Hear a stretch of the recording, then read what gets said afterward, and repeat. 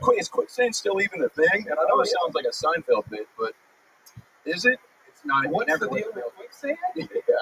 It's not that fast. It takes a long time. You're drowning for hours. And isn't even sand. Sam, what I'm telling you about making me laugh. Oh, I have some spirit gum in my pocket. Oh, no, it's real.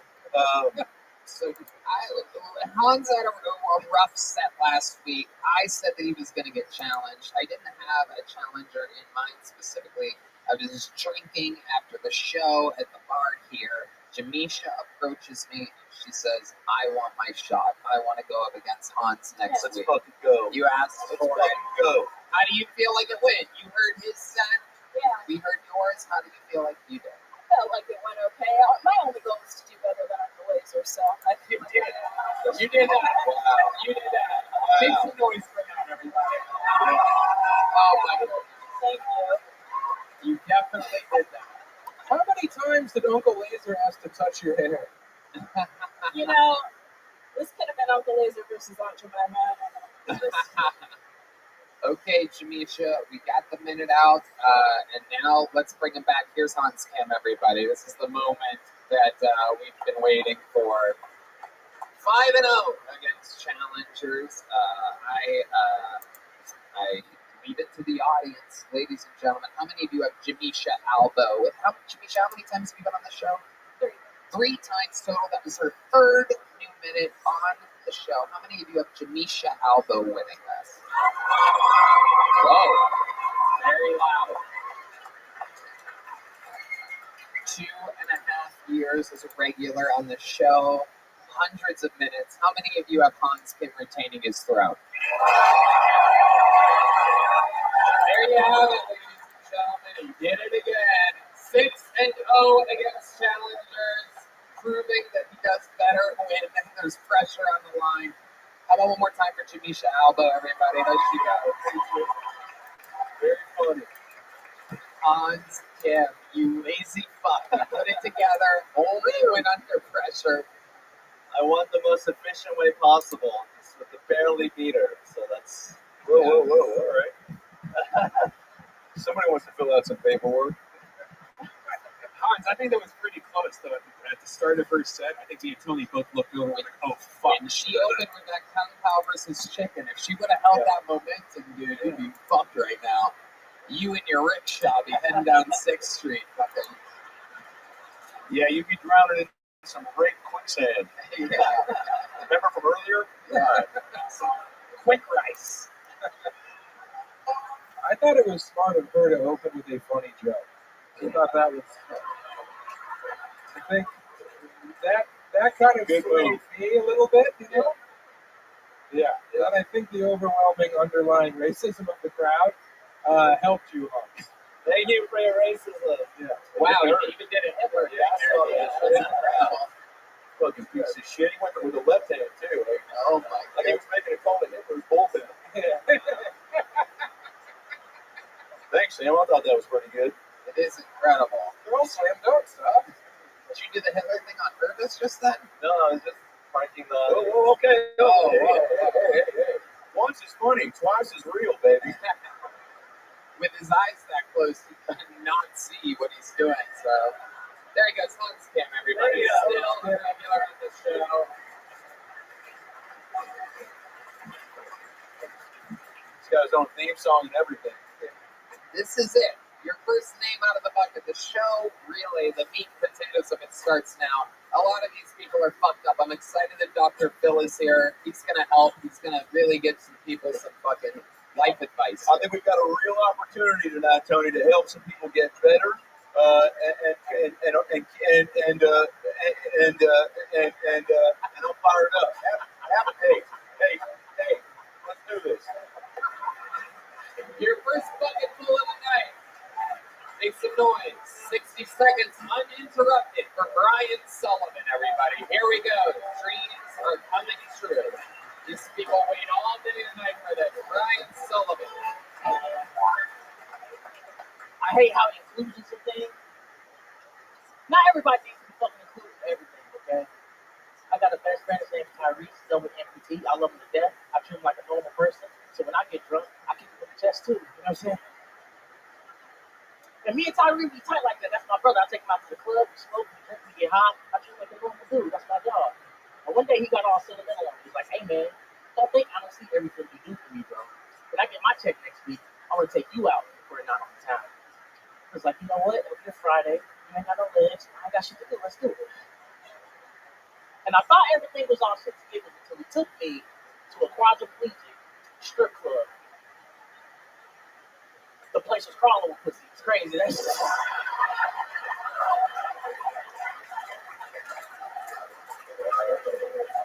bitches was like, tip me that. No, tip me over. She said, that'll be $30. I said, the hustle the same goddamn. Okay. Could at least get me half off or something. It's crazy. Y'all, my name is Brian Sullivan. Thank y'all so much. Ryan Sullivan making his Kill Tony debut. Sam Talent giving him a hug. This is incredible. Absolutely amazing. I've known Brian since he started. Yes, sir. Yes, sir. Yes, sir. Yes, sir. Thank God, because if you didn't know him, that would have been weird as fuck. I know. I was like, am I gonna have to suck his dick now? Like, you're funny as fuck, though, man. Great job. Great work, Brian. Why don't you bob? That would have been a nightmare. Yeah, I would have heard the end of it at cookout. Oh my God, I'm always at the cookout. Yeah. There I am, just at the cookouts, looking out for the ops, you know? You know what I'm saying?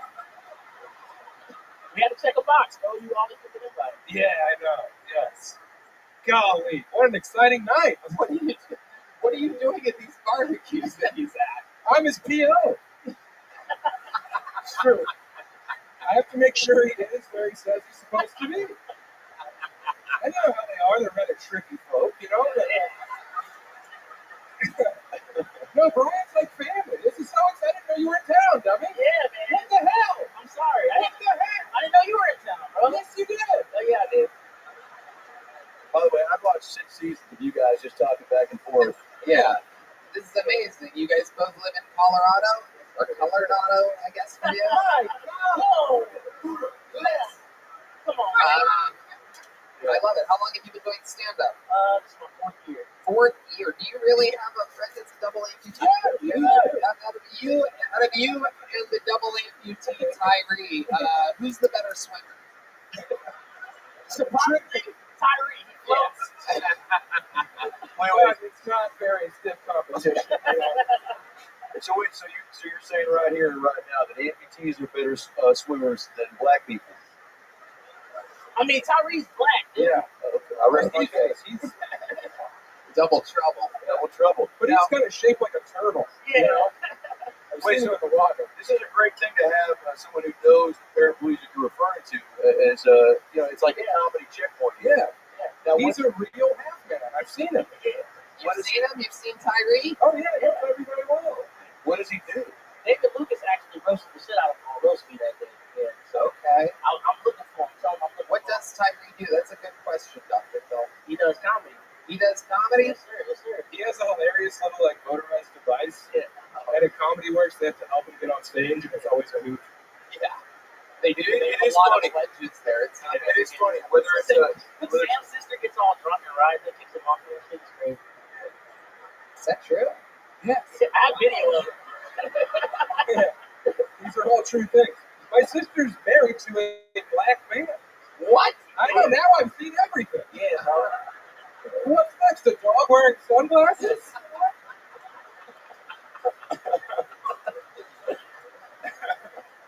now what where are you from? I'm originally from Gaffney, South Carolina. Hell yeah. Oh, you're claiming South Carolina when you're from Colorado Springs? I live in Colorado. Thank you for calling me that.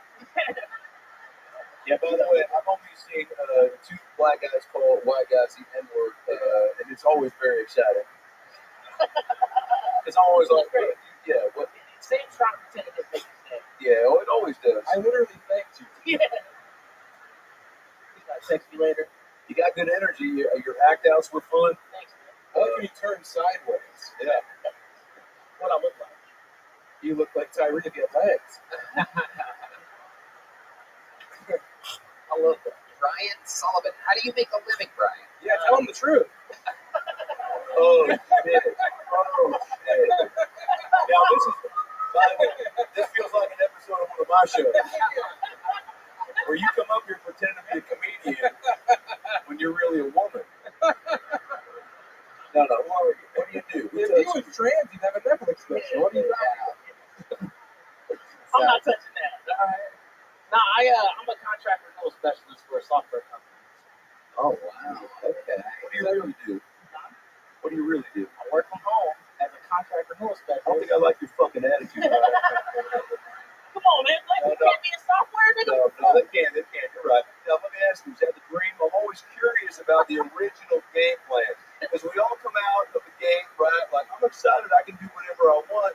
And the universe goes, no, you can't, you fucking pussy. But, Yeah, that's true. but you strangled the universe and you said, I'm going to make some of myself. I'm going to be in software. Yeah. But what was the original kid dream, Brian? I want to be a rapper. That's what I'm saying. Whoa, have All you right. ever rapped? Do you know how to do it? Yeah, you Yeah. did. I know what to do. Come on, give me a little beat here. Come on, Come on, here you go. Come on. Hey. Come on, white people. Where you at now? Come on, white people. Where you at now? That's all I know. That's all I got. That's a little ditty called "Come On, White People." Yeah. You can find it on iTunes. No more. Wait, that's all you got? Really? No clever rhymes or schemes? No dancing? Yeah. At least do the Running Man. Come on!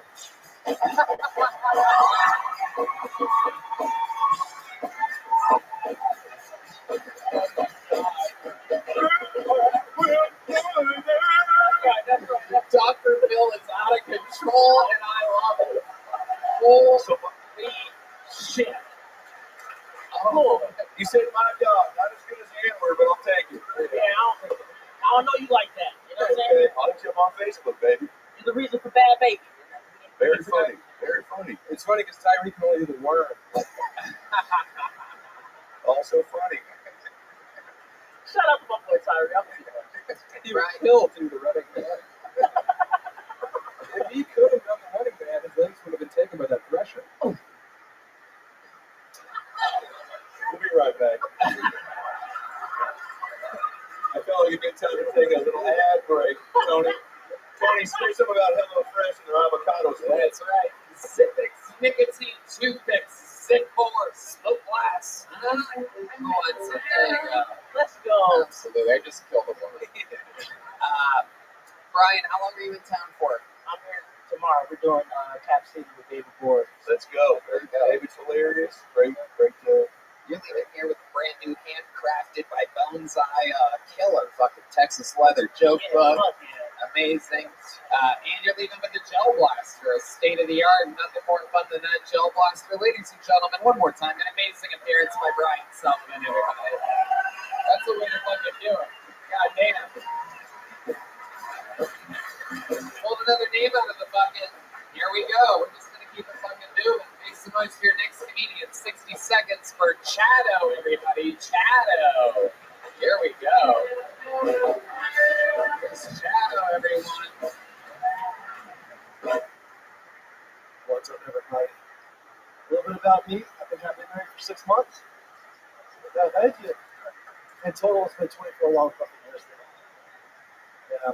She's all right. She adopts a lot of animals. Though. We have 5 dogs, 2 cats, and a couple of those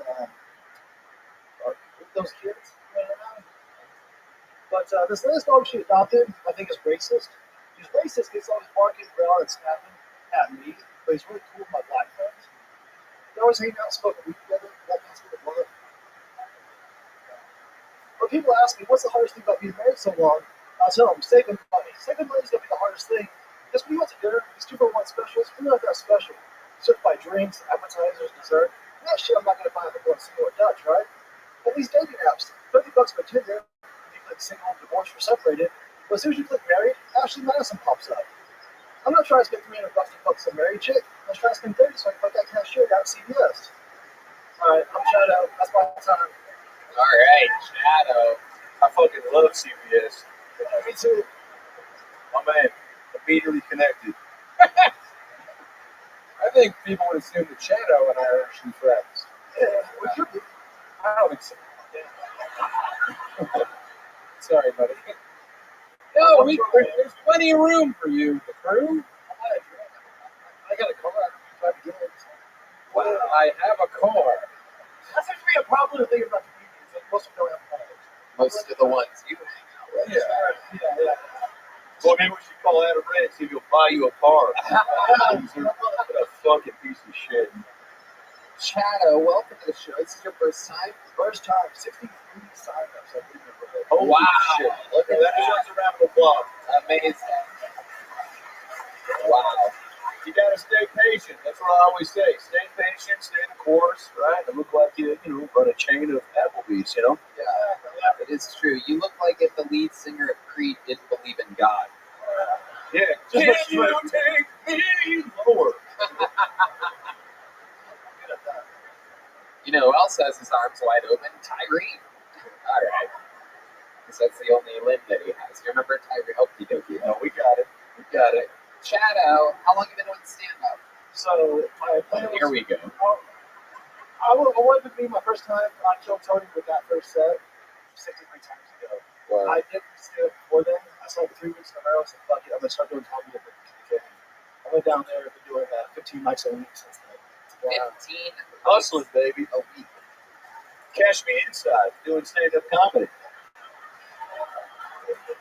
I'm surprised you made it that long. I gotta be honest, I was having many multiple panic attacks, trying not to reference that twat in some fashion.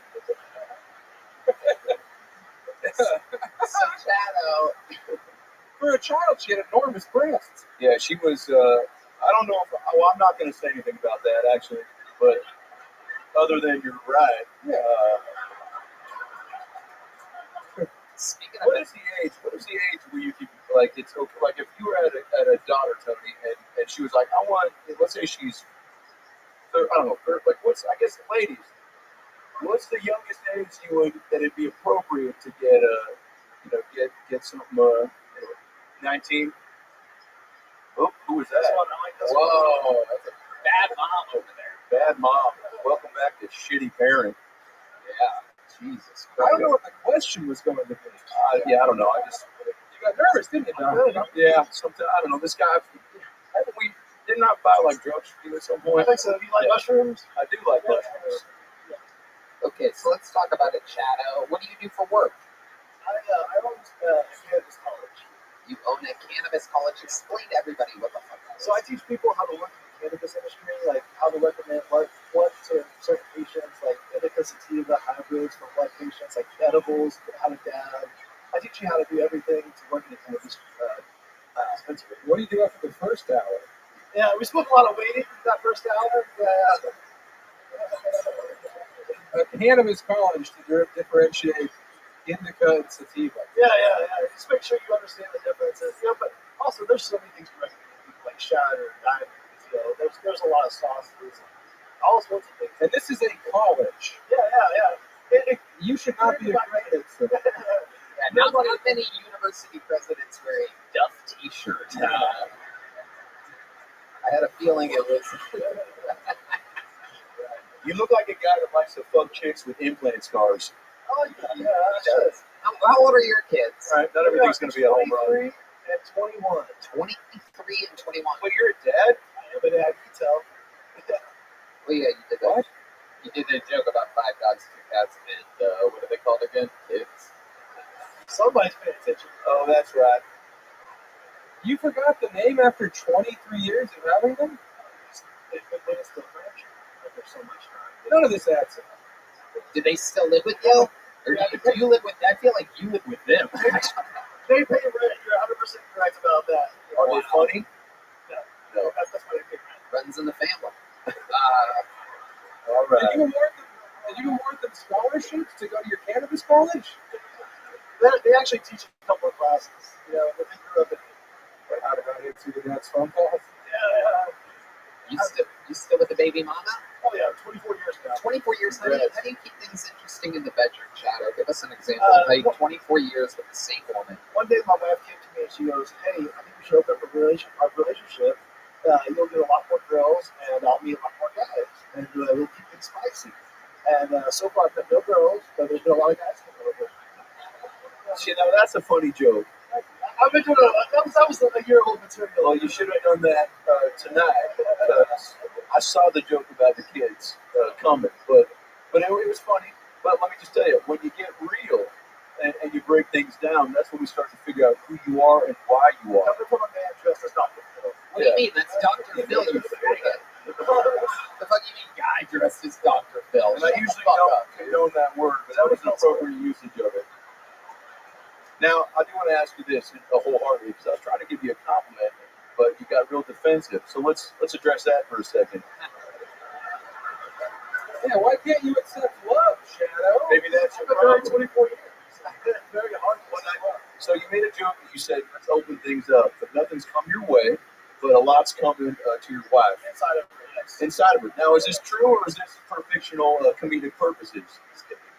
Because you strike me as a guy who when a guy walks in, he's like, I'm going to butt fuck your wife. You go, please don't, and then he does it anyway in front of you. Yeah. We'll be right back. But I do want to think, but what I was trying to say was you're funny, and when you got real and you weren't trying, that I got very invested. So I want you to put on that path. What's your wife's Instagram handle? Yeah, I did. She's got a secret show this Thursday. Okay.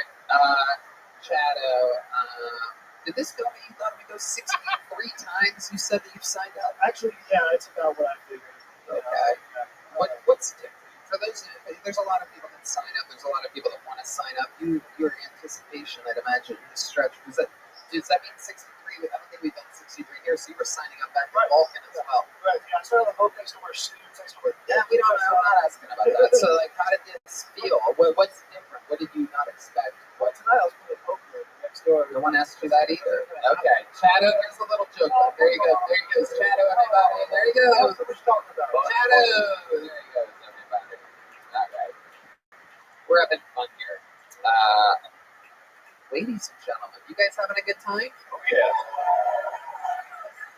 This is a very, very exciting moment. I'm going to bring up one of the regulars of Giltoni. He has been on the road with me, absolutely killing. The boy is absolutely famous. It's incredible. He gets recognized everywhere. He's a star. He's been on the show only a few months. Ladies and gentlemen, I present to you another brand new minute from the rock star himself, the future, Sam Patterson.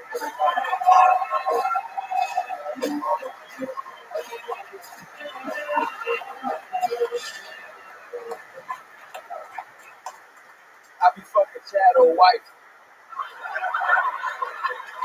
I fucking love you. That's my dog.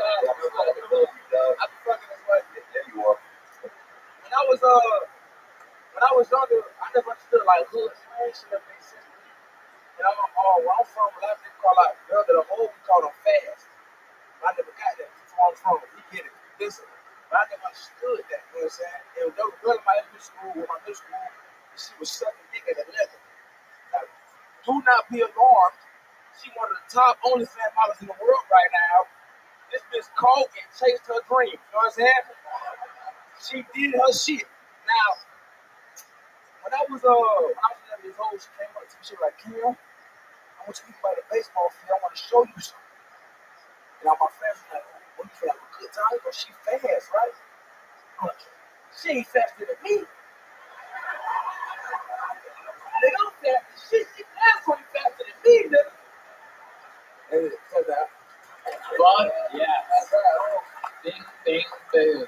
Damn motherfucking Patterson. That's how, you know what I'm saying? You're a force. Not the field. You're a force. You're a force. The only black guy that can touch me like that. I fucking love you, dude. You're a rising star. I was just in St. Petersburg, Tampa. Yeah, they fucking love you, man. Yeah, they love you, dude. Shout out. The gimmick, yeah. It's fun. Shout out. Yeah, they're my friends, too.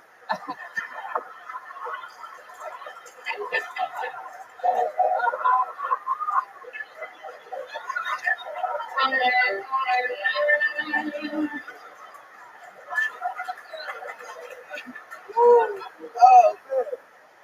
Hey, Doc. What's up? You want to see my rock collection?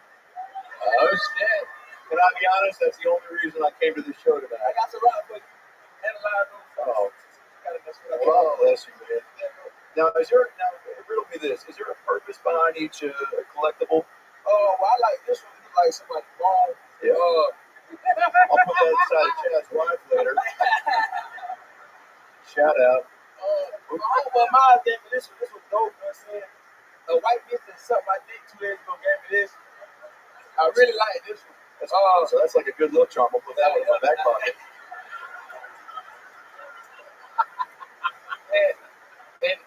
Yeah, and then you left a, okay, I don't know if this is on purpose, but Cam left a bullet in his, okay, well, we'll be right back. I feel like, yeah, it's okay, everybody stay calm, we're good. Remember the Chad Dick joke thing? Okay. Holy fucking shit. All right. Quit touching it. Yeah, sorry. Keep touching it. Yeah, Touch it again. Yes. Rub it together. Yes. it's like a dildo for Brad Williams. Okay, that's funny. Fuck you. Brad is a great comic. Go see him on tour. Oh, Yes. Cam Patterson. It's all happening. Same talent, admiring the bullet. It's good bullet, right? Okay. Can you imagine if your dick was this big? That would rule. You know, Tony, I found something last week. He gave his rock to somebody in the audience to touch, and she took it and was really upset about it because that was one he really liked to touch. Oh, Yeah. Oh, I went outside and I found that bitch. yeah. I was gonna say. I found it. She ain't get far. Oh, right. I found it. This place is filled with facial recognition Oh, yeah. cameras and shit. There's no way anybody's getting out of here. Trust me, I got my rock back. Oh yeah, I bet you did. And then she had to give you another one after she sucked your dick. Tell to me. I have a question. Is there a location you'll go to find rocks, or is it you just kind of, is there rocks are everywhere, right? Yeah. Or do you have, is there like a park that's more conducive? Not just like regular street rocks. Hell yeah. Yeah, Because they've been through something, right? yeah, they been through shit. You know what I'm saying? They been through life. Yeah, because we all have things that we're trying to overcome. Yeah, talk to him. Talk to him, Dr. Well, Bill. let me fucking finish. Oh, I'm When I sorry. will. All right, yeah, it's all right. I love you, Doug. No, I will say this though. Rocks, what you're doing, you're carrying around a little symbol of yourself. Okay. I'm being fucking serious. Stop laughing. No, it's you know, but you get what I'm trying to say. I think that there's a deeper meaning behind you collecting these little treats. You know. Yep. Have you ever seen a rock though and been like, "Fuck, you deserve to stay in this puddle"? Yeah. Yeah. And what was her name? Keisha. Keisha. Yeah, that sounds about right. Well, you're getting, I don't know how you do it, Cam, but you get funnier. I saw you, I think the last time was like a month and a half ago. You weren't here last time, Dr. Phil? I watched it. Oh, you was here. Oh, When I watch the show on YouTube, I feel like I'm here. Oh, you heard Oh, it's, you guys ever watch the show on YouTube? It's a fucking delight. It is. Hell yeah. I mean, when Hans the kid walks off stage is when I really get invested. No, but for real, it's just I don't know. You're grinding. You can tell. Yeah, you got to. You have to, right? Sam, what's that thing you always say about grinding? Talk to him, Sam. Get the mortar out, get the pestle out, put your hooks in there, bring it all the way down. Next thing you know, you got a reality. Hey, look, I want to tell you There it something. I got your book, man. Thank you. I don't read it, but I got it on audio book, though. You know what I'm saying? I listen to it. That's a good step towards literacy. Yeah.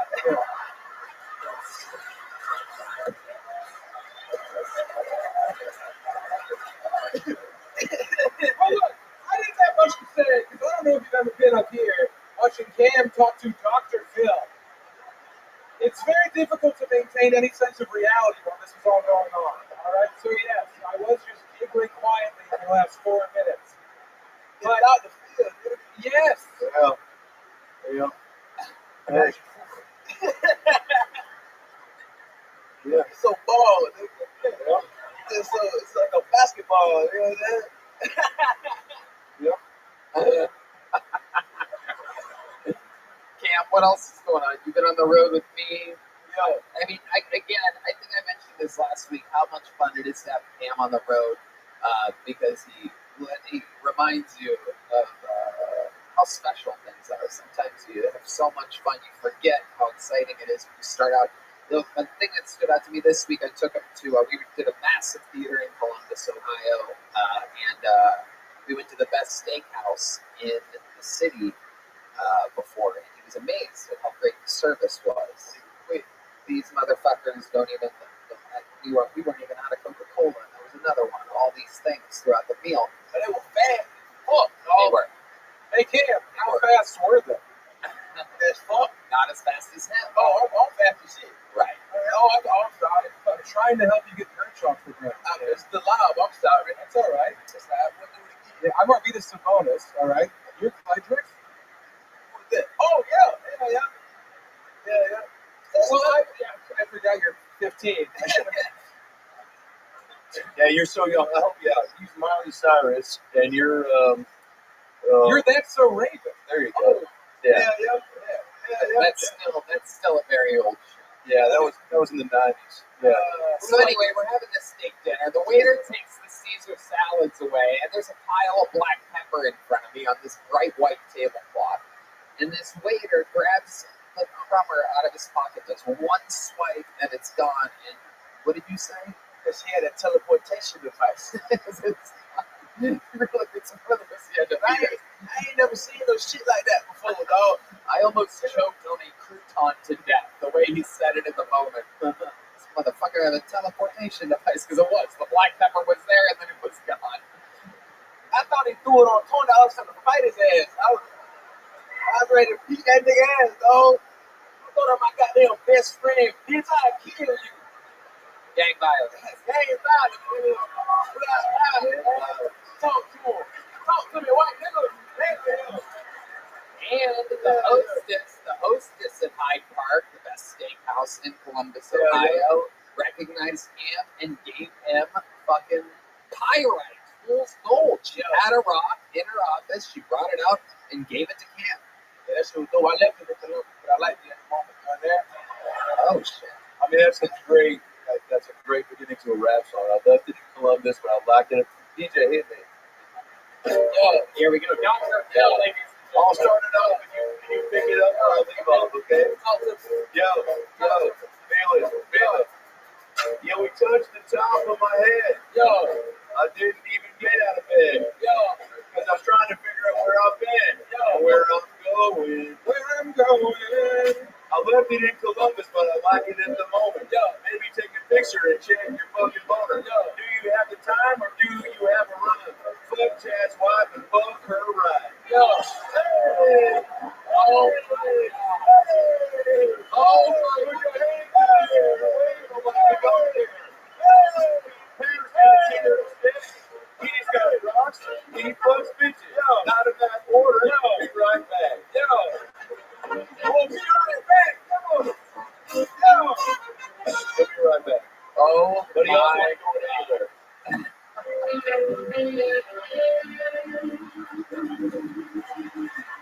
Cam motherfucking Patterson, the future has arrived. You saw it here again. There he is, Cam Patterson, everybody. Make some fucking noise.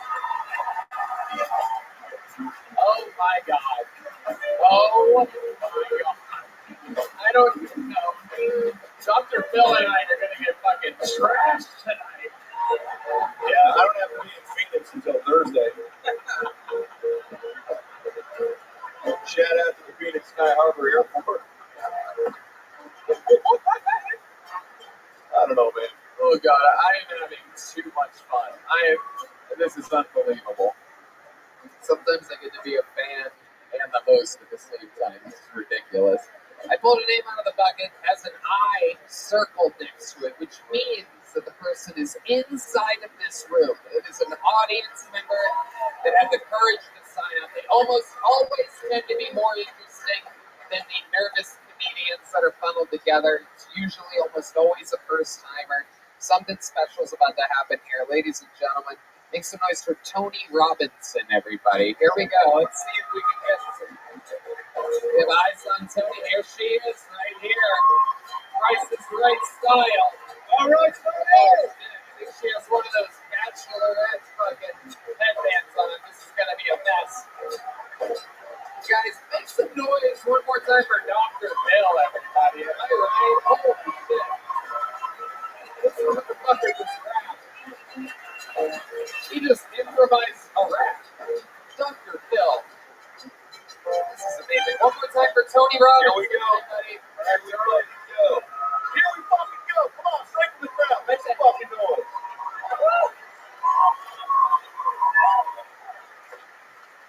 I'm from East Texas, so I'm so nervous. I don't want to offend anyone. I don't have the wokeness you guys have here. I have a lot of questions. Okay. Do Black people's lives still matter the most? Whoop. Can I skip ahead to Asians, or have I waited too long? Is there such thing as a Mexican with no siblings? Because I've been told that, like, yes, that's the thing, but that's how Jesus makes the chupacabra. And do I hurt my boyfriend's feelings when I don't like something, and I'm like, oh, that sucks so hard? Or do I hurt my Black friend's feelings when I smell the blood, and I'm like, I just got caught. So bad. I'm not really sure. If I can't say retarded, what can I say? Because I've heard touched before, and I kind of get it. Maybe like there's like this retarded tooth fairy that flies in your room while you're sleeping, like, but not straight. She's like kind of leaning to the right. Oh, I mean left. I'm sorry, from where I was. But when you wake up with a fidget spinner under your pillow, you're either retarded or you're Chad's wife.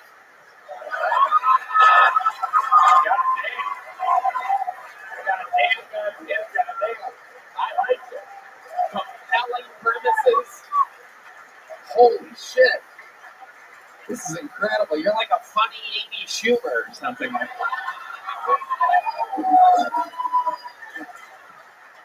Welcome to the show, Tony Robbins. Thank you. I thought about this for so long. So excited. I love this. Yeah. I love all y'all. We're all here together. Wow, look at that. So much positivity. So excited. You better keep that headband away from Sam. Oh, I brought He's gonna get the wrong idea. Yeah, you're not going to give me a bullet, are you? Oh shit, it's hard to get it out of those. So I did. I brought him a rock. It's black like him, but it has a C made out of pink like. Yeah. Yeah, and then it's right there. Yeah, right. That is not a street rock. I know I got it today at Uncommon Objects. It's not a street rock. It said like white people's store, but whatever. Yeah, this some Joanne fabric shit right here. Yeah. That is Feels incredible. nice though. It is. It's nice, right? $10. I don't know. It's They didn't say what kind it was. Dude, that's as smooth as on Kim's brain. It is incredible. Cam's gonna love this. I can tell. Yeah. I really, really can. It's Yeah. incredible. So let's talk about it, Tony. How long have you been doing stand-up comedy? This is my first time. Wow, there it is. Thank you. Thank you. Great job. Thank you. Great fucking job. How long have you been planning and preparing for this Since moment? I saw Adam open for Adam Devine, that was the first day. So when was that about? It was years ago at like this place in Dallas. It was so long ago, but literally that was the first time. So you mean to tell me that you saw Adam Ray? You didn't know who the guests were tonight. You saw Adam Ray open up for Adam Devine. Yeah, and when long you time saw ago. Adam Ray, you're like, holy shit, this is something that I want to do. Yeah, I was, yes, because when we got in the car later, I was like, he probably makes up these jokes like every night he goes out, right? And they're like, no, he like makes a set and he gets to prepare, and it's not Yeah. just random thing. Adam And I Ray's was like, he's a oh, well, I want to try. Yeah. So, yeah. That's exactly. He makes it look real natural, but we all know what he's doing. Exactly. Yeah. It was funny at first, Sam. You watch your fucking mouth, all right? But I don't get it. No, you're right. You're right. Now let me ask you this: so you saw him and you go, "It looks easy." Well, I just know. So you were, I don't know, Keith, but yeah. he was the opener. Let me have Adam Devine's who everyone knew from Workaholics. Adam Ray, not so much. But then I knew that Adam Ray had a joke skit that he did about going to. I love his skits so much. He was trying to apply for like American Idol, whatever, and he sang the theme song of Full House. But then Adam Devine said that's how he applied for the Pitch Perfect show, and I was like, this brains broke the joke for that guy, and I kind of realized the talent may not always be like the Adam Devine or the Adam Ray opener, just because it Wow. brings. So then You that's heard a that, big Adam moment. Devine? You ain't shit, bitch. I might have officiated your wedding, and I love you, but also fuck you, motherfucker. That's right. Is that real though? Is that real? I thought that my whole, like for a while. Did you I don't know. I don't even know what you're talking about. But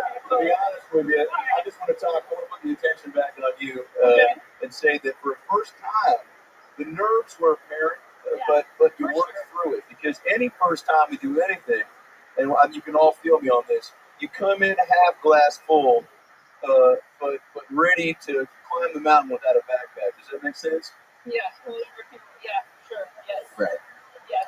Now your backpack, might be filled with Crustables and gummy bears, but I just want to tell you, maybe edibles for sure. Let me finish. But your jokes, it came with jokes, and I'll say this: a lot of people sometimes will get an opportunity to hit the Kill Tony stage, and they flub up, and you fucking came in ready to just fucking squirt everywhere. Yeah. So I'm impressed by that. You also were real racist, real fast, and that was that's always enjoyable. Sam? You loved it. I was watching you over there. That was your favorite after the evening. Yeah.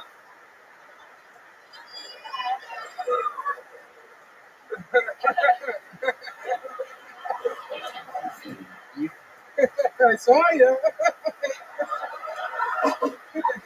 No. Don't rim shot it away.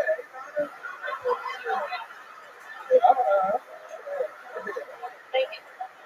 To be fair, she's never been this close to so many black people, so this has to be. Yeah. She's got a backpack and junk in her trunk. Let's talk about it, Tony. You're from East Texas. I liked the racism. I liked how you said. I liked how you set it up. She set it up clean. She didn't just go straight into, if you would have just said, "Do Black Lives Still Matter" as much or whatever, that would have been crazy. But instead, you said, "I'm from East Texas. I'm not woke like you guys." You gave yourself a little. You did it very professionally, especially for a first timer. Yeah.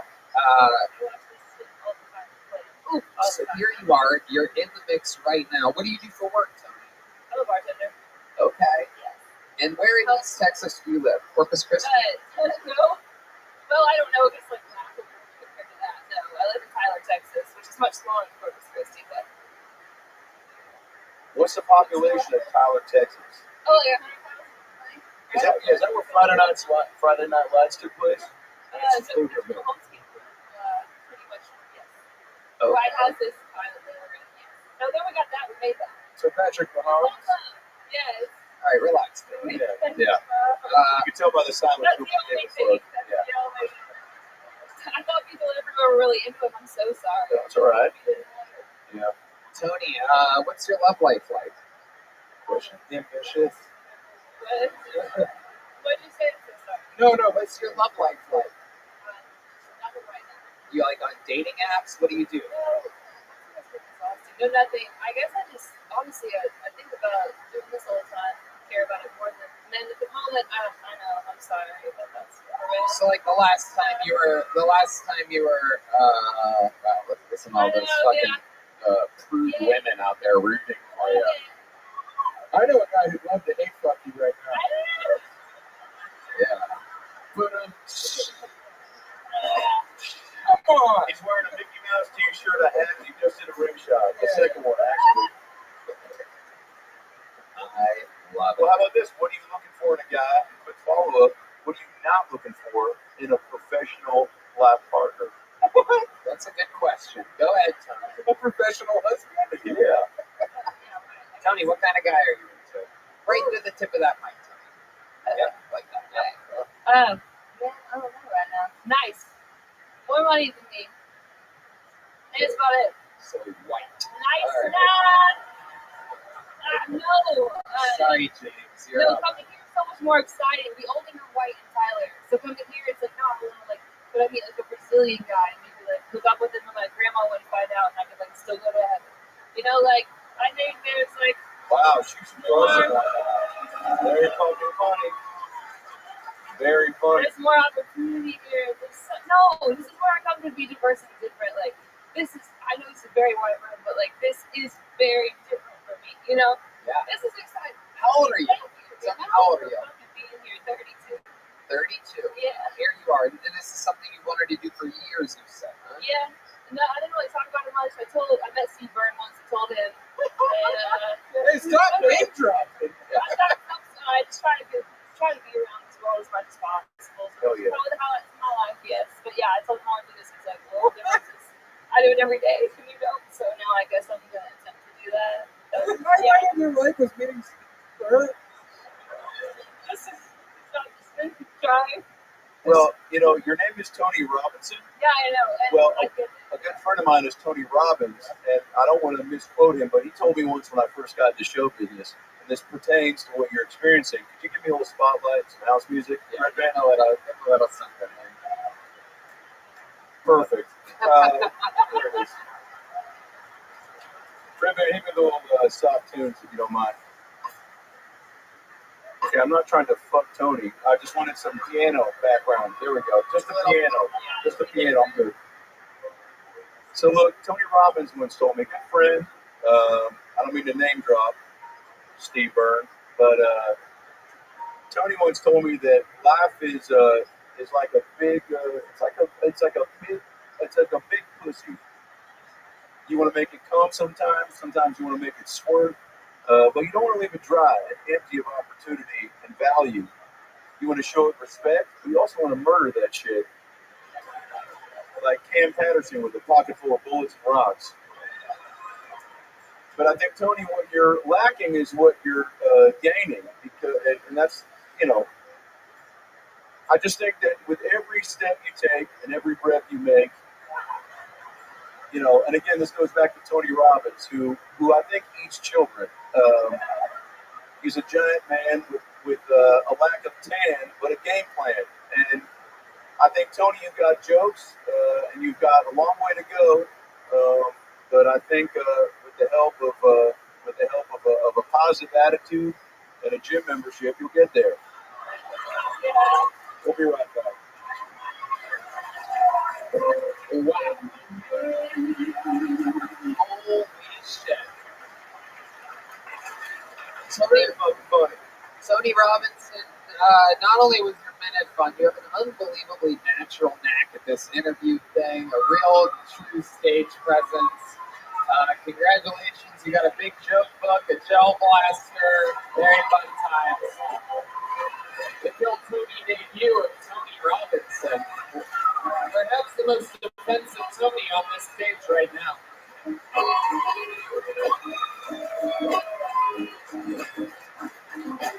Yeah, we're going to do another bucket full. Make some noise for your next comedian, Brenda Sparks, everybody. Brenda Sparks. Here we go. Brenda. There's Brenda, everybody. Make some noise for Brenda, everybody. These people wait on the camera. So, I used to date a guy with no legs. Crazy. How tall he is. I'm over here like 5'1". I'm like, what you got? He used to eat me, point guns at me, and I'd be like, I look into myself. Why are you chewing trees, bitch? Treat him like a bear, zigzags. You know? Got that nigga. You know what I mean? So, yeah, that was a bad one. I feel bad for that one. My bad, guys. I'm a little nervous, and I'm scared about Tony over there looking like scary shit. So, get the sound up. That's it? Yeah. 35 seconds, Yeah. one N-word in 35 seconds? Yeah. No jokes, one N-word? Yeah. Holy You scared me. You scared the shit out of me, bro. Likewise. Yes. Jesus fucking Christ. You terrified me. Oh my God. What Waffle House did you just crawl out of? Holy shit. Detroit. I don't even know where the fuck to begin with this thing. What do you scared live under a professional wrestling ring? What are you? Yeah. By the way, the only person I've ever heard say the N-word and they go, my bad.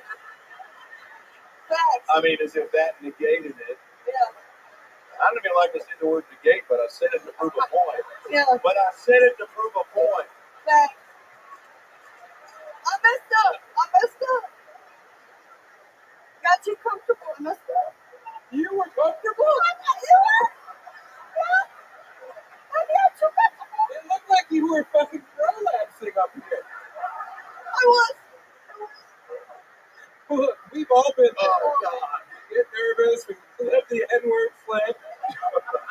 And who are we to judge? Yeah. No, you're right. If we're judging others, we're judging ourselves first. Yeah.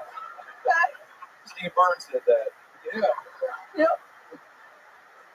I might come on tour. Fuck it. I'm gonna leave my wife. Move to Austin, Texas. I do want to ask you. So you came up here with a couple things to get off your chest. Yes. Yes.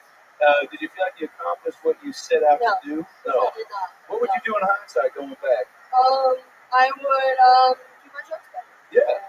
Have confidence about it. Well, confidence will come Yeah. with timing and preparation. I love you. Thank you. Love you too. Yeah. I'm not gonna buy you a hotel, but I do think that you're not unlikable. You know. Oh, I think how many times have you done stand up? that's my fifth time. Yeah. Did you say the N-word all the other time? No, I didn't. I did not. Why I did not. do you think that came out tonight? I do not know. How often do you say it when you're not in front of a sold-out I really crowd? don't say that often. That's not true. I'm from Baltimore. My Baltimore came out. Oh, I'm sorry. You're from what? My Baltimore came I out. thought Baltimore was known for crab cakes, not the N-word from white people. That's fair. That is You're fair. right. I I'm am sorry, right. guys. Well, I it's really okay. apologize. You gotta fuck up to fuck in. I don't know. You're right. There's You're a right. cliche there You're right. somewhere, but You're you right. gotta learn from your mistakes. I learned it. Yeah. Let me ask you a question, Brandon. How many black guys have to fuck you so that you think you're allowed to say that word like that? 37. Okay, there you go. And also, how do you look both 14 and 72 at the same time? I don't know. Why do you look like you smoked all of Cam's rocks? I did. I just saw him. So, yeah. Have you ever eaten anything other than fast food before? No. No. All right. Chocolate milk for lunch. All day. Can I say this? Yes. And this is why I love this show. Tony's throwing it, she's taking it, throwing it right back. The yes and ability, you gotta acknowledge that. I'm sorry. Thank you. Your jokes Thank might have been fucking atrocious, Yes. but you're not getting defensive. Tony's fucking throwing it your way, which is well deserved. Oh, he's a scary girl. Yeah, but you're taking it. You're going, I'm used to it. I've seen the shit. Yeah, but now why? Do you really do drugs? You said yes to the I crack. used to. How many drugs? What drugs did you do? I've been. Can I take some guesses on this? Yeah, this will be a fun game. Give it to me, Tony. What This you will be got? Rabbi, can I get some theme music real quick? I'll host this. So I'm thinking maybe, you started with a little, maybe a touch of Adderall as a kid, right? A little bit of Ritalin, right? No. And then as you got older, you tried cocaine for the first Yeah. time. Okay. And am I right so far? Not the Adderall, but the cocaine, yes. Ritalin? No. Nothing? Nothing. So you started with cocaine. I started with drugs when I was 22. Oh, wow. Never You touched you weed, you never caught up alcohol, fast, huh? zero. You started at 22, you went all the way in. Yeah, I wasn't in. So you started with cocaine, and then you went to crack. No, never done crack. No? No. Straight to crystal meth after Yes. cocaine. There it is. 2 years. There it is. 2 years. We 2 got it. years We got of it. There it crystal is. Yeah. meth. 2 Absolutely. years of crystal Yes. meth. I Hell, was 101 pounds. You would never think, she likes fast food when I was on that meth, bro. wow. Tell us, what are some of the things you would do when you were on crystal meth? I would clean the house with a toothbrush. Wow. I would play some. Seems like that's the only time you use the toothbrush. You're not wrong. You're right. And then I would also play some R.I.P. random slot game on my phone for 12 hours. Wow. Yeah. What is something that, because we all have secrets, Yeah. right? Mm-hmm. What is This is my something dude right now. What is something that we don't know about you that we might want to know and that you might want to know about yourself? Wow, that's a question. Fucking answer it. Well, I'm getting there. Calm Sorry. down, Phil. We're a little patient. Something that I want to tell everybody that I want to say about myself. It doesn't have to be like, I like getting fucked in the ass. there we go. Oh. And this is why you ask the hard-hitting questions. Yeah. Now, with what? I usually like a penis, but like if I don't got one, I got a friend. You got a friend? What does that mean? I got a dildo. I named him Bob. You didn't Bob after Bob's Burgers or what? Stop second. Hey, Bob Barker. Huh? One in the Plinko, two in the Stinko. You know what I'm saying?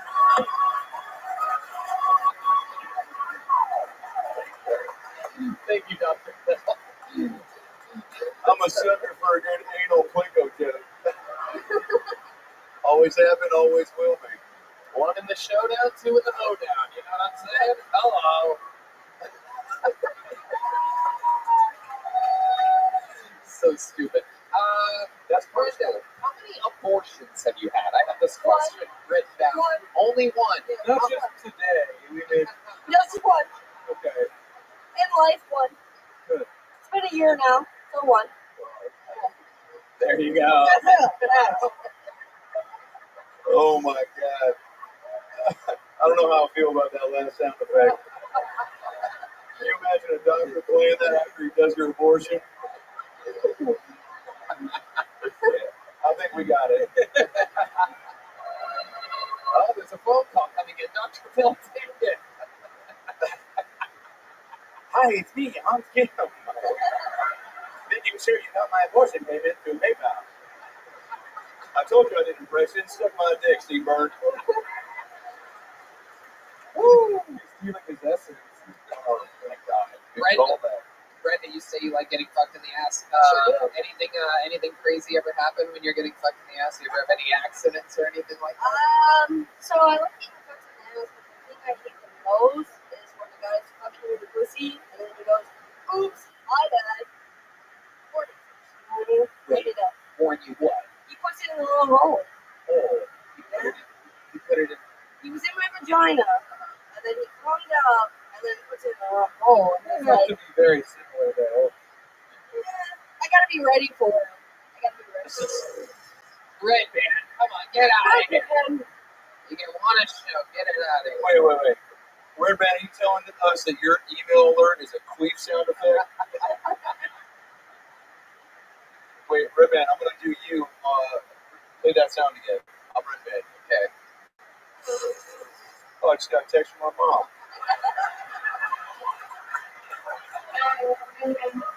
Get the fuck out of here with this bullshit. Holy shit. Fucking Captain Computers over here.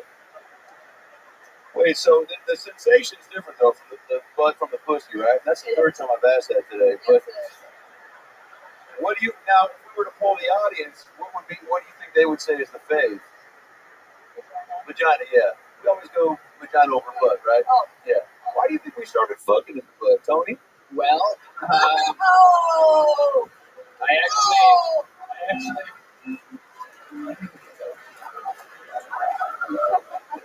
I didn't mean it like that. I just looked at you first.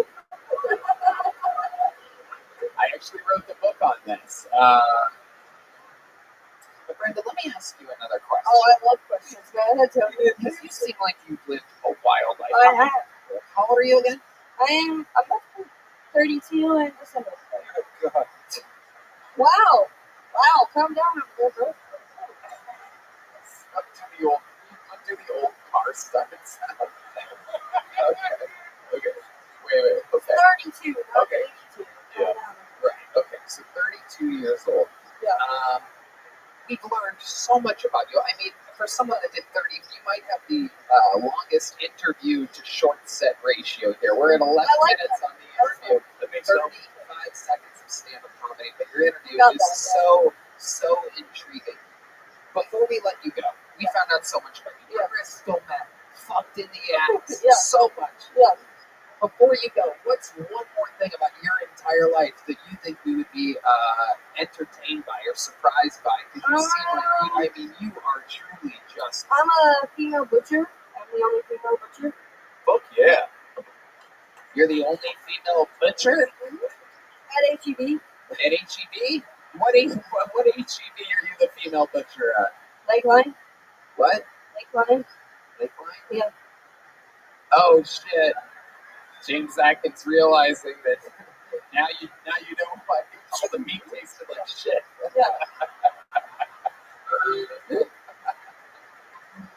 Wow, the only female butcher. Yes. Absolutely incredible. Yeah. What's your living situation? What type of Barely. I mean, Are you a sleeping bag or a water bed girl? Yeah. I think it's beanbag chair. Beanbag chair. Don't knock a beanbag chair. I never Great place to get both Papa's of on all them. day. Papa's on. What's that? Papa's on. Papa Zone? Yeah, Papa's on. Papa John's. Yeah, you must love that. I do. Yeah. I do. Because of He's the on all N-word day. thing. Yeah. Wait, now let me ask you this before we let you go.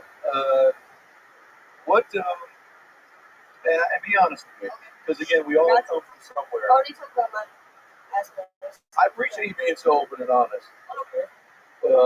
Well, we do a little bit. That's fine. You'll get over it. You'll move on. What do you love about comedy? What brings you to come to the stage and go, I want to talk about this?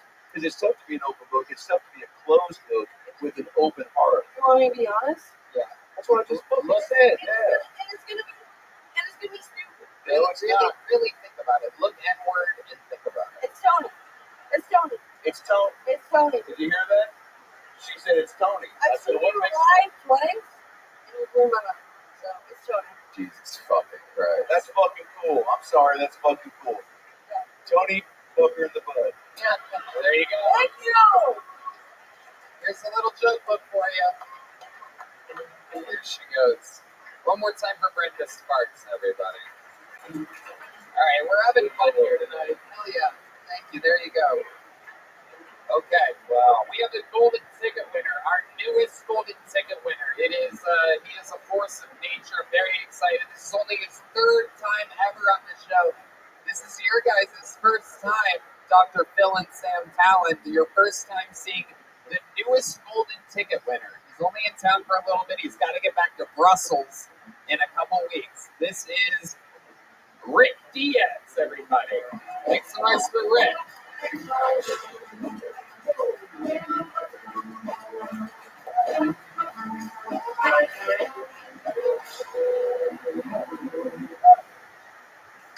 You're already laughing. I haven't said anything yet. That hurts my soul. I've recently started seeing someone. She hasn't noticed yet.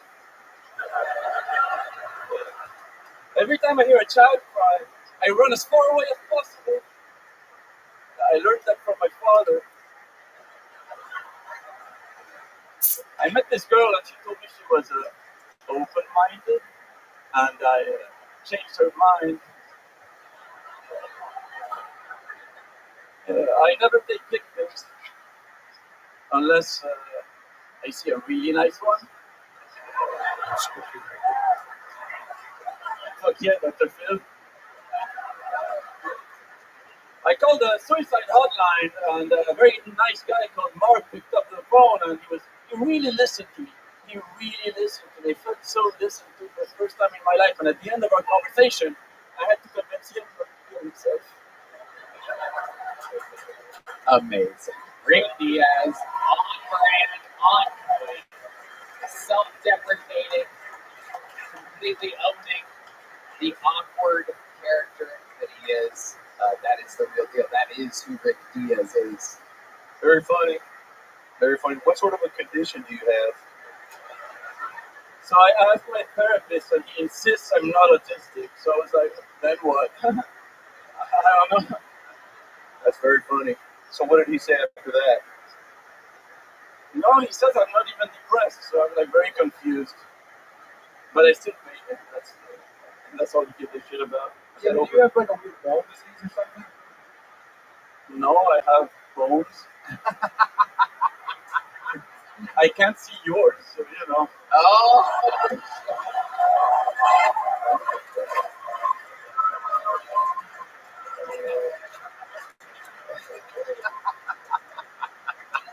Yeah. I've been Brussels. Exactly. In honor of 9/11, I brought Rick on the show because you could knock him down with a paper airplane. I would set it on fire. Yeah. It'd be nice. Rick, you're incredible. You've been here for a couple weeks. This Yes, is your third time on the show. Your third Monday in Austin, Texas. I was blown away by your first appearance, and you were here. You said you were here for a month. I said you can perform perform every Monday this month that you're here. Yes. How has Austin, Texas been treating a guy like you? I mentioned you get knocked over a lot on 6th Street. Yeah, that was incredible. 6th Street. This lady came up to me because people recognize me now who had seen me here, and this very hot woman came up to me, and she was like, "Oh my God, you got to kill Tony." And long story short, we didn't fuck.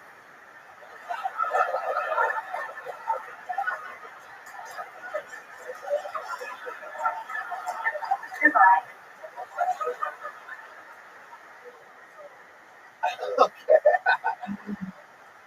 What's the farthest you got? Did you get close to fucking? No.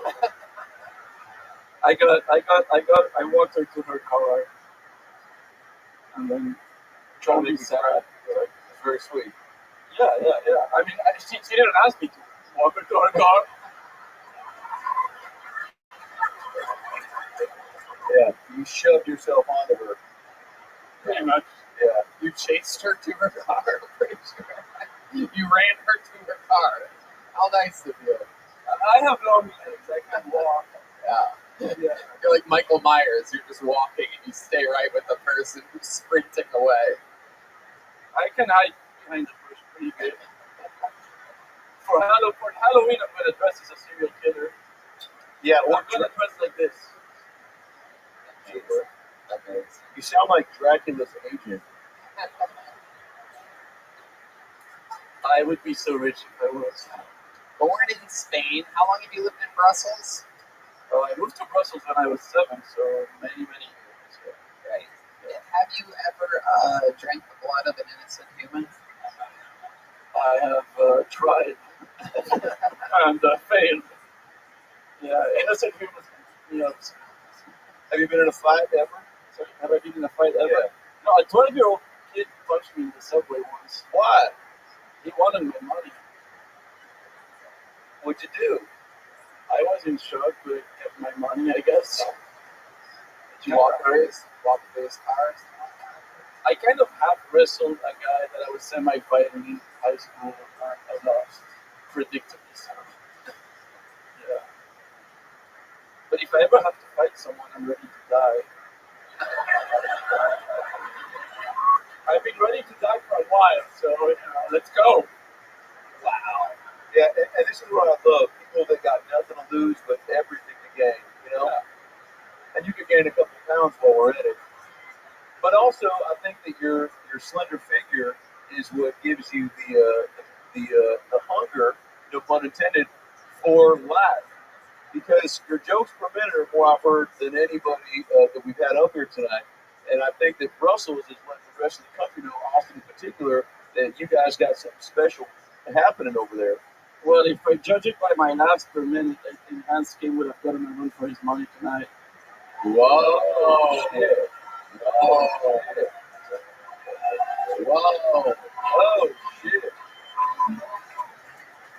But you have a full-time, very, very, very important job at Brussels. Isn't that correct? So you technically can't be a regular on this show anyway. I could take a leave of absence if I negotiated it. Jesus Christ. You need like a green card, or you can't like just be here every My week. dad has an American passport. I could apply for that shit. I mean, And I would kick Hans Kim's ass. whoa, Jesus Christ. Oh, come on. Rick Diaz. Wow. I mean, I know he beat me at Catan, so fuck you, Hans Kim. wow. This is Hell yeah, that sounds like some nerd shit. What was that? That's nerd shit. What's Catan? Is it like Dungeons and Dragons? It was a Chris impression contest. It's worse than that impression contest. Funny, Sam. Thank you. Wait, what is it? What is it, for real? It's like a board game where you build houses based on resources you acquire, such as wood, bricks, wheat. The cheap place. Wow. This is worse than the butt fucking addict. I agree. Yes. But, to each his own. Yeah, And to all his each. Yeah, I like it. You're opening up. I love that. amazing. Well, Rick, Hans isn't up for a challenge this week because he had one this week. It's not anyway. I had no idea you were interested in such a thing. But I mean, you're a golden ticket winner. You have a spot on the show no matter what. It seems like you. I feel like you're perfect.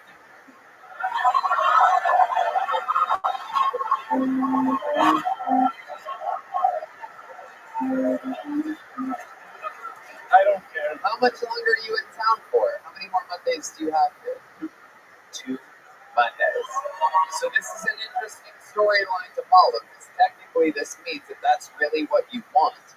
Technically, it means that if Hans has a rough set next week, which we almost know for a fact that without him being challenged, he's going to, then that would mean that on that last Monday that you're here, you have a chance to technically become the newest regular Platonic. Winner gets citizenship. Yeah, that's true. Hans Kim is an illegal immigrant. Yeah. Not a lot of people know I that. feel like I was abducted by an illegal immigrant. What? That makes sense to me. Doesn't matter. Yeah. I got back to the Haskins level right now. That's what happened. Oh shit. Man, you hate Hans. I actually loved it. Yeah. It's great. Well, Hans has one advantage. He can be out when the sun's out, you know? But you must be at home when the moon shows up. 1, 2, 3. Frankie, hey guys, my phone. Next to there. I don't know. I'll panic. Thanks for the sound effect shout out. Red Band, it's nice change of pace from that fucking diabetic queef you played earlier. Diabetic queef, by the way, great name for a band. That is true. I'm a big fan. There it is. Rick Diaz, another great showing, another great minute, another great interview. Golden ticket winner, not easy to do. Rick Diaz, ladies and gentlemen. All right, back to the bucket, and very exciting news. This is unordinary with the odds of this happening, but it is another inside house bucket pull. One of you has been pulled out of the bucket, and I do believe the name of this person is Jet Nauman, everybody. Jet. Jet. Oh boy, there's Jet. Here we go. Coming from the audience.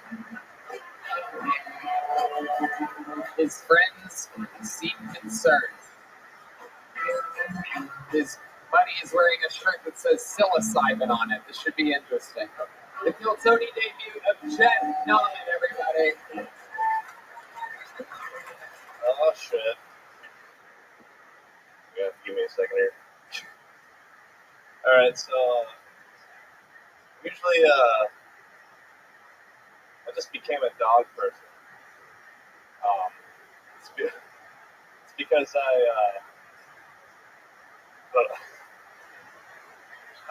alright, so you got this. Thanks, Dr. Phil. So I just became a dog person. No, it's just because I was dog sitting for one of my friends. And he was out of town for like about a week and a half. And he had he's got one of these like it's a mud. Yeah, I know you got it. But he got back. He was upset with me.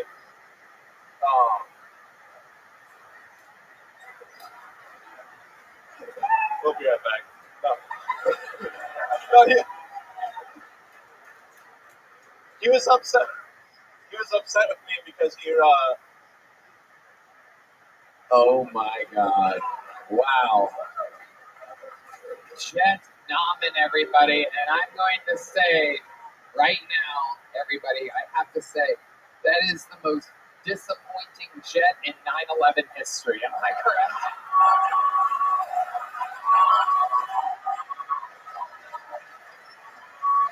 I'm supposed to have wires that lift me up in the air. What fucking touch me? Get back over. Where's the Austin security guard service when you need them? It's a fucking Geico caveman touching me up here. Look at this fucking melting stoner. What are you? Jesus Christ. You are frightening. You look like Brendan Fraser's corpse. Holy shit, you fucking suck, dude. You did nothing. You signed up and you did nothing. I definitely. Yep. This might be the worst bomb on 9/11 for sure. there you go. That's horrible. I made that joke 45 seconds ago. Except I did it much better. There were no bombs on 9/11. But I bet you think there were. You seem like a conspiracy theorist. I don't like Sam, tell me. Go ahead. It was tragic. Yeah. Yes. It was horrible in every single way. I bet you have nothing for an interview. It's just horrible. I hate Why it. did you do that to yourself? Were you in the video game? Were you in the video game Paperboy? I was. Yes. Right. No further questions. You did nothing. You have nothing. You get nothing. Ladies and gentlemen, Chet Nauman, everybody. There he goes. Should we ask? Unbelievable. Boo this man. Well, wait till he comes back around and goes back to his seat. I want this to be a good fucking boo. Here he comes. Should we ask him something? There he is right there.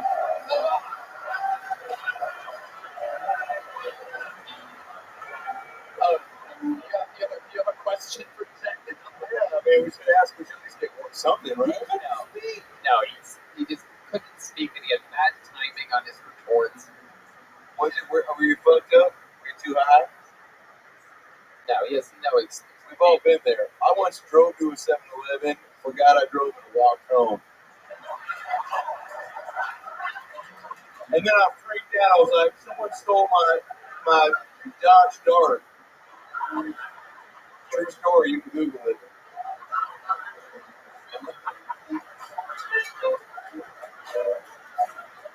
Oh my God. I hope Chris painted that joke. Chris, you're killing it. Wow. Oh my God. Little sneak peek, huh? Well, it's funny that we mentioned that because, ladies and gentlemen, it is that time. We have come to the end of the episode, and what an episode it has been. How fucking fun was this tonight? Let me remind all of you.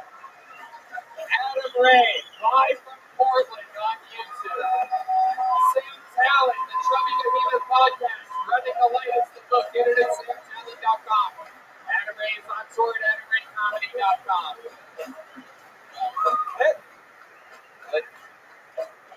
Yeah, I know. We're going to wipe the memory of Chet away right now. As I bring up the man who holds the record for most appearances all time on this show, the most interviews in the history of the show, the Vanilla Gorilla, the Memphis Strangler, the St. Louis Assassin, the Big Red Machine, William Montgomery, everybody.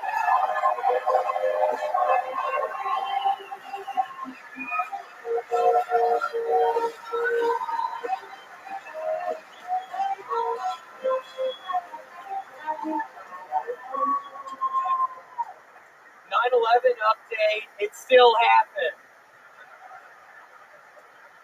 So in the past month, I've discovered that Barack Obama is bisexual and the Russian opposition leader may still be alive, and I only got one question.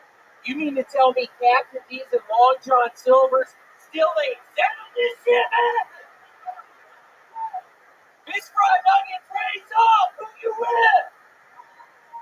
Oh, my Army 504, you heard me?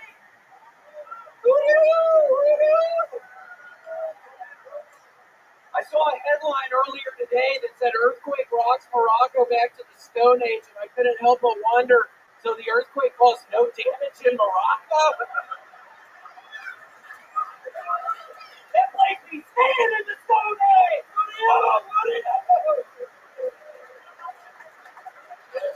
Why does Donald Trump even want to run for president again? He's already achieved more than most of the people in this room. That would be like if Michael Jordan stopped playing basketball at the height of his career and joined a minor league baseball team.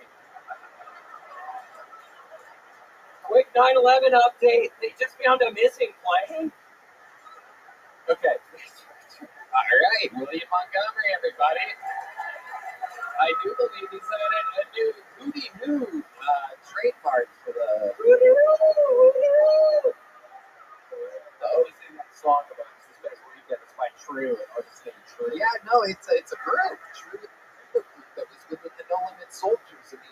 2000s. I know all about this because I listened to them a lot. I found it unbelievable that you are debuting a new Hootie Hoo reference 23 years after the song was a hit, and it was only a hit specifically to people very deep in the hip-hop listening community. But here you are in Austin, Texas, 96% white audience, dropping a brand new Hootie Hoo joke, and they're going along with it. They don't know what it means or represents, but Hootie Hoo is the call for the Killers, for those of you that don't know.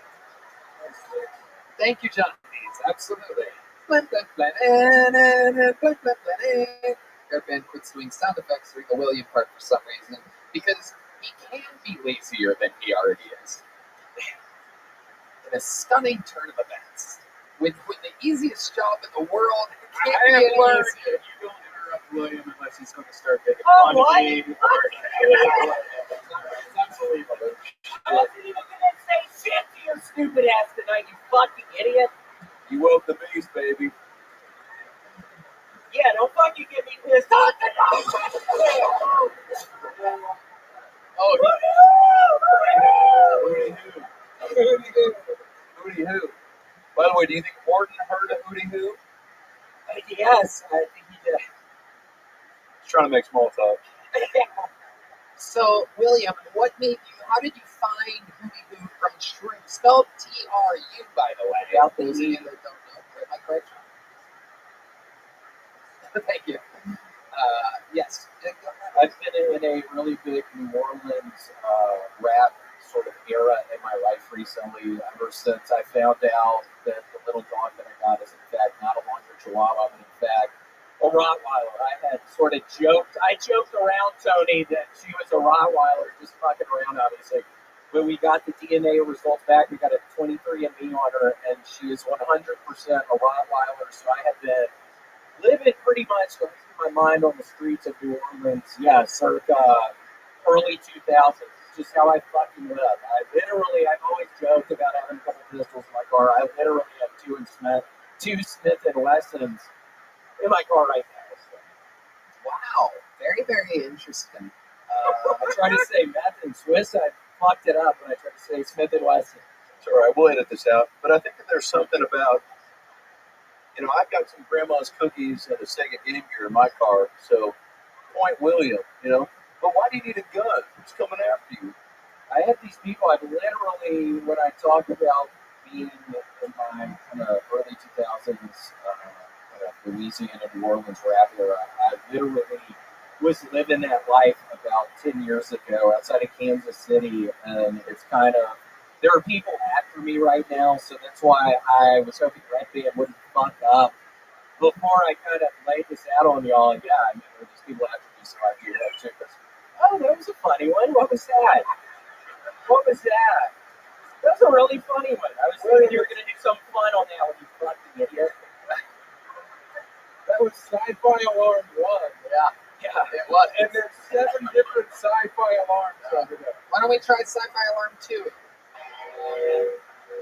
That's a sci-fi alarm. Yeah, I never heard one. Hootie Hoo. Now, is there a wrong time to Hootie Hoo, or is it always? It's always the right time to do well. Moment of silence, maybe. Yeah, moment of silence. Moment of silence is for sure. Not a moment of silence for sure. You don't want to Hootie Hoo if everybody's trying to be quiet. If you 9/11 Memorial. Anything like that. But if they had a Hootie Hoo alarm in the towers back there, a lot of people would have survived. They would have. Yeah. I'll take a sip of my drink. Now, William, you were telling me you owed someone $3,500? Oh yeah, I don't want to talk about. I'm not talking about that. Tell that tale. Tell that tale. Tell that tale. So we got it. Yeah, Sam wasn't lying, but it's just a weird situation. Tell the people, it's not like I've done nothing You wrong. did nothing wrong. I did nothing. No, you're just a gullible oaf. I'm just a gullible oaf. Yeah. Glad you're doing Oh, my dirty laundry. I actually know the story. I know what you're talking about. It's that story, guys. Yeah. Can I say it's kind of crazy? It's actually hilarious. I don't know. All right, maybe we should. Should we do a movie trailer for it? Yes. Yeah. But I don't know what happened. In a world where a podcast advertiser. Hang tight, Sam. We'll get some music going. Can we get some Wait, live? can I play drums? You want me to give you the lowdown and then you can.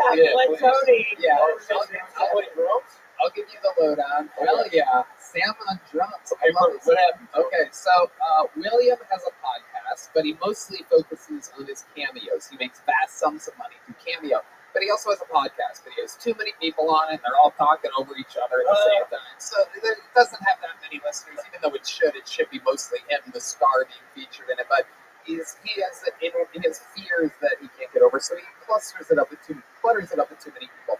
Anyway, his viewership is so low that his ads that he's supposed to do, he actually owes money.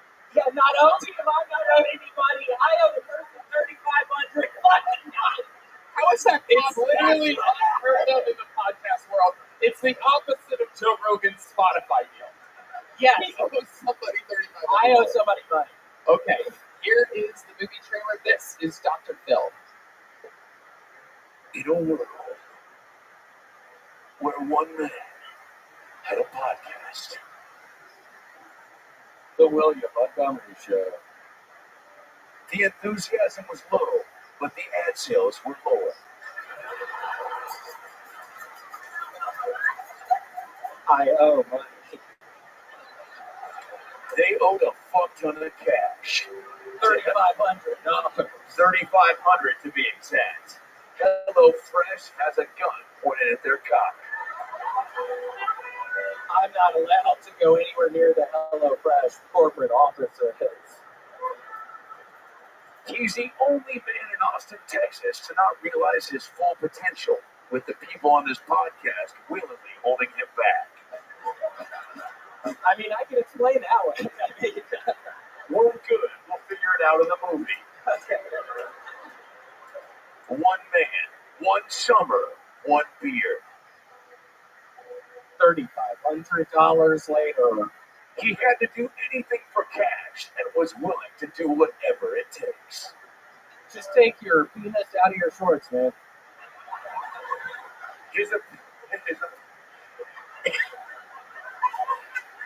He was kicked out of most grocery stores for asking people to take their penises out.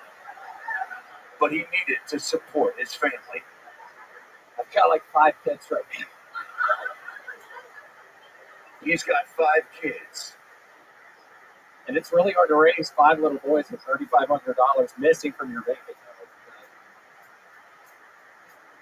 Every day he woke up looking in the mirror saying the same thing. Is my hemorrhoid ever going to get out from my fucking asshole? He'd already forgotten about his real kids and focused on his butthole kids, his hemorrhoids. 5 hemorrhoids, 5 kids. He knew that this was a summer of change. The summer everything had to turn in his favor. William Montgomery and one hootie who left. He stars in this summer's feature film, Gullible Oath. With Cam Patterson as the guy with rocks and bullets. Ryan Redman is a guy who does his penis out in the ATV. And comedian Jen with the longest story ever with no ending. It's summer, Gullible Oath, in select theaters only at the mothership. Fuck yes. Oh my god. Wow. Oh my god. Wow. You know what? Let's do something fun. William, put that mic back in the mic stand. Sam, you stay right there for a second. William, you sit right here. Come sit here. You guys want to do one more special thing to end the night on?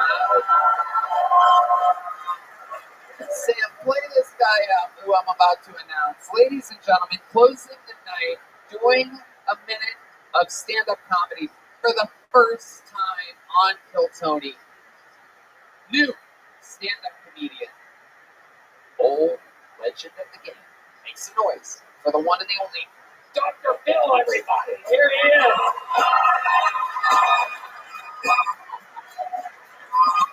The stand-up comedian, Dr. Phil.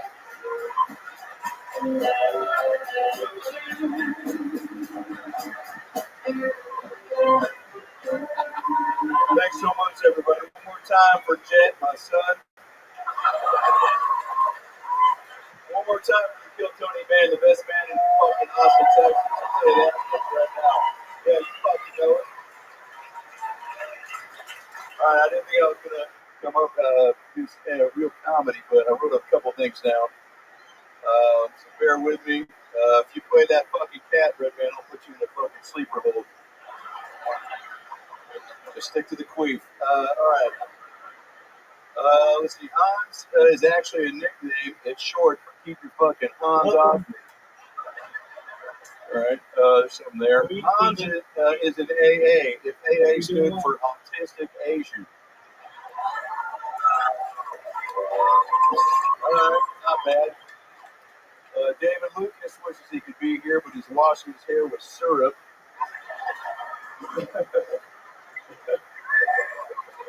There's something there. We'll workshop it. I'll get on the secret show. David Lucas looks like he has co-hosts in different area codes. I mean, it's not bad. It's not great, but it's not bad. What else? I don't know. A couple of impressions for you real quick. This is my impression of Roy Romano. Finding out that the Peloton he ordered has been a backlog and won't arrive in time for his Peloton party. Here we go. All right, you gotta be kidding me. What else we got? And, that's it. Thank you so much. I appreciate you guys. Thanks for letting me come by. Thanks for fucking I love y'all. Oh my God. AdamRayComedy.com. How about one more time for the great Sam Tell, everybody? Chubby Bohemian Podcast, running away. One more time for the big red machine, William Montgomery.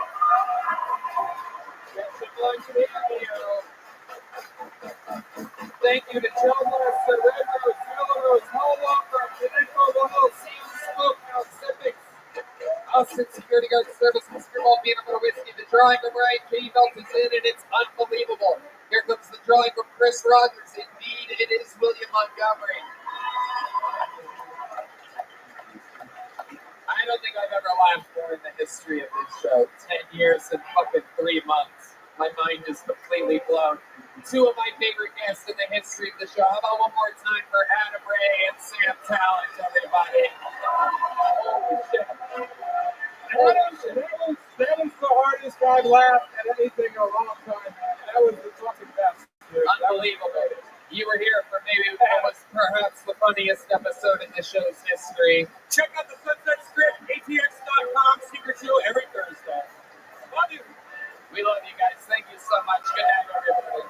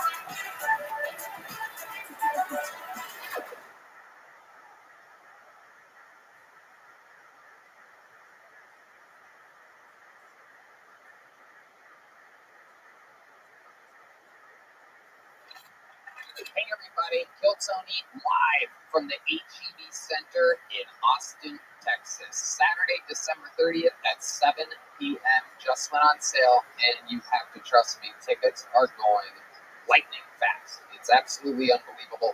These will be the first podcasts of Kill Tony ever in an arena. This is 2.5, 3 times as big as the ACL Live Theater that we did for the 10-year anniversary. We've become an arena act, so check it out. It's going to be crazy. A lot of surprises, a lot of fun, unbelievable guests. It's a big production. This is our version of WrestleMania. Go to Ticketmaster.com. Look up Kill Tony. It's the one with tickets available. We're going back-to-back nights, the 30th and the 31st. HEB Center Live. Hey y'all, Kill merch is on fire. New hats, Kim Patterson merch, the Roddy Piper homage t-shirt, the Stone Cold NWO t-shirt. All of it is restocked. All of it is flying off the shelves. Get it, got it. Killmerch.com right now.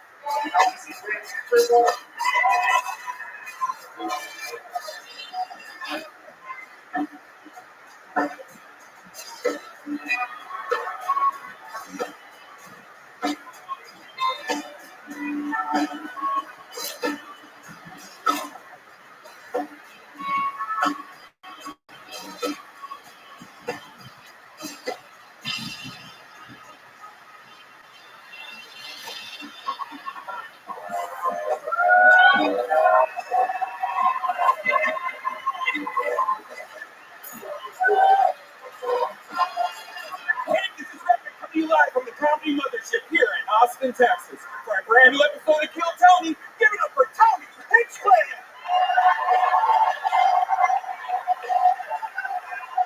Who's ready for the best fucking Monday night of their lives, huh?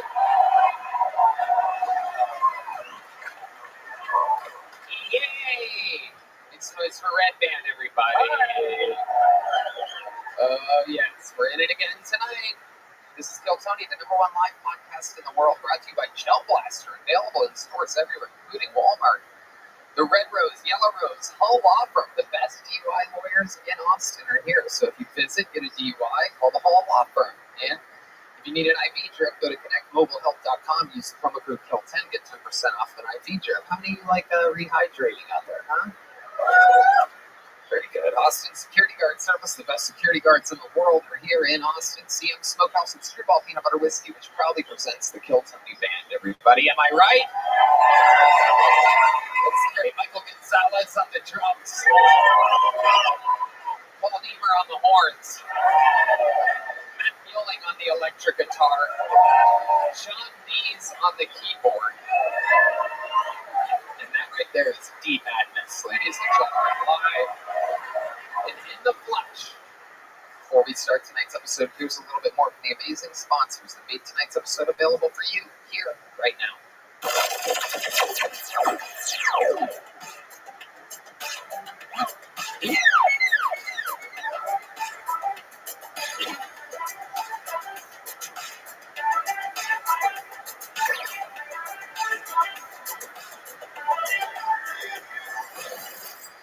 Hey y'all, do you shoot wimpy loads? Is your partner begging for more of that sweet, sweet man juice? Increase semen volume and orgasm intensity. Shoot bigger loads and impress your partner. Ultra Loads contains premium ingredients such as Primavie, a purified version of Shilajit that has been clinically proven to increase testosterone levels. Red Band. It has Black Maca to increase libido and sync for bigger loads. Free U.S. shipping and a 100-day money-back guarantee. That's right. Blow big. Blow big time. Kill bony. Go for it. Shoot Ultra Loads. So go to ultraload.com and you can save 25% with the discount code TONY25. That's ultraload.com for 25% off with promo code TONY25. Hey y'all, Bub's Naturals is a tribute to former Navy SEAL Glenn Bub Doherty, a national hero who laid down his life saving Americans in Benghazi, Libya. Glenn was a best friend to hundreds of people from all walks of life: ski bums, outdoor enthusiasts, hippies, SEALs, fitness fanatics, and everyone in between. Everyone knows about Bub, and Bub's Naturals it's just truly an unbelievable product. They have collagen peptides that are literally considered some of the best collagen on the planet, better than all the other guys. Per serving, there is 20 grams of protein, 7 essential amino acids, and 1 single ingredient. It is absolutely essential for joint health, muscle recovery, gut health, and more. 100% NSF for sports certified, Whole30 approved, single source, the same quality every time. It has a great amino acid profile, and collagen is the glue that holds us all together. Speaking of glue, here's my sticky friend, Red Band. Talk about the MCT oil powder. Oh, yes. It's my new favorite functional coffee creamer. It's perfect for coffee. It has 2 simple ingredients, MCT oil and a tapioca starch. It comes in 2 versions, Halo Creamer with grass-fed butter and with MCT oil in powder. Bub's Halo Creamer is keto-friendly. MCT oil powder for mental focus, sustained energy, and gut health. Bub's is the only MCT in the world that is Whole30 approved, and it's got a great ratio of C8s and C10s. No doubt about it. USDA Organic Fair Trade, the first ever coffee bean to be Whole30 approved. Tested free of yeast, mold, and aflatoxins. Small lot roasted, guaranteed fresh. It's got an amazing roast story if you go to their website. That is bubsnaturals.com. And if you use the promo code Tony, you'll get 20% off. So go to bubsnaturals.com, use the code Tony for 20% off. Get collagen in your life, get some good coffee, some good creamer. You have used all these things anyway, you might as well improve your health, improve your life, and pay tribute to the great former Navy SEAL Glenn Bub Doherty. That is bubsnaturals.com. Use code Tony for 20% off. Hey y'all, it's scary movie season, but some of the best ones aren't available for streaming in the US. It's time to call in ExpressVPN. ExpressVPN lets us change our online location and trick streamers into showing us movies that aren't available here in the US. You want to watch Scream? Just open up ExpressVPN on your TV, switch your location to Canada, and you'll be streaming the Wes Craven classic in no time. They have over 100 different countries to choose from, so you can find all your favorite movies and TV shows from all your favorite streaming services all across the world with ExpressVPN. I love using it because it's easy. Red Band taught me all about it. He's the real tech wizard out of the two of us. Tell us more, Red Band. I was just in Vegas using the airport Wi-Fi, and trust me, I put ExpressVPN on, and it works on my laptop, my phone, my tablet, and more. You can protect yourself on every device. Just fire up the app and click one button to get started. So get your money's worth. And that's right. Get your money's worth indeed, and get 3 months of ExpressVPN for free when you go to expressvpn.com/KillTony. That's expressvpn.com/KillTony. expressvpn.com/KillTony. Hey everybody, what if I were to tell you that there's something that can make your whole hiring process faster and easier? It's ZipRecruiter, and right now you can try it for free at ZipRecruiter.com/KillTony. Let ZipRecruiter do the work for you. ZipRecruiter sends your post to over 100 job sites so you can reach more of the right people.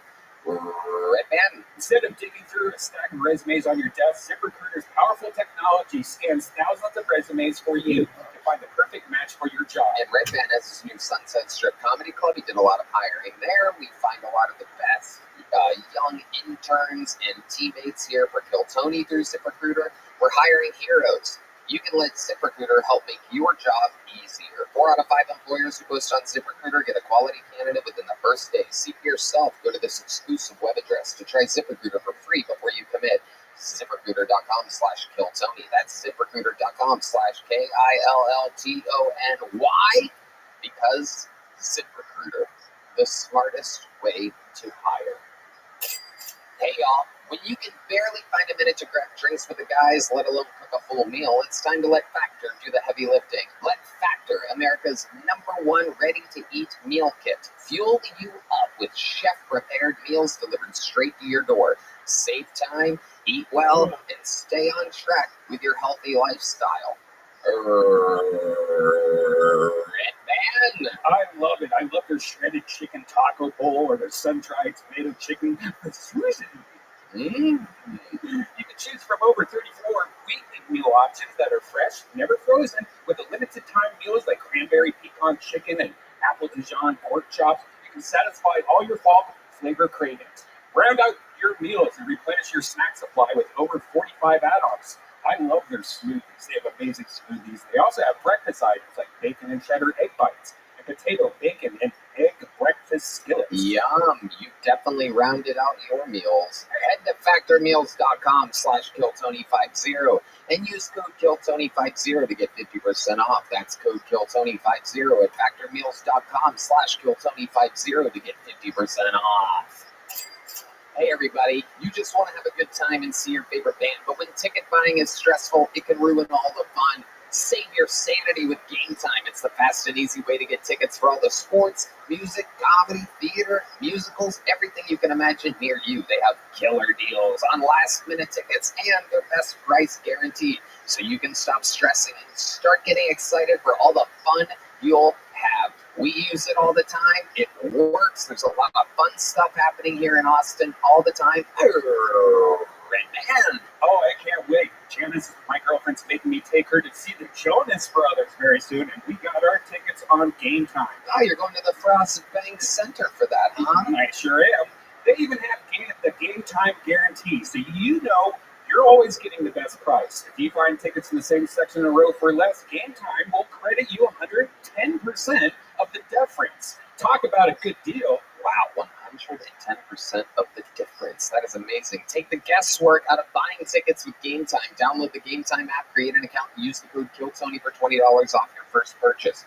Terms apply. Again, create an account and redeem code KillTony for $20 off. Download Game Time today. Oh, last minute tickets. Oh, lowest price guaranteed. Hey y'all, I have to tell you about this super blend I'm loving called Kachava. It's hands down the best thing I've found to feed my body the nutrients it craves. Kachava is an all-in-one plant-based super blend made up of superfoods, greens, plant proteins, antioxidants, adaptogens, probiotic. In other words, everything your body craves to feel your best. And I know what you're thinking. Something this good for me can't possibly taste delicious. That's where Kachava really earns their thousands of 5-star reviews. It tastes amazing. It's creamy, smooth, and comes in 5 delicious flavors. I'll tell you right now, the vanilla and the coconut acai are my favorite, but it also comes in chocolate, chai, and matcha. Right, man?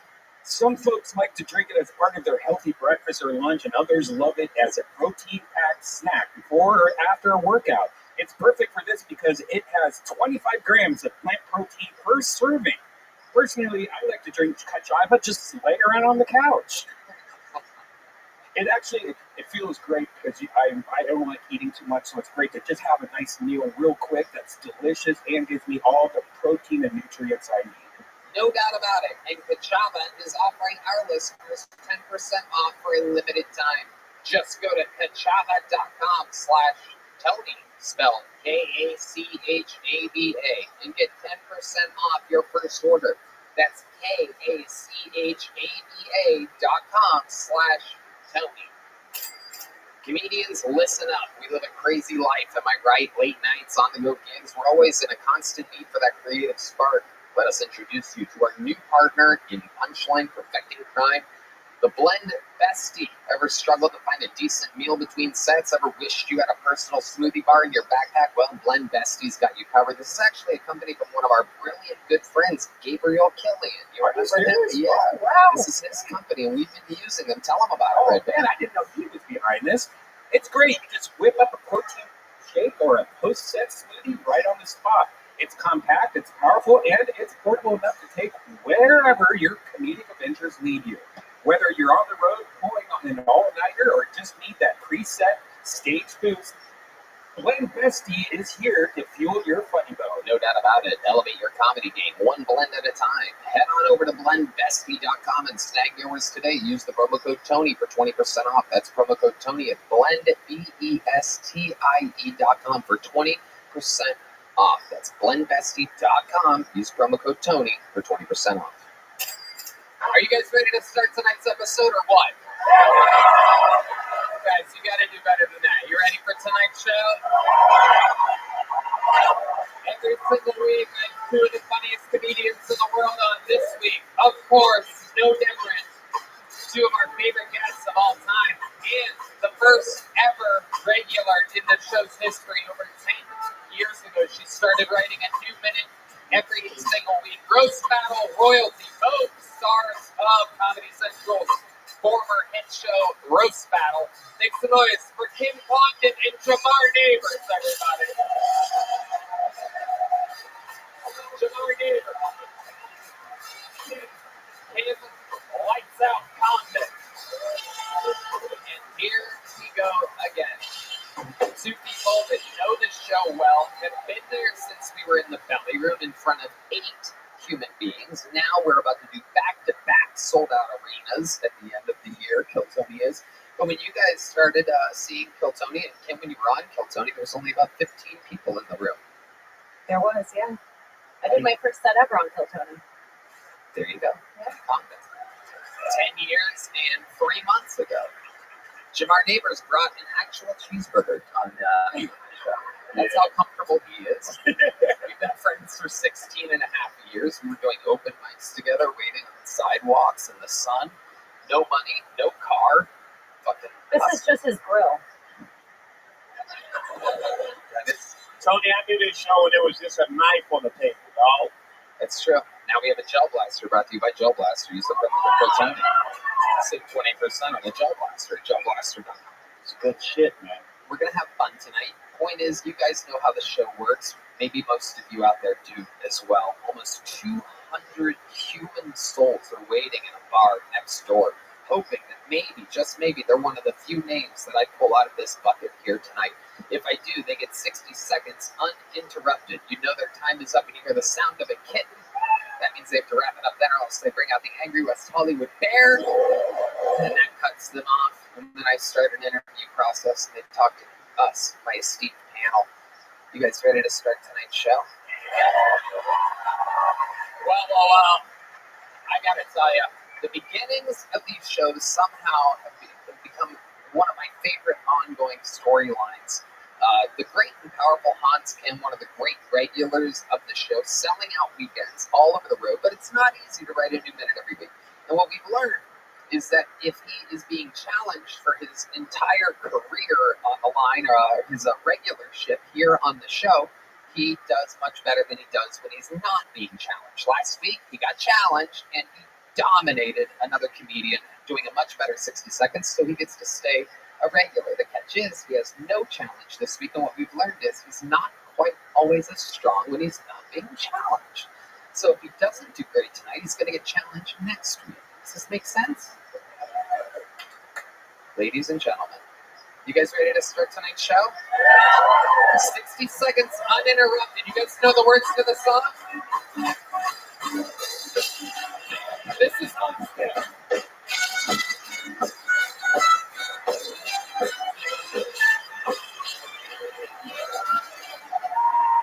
Thank you. Please laugh. Thank you, sir.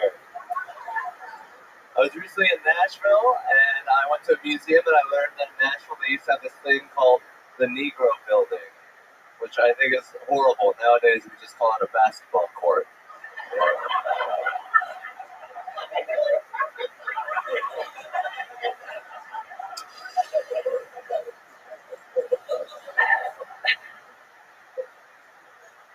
I don't understand these people that are like, don't get a tattoo when you're older, it's gonna look ugly. Who are these people like, man, I might not have had any fun when I was a kid, but at least I have this pristine 70-year-old body. I've never heard anyone be like, man, I would totally fuck your grandma, but her tattoos are gross.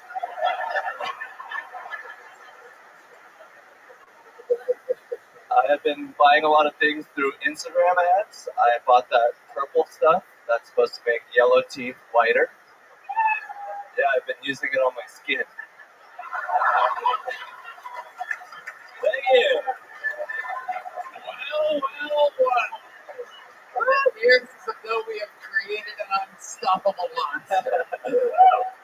Thank you, Tony. From beginning to end, the please laugh. You took all the tension in the room and let it rip right from the beginning.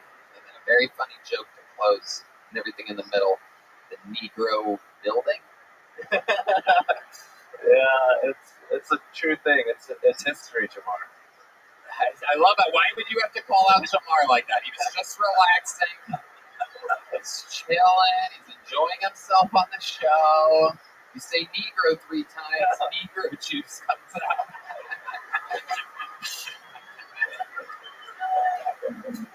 His hair was flat before this. He's just mad now. Hans Kim, you are racist.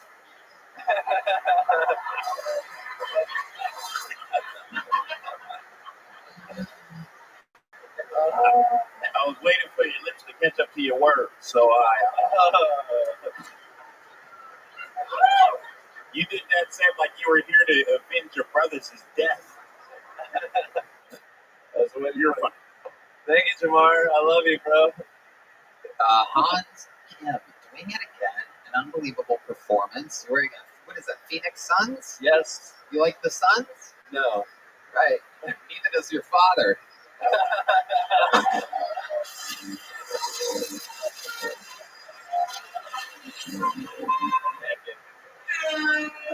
Thank you. I'm getting it from all angles. I love it. Thank you. My peers and my coworkers loved that one. You get it? Yes. My Father's disappointed in you. You talked to your parents recently about your unbelievable success. I mean, he is on the weekend on the road every weekend doing fucking sold out shows. It is incredible. Yeah, he should be proud of me. I don't know. I haven't really talked to him. We don't really talk. I would love to talk to him more. I think he's a great guy. You don't talk the talk, but do you walk the walk? W-O-K. They're coming in fast, people. Don't get lost. Stupid. Do you talk to your mom? No, I don't talk to anybody really. Did they text? My mom I text with, but my sisters, they don't. I don't think they like my comedy. They think I'm racist. Really? Racist. Are your sisters like very progressive? Yeah, they're fucking gay. Do you ever? Wow. Are they literally gay? One of them is probably gay. Wow.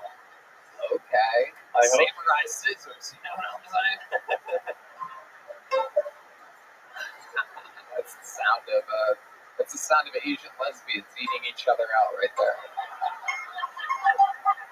There it is. There it is. So you don't ever call your family just to say hi? I'm sorry. We're gonna have to edit that one out.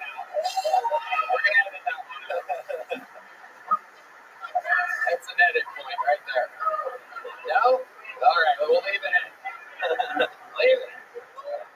God damn it, we'll do it live. What else is going on in your world, Hans? Have you added shows this weekend in Denver, Colorado?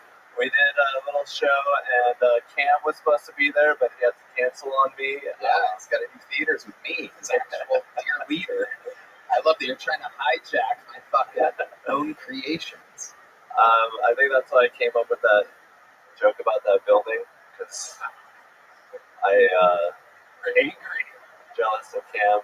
Cam! Whoa, the black fist on that one. Let's go in with our senior African-American correspondent, Jamar Neighbors, on this scene. I like how you're squinting and still need glasses.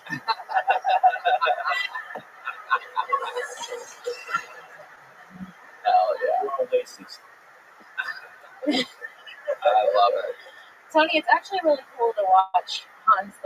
I've seen him from the beginning, and honestly, it was really bad before. Honestly, watching you was like watching Hacky Chan, and now you're like jokey Han. And I'm serious. He's selling out theaters. He's bringing MSG to MSG. I was getting there. There you go. There it is. Thank you, Mr. Lowercase T. Whoa, Kim said something and then you acknowledged Jamar 45 seconds earlier. That's incredible. You just thought of that? You were just brewing on Jamar for a while? Yeah, I've been Kim just made fun of you. Thanks a lot, Mr. Lowercase. Man, all that. it's confusing on nothing. Don't slam the mic like that. It's a podcast. People are going, I like the black guy, but he burnt up the microphone. I was thinking we have some racist people that love the show. Yeah, he's on stage right now. Yeah. Sorry about that, Jamar. Can you just do this? Mic drop, meat egg drop.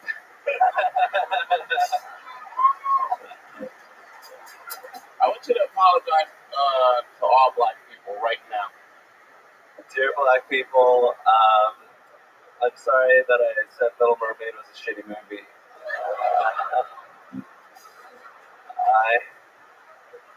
I hope you get challenged for your spot.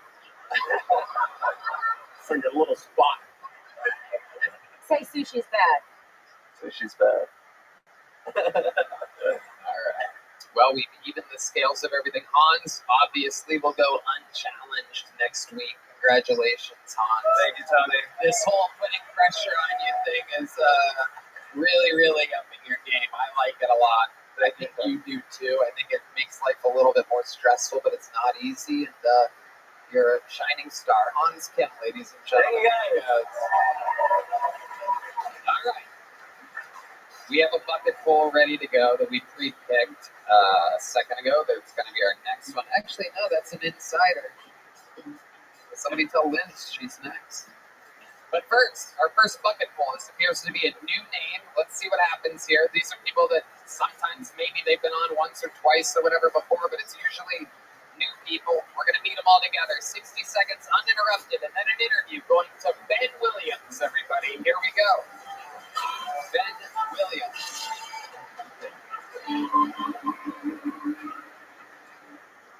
Look at me. I am the captain now.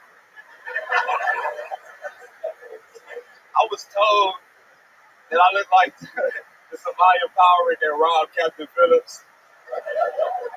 I'll take it. You know, I'll take it. It's better than what I seen on the internet yesterday. You know, someone said I look like Chris Crackrock.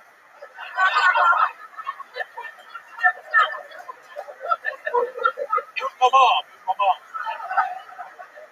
Don't worry, she's blocked from all social media. Yeah. But my mom was actually an entertainer. You know, she was a magician. She made my dad disappear. I know I look like I got a drug addiction, but it's just starvation, you know. Like I won't sell my body for drugs, but I might blow a guy for a b-ball marinara. Yeah, life is tough, man. All right, man. Yeah, I'm Ben Williams, man. Yeah, I think I got one. Yeah, Ben Williams. I think I got one more. I try to get relationships, but I'm too broke. You know, nowadays you need money for everything. You know, you can't even die. You know.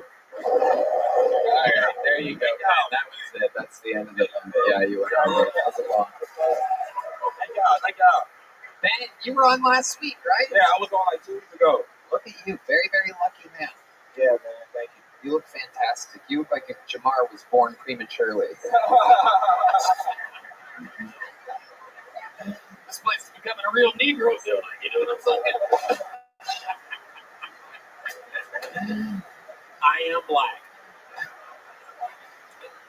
Funny shit, man. Hey, I support black people. Funny shit, you going far. I have nothing negative to say about you. Except for your fingernails look real dirty. Yeah. You look like you go like this far. He looks like a tiger lived in the woods.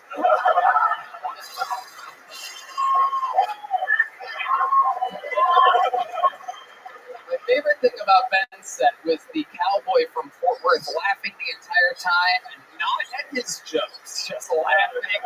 Because I don't think you've ever seen anything quite like this before, have you, cowboy? You got a fantastic Just mustache. cracking up. Very Thank you, suspicious amount of laughter. He was on the setup, so he just came out and he started laughing just like that. Great mustache, man. Thank you. Yeah, that's great. Hell yeah, absolutely. Kim Condon. Yeah, that was really great. You had a great set. You look like the guy from Black Panther now.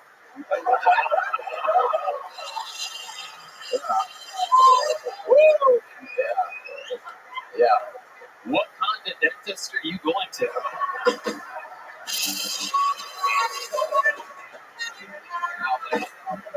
I can tell he lives in Texas because of his Buc-ee's.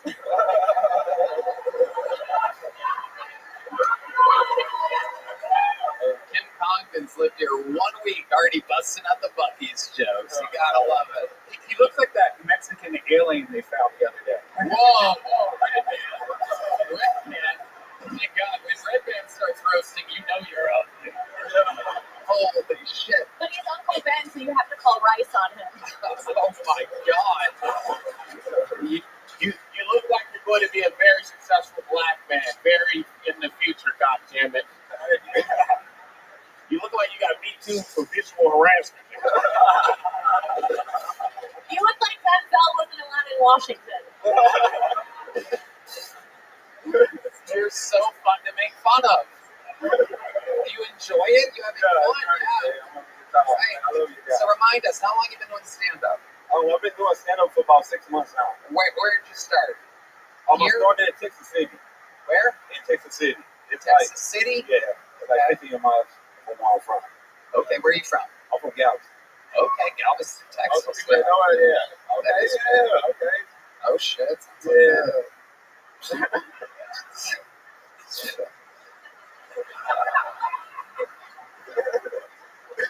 Galveston, Texas, famously where Robert Durst put a body out on the water thinking that it was going to go towards the ocean. Yeah, this is the body.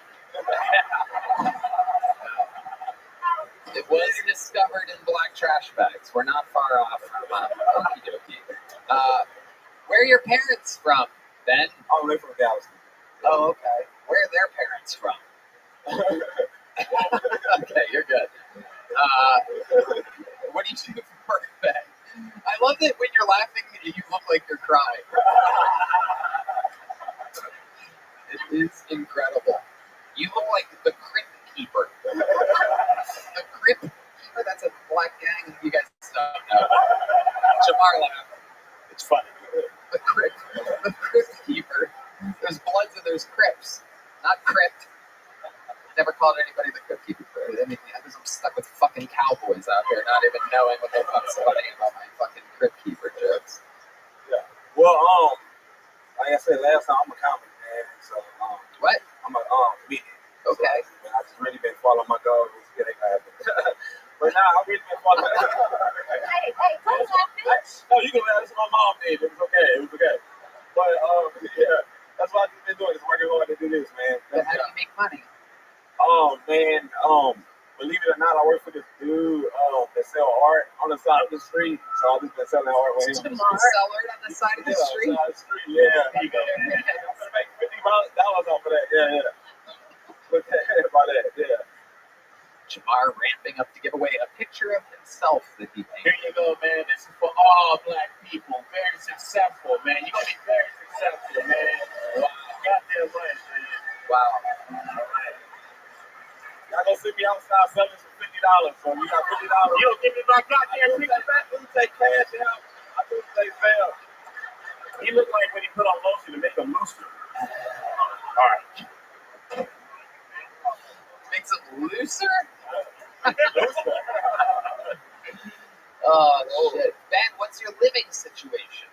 What, by yourself? Oh no, I'm not by myself. I got different people that supported me and support my dreams and stuff like that. I love it. Who are these people? Oh, Who shout are out to these Celia. people? Shout out to Celia. She was also there. Shout out. Y'all familiar with her episode, made me cry. Shout out to Celia. My boy Caleb. You know, I just make house surfing for now. To be honest. Okay. Yeah. Couch surfing. Exactly. What do you do for fun when you're not doing stand-up? Hold on, I say, I do music and I enjoy movies and just going out, man. Just going out to the Barton Springs and just enjoying life. Yeah. What do you do in Barton Springs? Swim on the free side.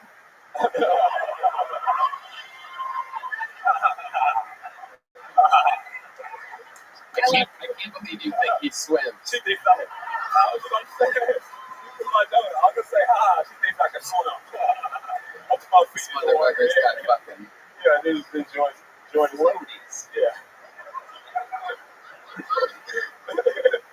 You know, I was actually a lifeguard and I couldn't swim. Is that true? Oh my god. Ben, you are absolutely adorable. You got a big joke book last time? Yes, sir. A big one? Yeah. Good for you. Fun times. Congratulations. You're walking out with a piece of art. You got a gel blaster last time you were Yes, on? I did. What'd you do with the gel blaster? I still have it. You still have it? Yeah. You haven't sold it? No. He just wants a meal, dog. For sure. Love your style, Ben. Whoa, look at that. Give me my sandwich. Oh, yeah. I'm gonna eat that. Ben, congratulations. A good minute. Thank you so much. There he goes. Ben Williams.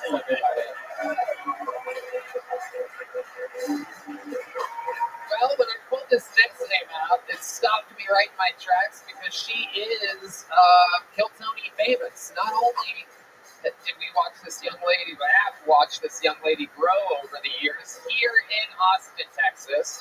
But she's an employee of the mothership now, and she's opening for me in one of her hometowns of Philly, PA in 2 weeks. We know her, we love her. This is a brand new minute from Mothership Royalty. Chris Flat, everybody. Here she is. Yeah.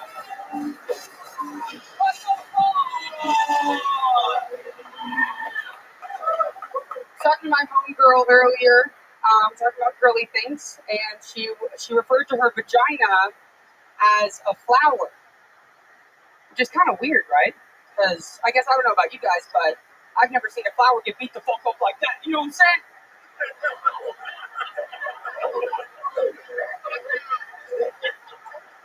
Do you guys? Oh.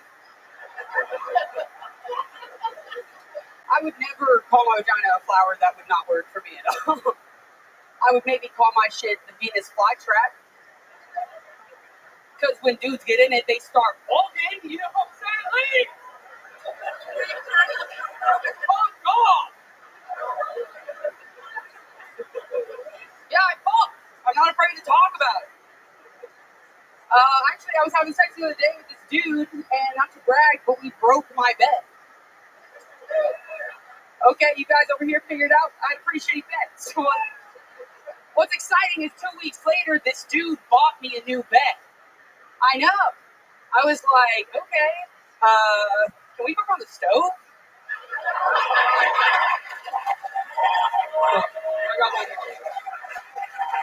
Hey, can we fuck on my credit? Is that possible? Let's fly. Johnny! Amazing. That better be nice, Kim. Whatever you're writing down, it better be a compliment about how skinny I am these days. I was Fucking writing bitch. down that you look like you lift guys' legs over their head. That was nice, Kim. Thank you, bro. Thank you. And honest. That is amazing. So you broke the bed. Yeah. What happened when he got on it?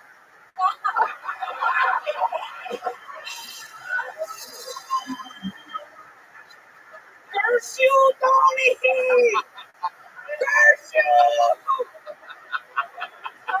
Now they know I'm plus size, you think? Did you say bus size? Curse it! We absolutely love Liz Flat. She has been a true local legend for years. I mean, a part of the real crop of fucking little monsters being created here in Austin. Boss, mothership employee, lots of spots here at this club, which has a lot of spots to give out and a lot of people getting work, getting better. So that's amazing. You're one of the people that I was really rooting for to get a job here. And you did, and you're thriving. Yes, I mean, thank you, yeah. I feel like I'm thriving. This is the best month of my life. Yeah, best month of my life. What else is going on? Tell us more, Liz. I went to the Drake concert earlier this month. It was lit as hell. I was wearing I was with a group of friends, and we were wearing matching Nike Techs and Air Force Ones. Drake looked directly in my eyes and sang to me. I'm still trying to figure out if I'm pregnant or not. Oh my goodness. Pray for me. Pray that it's yes. That'd be clutch. I could use it. Looks like you might be. Oh, shut up. We're friends. We drink together at the bar at the end of I mean, she's been around rappers, but not the music. Yeah. These ones are rappers right here. My damn sandwich. Jamar, very protective of his sandwich, something to keep an eye on throughout the episode. Jamar appreciates my shade. Goddamn right. Hell yeah, dude. Hell yeah. Hell yeah, baby. Hey, I knew I could count on that. I like Splat, man. She looked like a gynecologist in a dildo with a GoPro on the tip. I like that. You got it. Okay. Splat is also what happens when Jamar fucks her. It's like a wet sound. Anyway, Yeah, because the pussy be mad wet. hell yeah. You know what? Turn it into a compliment. Congrats. You know what? I'm with it. Let's go. I know that, Jamar. Why? Because you fat and white? Huh? Yes. Yes. That's all we've established about me so far is that I'm fat and I'm white. And you're hilarious. That is true. That is true. That is true. You look like Charlie Theron went method again. I don't get that reference. If you saw the movie, you know. Oh, she looks like Charlize of the Chocolate Factory. I like that. Liz, what is your love life like? Is that a black guy that you broke the bed with? No, actually, it's non-existent right now. Oh. It's just a non-existent love life. In fact, I didn't want to break it to you earlier, but I never broke the bed with a guy. It never happened. I thought it'd be a funny joke. I lied to you all, and you believed it. Now look at you. Just begging to break a bed with me, yours truly. Tony's gonna go home and unscrew some of my screws. That's Just to make it Those are real. the only things getting screwed in that bed. I just said that. It's just funny because he made it funnier. When you said the screw thing, I applied it. Totally. Look, it crushed. They love you. At least I think you're something will almost- have a good frame. Oh. It's me because I'm a woman saying it to her. Are you talking shit about my body because I have a belly bite? I have a bug bite on my belly. Whoa. Aw. Okay, let me see. Take it off. Let me see. Take the bug. Oh, shit. Whoa. Can you only sit I've in? never seen a Band-Aid on a bug bite before. This should be interesting. Whoa. That is infected, ladies and gentlemen. Deep madness. I have $1 for you.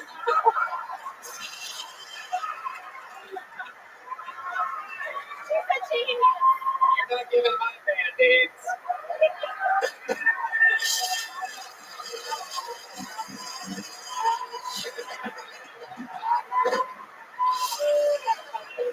That was I've beautiful. waited 13 years to do a Band-Aids. That was so beautiful, Tony. I love that. We've only been doing the show 10 years. That's the crazy part. Liz, so much fun. You are an absolute force. To think of how this, like you taking over during this interview, to see your confidence and the difference in only 2 years from moving down from Dallas, you know, a place where, you know, kind of had its own thing. You took a chance. You gambled on yourself. You gambled on us. And you're like 2 totally different people. You're the rock star that we always saw a glimpse of. This is on the Secret Show Thursday. Hell yeah. Thank you so Believe much. me when I tell you, this is the future right here. Liz Splat, everybody. There she goes. See y'all in Philly.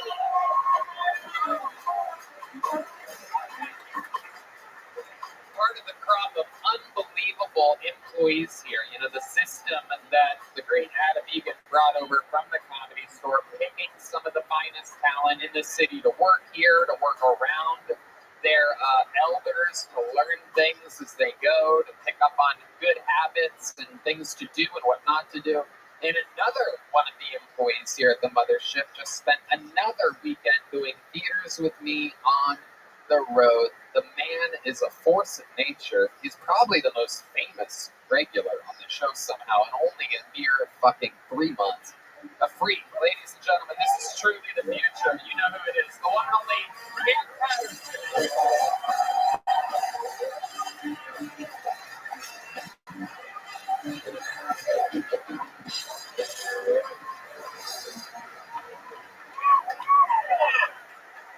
Hey, y'all fuck with Target.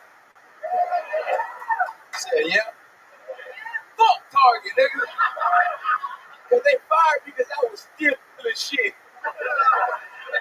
Was I stealing shit? Of course. The reason they fired me was like, Cam, you was a little too urban for the cash register. What the fuck does that even mean? They're like, Cam, you can't be telling white people after the day, my nigga, when they check out. I had no idea that was a problem. I thought y'all loved when I called y'all niggas, dog. You know what I'm saying? Ain't that right, my nigga in the cowboy hat?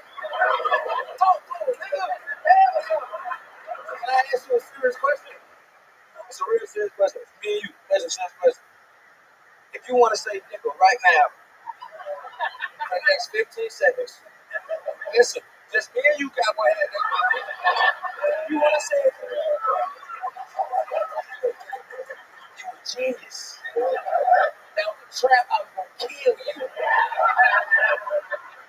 I did that exact same joke in Alabama. It did not go like that. I got somewhere.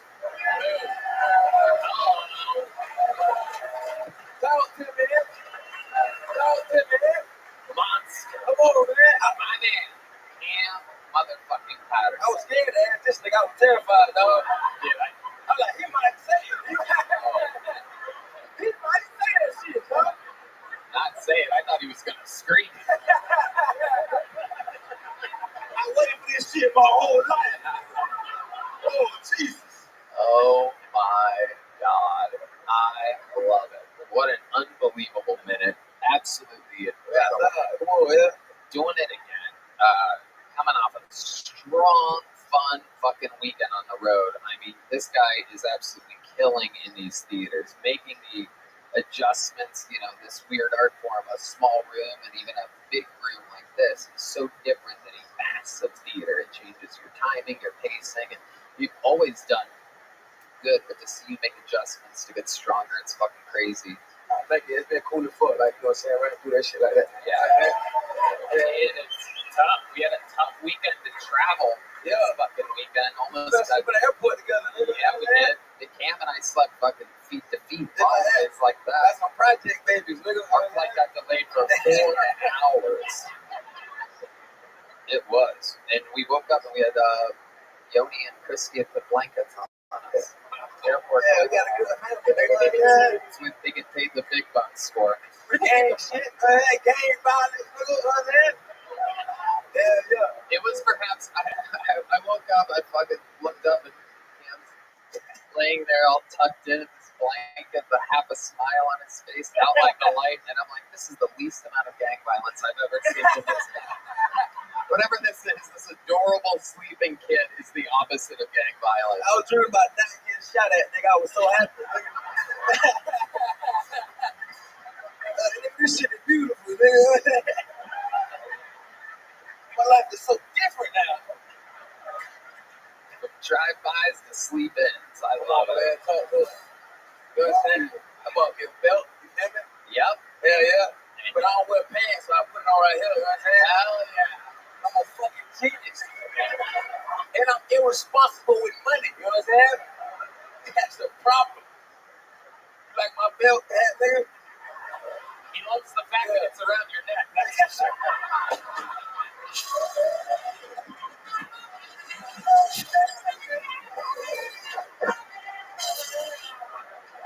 Hey, if he didn't like that, I'll whip him with it. No reparations, you know what I'm saying? Oh, hell yeah. Oh, shit, he just reached for something. He reached No. He's about to give you some money. He's about to give you some money. He's about to give us some money, man. Yeah, us. Yeah, nigga, me and tomorrow, you got 4 acres and a mule, nigga, you know what I'm saying? And you whoop him with that, nigga. I whoop him with this. Oh, my. Hey, Cam, one of my favorite comments have nothing negative to say about him. Man, we like that. I think you're fucking brilliant. I got one question. Did you kill King Von? Nah, man, Cam's fucking brilliant, man. I got nothing. Absolutely. What else is going on, Cam? Anything else in your normal life? That show we did in Indianapolis, dude had stopped me. And he was like, hey, my girlfriend can suck a great dick. And I thought they were like a joke. And I was like, that's cool, you know what I'm saying? And then she was like, nah, I can suck a dick. And then I was like, what? And then she was like, I can. And he said, you want to give her a test drive or something? And she sucked my dick, you know what I'm saying?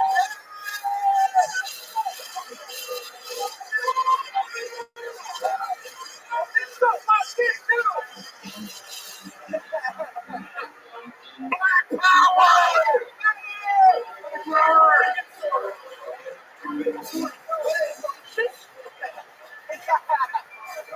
This dude just came. He was about to come, and then they said Black Power. He went, we watched him go through the whole process there. No, so could she?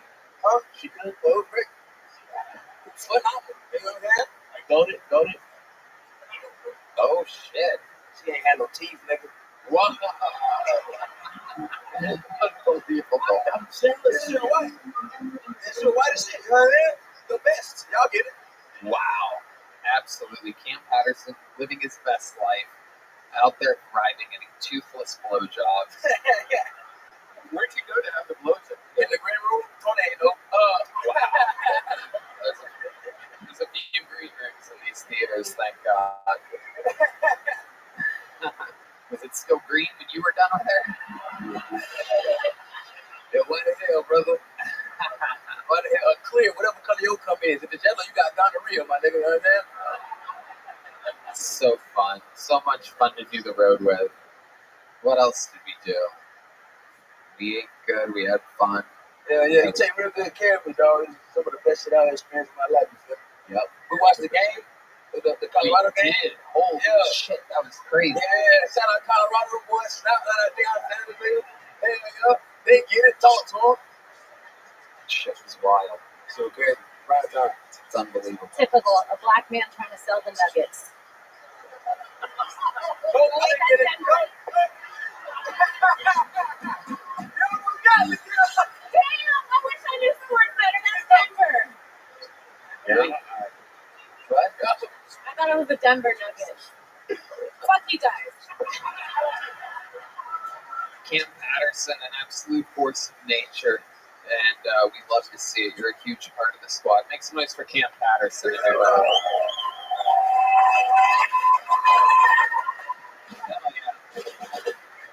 yeah. One more time for Cam Patterson. All right.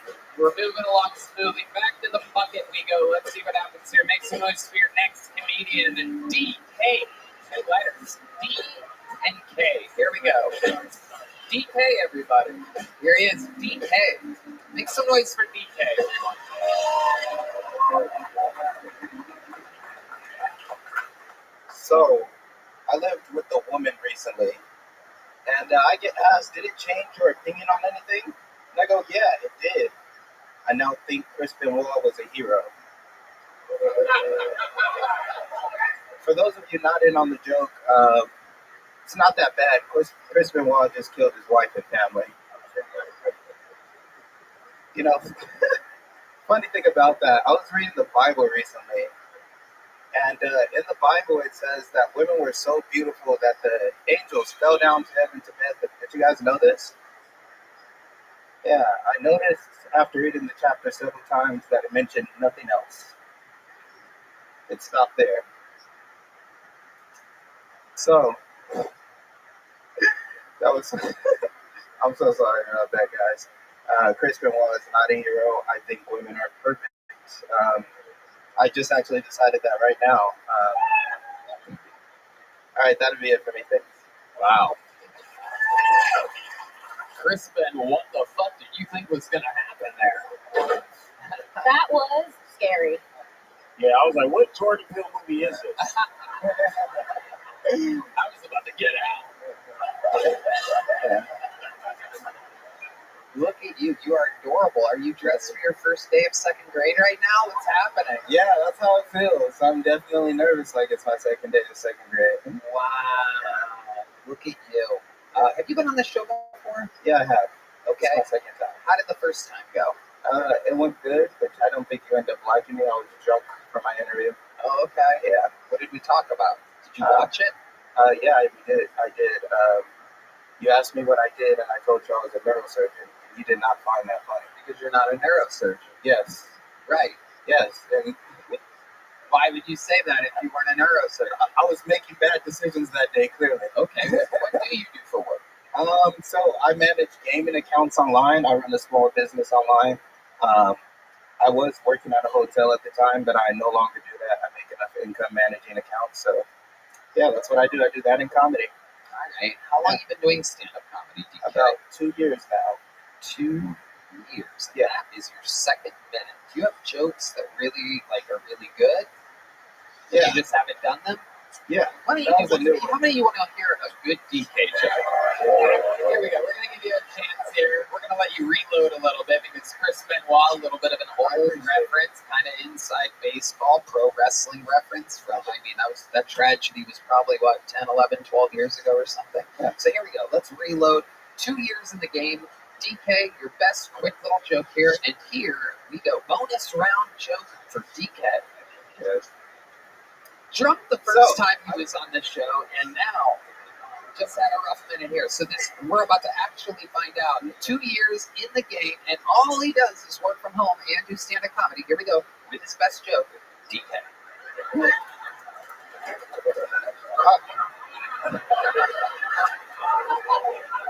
It's good. So I don't know if you guys remember this, but being a young, immature man, anybody could fuck up your reality just by telling you something was gay. You'd be doing something harmless, like, I don't know, coloring. Pretty gay. But someone like your older cousin or your older friend will come around and they just look down and they go, that's gay. And you go, okay, well, I guess Spider-Man doesn't need all his colors anymore. Oh, boy. Oh, boy. All right. 2 years in the game. And he's black. Jamar, you had a real theme tonight of backing the people with the coloring book jokes, if you know what I mean. Again, I am. And here we go to our senior African American correspondent on the scene, reporting live, Jamar Neighbors. This nigga look like if Suge Knight was a social studies teacher. Thank you. I'm Jamar Malachi. It was Compton, California, 1986. Running back to Bill Cody. And we're back in studio here. He looks like the weekend if it was a Monday. You are kind of a nerdy black guy. Tell us how you ended up this way. It's the glasses. Were you raised, your parents are still together? No. When did they separate? So this is, you guys might have already guessed this, but my dad left. There you go. And my mother was on drugs. Hey, I feel you, player. And I was against them both. I guess you're fucking psychic. Yeah, totally psychic. Let me guess. You still don't talk to your father? Oh, I actually do. Oh, not an actual psychic. What does he do for work? He's running from parole right now. So Running from parole. For some reason, I thought he was going to say running for Congress or something like that. Running for governor. No, running from parole. Well, luckily you didn't say this on a huge podcast. Yeah. Oh, I don't know where he is. Yo, for all the niggas that are watching this show, man, I got nothing to do with none of this shit, man. I just showed up, and this is what happened. I love you, Tony. Jamar also running. Go ahead. There you go. He looks like he works HR for the Bloods.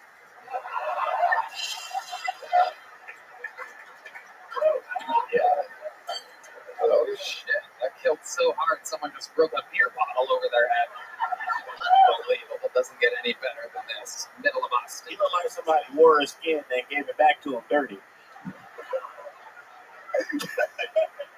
You're the only one on the panel that could have made that joke. That's why I did it. I love it. This is incredible. So you make all your money from home on a laptop computer. What do you do for fun when you're not doing stand-up comedy? What else? Tell us more about you. I go out to bars, clubs. I do a lot of raiding and.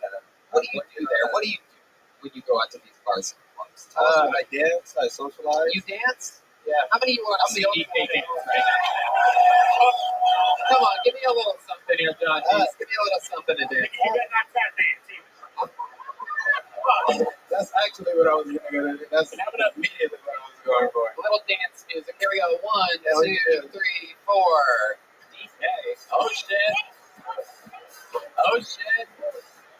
Build the Statue of Liberty. Yeah.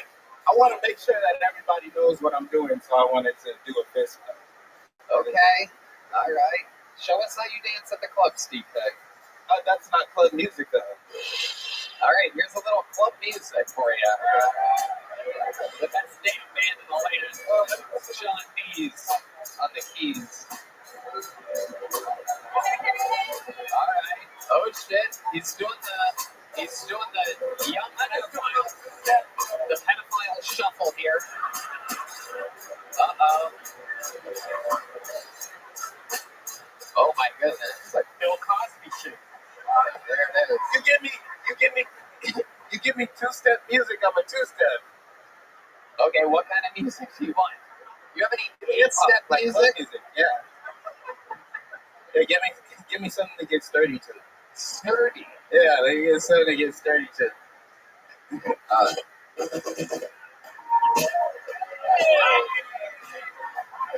right. Oh, I'm 25. I'm not 40. Wow. Like, this is the point that I'm trying to make. Very big. You play that one. This is the point that I'm trying to make. There, dance it out, motherfucker. If you give me white music, I'm going to have to do white dances. Can you do a white dance? Yeah. I got one more time for you. Let's get into dancing. All right. I hate you. I hate you again. Not drunk. No, it's been a good time, though, Tony. I appreciate you. Indeed. Congratulations. You ended up with a little joke book last time, or I gave you nothing? You gave me a little joke book last Okay, well, there you go. Write something in it. night. There you go, ladies and gentlemen. DK. Yeah, that you. The bucket is real. Anything can happen on this show. Sometimes the bucket gives us people twice that have 0 jokes. And sometimes the bucket gives us greatness. Your next comedian is the most recent golden ticket winner in the show's history. Fresh off of winning it 3 weeks ago, he's done a spot every week since then. I must warn you, he's a special creature. The guy is like if I had no confidence. It's almost like he's sick. It's almost like he doesn't want to be here at all. He has a very defined, self-deprecating style. Make some noise for him. I love him. It's another new minute by the great Rick Diaz, everybody.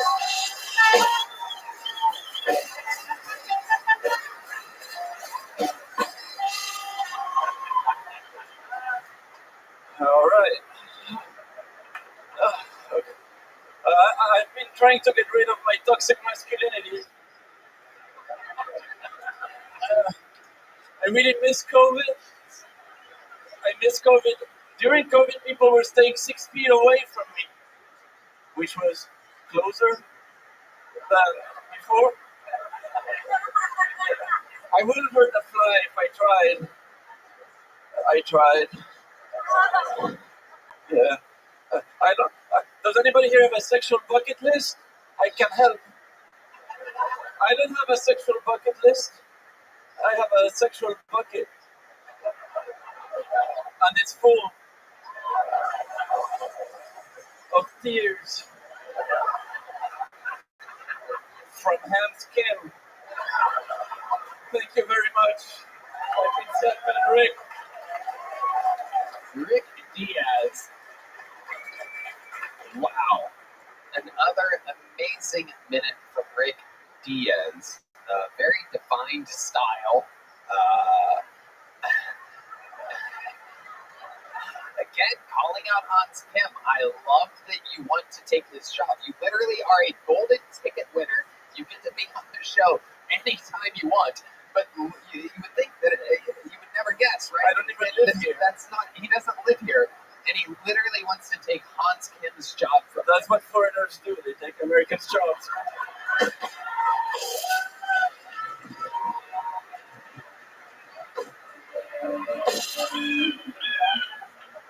Why was there a hawk there?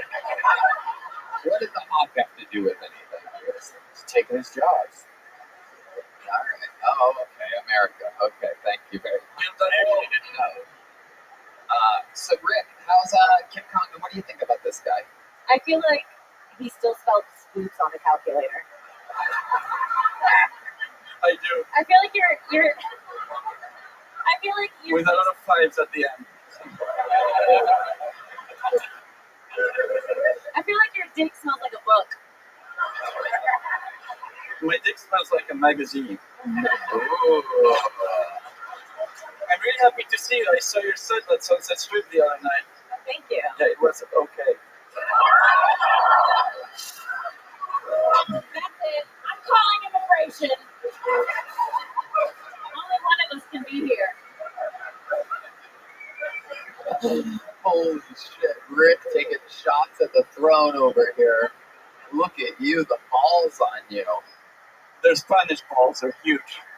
They are, right? You look like you shake when you have sex with a woman.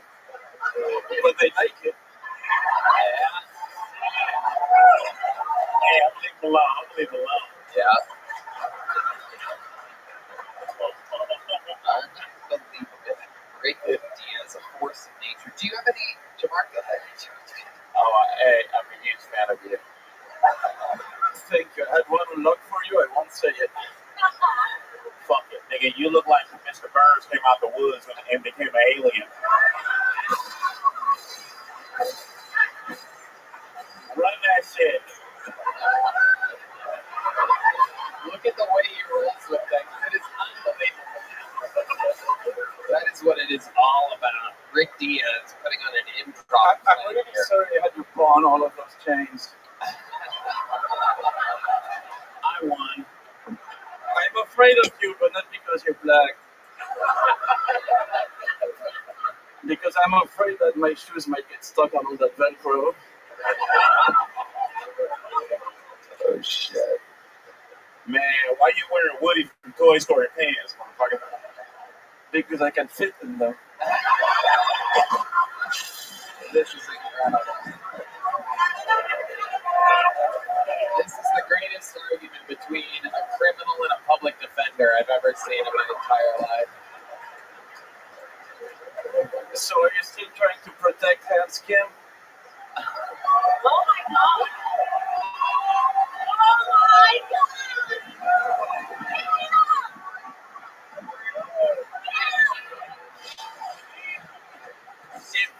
Michael, settle down over there. Jesus Christ. Battle drums, really? I don't care about the regular spot. If he dies, he dies. So wait a second. You literally are leaving the United States of America next week. Yes, sir. And you have one more Monday left in town. One more Monday to take a man's job. What is this? It doesn't make any sense, though. If you win, you won't be here. Would you stay? He has a job working with the EU. That's what I said when he came out here. I was like, EU. That's not what you're gonna say later tonight.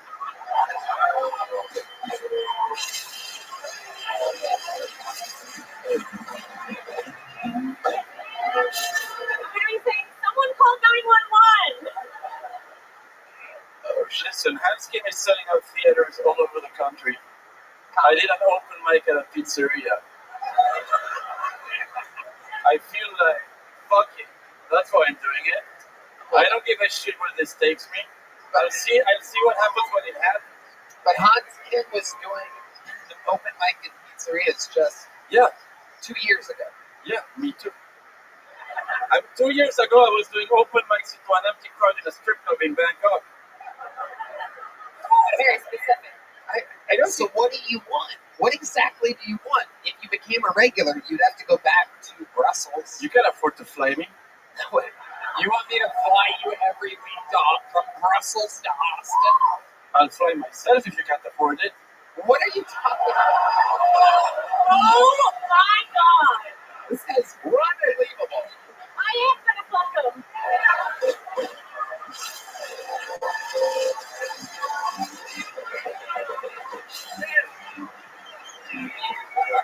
Fuck him, Kim. We finally found a way to keep him in Europe. He's gonna need that free health care after you're done with him. Kidding, I'm kidding. Shut up. And the unemployment benefits. So, Rick, seriously, explain to us what the battle plan would be if you beat Hans Kim for regular ship. If Hans Kim beats me, because he brings his A shit and he gets his act together and he beats me, we'll see what happens. If I beat him, What do you want?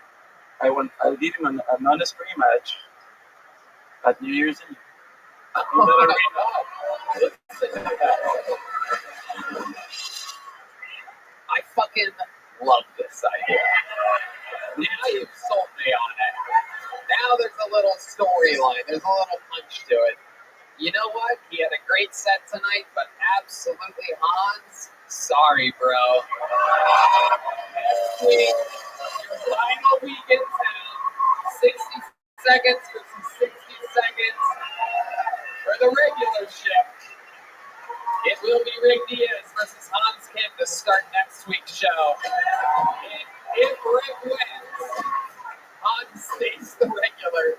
But they battle on New Year's Eve in over 8,000 people at the HEB What if Center. Hans wins and he loses his golden ticket? Whoa! Wow, Red Banner. You only get that one out of every 300 times he talks, folks. I don't know how many of you are real fans of the show, but the king of bad ideas just show that every once in a while he can just stop a good one. How does that sound to you? Will you put your golden ticket up on the line?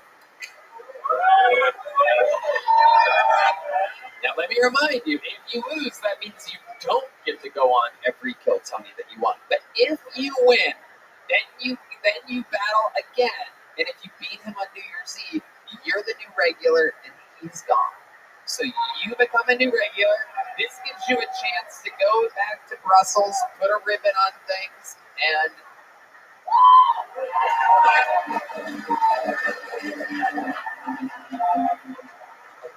look at this guy. Natural showbiz fucking star, soaking it in, building anticipation, calling off the band, and here we go.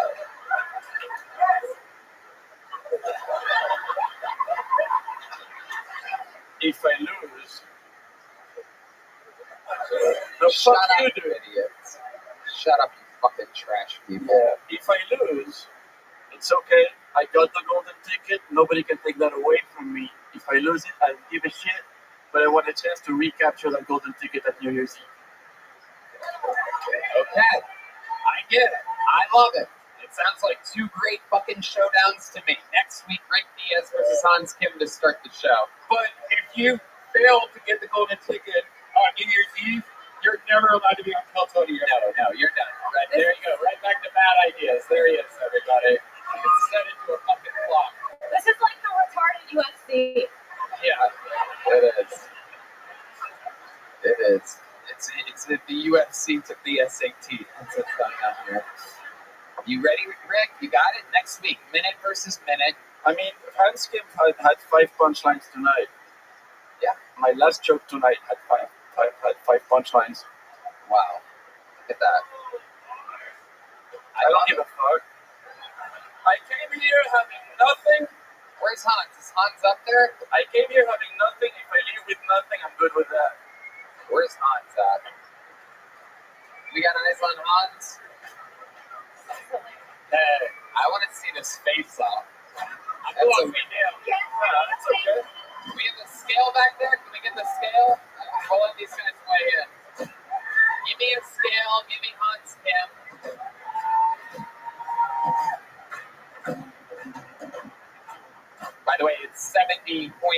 degrees Fahrenheit in the room, if anybody was wondering. 49% humidity. I still appreciate it. Oh, shit. And he is not smiling, by the way. He is not smiling. Get in there, Yoni, all the way in. Straight across. Oh, my God. Oh, my God. Holy shit, everybody. Wow, look at this. Hans, step up to the microphone. Michael, relax. Jesus Christ, this fucking guy's on goddamn testosterone over there. Relax. Oh my God. Let me tell you guys something. All entertainment aside, Hans absolutely hates the fact that I challenged him on his regular shift. It bothers him tremendously, but he does see the results week after week after week of the pressure. It's how diamonds are created, and here you go. You have this Rick Diaz who for 2 weeks in a row keeps dropping your... For no reason.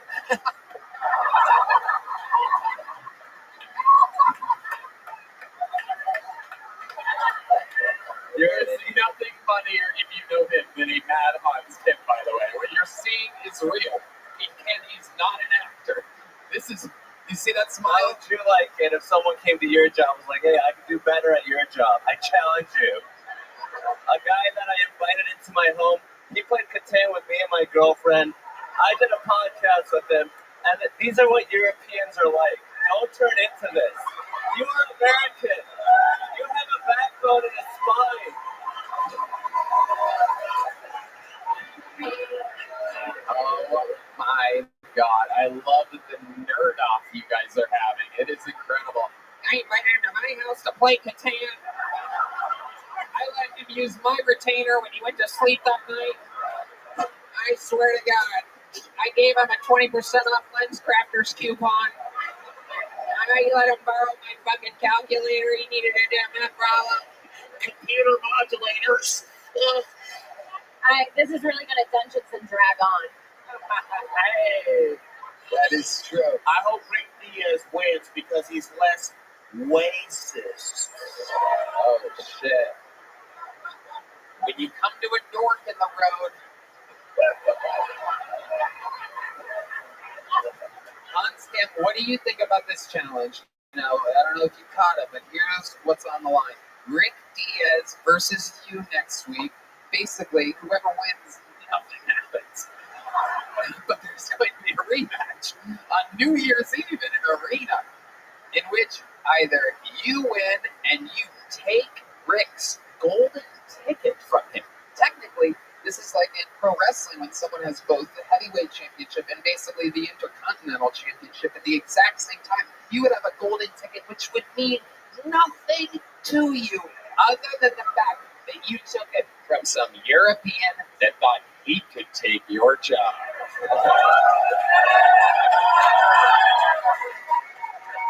Let me remind you, Hans, that you are beloved on this show, and every single time, I believe you're, 6-0 all-time in challenges. Why is it padded? Why is it padded? Explain to us why. I love that you two hate each other. 1 year standard. How long have you been doing it? Oh my God. Hans, how long have you been doing it? 10. Oh shit. Look how pissed he is. Some of you might not be able to see it. Maybe you need to know Hans a little bit better like I do. But that is his fucking furious face. I mean, right now he's smiling, but you're going to see it's going to go right back to it. Watch, Rick, say something. Say something, Rick. Say anything at all.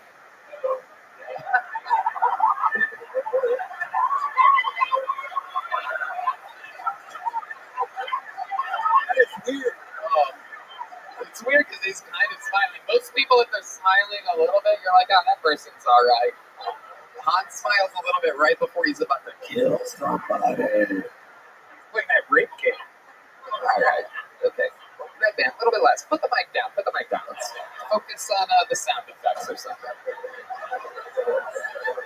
So, Hans Kemp, you have a chance to take Rick's golden ticket from him. Why don't we just skip next week and announce it for New Year's Eve, and we'll take care of business then. How about that? Does that sound good? Yes. Okay. Wow, Hans is extra excited about this. New Year's Eve, golden ticket versus regular shit. Wow.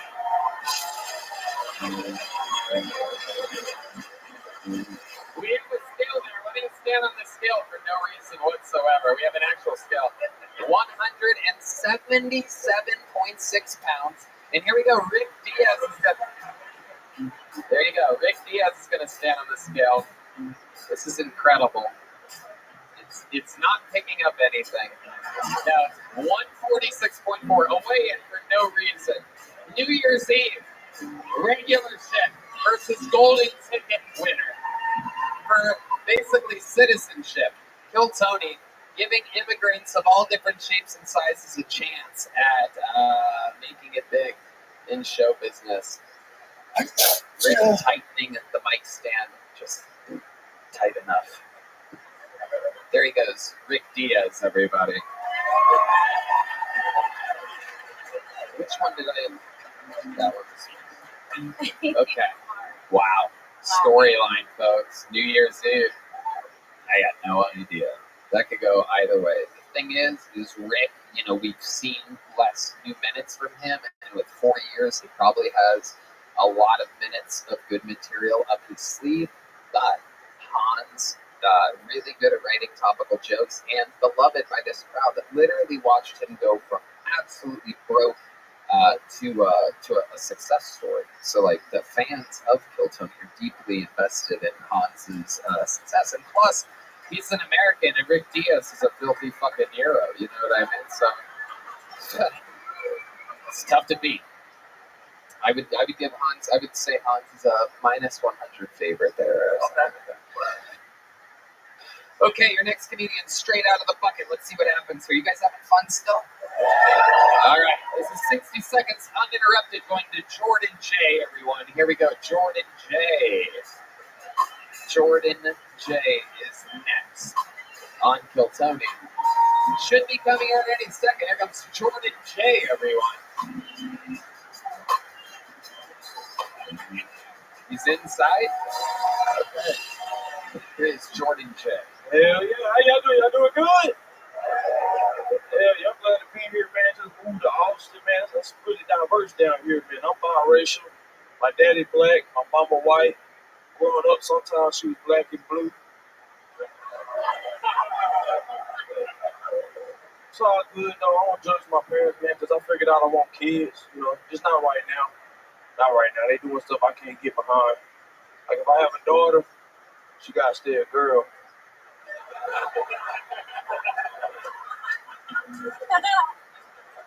I'm not transphobic. I'm just selfish. Did you know it costs $100,000 to change from female to male? Yeah, so if anybody in that house getting a new dick,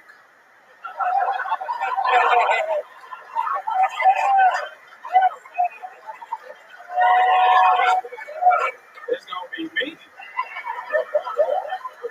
Well, I like buying other new business. I'm still walking around with the same old hoop dick. I get to know when she can have a hand-me-down. Y'all be great. That's my time. Jordan J.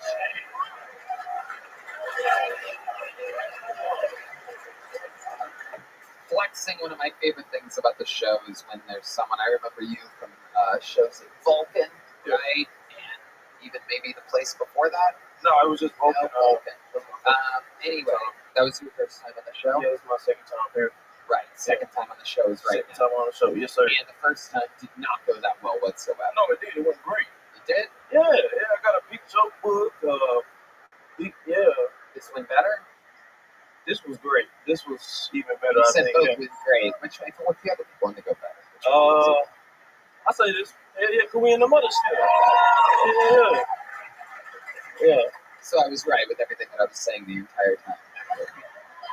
It was the episode Hans Kim got his tattoo. Okay. All right. Yeah. You look like Chucky grew up in Compton. Shout out to Compton. You look like Lana Rose if she took the vaccine.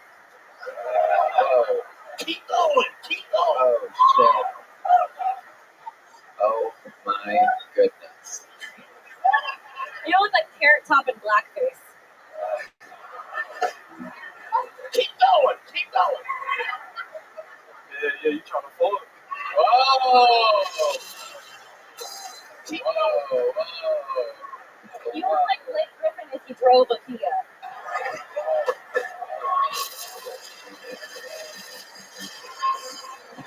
Oh shit! She got a bite of the cheeseburger. That means Jamar loved that joke. That is absolutely incredible. If Blake Griffin drove a Kia, Jordan J, remind us, how long have you been doing stand-up comedy? 2.5 years now. Where are you from? Dallas. Dallas. Yeah. And how long have you been here? 2 weeks. You moved here 2 weeks ago. Yeah, man. Okay. How does it feel? What's changed? Shit, a lot, bro. Like, the pussy down here crazy. It really is. I have to say, I'm just saying, like, the level of beauty in the women in Austin is crazy, and I kind of forgot about it until I've been, not you ladies, I saw you earlier, don't make noise for yourself. But no, it's crazy, I was just in Kansas City on Friday, Indianapolis on Saturday, you see thousands of people at once, at a time, in a day, and then another city the next day, and then you come to the Austin, literally the fucking airport, and you're like, oh, that's right. Yeah. God, it's a whole different thing here. Yeah. Like the hottest people in Kansas City and Indianapolis are monsters here. Monsters. Disgusting. Impossible to look at. And this guy just got hard again. Okay. Jordan J, tell us about your love life. Are you closing with these Austinites? Yeah, man, it's been kind of crazy though lately, man. Cause cause I like sex and shit, and but like I figured out like I like to take showers before sex and then put my underwear on anyways. Hold on a second here. Let's get this order of events correctly here. So you know you're about to have sex with a girl. She's at your place, and you're like, I'm gonna jump in a shower by yourself or with her. Nah, man, solo gotta wash the nuts good. You gotta wash your nuts good. Yes. Okay, and then you put underwear on. Yes. Regardless of, even though if you're just about to jump right into it, you go underwear back on? Yeah, it's the feeling of taking them off. I get that. You know what I'm talking about? And if you shower beforehand, you get to take them off twice. Yeah, it's the pull down, like when your dick hard as fuck, and then the elastic band run across that dick. Yeah. Whoa, this guy's interested all of a sudden. This guy has said nothing all day. That guy's got a fucking cock on him. That's what's happening there. Wow. Secret's out, dude. What's up, dude? You on property? Oh, yeah. Hey, she for sale. Oh, shit. Not for you. Oh, my goodness. This is incredible. Wow. And you're kind of like, what would we consider you? You're white mom, black dad, and you came out kind of red. Yeah. It's weird because if you move the words around in ginger, you get it. Hey. Hold on, let's check in with our senior African American correspondent here. Hey, I'm Jamar Malik, from California. If you switch gender around, there needs to be two G-I-N-G. Oh, hell no. Yeah, going back to Tony Gibbs. Spelling bee champion, Tony. Call him albino. Okay, call him albino. Yeah, man. Yeah. Last I think How I know indeed. Does the carpet match the drapes? Is it yeah. Yeah. It's weird because it goes through like when the seasons change. Like it go from right. Yeah.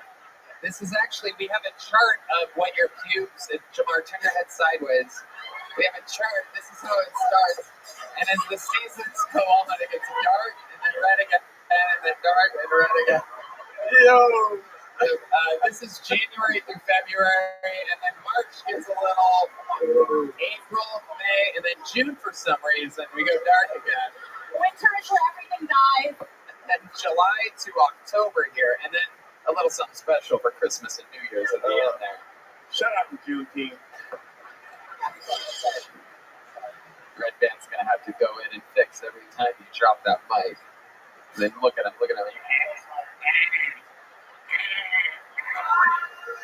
Oh shit. Was he about to play the Lion King shit? Yeah, that's what happens. That's Red Band's version of the N-word. When he gets mad at a black person, he hits that sound effect. Shut up, Jesse Jackson.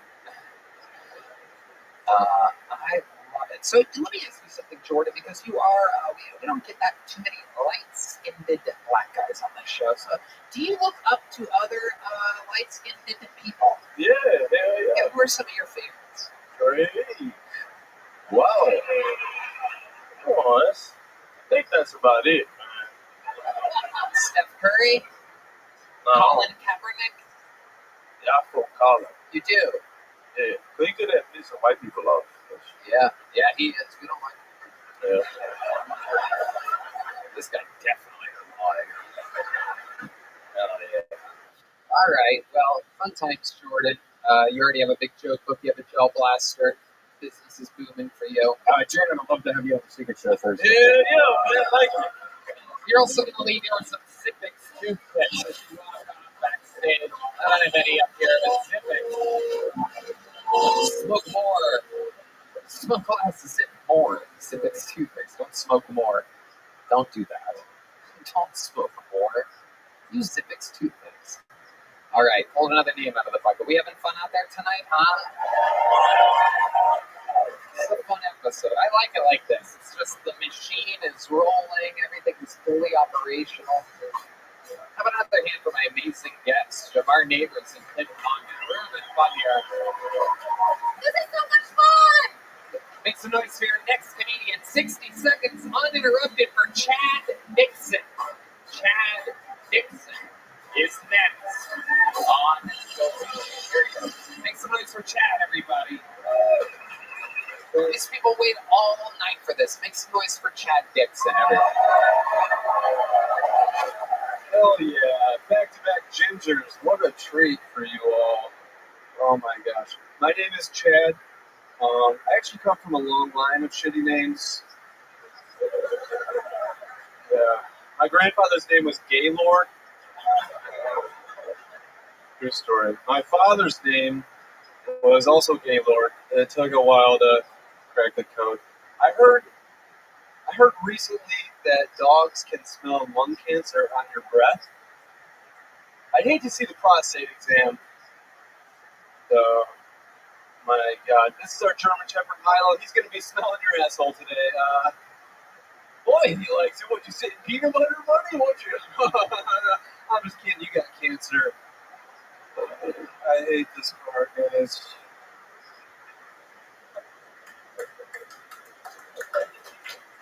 My girlfriend just broke up with me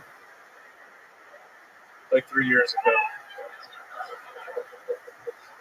Thank you. That's been tough. It's been a tough year. She had the perfect body, perfect body for pass blocking in the NFL. You know what I'm saying? Just calling them out. Okay. Chad Dixon, everybody. Hell yeah, Chad.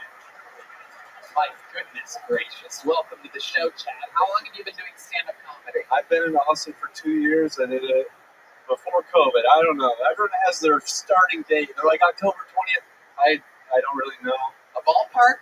I'd say 3. 3 years. Okay. All of it here in Austin.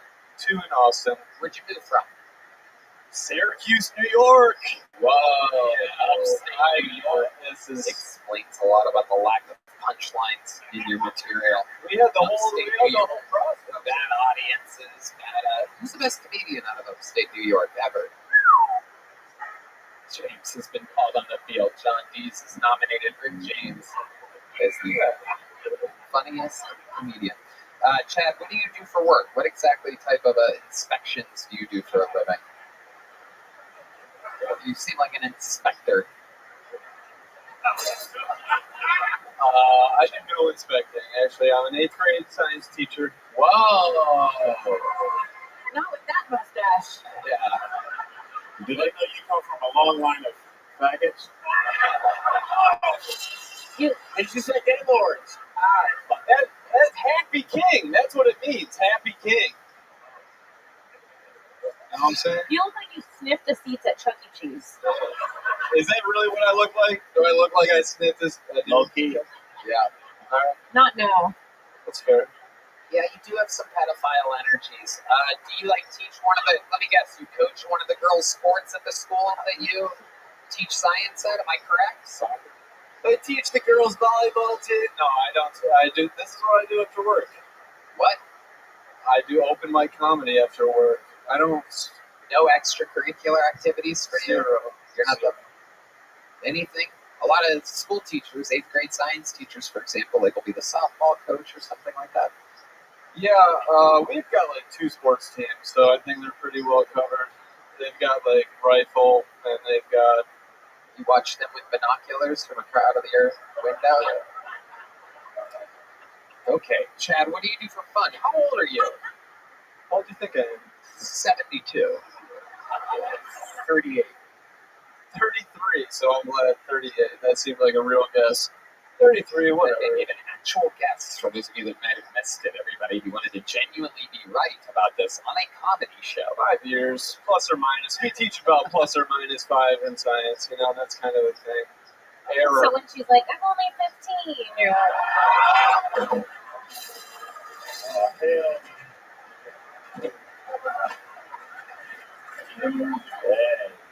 Big pedophile crowd here. Big.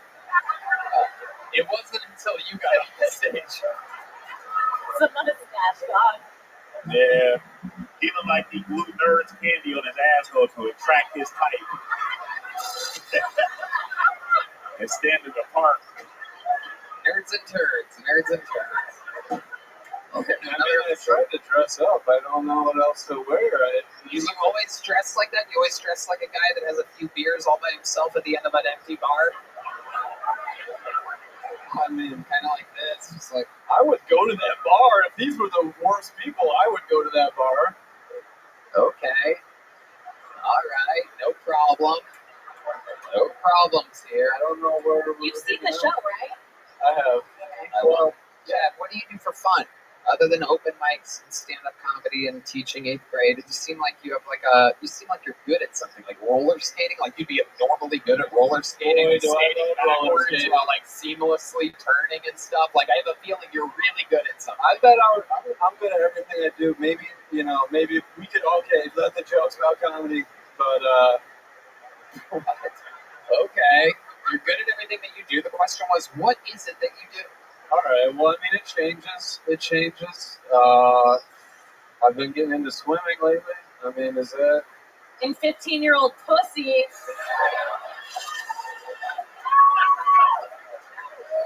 Yeah. Kim has decided you are officially a pedophile. I'm sorry. Thank you for that. Appreciate that. Thank you. So swimming, what kind of swimming are you doing? We're going to Barton Springs. We're freestyling. Whoa. We're going for about 2 minutes hard and then about 8 minutes of when you survival. Hard because there was a 15-year-old there.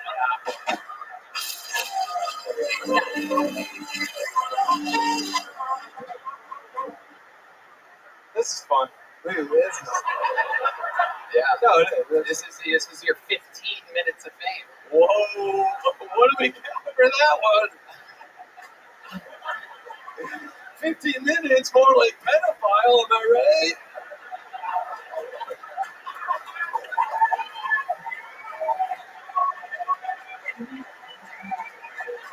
Way to take the ball and run with it, like you do when you're in a playground with 15-year-olds and they chase you back to your room. Just lean into it. You gotta lean into it. This is my path now, guys. We had a clean rap sheet before this, but hey. It is incredible. It is incredible. What kind of car do you drive? 2018 4Runner, and that was after I've had multiple vehicles stolen from Austin. Give it up to Austin police, not finding those vehicles. What vehicles were stolen exactly? One of your dates leave on one of your big wheels?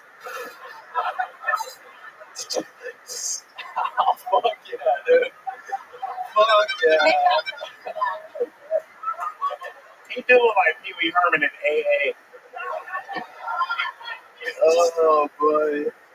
We still want to know the vehicles. Does anyone care really about that? Yeah, what are the vehicles? We want to know. First vehicle I ever bought, Jeep Wrangler. A Barbie Jeep Wrangler. Yeah. The Jeep ain't the only thing. That ain't the only thing. All right, what else? A Jeep Wrangler. And then a vehicle my girlfriend and our Tacoma got stolen. So big Toyota crowd. So I hit pretty hard here. How about Voyager? Any Voyagers? I don't know what a Voyager is. I had a Hyundai Accent for a while. Man. Whoa!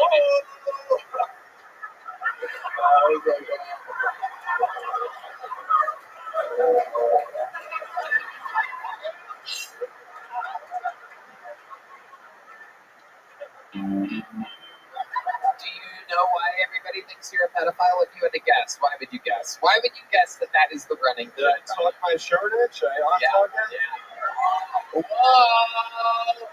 Yeah, look who's about to get some 28-year-old pussy tonight. If you count two 14-year-olds as 28, am I right?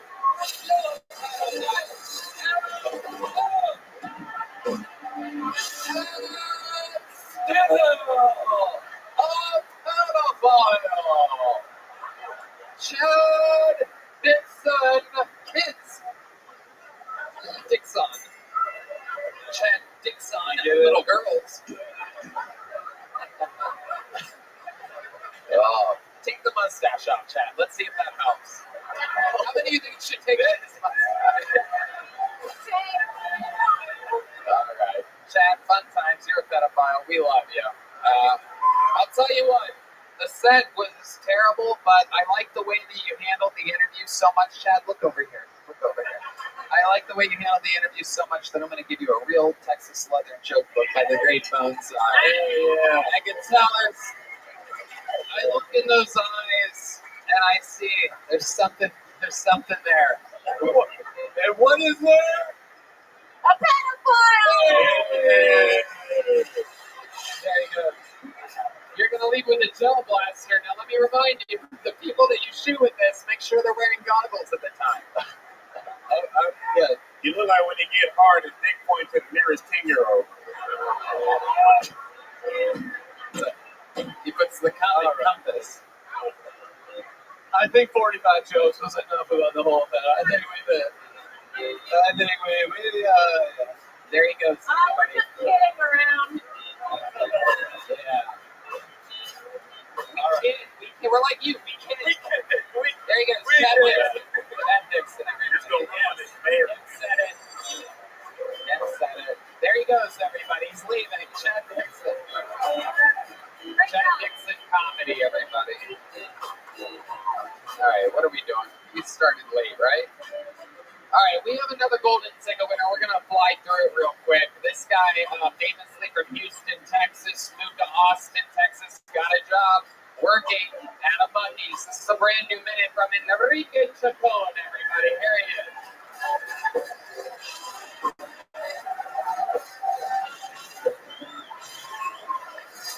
Yo, what's up, motherfuckers? Hell yeah, man, I have a problem. I've been trying to look more like a man recently. So I've been wearing boots and buying shit at the Tractor Supply. I even got a new haircut, man, and honestly, I just ended up looking like Kim Jong-un's sister, bro. Y'all keep laughing, and I'm gonna call my brother, bro. Everybody in this room is gonna starve. My girl's 6'1", half black, half white, right? I'm 5'7" with heels on.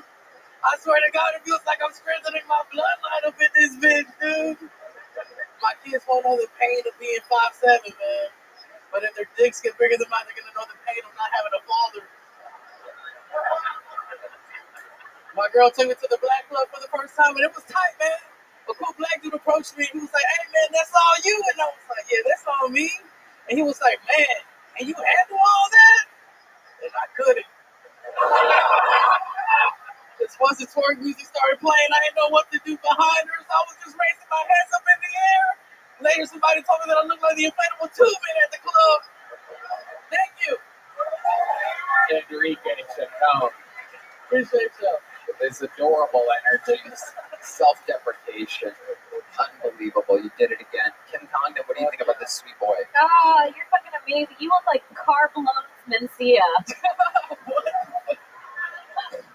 Damn. You look like your mom's OnlyFans is Hurricane Maria. Oh, Yeah, that's because my mom gets wet. Whoa. Make some nice for Kim's mom's wet pussy. That's right. Flip that so I can send it to her. Kim came out of that thing like it was a water slide at 16. No, I like Royce O'Donnell. Fuck, dude. You are adorable, Enrique. You are something else. How's life been going for you? Tell us about it. Pretty good, Tony. I finally got health insurance, bro. Absolutely. Thank you, Lord. Look at this. They know what the fuck I'm talking about, man. I can finally get some glasses, man. Yeah, man. What are you doing with your health insurance? Glasses? I'm gonna get a physical finally, dude. That Physical? Oh, shit. I got bad news for you. You're not gonna be happy. You're sweating right now. That is not good for a physical. It's dope, Tony. Having that insurance card, it almost makes me feel like a citizen, man. This motherfucking heartburn, they gotta call the fire department. Fuck, Jamar, fuck you, Jamar. How a fat nigga wearing skinny jeans? This is crazy. Man, shut up. That is a You thing. look like a hot topic security guard, bro. Shut the fuck Oh up. shit. Oh shit. Give him a bite of your burger. Give him a bite of your burger. Hell yeah. He's been eyeballing it since he got up here. He deserves it. It's the only way I can kill him. I can't deal with jokes. I'm down to go out with His voice sounds like he's talking through a walkie-talkie real loud.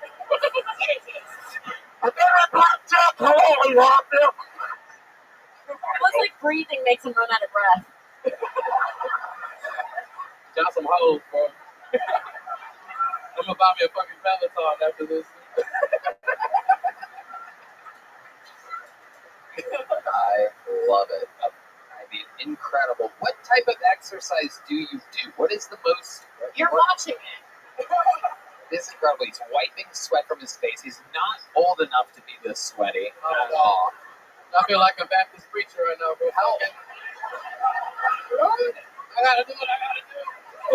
How old are you, Enrique? Oh, I just turned 27. 27 years old, and obviously very high blood pressure. There's a lot going on here. 27, you're adorable, you're super likable, but I mean, it seems like you're in terrible shape. Literally, I'm gonna go back to again. What type of working out do you do in real life? What's the most that you do? Is it really coming up these stairs at the mothership? What is it? It's partly that. So recently I rescued 2 goats, right? You know, for the slaughterhouse. So You rescued 2 goats from the slaughterhouse? From the slaughterhouse, bro. Okay. He likes the tartar. You wrestled 2 goats at a what? The slaughterhouse. I rescued them, 2 of them. You know, they're beautiful goats. So I think that's the most thing I do. I just like scoop your shit up, you know, tend to them, feed them. Where do you keep these goats? I have so me and my girl got a big ass property, right? So I was tired of doing yard work, Tony. I was. So I decided to get some fucking goats, you know. And the goats eat the grass. They do everything. You see these fucking assholes now? Yeah. Wow. Damn. That was in the front. You've been called the N-word by a black guy and an asshole by a Mexican tonight. Welcome to Austin.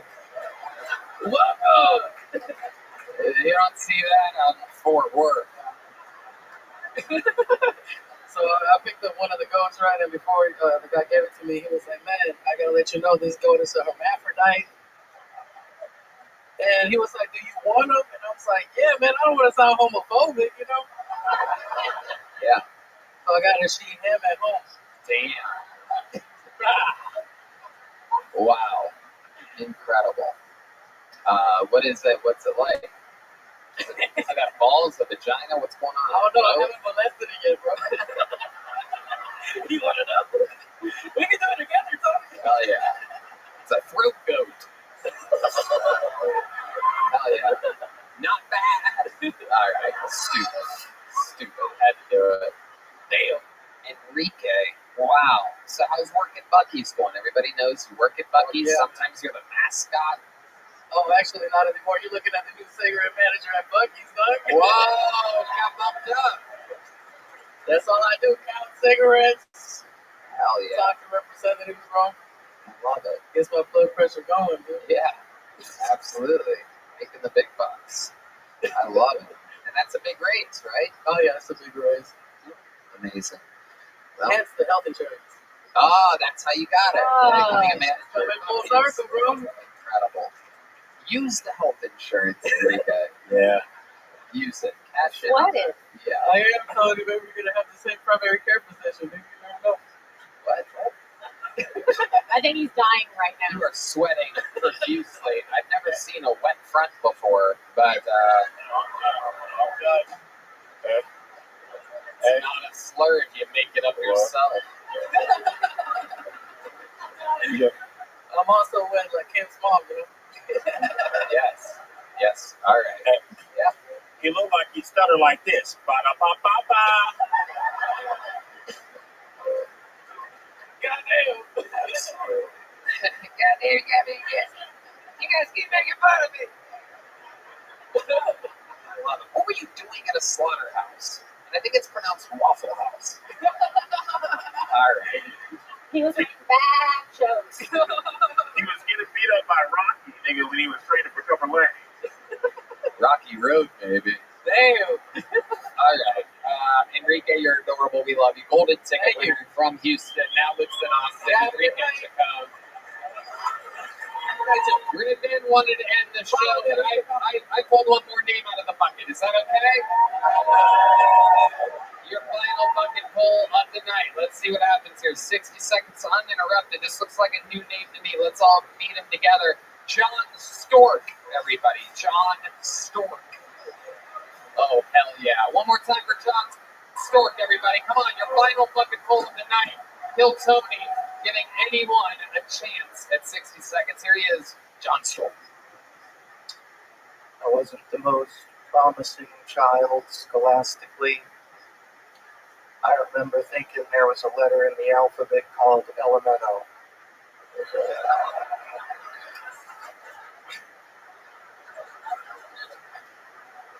For over 10 years, my main gig was being a busker. For those of you who don't know, busker is a fancy word for street performer. And street performer is a fancy word for someone who never graduated from high school. I'm just playing. I never went to high school. I was homeschooled. Went to public school from kindergarten through 5th grade. Then my parents pulled me out because I was weird and didn't fit in. So homeschooling really helped with that.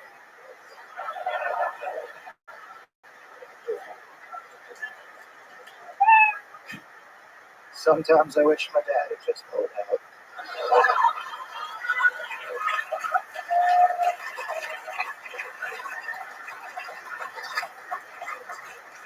Fuck yeah. John Stork, everybody. 60 seconds. And then some. I love it. That was very funny. Thank you. How's it going? How long have you been on stand-up? About 2 years solidly now. 2 years.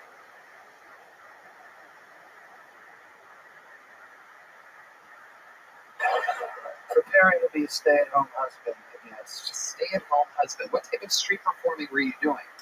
I did an act with acrobatics and fire and handstands. Wow. That kind of jazz. That sounds amazing. What made you stop that? Were you making good money? I was doing okay. I was living in Key West full time, and this hippie kid came in named Benjamin, tried to do a fire show, and he lit himself on fire, and a tourist lady too, and his response was to push her into the ocean, but she couldn't swim. Nobody died, but the city of Key West said no more fire. So. Right. But that sounds like an actual fire fest. Amazing. I wasn't there that night. But what I would give for video of that. You light a lady on fire, throw her in the ocean. She can't swim. Damn. Do you have video of that?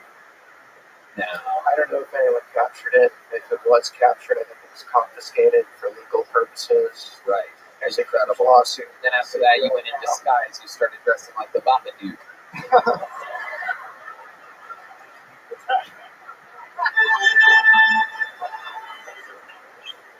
Okay. Stay-at-home husband. This is really something that's happening. Where'd you meet this little lady at? And what kind of hula hoops of fire does she do for a living? She sells insurance, so very different from what I was doing, but she was on vacation in Key West. That's how we met. Nice. She was like, I want the Lucky Charms guy.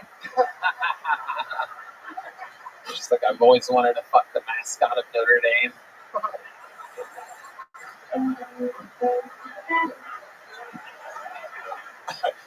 People like the magician that only pull heroin out the hat. Nigga, what you want? Nigga, I got everything. I got the fentanyl shit. I got the lace shit. Stay-at-home husband. And that's in Key West? That's where you live still? No, we live in San Antonio, and that's where she was living. So that's where we moved. That's sad as fuck. San Antonio, not a ton of art there. No, I was trying to busk on the Pearl, and they kicked me out. There was a guy earlier that tried to bust on a kid. 15-year-old to be specific. He was trying to bust a nut. Oh, D, shut up. D Madness in the motherfucking house, giving a lot of funny commentary that you guys don't always get to hear. A lot of oh my gods. All right. So, John Stork, is there any chance you could do like a trick or something if you're such a busker? I mean, okay. Elon Musk over here. You're in Austin now. Can we get some busking music? Do you guys know any good busking? Oh. Hey, oh, here we go. Oh, shit. Hey, let's fucking bust, baby. Whoa. Oh, shit. Wow. Oh, my goodness. Very impressive. Jamar Neighbors has turned it to the Baba Dark.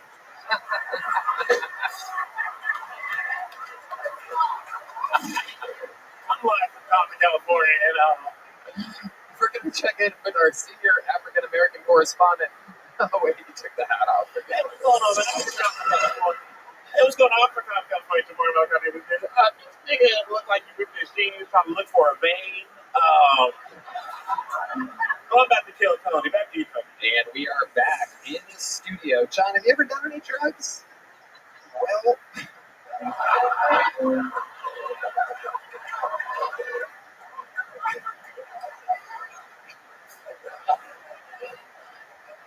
John, I like your style, and I like it a lot. We're going to put a ribbon on this episode. You're going to leave here with a gel blaster and a big joke book. Congratulations. Sign up again sometime. Only an hour drive from San Antonio. Make some noise for John Stork, everybody. There he goes. Got one last one up there. Leaving with a gel blaster, some Zippix toothpicks, and a Bone-Side Kill Tony joke book. And I'm telling you, these things get fucking cooler and cooler every week. It's actually unbelievable. Handcrafted by Bone-Side. They're available at killmerch.com, our unbelievably successful merch store with a lot of cool shit on it, including the currently sold out, restocking Cam Patterson plain white tee that has a tiny red Kill Tony tag at the bottom left corner and comes with a free rock. All right. You guys ready to put a ribbon on this show or what? How many of you have been fans of the show for a long time? Well, ladies and gentlemen, I present to you the man with the record for the most appearances all time on the show, the most interviews all time on the show. The one, the only, the Memphis Strangler, the Vanilla Gorilla, the Sarsaparilla Thrilla in Manila, the Big Red Machine, William Montgomery, everybody.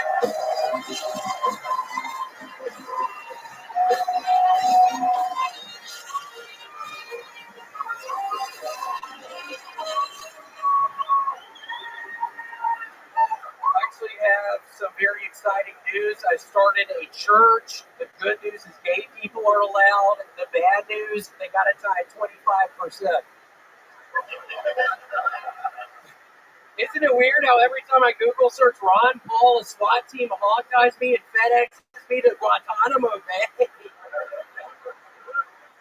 3 buddies went to check into a La Quinta Inn in Nashville this past week and ended up managing the hotel for hours after they discovered no one was working there. I actually have a confession. I was actually selling the employee Xanax bars out of room 217 and they all blacked out. I never gonna stop selling Xanax bars out of room 217. It has come out that comedian Hassan Minhaj has been lying about being the victim of racism for years to remain relevant. From a white girl dumping him in high school to people sending him anthrax. Now I'm starting to question whether he was actually raped by Russell Brand. Okay, that's my time. Thank you. 1 minute, 9 seconds for the veteran. Not only this show, but obviously the Civil War, William Montgomery. Absolutely incredible. You did it again. Love the joke at the end, making fun of 2 comedians at once. Jamar and I started stand-up with Hassan Minhaj. Do you remember that? Yeah, he used to pull up at Marty. Shit, Marty used to say, Yeah, it was barely a comedy club. It was really some dude's like living room that really wanted, I don't know, what do you think? He inherited money or something like that? all I know is he raped bitches on that couch, and that wasn't good. He did? Marty? Probably.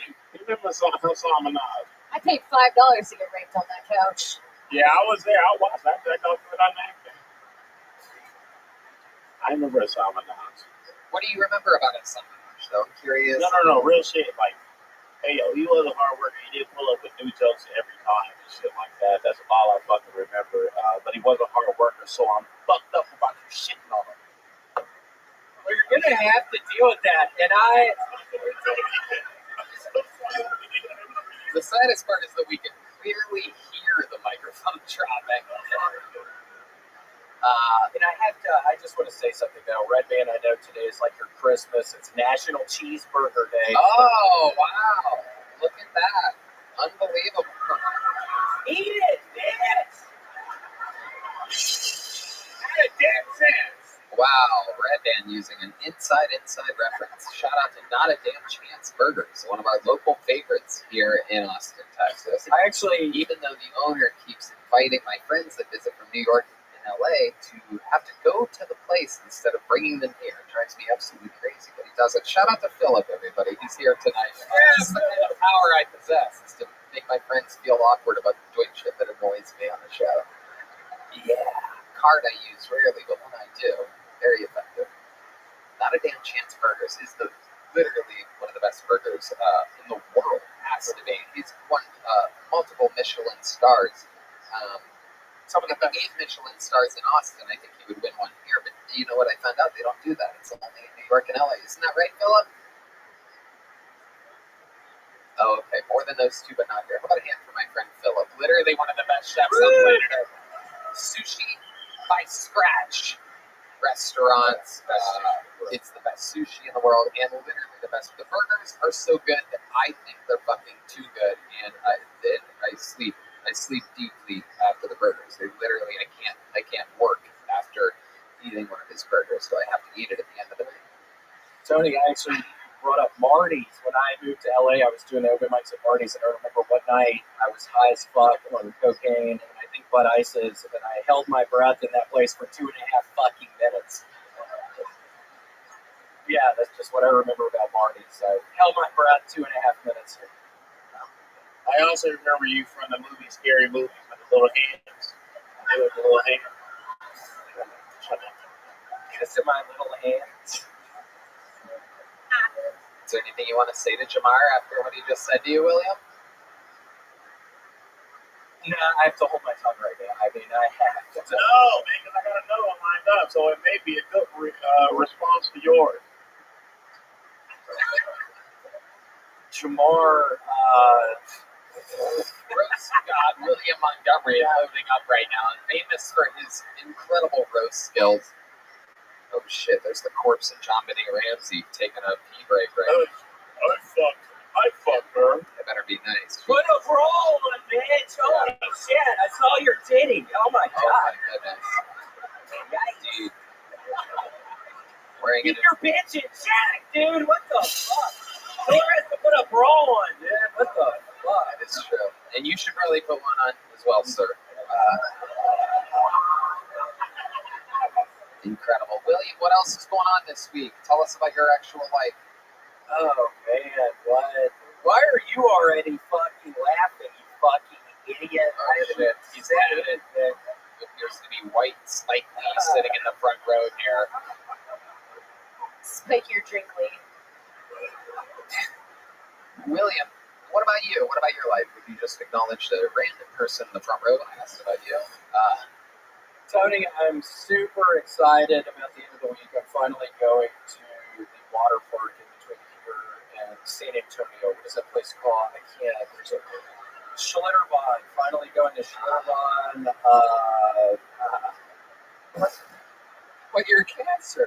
Like, aren't you not supposed to be in the sun? Red Band bringing up skin cancer. Here we go. Comedy Lord Red Band bringing up Williams. I actually have to go back to the dermatologist. I think I have fucking skin cancer now, right by my nose. Why are you laughing, you fucking idiot? I'm not even kidding. Really? So I hope I look really cool with a big scar on my face, because I'm about to have a big scar when I have to remove it. So I've been dealing with that, Tony. I mean, I'm trying to have fun. I'm trying to have a really good time at Schlitterbahn at the end of the week. But all I can think about is I think you have comedy cancer. Whoa! Wait, Wow, him taking a shot at one of the most beloved characters in the history of the show. This is incredible. This is the moment we've all been waiting for. William eyeballing her, looking her up and down. Anything can happen right now. I think you got cancer in your butt, bitch. Oh! What do you mean I can't roast people, Tony? And Jamar, I think you have cancer all over your skin, dude. Whoa! William Montgomery beard is red because he combed it with the comb he killed a prostitute with. Okay. My guests are done for the night. Your job here is done. You know, I've been hearing, though, on the road with you, Tony, that William's just been destroying every single one of your shows, though. Like, he's been, like, killing it. Yes. It's one of the top young rising comedians in the world. And we wouldn't have it any other way. You look like it retired. Oh my goodness. Look at the wheels turning over here. And like George Washington toilet. Oh. I'm gonna go take a George Washington's toilet. Oh my God. All right. William, tell us a little bit more before we get out of here. Let's put a ribbon on this. Tell us something that you're passionate about this week.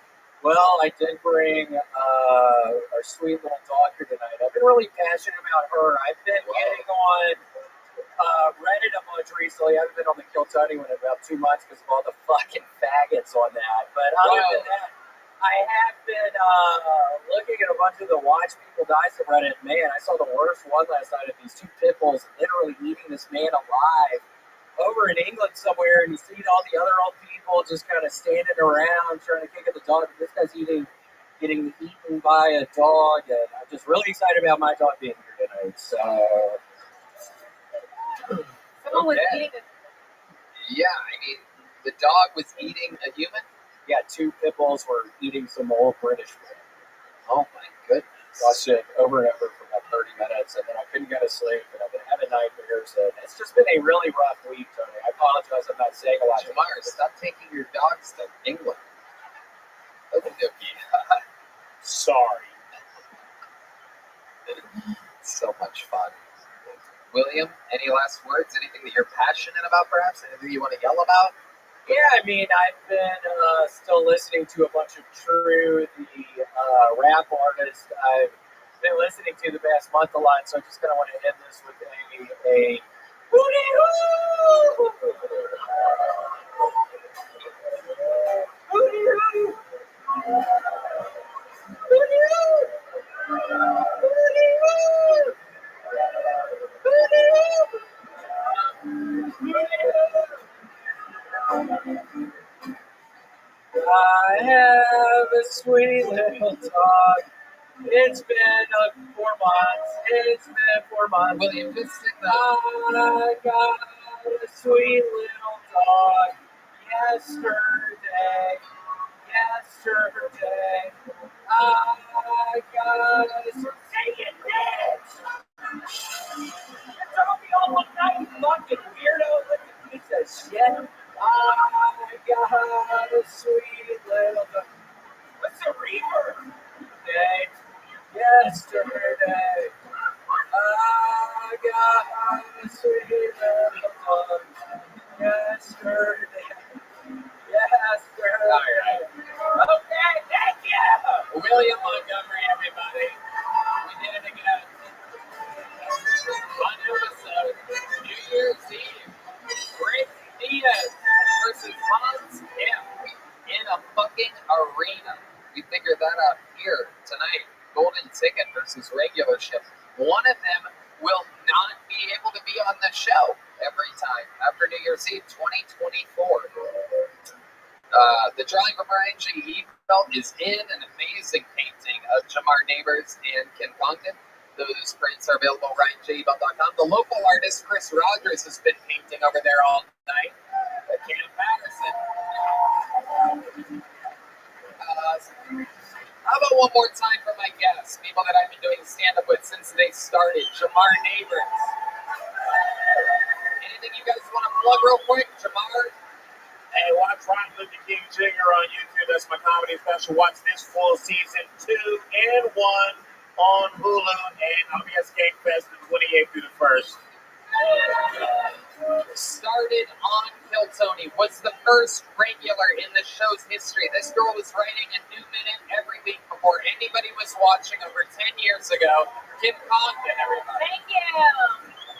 Thank you. Check out my podcast, This Bitch with Sarah Weincheck, my solo podcast, The Kim Congdon Takeover, KimCongdon.com for show dates. Thank you, guys. How about one more time for the best damn band in the land, the Kill Tony band, the great Michael Gonzalez on the drums, Paul Bieber on the horns, Ben Bueling on the electric guitar, John Pease on the keys, and the great D Madness on the bass guitar. We did it again, another very, very fun episode. SunsetStripATX.com. Love you guys. Yes, absolutely. Shell Blaster, Red Rose, Yellow Rose, Hall Law Firm, Connect Mobile Health, Austin Security Guard Service, CM Smokehouse, and Screwball Peanut Butter Whiskey. Live audience, thank you guys so much. We love you guys. Good night, everybody. Thank you. Some exclusive Kill Tony merch available on your way out if you want it. Thank y'all. We love you. Good night, everybody. Make some noise one more time for the mothership and yourselves. Let's get the fuck out of here.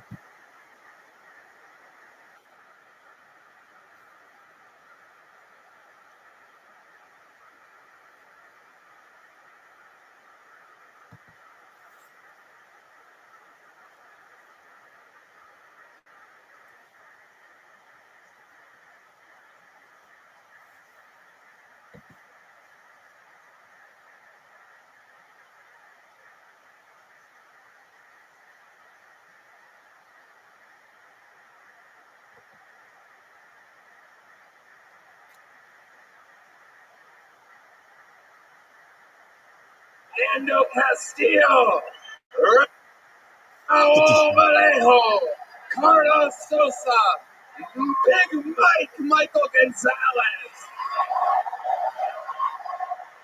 Matt Bueling on the electric, John Bees on the keys, and right there, he thinks he's in Austin still. That is the one and only D Madness on the bass guitar. No reaction. No reaction. D, you don't even smile. You got fucking 15,000 people going crazy. You're sitting there with a straight face. There you are, you son of a bitch. How about one more time for our little opening act, our little crowd warm-up? Winona Chud. What kind of fucking dreamland are we in? We might stay here. Let's. Why don't we do a residency in Nashville for a while, huh? Amanda Jean rolling on the beautiful fucking national anthem. We are here in the United States of America, ladies and gentlemen. What a time to be alive. The #1 live podcast in the world is here at Bridgestone Arena. Thank you so much for being here. We're going to have so much goddamn fun. Before we get started, here's a little bit more from the amazing sponsors that made it all possible. This podcast is sponsored by Blue Chew. Guys, have better sex with Blue Chew. Blue Chew is the original brand offering chewable tablets for better sex. And starting now, Blue Chew is offering a combo so strong it'll knock your socks off and your neighbor's socks off. You'll have to move towns with the amount of noise you'll be making. Blue Chew Max has arrived, and it combines the active ingredients of Viagra and Cialis into one chewable. The combo acts fast, and let me tell you guys, be ready. When she needs it, make it your first month of Blue Chew free. Great sex is a few clicks away. Sign up at BlueChew.com. Consult with one of their licensed medical providers, and once you're approved, you'll receive your prescription within days. Make life easier by getting harder and discover your options at BlueChew.com. And we've got a special deal for our listeners. Try your first month of Blue Chew free when you use promo code Tony. Just pay $5 shipping. That's promo code Tony. Visit BlueChew.com for more details and important safety information. And we thank Blue Chew for sponsoring the podcast. Who's ready to start tonight's fucking show, huh? Well. You know, we have two totally different shows between tonight and tomorrow night. Not easy to select, not easy to decide exactly who you're going to have on a Friday night in Nashville. And I got to tell you, I don't think I could have possibly have booked this fucking thing any better and any cooler. You are in for a treat. Ladies and gentlemen, your first guest who's going to be with us all night, one of the best comedians in the world, a sniper, a genius. You know him, you love him. Make some fucking noise for the great and powerful Mark Norman.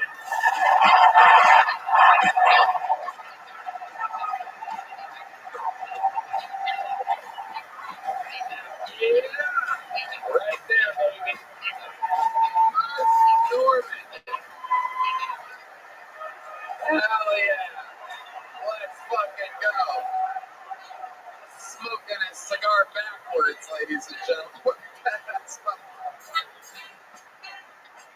Well, you might as well stay up, because I'm warning you right fucking now, this roof is about to explode.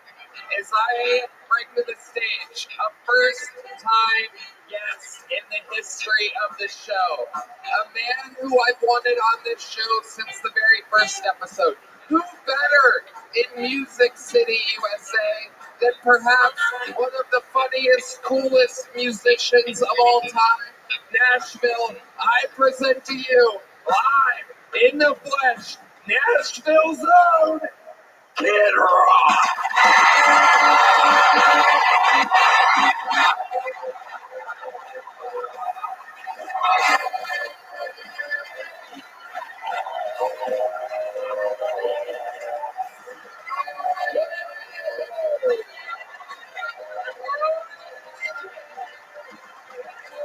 It's about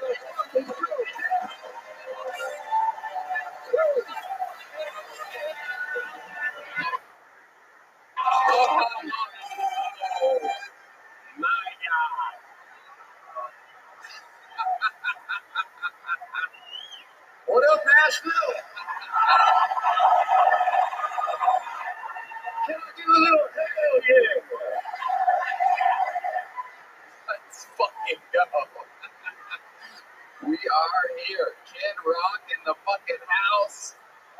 An amazing time is about to be had in beautiful Nashville, Tennessee. Kid Rock, Mark Norman, you guys know how it works. Over 200 human beings signed up for the chance to be selected out of this bucket. They get 60 seconds on the stage. You know their time is up and you hear the sound of a kitten. That means they have to wrap it up then, or else they bring out the angry West Hollywood bear, which brutally interrupts them. I conduct an interview. We have some fun. We meet them all at once. The whole thing's improvised. Anything can happen. Who's ready to start tonight's fucking show? I have selected the first bucket full of the night. While we go wrangle them, I have one of our great golden ticket winners ready to get us started with a brand new minute. By great golden ticket winner, I mean perhaps the greatest golden ticket winner in the history of the show. Ladies and gentlemen, on an absolute hot streak, to get us started tonight, this is the unstoppable force known as Martin Phillips.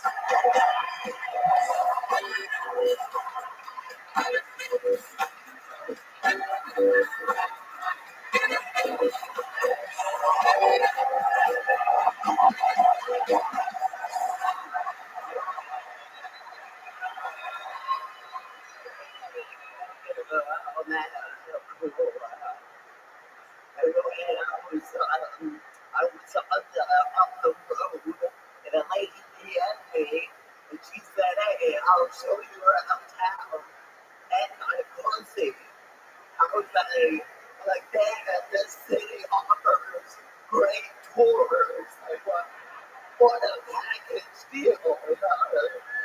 That's the way the city, you know, you might be searching this out." I would advocate for smoking during pregnancy because those monsters are really cool too, you know. And we see a messed up kid who maybe his parents are chill, you know, let them stream. When I was a kid, the tooth fairy was coming, so I put my grandmother's dentures underneath my pillow with a note that said, "Here's a full set. Pay him a bitch." I put in the guns. Martin Phillips getting us started here tonight. I love it, Martin. This is a very special look. Oh man, I'm a cowboy, baby.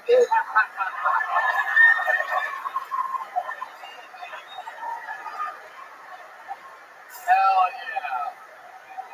I fucking love it. You look like if Brokeback Mountain had an actual broken back.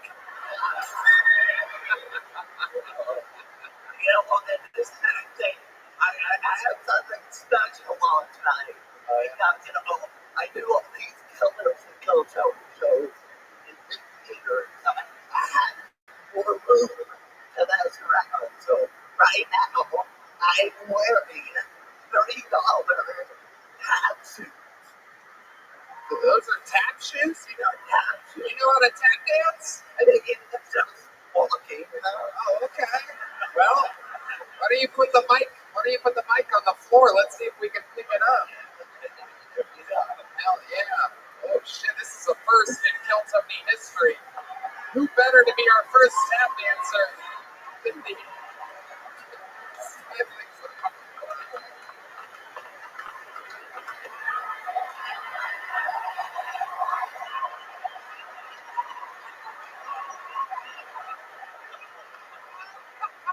It's that easy to do. unbelievable.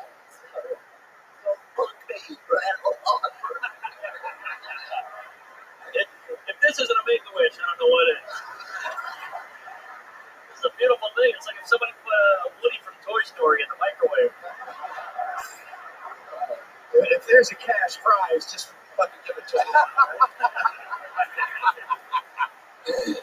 Oh, I love it. Martin, you're enjoying Nashville? Yeah, it's cool. I just got here this afternoon. Jesus. You got thrown right into the vortex, huh? Yeah, I just jumped in. You know, we're talking with that. This whole outfit's also very hot. Very uncomfortable, actually. I'll tell you what, you wear that outfit, go right down the street here to Kid Rock's, I'll have waiting for you. You go in there, drinks turn on me, and you crush as much pussy as you want today.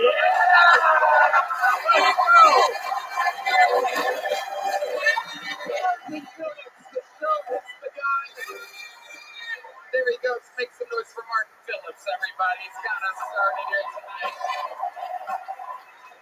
That's the guy. Martin Phillips.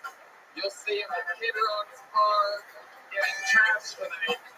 If you're wondering what he's like when he's trashed, he walks exactly the same. There's no way to know. Hello, everyone. You know, sometimes life throws a little roast your way. Maybe it's a Google review that has you looking like a villain, a mugshot you wish never happened, or a negative article that's haunting you like an ex at a party. That's where Net Reputation comes in. They specialize in cleaning up your online messes so you can focus on what really matters. Roasting, joking, and, you know, just having fun. So if your Google search results look like a dumpster fire, let Net Reputation put out the flames. Whether it's a negative review or an embarrassing article, they'll help you bury that stuff faster than I can bury a heckler. Visit netreputation.com, where they'll make sure the only thing that shows up when people search your name is that you're a genius, not that one time you tried to sing at karaoke. Net Reputation. Check it out right now. Uh-oh. There she is, ladies and gentlemen. We spared no expense for Nashville, Tennessee. That is indeed Heidi, live in the flesh.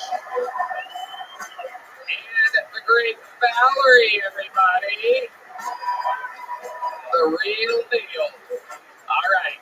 It is time for your first true bucket pull of the night, ladies and gentlemen. We're going to meet somebody here in an arena for the first time in Nashville history on Kiltony. And the first bucket pull tonight goes by the name of Patrick Callahan.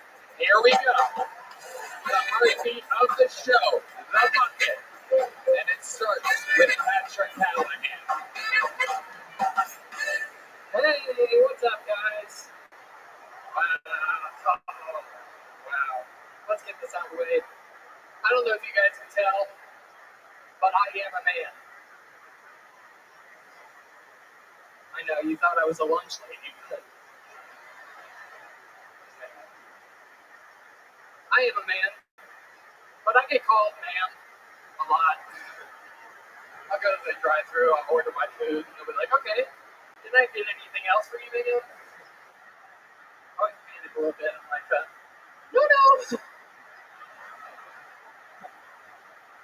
I get up to the window, they're looking at me all confused. They're like, I thought you were a lady. I'm like, yeah, she's in the trunk. I got here in Nashville yesterday, and I smoked some weed. So, yeah. And I've had the best meal of my entire life. You guys ever tried bread? You ever toasted it? Alright, that's me. That's it. Alright. Patrick Callahan. Here you are. That's it. You're in it. A big house in the big house. Hi, Mom. Hell yeah. What's up, buddy? Does your mom look exactly like you? She does. It's kind of...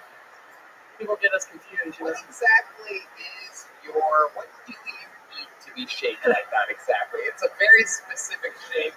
You have the arms of a normal-sized man. You have the kind of head and neck of a normal-sized guy. And even the chest, I dare say, is normal-sized. And then all of a sudden, it gets crazy. Are you preggers? This is what happens when you lose like 100 pounds twice and then gain it back twice.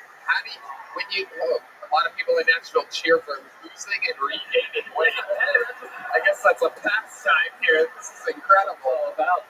Oh my goodness. This is incredible. So how do you lose the weight? I don't know. Let's start with gaining the weight.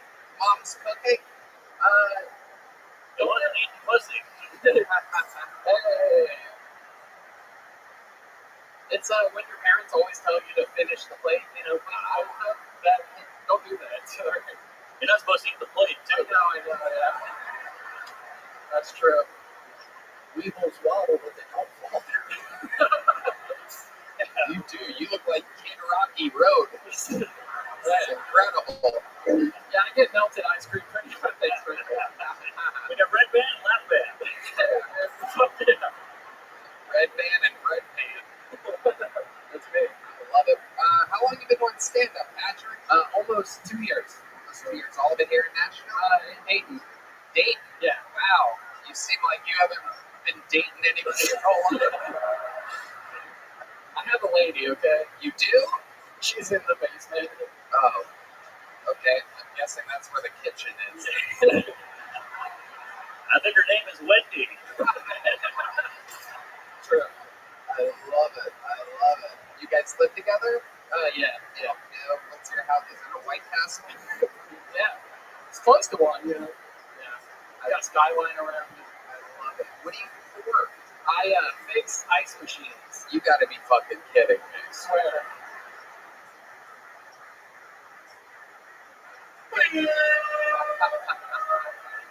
Pretty cool, right? Amazing. Wow. How long have you been doing that for? 10 years. 10 years fixing ice machines. It's sad, yeah. Alright. Wow. What do you do for fun? I don't know. I make a lot of, I produce like podcasts and stuff. Trying to be red band, Oh, wow. You set your standards very high. Amazing. So you fart sometimes? Like you're saying? Sometimes, yeah. I have a cool soundboard. Incredible. Do you have any special skills and talents? You just found out Martin Phillips can kind of do things. I can whistle like a train. That's kind of cool. Oh, let's hear that. All right. Terrible. All right. Fuck me.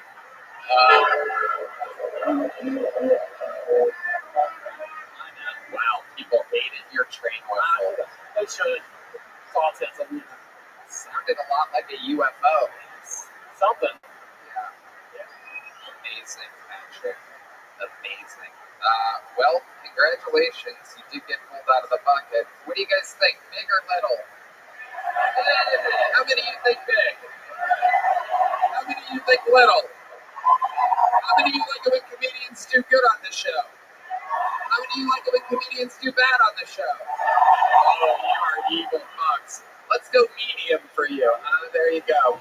It's his first time. Oh, no. It's his first time ever getting a medium.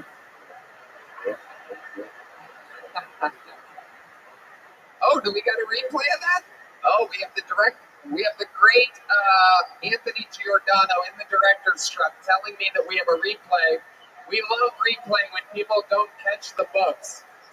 Oh, there it is, right off his hands. Let's see it there. Play a little, give me a little goofy horn on this. Here it comes, the moment of a lifetime in an arena. Oh my goodness gracious. Wow, look at that. If only it was that hard to catch diabetes. This podcast is sponsored by Prize Picks. Cash in on the basketball playoffs with Prize Picks. Don't miss your last chance to add your favorite players from the court to your Prize Picks lineups. Whether it's points, rebounds, or assists, take your pick of more or less for your shot to win up to 2,000 times your cash today. Prize Picks also offers weekly promotions that can lead to big payouts like Taco Tuesday. Each Tuesday, Prize Picks discounts select player projections up to 25% to provide even more value to your lineups. Think LeBron James will get more than 24 points? Giannis for more than 35 points? Cook up hot takes with your friends and win real money this basketball season when you run and your crew run your game on Prize Picks. A red band. Tony, I love Prize Picks as much as I love basketball, almost as much. The basketball playoffs. Yeah, the playoffs are my favorite. Yeah, the best. This week on Prize Picks, I'm selecting Luka Doncic for more than 28 points and Jason Tatum for more than 8 rebounds. Ooh, how exciting. That's a killer lineup, right, man? I'm personally selecting Nikola Jokic for more than 25 points and Jaylen Brown for more than 4 assists. Did you know you could turn your playoff hot takes into tickets to basketball's championship series? Starting with the play-in round, every lineup you make on Prize Picks will enter you in the Takes 2 Tickets sweepstakes, which could get you a +1 on a VIP trip to the ship. So download the app today and use code TONY to get $50 instantly after you play your first $5 lineup. That's code TONY to get $50 instantly after you play your first $5 lineup. Prize Picks, run your game. Hello there. This podcast is sponsored by Nick. Look, you've heard us talk about Nick. They've taken nicotine pouches to the next level. They're the only pouches that we use these days. My favorite flavor is citrus ice by a mile. Nick is a step ahead above the other pouches. They use the best ingredients for a cleaner, more refined experience. They're made with natural coconut fiber instead of wood pulp for a smoother, better experience that won't hurt your gums.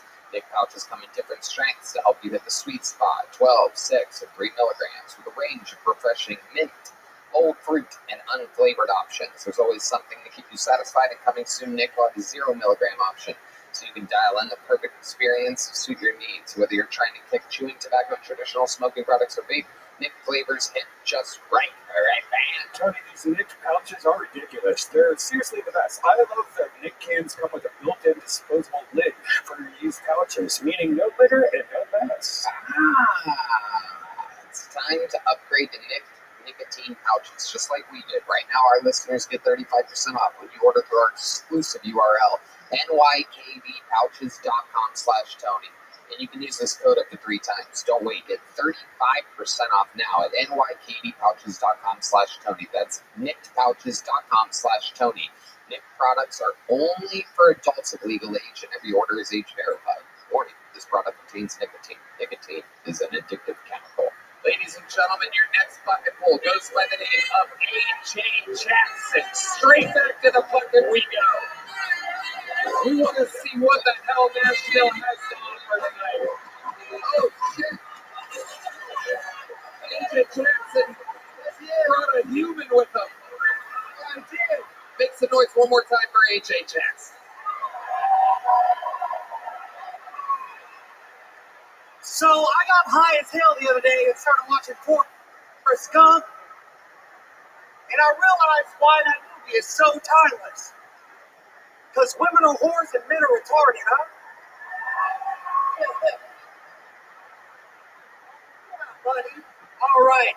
So I'm a 90s baby. I'm a big fan of the Mighty Morphin Power Rangers. I think the Power Rangers are badass, huh? Y'all know what else is badass? Abortion! Hell yeah, I think abortion clinics are stealing the Power Rangers' thunder.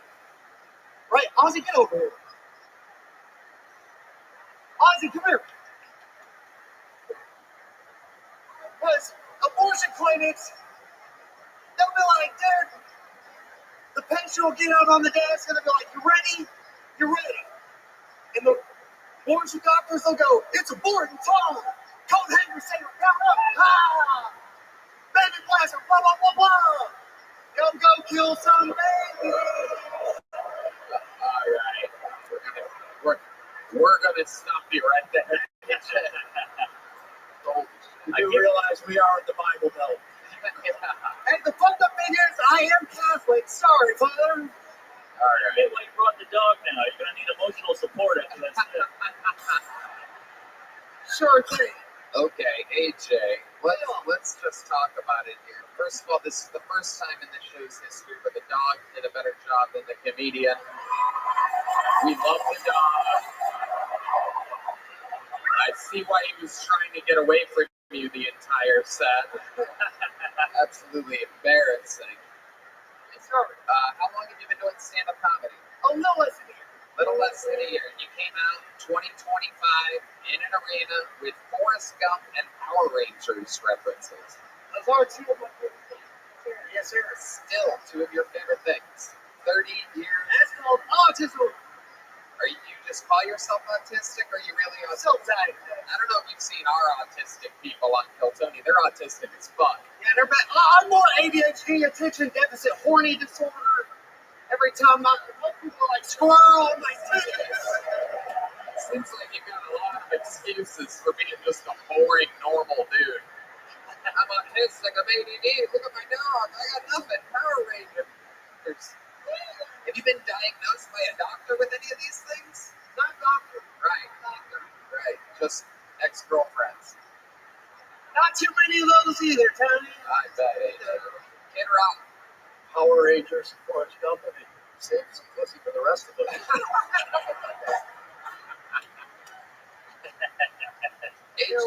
AJ, what do you do for work? So, I'm kind of unemployed, if you couldn't tell. Okay. Guys, save your booze until I ask for them. This is psychotic, just constantly boo. No, I just moved to Nashville about a month ago. From where? Tulsa, Oklahoma. Okay. I really can't help you. I'm trying to get them to not boo you. Every single thing you say is terrible to say. There's nothing good about Tulsa. I get it. Do you like country music?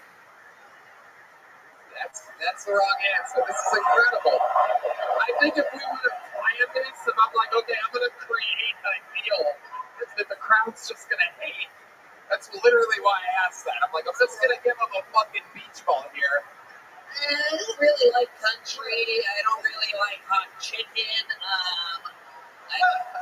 I don't like rainy nights and temperate days. Can we at least give him a plot for the dog? Don't fucking. So creepy for you to literally spell it out like that. Yeah, What's the deal with the dog? Is this just.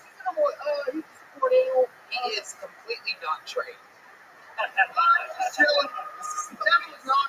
He's adorable. We love him. Everybody loves him. We kind of want to save him from you. But he is not an emotional support animal. Yeah, he's just like his daddy, I guess. Wow. I think that's a bomb sniffing dog. I wonder if as long as there's peanut butter on there. I wonder if he'll catch the little joke book. Do you think can a dog like catch things? Does it ever catch anything? If I hit the dog in the face with the joke book, I'm gonna feel bad. Ozzy, look. Ozzy. Marshall. Ozzy. This dog. Ozzy, look over here. Oh my god. Have you ever taken this thing on a fucking airplane before? Well, it's never an airplane. You're gonna be terrified. There's 20,000 people there. Hey, Ozzy, look. He knows how to pose for the camera. This is the least trained dog I've ever seen in my entire life. I've seen Costa Rican street dogs that are better trained than this thing. Hey, look at this. The bounty hunter was All right, you take it. Ready? Boom. What? Wow, you got it. I did one thing right. Poor dog. AJ, get the fuck out of here. You don't get to fucking fist bump Kid Rock after that. Okay, so let's have a quick chat real quick. Save the booze for when they really, really, really, really deserve them. Granted, AJ deserved it, but goddamn. See? Sweet Heidi, like a piece of ginger in between rotten sushi bites, just cleanses the room like a sage princess. All right, you guys ready for bucket pool number 3? Yeah. Okay, but don't do until the 60 seconds is up. Deal? There's some people booing me saying don't do. It's pretty crazy. But all right, here we go. Remember, if you boo the whole time, the rest of the world's going to make fun of your city for being a shitty audience, and you don't want that. Little insider trading information. Okay, you can boo if you want to. We get paid the same amount no matter how much you do. Ladies and gentlemen, your third bucket poll goes by the name of Ryan Adam. Ryan Adam. Come on, we gotta get a good bucket poll out of here.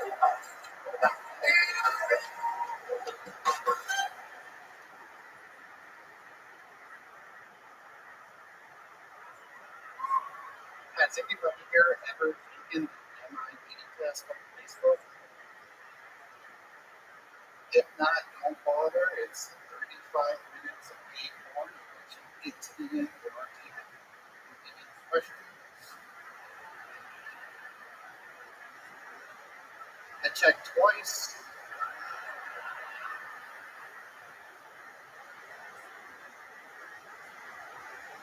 My grandpa, he used to babysit me, but now I babysit him. I took him to buy some groceries. And in the middle of the aisle, he goes, $5 for a bag of Doritos. Back in my day, I could get my dick sucked for $1.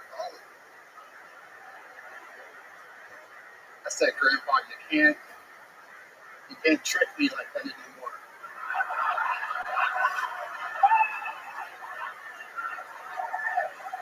There we go. Look at that. Look at that. An amazing set. Ryan Adam has arrived in the Kilsoni universe. Yes, sir. I love it. You stayed in the pocket. There were 10 retards that still tried to move during your setup at the top of the set. You plowed through it. You hit your punchlines. You killed it. You did it. Our first good bucket pull of the night, Ryan Adam. Incredible, Ryan. How long have you been doing stand-up? I'm going on 7 years. 7 years. Perfect. All of it here in Nashville? I'm from Atlanta. I drove up here today. I love it. Congratulations. That's For my birthday. It's your birthday today? Happy birthday, buddy. Oh, yeah. How old are you today? I can't tell if you're 17 or 48. I'm 30. Oh, that's 30. What do you do for work, Ryan? I'm a restaurant manager full-time and I work at a sex shop part-time. Ooh. Yeah. Selling dildos. Yeah. Is there anything new on the market coming up in the sex shop? Any state-of-the-art technology we should know about? Yeah, we got one that's called the Showstopper. Ooh. What's that? I mean, I have one in my ass right now, but tell the crowd what it is. It's just like a giant, dildo, and it has like an air suction control, old jackrabbit thing on it. Air suction. Showstopper. That's what we used to call a rape whistle. It's funny to actually have this. Like the whole thing sucks out though. Like it comes out of the shell too easily. Well, it's like a little air pulse jackrabbit thing. We just got those on the shelf. They're like little, like vibrates, but it's just like, it sucks and it pushes air out real fast. You really have one of these? Shut the fuck up. What do you do with it? I used it once, but like I said, What did you use on your butt? no. It's a. Are you talking about the suction? Never mind. He's not even paying attention. So, Red man appropriately wearing his Predator shirt. In honor of Russell Brand. hell yeah. The number 17-ish. Okay, very good. All right, Red Band. He also looks like the goalie from the Big Green right now. So. Okay, so Ryan Adam, let's talk about it. You're born and raised in Atlanta? In Atlanta, yeah, about like 30 minutes south. But pretty much Atlanta. Okay. And what do you do for fun? You got a girlfriend, a boyfriend? Are you really gay? I'm not really gay, but I do have a fiance. And she's great. For fun, I like to ride my dirt bikes. That's about it. I like to go moto camping where I go out in the woods with my dirt bike and set up a little camp and stay out there for a couple points. Hell yeah. And then comedy. Fun fact, every bike's a dirt bike if you use the showstopper right beforehand. Old muddy trails.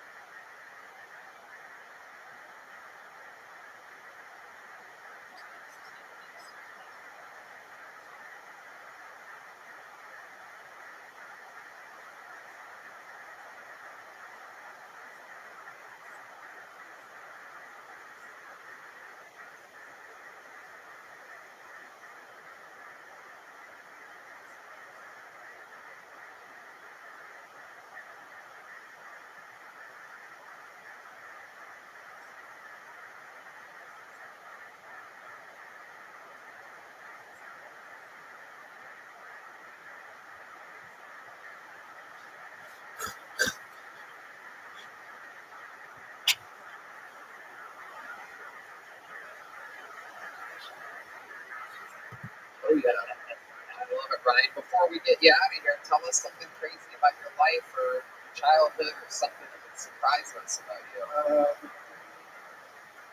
My childhood. My dad was really big on math. When I was a kid. Wow, a huge pop in Nashville for crystal meth, ladies and gentlemen. Crystal meth. You can't even make it up.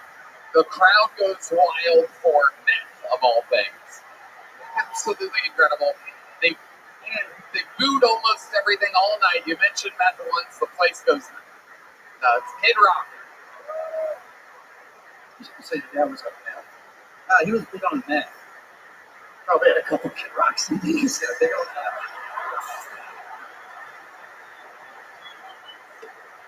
He was also a preacher too, a Baptist preacher. Whoa!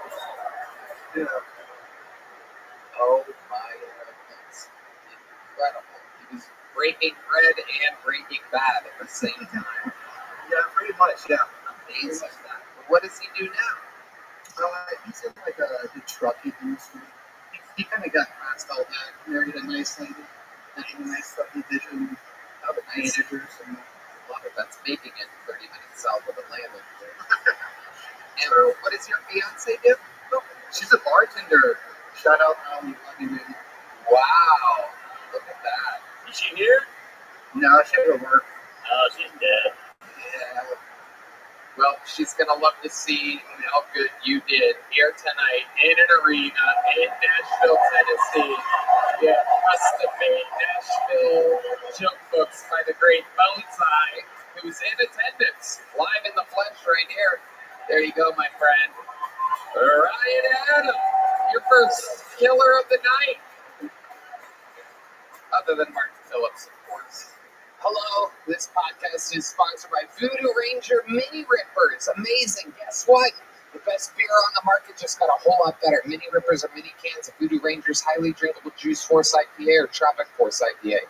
These mini cans deliver a quick, impactful hit at 9.5% ABV and are great for moderation, storage, portability, and convenience. And Tony, I love Voodoo Ranger Mini Rippers. You need to try them if you like your beer staying cold down to the last sip.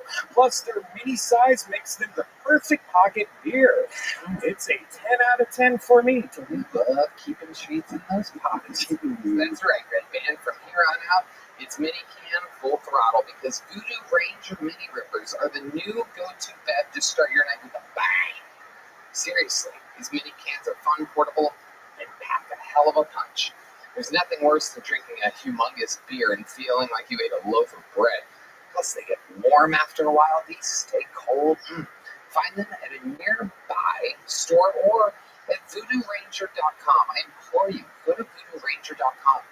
This podcast is sponsored by TalkSpace. You know, therapy can be costly, but TalkSpace is affordable and in-network with most insurance providers. Did you know that most insured members have a $0 copay?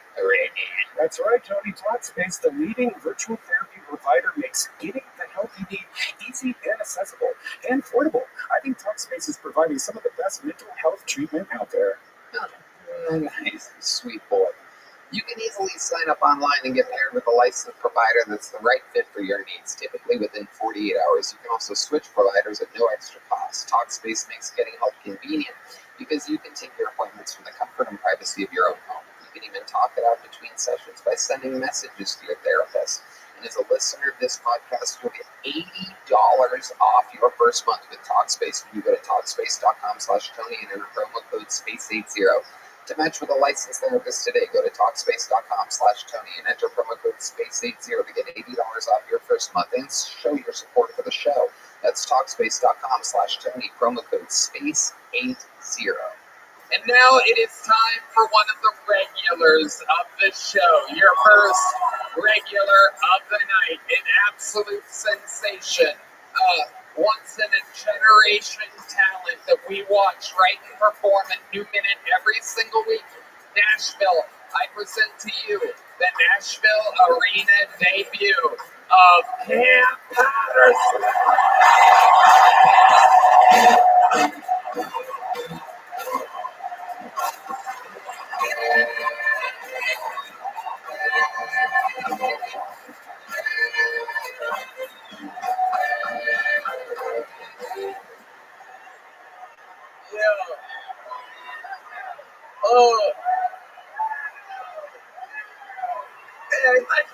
Thank you.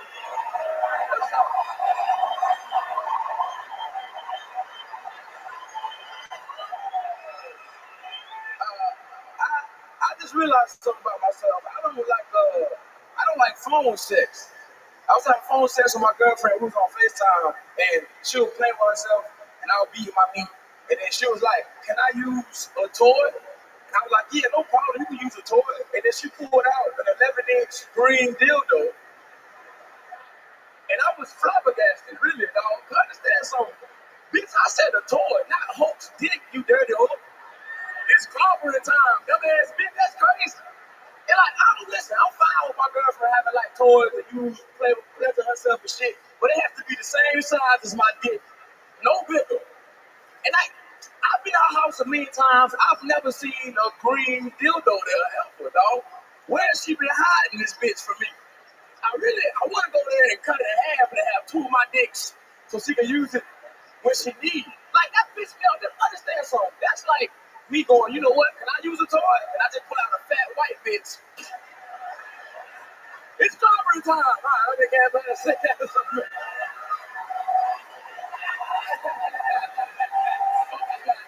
Hilarious. Hey, Tony, wait, I got something. Oh, yeah? You know how I failed the last time? What a drink with? You drink it?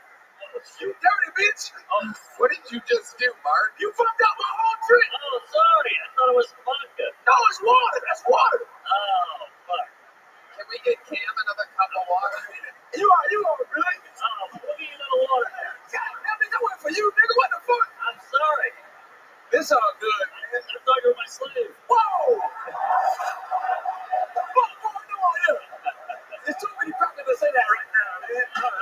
I mean, in his defense, we've never seen you dress quite so slavey before. Listen, wait a minute. This is a whole new look. Wait a minute. You came out with OJ's glove on your head.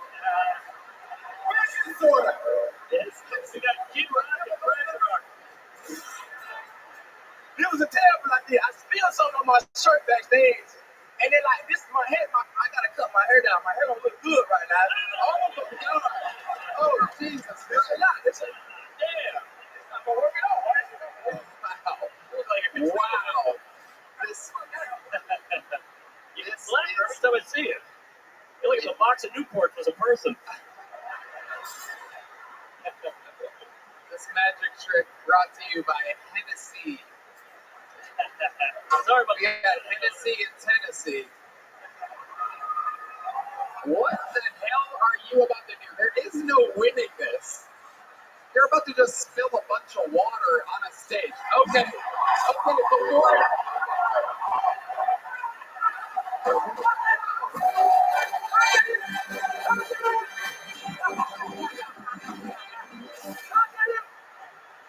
Is incredible. Nigga, science, nigga. Wow. Real nice science guy. Real nice science guy.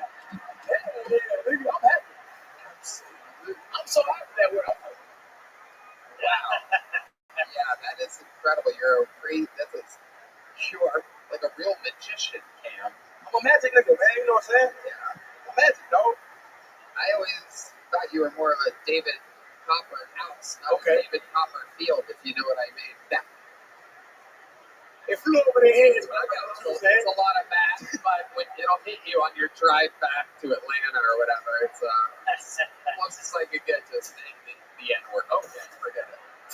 Anyway, absolutely incredible, man. Your magic, the jokes. Mark Norman, what do you think about this guy? That was fun. I didn't think you were a prop guy. Yeah, I know that. Black people love science and hate their kids, but that was really something, I gotta say. Well done. That is amazing. He's been on this magic kick. I saw him backstage. He made a whole rotisserie chicken disappear.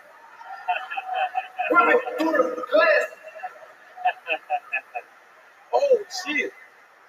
Yeah? I just realized my face was up there. Yeah, it's cool, right? We have state-of-the-art technology. Oh, shit. What the fuck? It's actually a mugshot.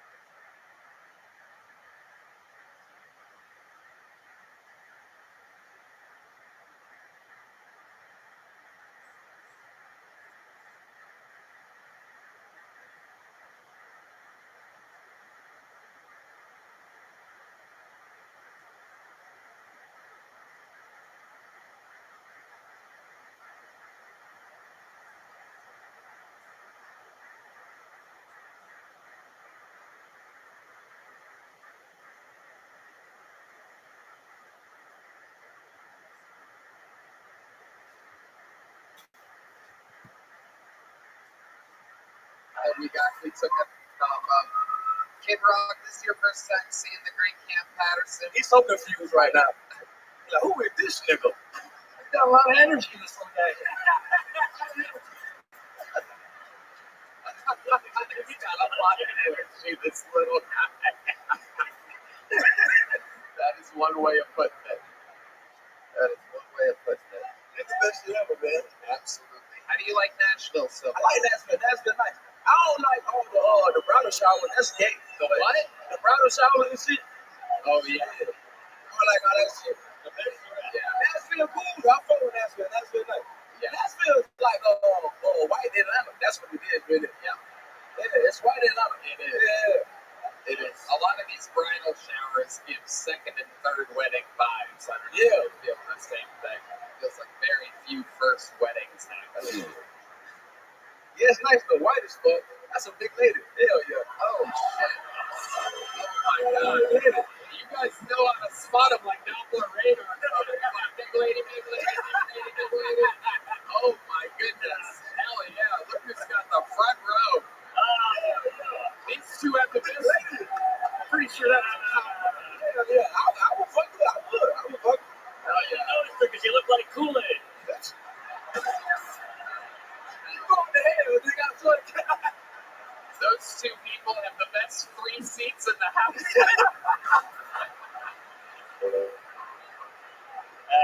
You chose the wrong show to go 30 minutes late. It's a tomato, nigga. That's crazy. I love you, white lady. That's good. Hell yeah. Hell yeah. I love you, white bitch. Hell yeah. Hell yeah. Good. I love it. The first bucket full put a wig on and sat in the front row. You gotta love it. Absolutely incredible. A tornado and a tomato. Hell yeah. Oh my goodness. It's amazing. That is, I can't believe you were able to get the punchline to your joke to show up to the front row.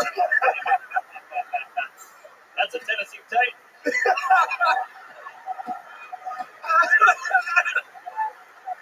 This guy's the one that gets in between those legs every night. Ooh. Oh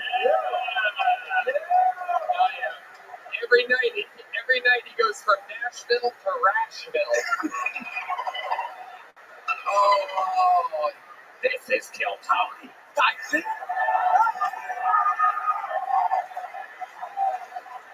Listen, God bless you, soldier. We love it. You know what I'm gonna do? Here's a big joke book. Check this out. This is for her. Oh, it's over. It's over. Here's another one. No. Oh, it's a good fucking catch. Cam Patterson, you did it again. You fucking son. Make some goddamn noise for the young star. 25 years old, a juggernaut. And you found them right here on Kill Tony. You guys ready for another bucket pool? Here we go. We're having fun here in the fucking dirty South here in Nashville, Tennessee. Make some noise for your next comedian. This is, without a doubt, his name is Chris Dunn, everybody. Here comes Chris Dunn.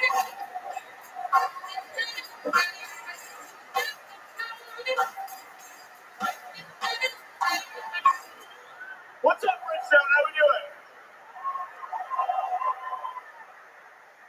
I can't believe I'm going to say this to an arena, but it's my wife's time of the month right now. Not her period. That's just what I call it when she covers 100% of our bills. It's pretty emasculating. I'm the one who can't fuck for a week. I thought moving in together would solve the problem, but our pay periods haven't synced up yet. Mine's late. Are you kidding me? Shut the fuck up.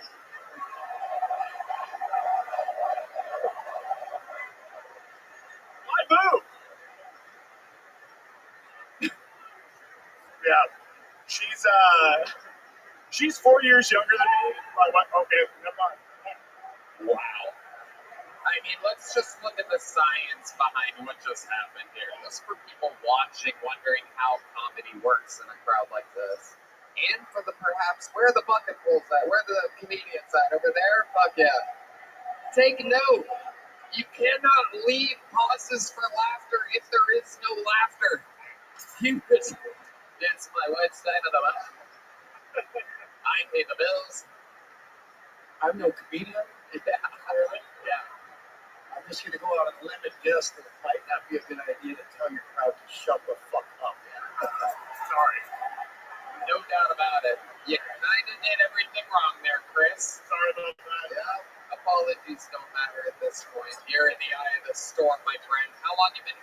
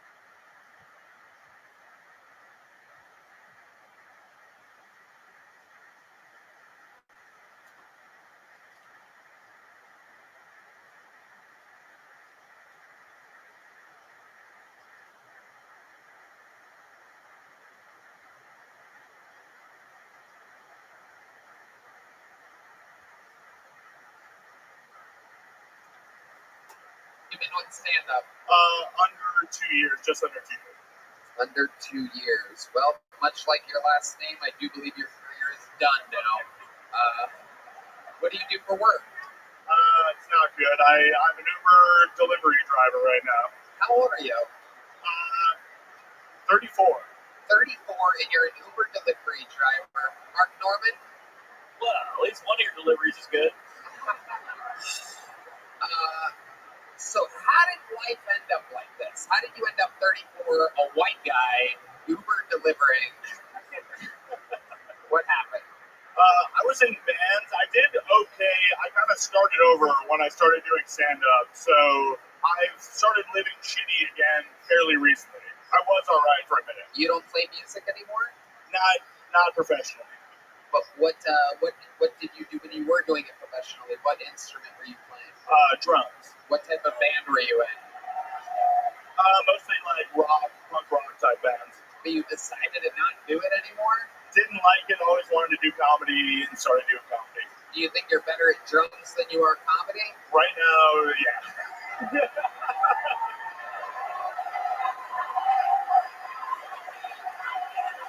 You guys think we should have a fucking Mexican drum up right now? Well.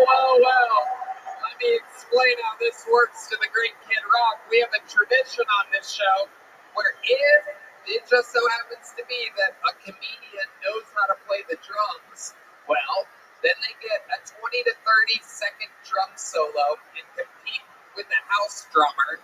And they go solo versus solo. And at the end of the Mexican drum off, the crowd decides who they like more. If Chris Dunn wins, the rules are that he becomes the new drummer for Kill Tony and has to move to Austin, Texas, and literally be the drummer every week. I can already tell the crowd hates this idea. They love Michael Gonzalez, but let's see what's going to happen.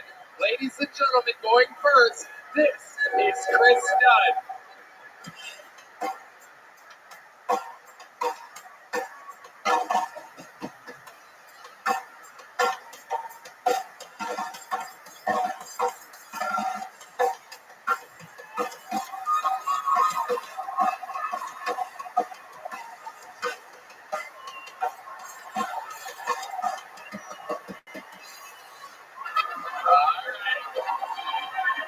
He lost a stick there at one point. Doesn't get much more embarrassing than that unless you count the set that he had earlier.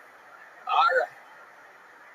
We got a little replay of him losing his stick. Let's see that real quick, Anthony. Let's see it. Absolutely embarrassing. Everything's going okay, and then, and it hits him in the head.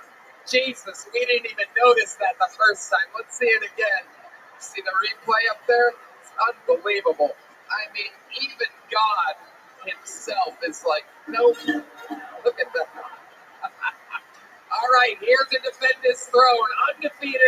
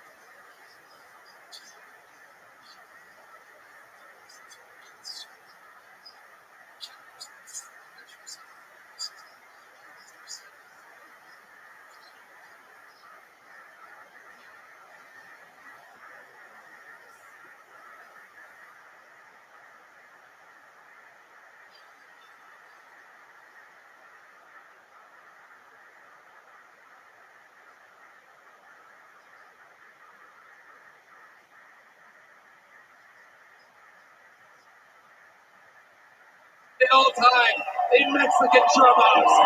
This is the legend himself, the one true Mexican king, Michael Gonzalez.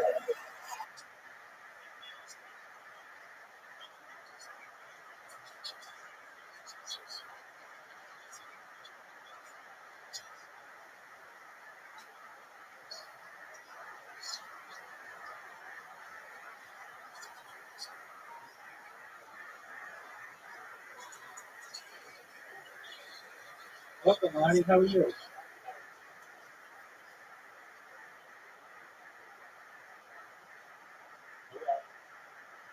How was your day?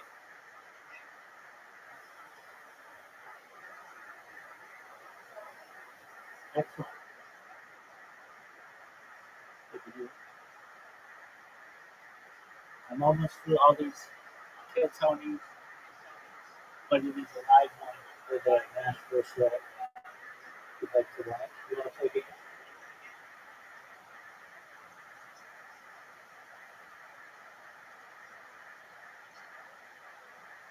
You know about me. All right, well, I can't my thoughts going. I saw your picture. I didn't see it recently, but I saw your picture with the span in the background. That's amazing. Very serendipitous. I,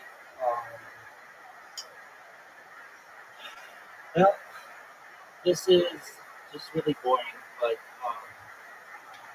I, whenever a website does anything different, it normally doesn't bother people, but it bothers me because of my bots. And so Blue Sky has put up like a new, just a, just like a pop-up message that just tells people that they're going to be authenticating accounts soon.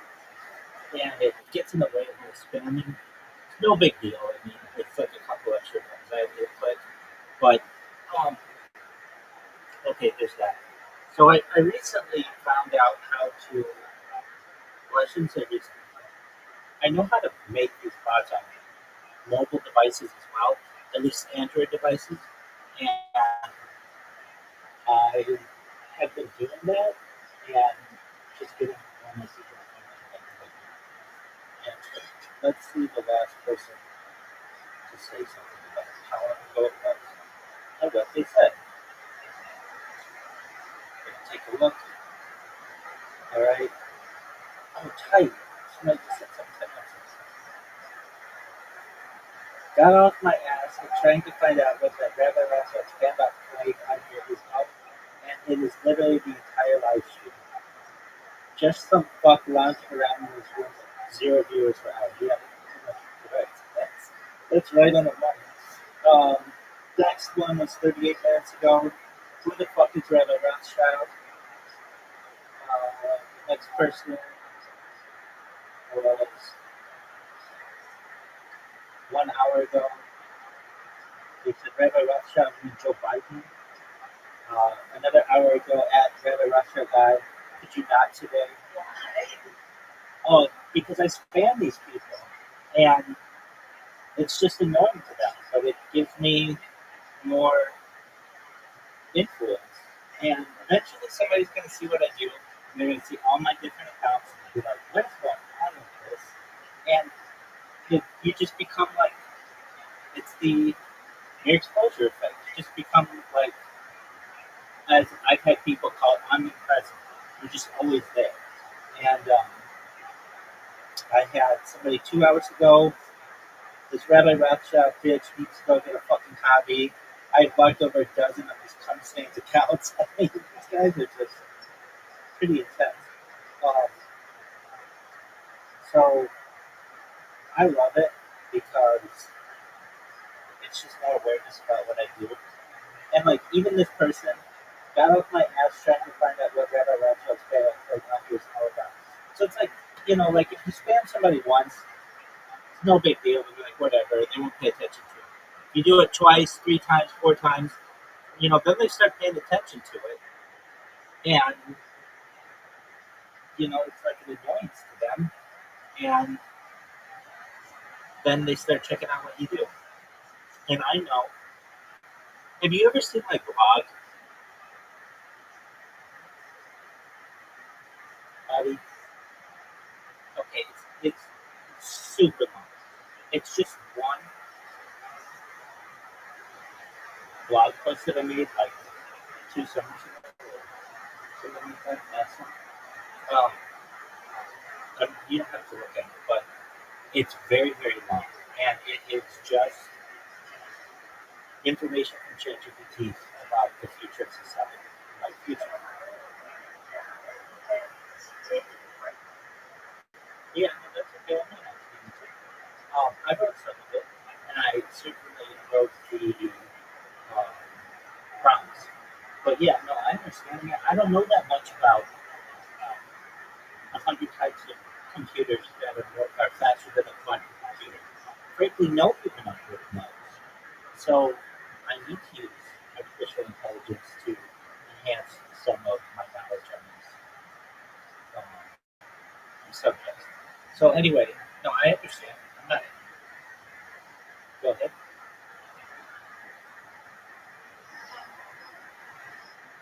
I want to talk more about computers. Okay, like the future of computers.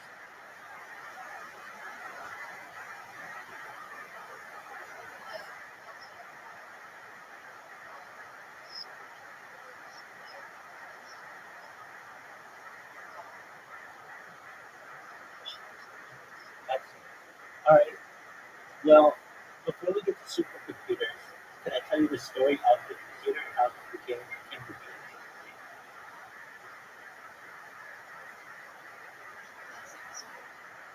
Yeah, because you really understand the foundations. Now, I'm not an expert in this, though I do have certifications. I'm sure that there are like computer historians who probably do a better job with the technicalities, but um, this was a subject that fascinated me about 5 years ago or so. I know how computers work and I've been using them, but I didn't really understand like when do we consider the first computer to be? What is it? Like I remember hearing about different iterations of computers that take up rooms and before then, but it basically it gets to textiles. So there's an invention that you may have seen. It's known as a loom, L-O-O-M.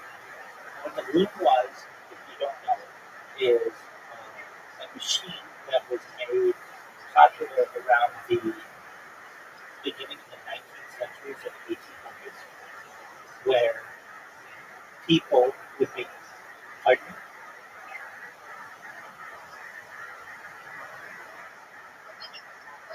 Yeah, exactly. And that's what's fascinating. That machine is the thing that gives us to the computers that we have today. And a lot of people don't know that. So essentially, that machine made creating fabric, creating clothing much easier. And as the Industrial Revolution continued into the 19th century, the type of technology that was used for making fabric was used in first like making like like like the census. I forget which census it is, but we're gonna look at it right now. First computer used census. So the idea was that we could use these types of machines that we're making for textiles. Eventually, we could use those for tabulating the census and tabulating like presidential elections. So the the it was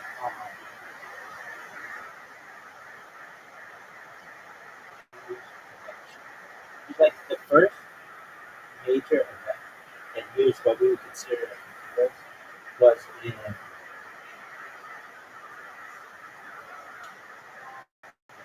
it was in like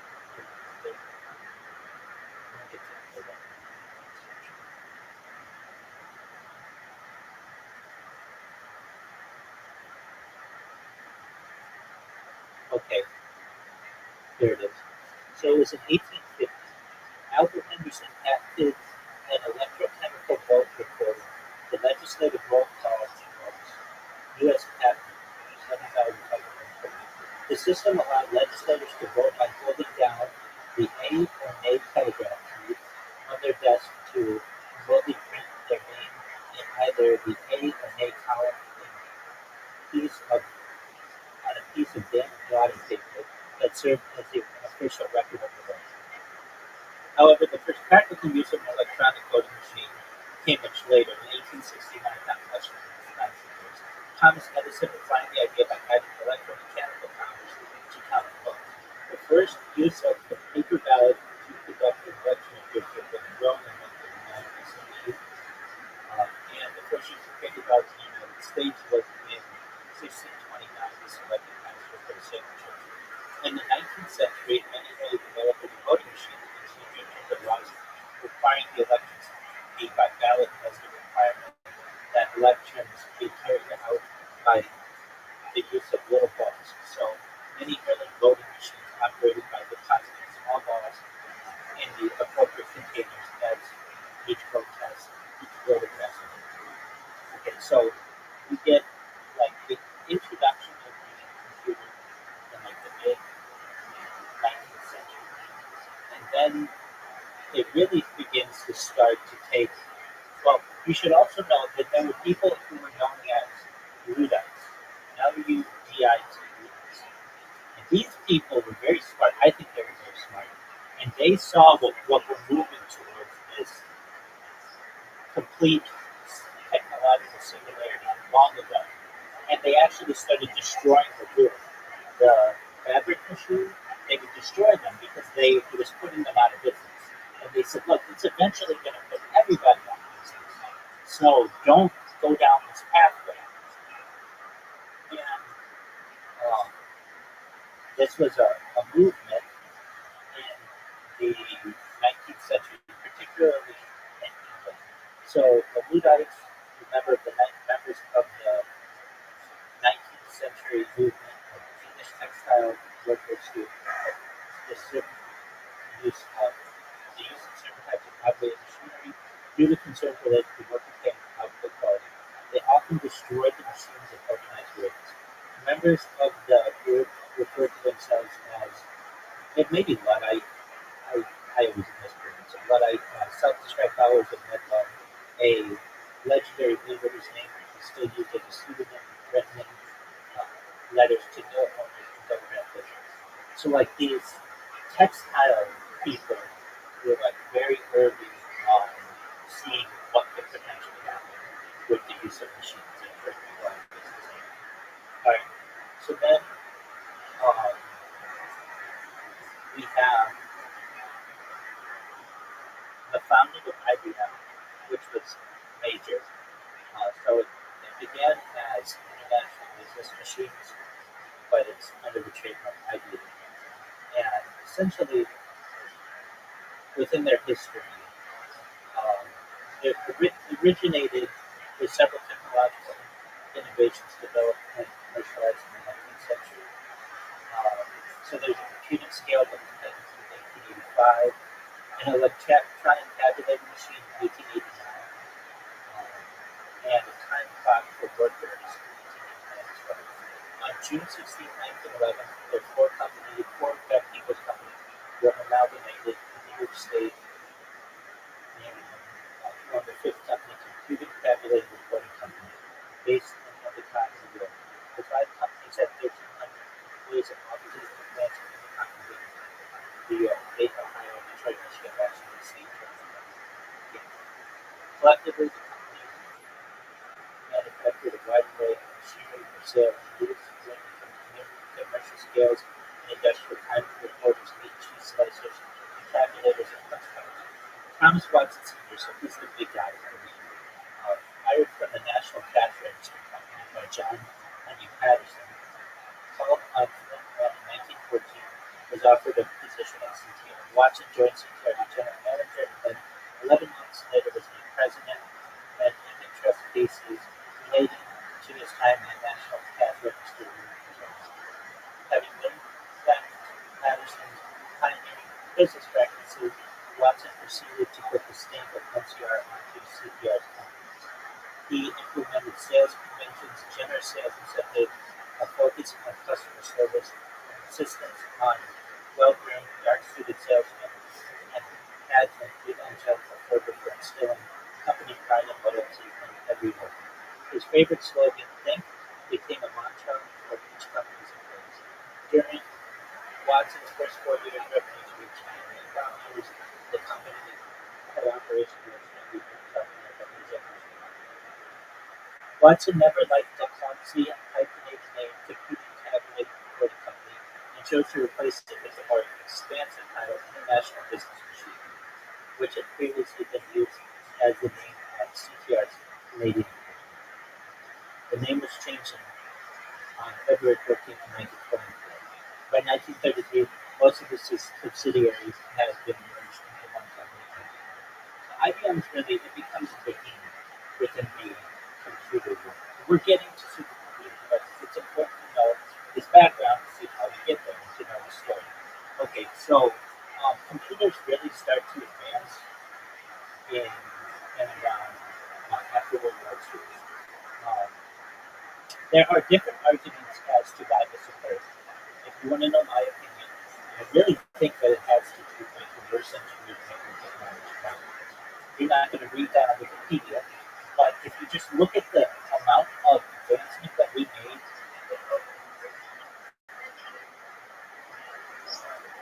sure.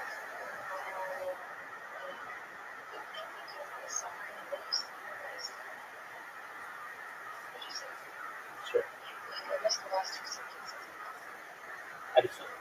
And it's a big few sentences. So if you won't read this on Wikipedia, but what I really think occurred after World War II, particularly after Roswell, which occurred in July of 1947, was a lot of reverse engineered business. And the reason why I say that is because if you look at the advancement of computing, say from 1910 to 1920, 1920 to 1930, 1930 to 1940, we don't see major advancements. But from 1940 to 1950, 1950 to 1960, 1960 to 1970, we see huge advancements, much larger than would have been predicted. And it's not like I made up this theory. This is written about extensively. One of the people who writes about it is Colonel Philip Corso in his book The Day After Roswell. He was in charge of a program to reverse engineer alien technology. And this is how we get technology such as the computer transistor, how we got night vision, how we got different types of radar, different types of stealth technology, things like the laser. Like we didn't have the laser before that. All of this is supposedly comes from inventors, but we don't really have a specific like one inventor who does all this. Generally, corporations. The argument is this. This is really just within ufology. Is that we have the Roswell crash, was a alleged crash UFO in technically Rome, New Mexico, but the closest major city was where their base was Roswell, New Mexico. And there was a farmer whose name was Matt Brazel, who was just on his farm and found all this random debris. And he got his family together, they started looking at the debris, and the debris was really interesting. It was all metal. And they called the local sheriff. The local sheriff came out, and you could bend some parts of the metal. Other parts you could bend, and it would bend right back. They couldn't melt it. They couldn't burn it. It was just unlike anything they'd ever seen. And also, allegedly, there were like 3 bodies. Now, again, this isn't my story. This is a very well-written, published story. And it was so published that the Roswell newspaper published an article that said that crashed UFOs or crashed saucers were found in this field. Well, the sheriff called the United States government. The United States government sent out the newly created Air Force to take this material back to this Roswell area. Now, this isn't the first time we've heard about aliens. In fact, if you've ever heard of the band the Foo Fighters, the name Foo Fighter is the name of how troops or American troops would refer to unidentified flying craft in the air that they didn't know if they were Japanese or German. It turned out to be neither of them. And really, this story goes back as long as humans have existed. We see this We see images of aliens on hieroglyphs. We see it on in Renaissance paintings. We see it in German woodcuttings from like the 16th century. There was an article about a crash UFO that hit a windmill and in Texas in the late 19th century, and they buried the bodies that were crashing. So this isn't the first time we've ever heard this, but this is the time where it's more public. And allegedly, much of this technology was given to these major companies like IBM, like Bell Laboratories, like General Electric. And what they would do is say to the engineers there that we found this from either the German or the Japanese or something, and we need you to reverse engineer it. And what that means is to basically take it and figure out how it works. And then what we're going to do is we're going to patent it as a company, and then we'll be able to make money on it. So this was very common. And some of the items that were allegedly reverse engineered were things like night vision, were things like infrared technology, were things like Scotch guard and Teflon and some stuff that are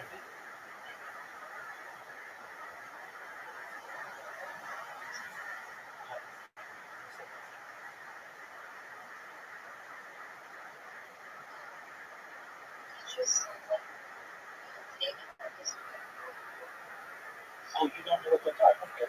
So do you know what night vision technology is? It's like a green colored. Okay, so you know what night vision is. Infrared technology is similar. It's okay, so you know that. Scotch guard. Okay, sure. Great question. That's the stuff that's used on carpeting and fabrics and like furniture that doesn't allow water to permeate or space to permeate.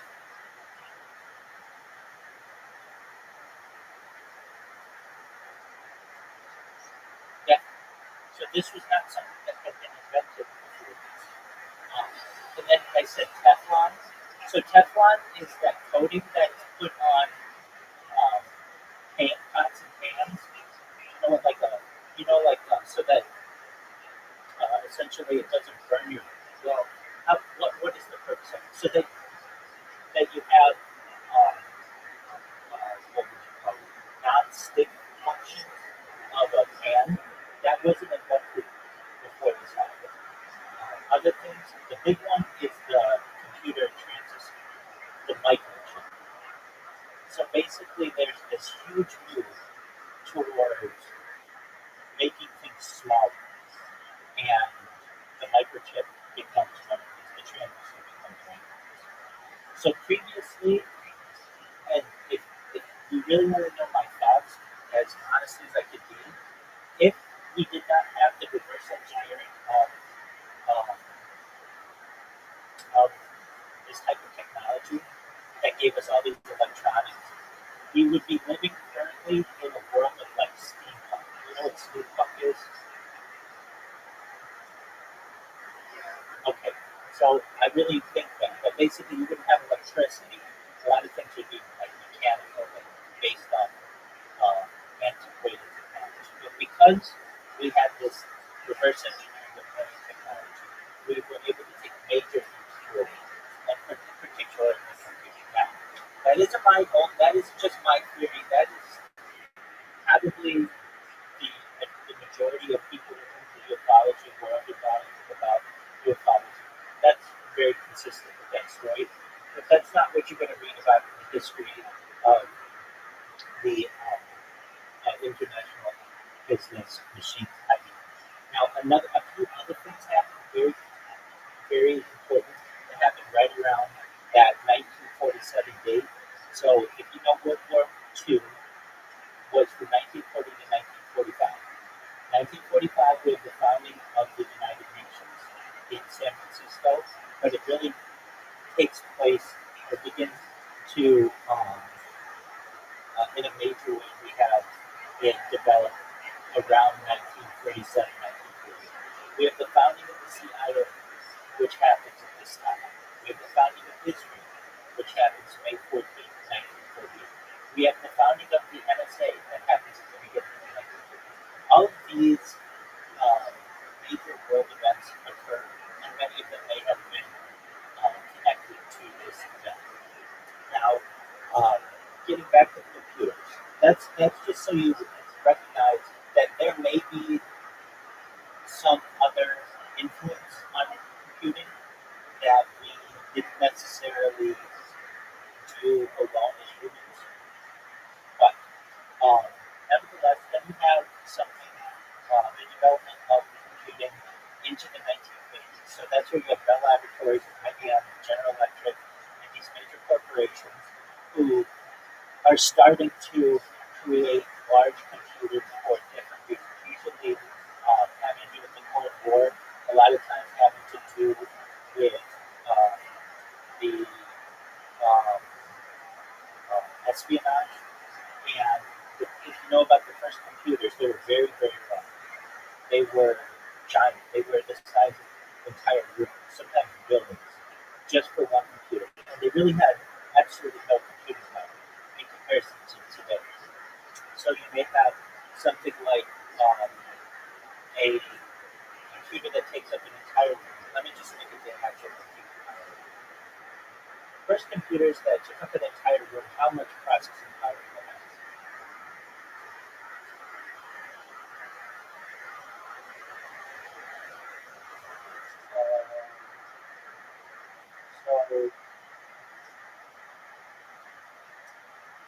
So it's just like 500 watts. That's floating point operations per second. And like today, we're at 1,000 trillion watts per second. It's just advanced. The first one was the Internet, built in the 1940s, and it's capable of 500 watts. It was an acid machine with 30 tons, an active time of 1,500 square foot long. And he has these atomic output-based radio tubes in today, and it's designed with an 1,800 vacuum tube and 1,500 liters. So that's another thing. We were using tubes back then, and weren't using the microchip. That would only come about here. So then we get, so in terms of like speed, like depending on your device, but just like your phone has like maybe 8 gigabytes of RAM. So a gigabyte is 1,000 megabytes, megabyte is 1,000 kilobytes, and kilobyte is 1,000 bytes. So it's like millions of bytes, basically. And back then, these things were running at 10 bytes, 20 bytes, not even a kilobyte. That would come about until the 70s and 80s. So then we have the space program. Without going down that rabbit hole, because I can talk about it and I really have the things that I feel I don't feel I'm an expert on anything, but I know the Apollo missions better than just about anyone in the world. And just to give you an idea, the Apollo program, I looked this up not too long ago, and who was asking the question. The Apollo program, in its entirety, had less than 1 kilobyte of memory for its entirety. It was like barely anything, which makes us wonder why were they allegedly successful on that, and were they successful on it, or was that a hard thing? We can go down that road. But basically, to give you an idea of how quickly we've advanced with technology. Okay, great. It's a joke. But if you don't look into it, then you'll never know. If you look into it, it's absolutely. So basically, just in terms of computing, all of what you're seeing in those Apollo films is actually just slowed down. But all of the computing power that we have is less than 1/20th of the video that we have. essentially like a video is like, let's just say like a 1 megabyte video. Just that's like a GIF. That's like a small little thing. All the computing power that we had during the laboratorium was like 120. 120 for the system. It's just absolutely nothing. But nevertheless, we then start moving into the 1970s in person. And so we have Microsoft, which was founded actually in Albuquerque, New Mexico, by Bill Gates and Paul Allen. They basically stole an idea from another company that would create what was known as MS-DOS. But essentially, they stole this technology, and they were trying to recruit people in Albuquerque, New Mexico, to work for them, but nobody wanted to go to Albuquerque. So they relocated to Washington, Seattle, and they started Microsoft. A little later, we have Steve Jobs and Steve Wozniak, who begin. This is really, there are other computer companies that are around, but these are the big two, as you know, that really are still around. And the story of Apple Computer is lengthy, but essentially, you have Steve Wozniak, who's the brains behind it, and the engineer behind it, and Steve Jobs, who was the marketer, and he was like the salesperson. And basically, due to some legalities, especially around that time, a company wasn't always allowed to have the hardware and the software. They could create the hardware, but they weren't allowed to create software, or vice versa. So you would have software companies that would emerge, and then you would have hardware companies. But into the 1980s, we get the personal computer with the Apple I and the Apple II, and basically the ability to start a computer.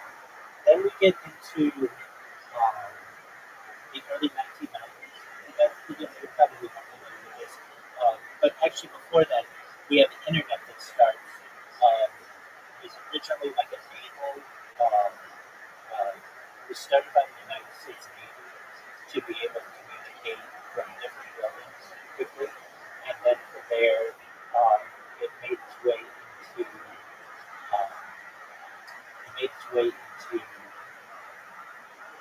the Remington Academia, specifically in Stanford, some other places as well, but Stanford Research Institute became a big place for that. And then we get into the bringing of the internet into the additionally, we have MS-DOS, which really revolutionizes the ability of a ton of person to use a computer. And I was born in 1985, so I remember a time when there weren't any computers. No one had a computer. There was no computer. So I'm almost like a historian in that I remember these days, and then eventually what it was like when the computer came about, when you hear about, somebody's parents used one at work or saw one at work, and then eventually their parents might have brought one home, or your parents might have brought one home, and then eventually, like, it wasn't necessarily connected to the internet. It would just be an offline system. Now, of course, these systems are being used for other things too, nuclear weapons and different defense purposes. I mean, we don't have to get into that. That's just really in the nature of the supermarket. Okay, so then a lot of this is going to be what you know already. You have the founding of the internet that begins, arguably, like the first email is sent, I believe, like 1995. I think it's when they say that some people may say that the message is sent. But around that time, you start having the internet being used as a communication support.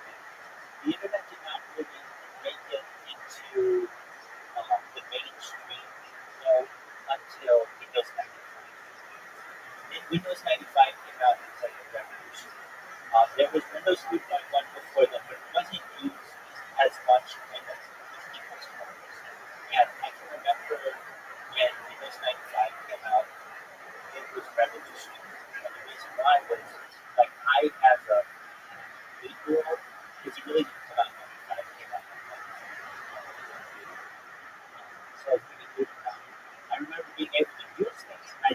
wasn't like like Microsoft DOS, but MS DOS that was essentially you had to type in it since it had a mouse. I remember hearing about a mouse, that we were getting a mouse, and I thought it was like a pet that we were getting, and not understanding what a mouse was not. There's something connected to it. And I'll never forget, like, while we had a computer, it was not connected to the internet for a couple of years because my parents were hesitant. They didn't know. They didn't want. They didn't want me perhaps exposed to all the things that happened on the internet, and they didn't know either how to use it. It was an extra cost and some other things. Um, but I do remember being connected or being able to install games, and more than games, being the encyclopedia. And I remember seeing my first video on the computer. I'll never forget what it was. I know it was the absolute first one that I remember. It was Apollo 11, a legend. And I remember just watching it over and over and over again. It was just like a short clip, but it was part of this, what was then called, I believe, forensic encyclopedia. And then there would be other encyclopedias that would come out time as well. Okay, so then within all of this, we have telecommunications that, and we'll get into this why this is all important, but on the flip side of this, which haven't yet merged.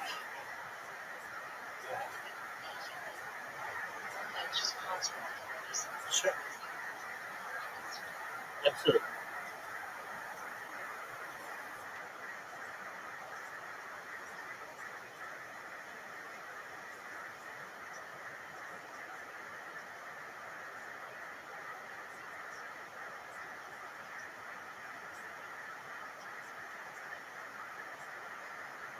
Excellent.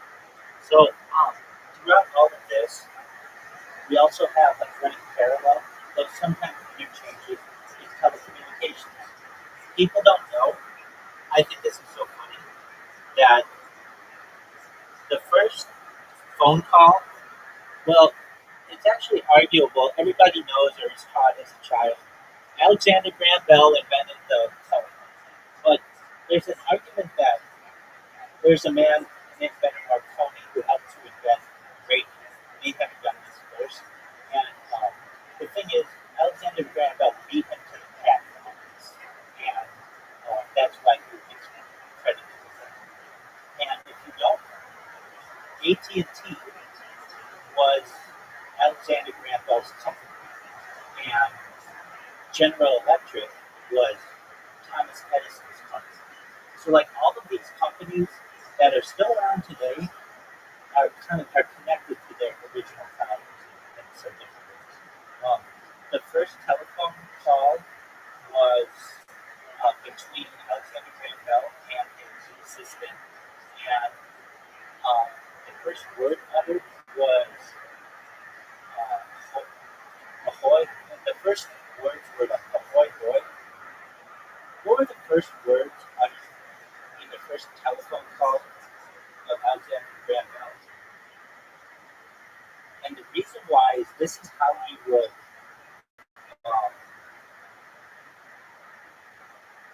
pardon me, I didn't understand. They were Mr. Watson, come here, I want to see you. And then his assistant came in. But the way that Alexander Graham Bell would answer the phone was different than the way we did. What was the way that Alexander Graham Bell answered the phone?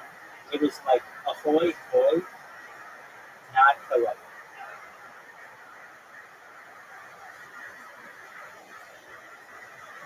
Yes, ahoy hoy. Alexander Graham Bell preferred to answer the phone with ahoy or ahoy hoy rather than hello. He suggested using ahoy as a suitable greeting for telephone calls, inspired by its use as a nautical greeting.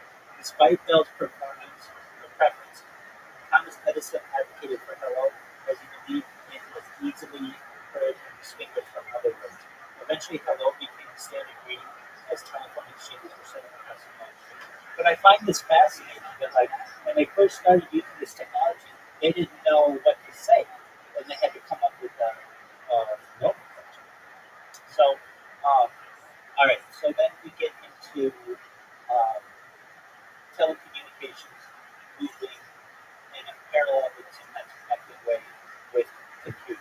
The reason this is going to become merged within your lifetime, as you know, and then we start moving in the 1990s. We have Windows 95, Windows 98, Windows 2000, Windows Vista, Windows NE, Windows Vista, Windows 7, Windows 8, Windows 10, and now we're at Windows 11. So those are all iterations of basically, frankly, the same type of computer system that Windows 95 is. They have this, aside from Windows 8, they all have the start button, they all have the clock in the corner, they all basically run the same way, but just one is fast, they're just faster. But they haven't changed that much. All right, then we have it's hard, there were different arguable smartphones and what happened. The big phone that changed it, which I'm sure you probably remember. Do you remember the Motorola Razr?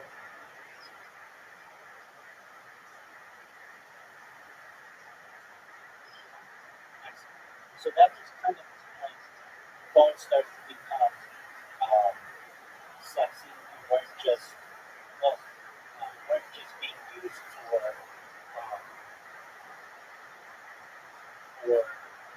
practical uses. Um, I should say before then we had the BlackBerry, which is really big, the Palm Pilot, which is really big. But basically computing got smaller and smaller. And then of course we have the thing that, even before that, when we get to iPhone. But the thing that changed everything was the iPhone. When it really is the dawn of the smartphone, of what a smartphone is. And that occurred in 2007 with the launch of iPhone. And then from there, we moved towards all the different iterations of iPhone 6. Okay, and like, the reason why I want to have all that background is because we're going to get into Neuralink. So then we have in 2024, 2023 maybe. Let me see. The man's name is Nolan Ashford. He was the first person to have Neuralink installed successfully, and 2014. So, what is that? That's a brain implant, and that's kind of the next movement. So we went from computers that took up entire rooms. Well, first we went from the room to computers that took up entire rooms, to the personal computer that you could have at home, to the smartphone that you could have in your pocket, and then we moved into computers that are going inside. And so the man's name's Nolan Ashford. You know who I'm talking about. If you don't, that's fine. He's a quadriplegic man. He was the first successful Neuralink implant. And if you know Neuralink's story, Elon Musk acquired it. Most of the companies that Elon Musk says he started didn't really start. There were other people, he just had enough money to take the companies. Neuralink was one. And what he ended up doing was developing using monkeys, but specifically primates, or generally primates, but specifically monkeys, and putting implants in them. Now was a lot of um,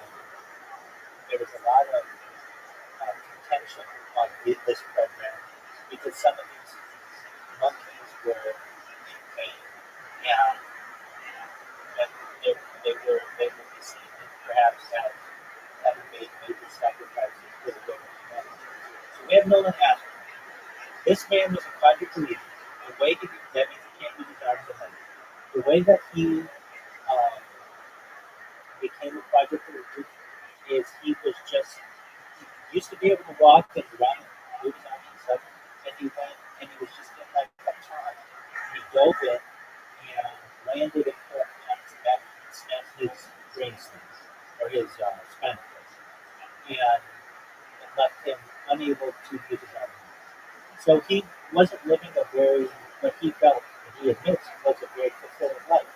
And when they were looking for test cases for drilling, he volunteered.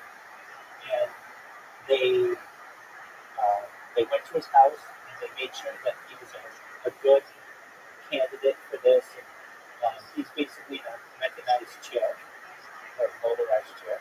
And he was then chosen, and the surgery was done to make him the first neural implant. Now, what that means? Well, it means that he can basically use an implant within his brain wirelessly without using his hands or his legs. And he can move a cursor on a computer just using his brain. And he can do some other things too. He can play video games. And it's not just he can play video games. He can play video games better than anyone on earth. As he has said, he basically has an autohuman within his brain, within his mind. And so, you know what an autohuman is? Basically a computer system that allows someone to always shoot in the right direction and shoot it in the first position, or other types of things. And so, we have this case. Now, they have, Neuralink has done its implants on other people too. The second one, that's it.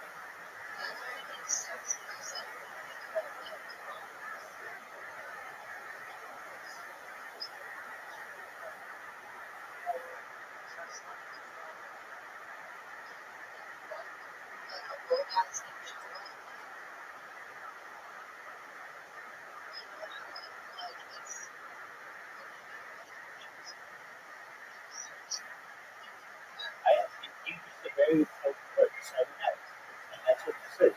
A lot of times people don't know what that means. When people ask me what cybernetics means, without going to the dictionary, giving them the dictionary definition, I just say that it is the merging of biology and technology. And that's really what it is. We've had cybernetic technology around longer than just normal. There are arguments to be made that pacemakers are cybernetic technology.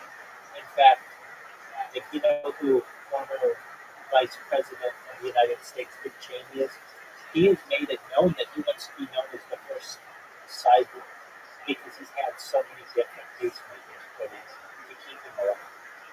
And there's an argument to be made that anyone with a pacemaker could make an argument that that's a person who is cyborg with some ability.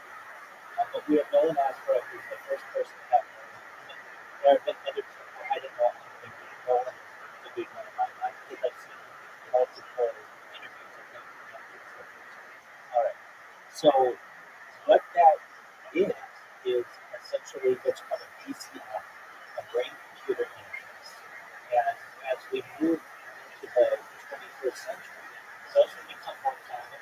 First, in people who need them, like quadriplegics and people with perhaps mental issues, and then eventually it's going to become perhaps something that's put into infants, newborns, and there are all kinds of morality discussions about that, which we have to go into.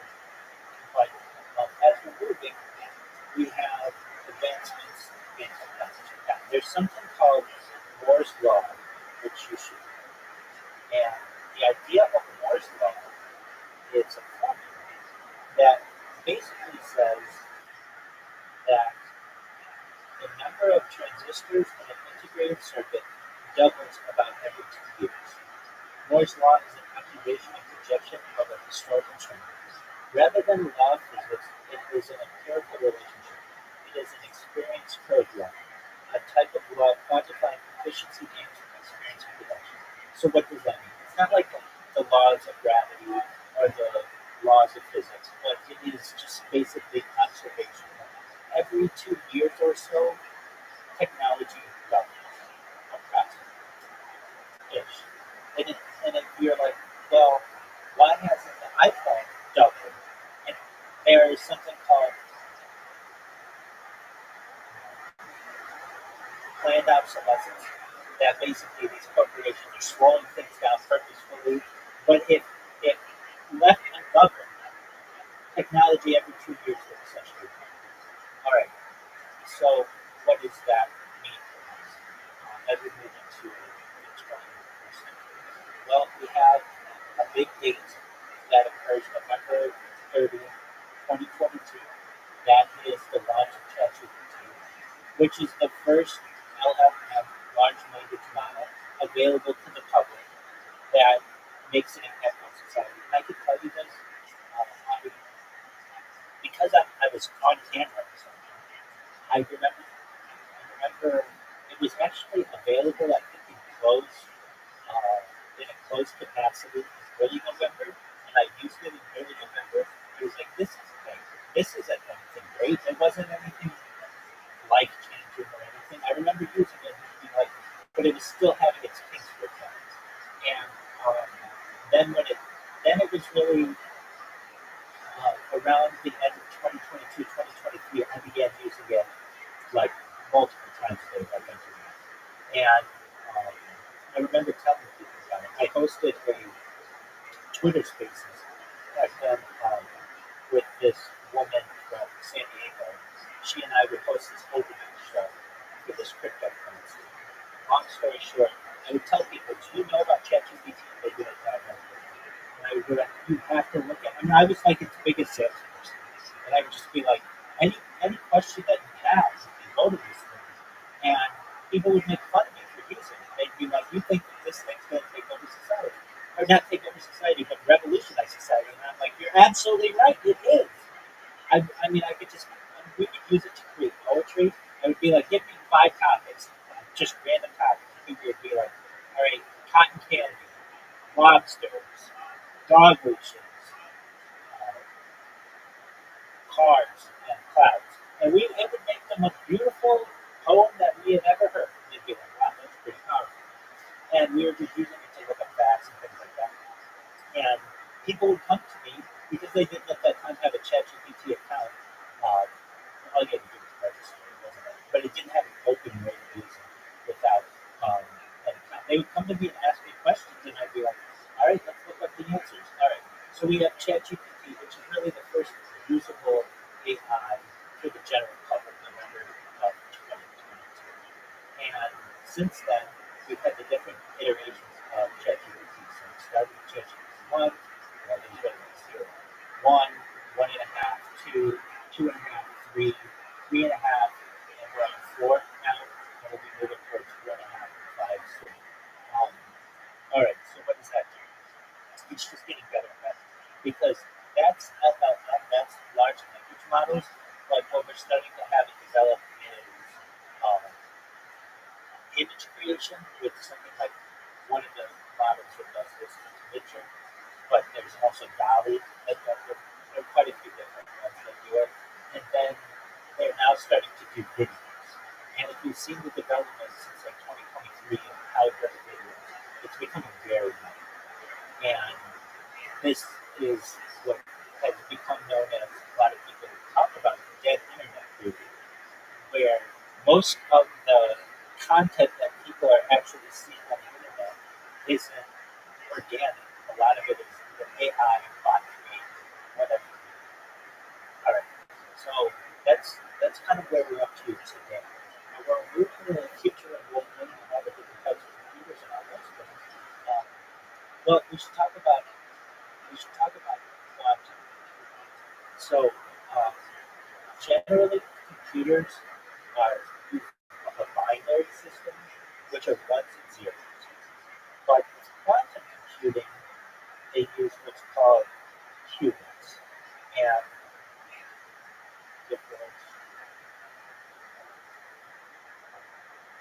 now, I'm certainly not with living. I know a lot, but I know a little bit about quantum. There are some things I don't know. But essentially, the differences between quantum and binary computing. Quantum computing differs significantly from binary computing in several key aspects. In conventional computing, information processed using bits, which can either be 0 or 1. Quantum computing, on the other hand, uses qubits,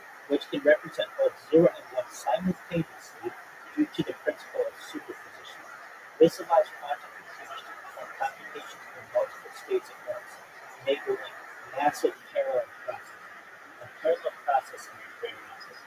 It basically allows simultaneous functions to be completed as opposed to having to wait for each individual function.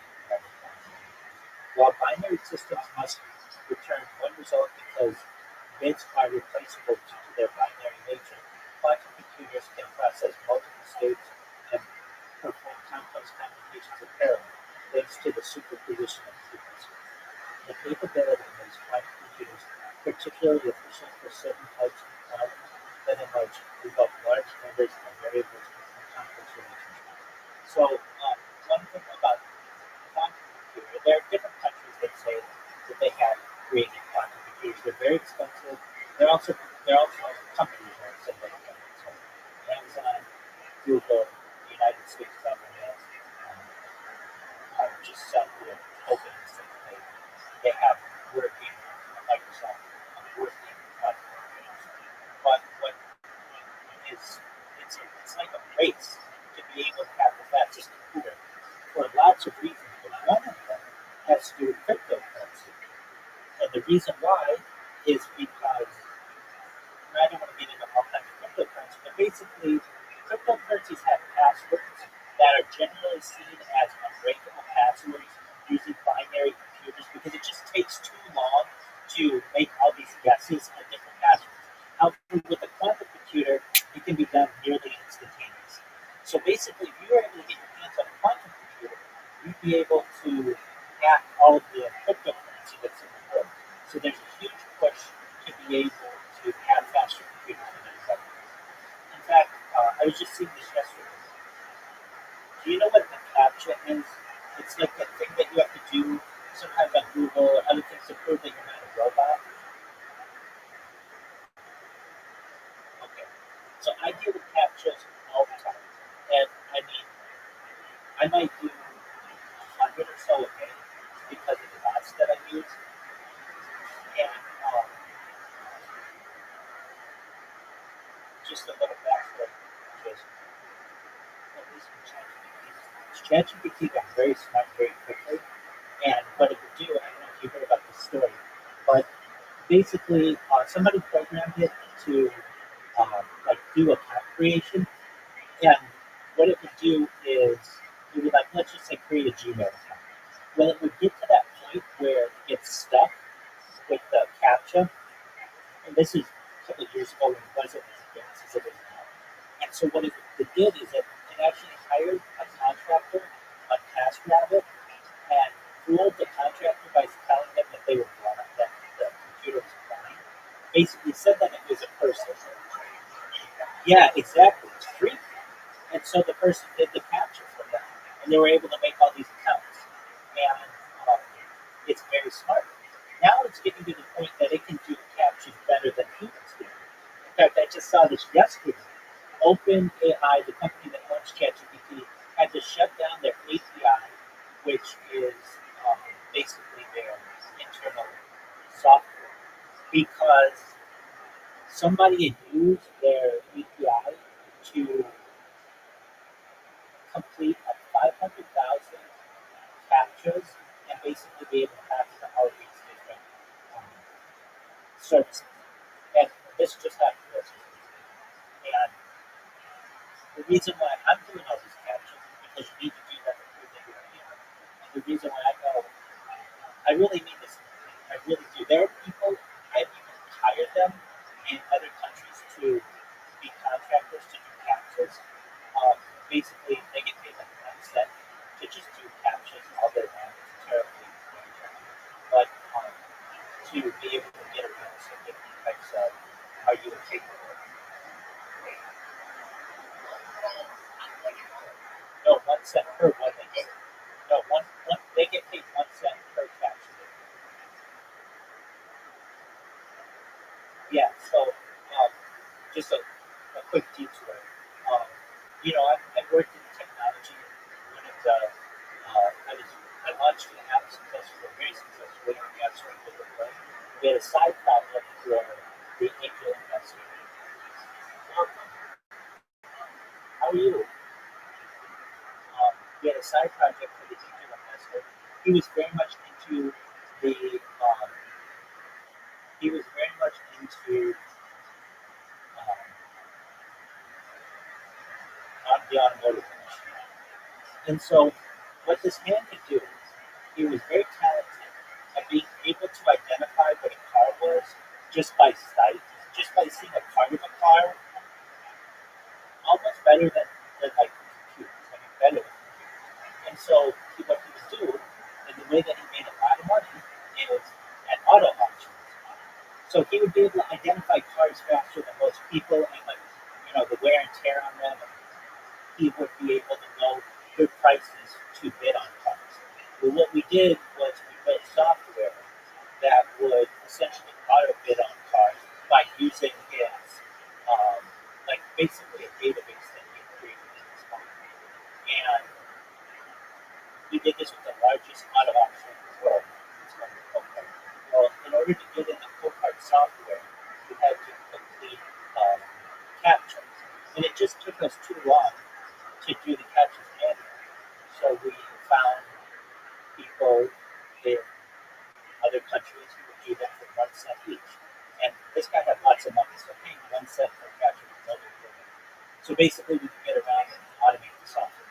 Anyway, aside from those people who do captchas manually for a job, I think I do more captchas than any other person who does it.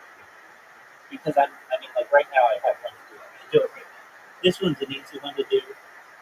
There are 3 main companies that do captchas.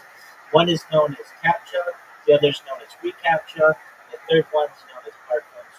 And Google uses CAPTCHA, and if you don't know CAPTCHA, it's not a nice. It should be a nice acronym, but it's not. It's a computer CAPTCHA. Computer completely automated public Turing test to tell computers and humans apart. So it's not like perfectly CAPTCHA, but it's looking good. And so basically, these things are the things that are preventing bots from taking over for a long time. The bots are getting so good now that they're able to do captchas automatically. And a big development is happening recently with just a couple of things where ChatGPT basically solve these things. All right. With all that being said, now we move on with a little bit of understanding of what quantum computing is. Where does that take us for the future? Well, there's another thing of which you should be aware, which is known as a neural network. So, the way that I describe a neural network is like basically being able to communicate with people, basically telepathically, or also get information telepathically without any kind of wires, but have information stored in them. Basically, what those brain-computer interfaces are doing, but without having things in you. Like, you will have to fight me on my the deathbed before you're going to be able to put in my brain. But I'll take neural network, meaning like I'll be able to download it, and you're not going to affect me as a human. And I think a lot of people feel the same way. Like they don't want something implanted in their brain, but they would be fine with that information just being wirelessly uploaded as they get. And one of the reasons why I don't want something in my brain is because I see how computers work and how updates work and how batteries die and all the other things that can cause issues, and I don't want that type of technology. And perhaps once every single other person on Earth has had one, and it all works flawlessly, then I might consider it. Not until then. And that's not for many, many years. So we have neural networks.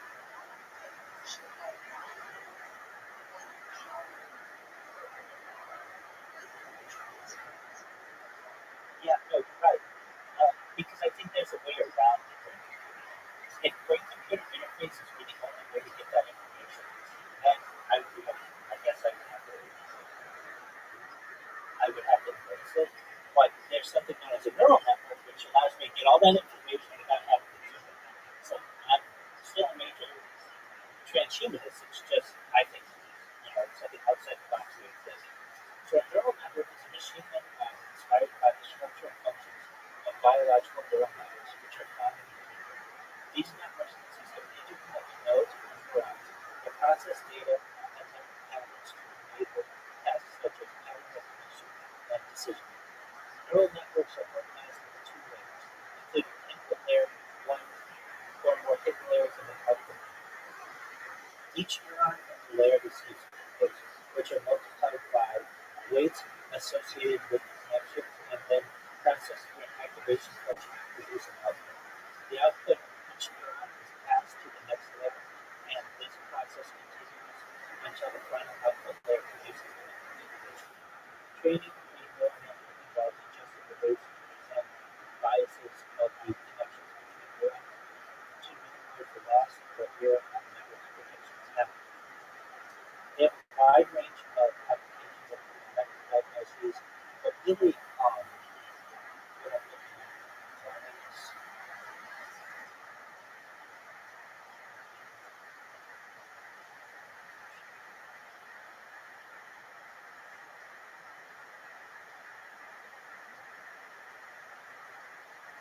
so these are still neural networks. It's just a different concept. So brain companies and neural network models of individual neural networks. Okay, so what am I talking about? What is a way to download information into the brain, like a neural network, but not need a brain?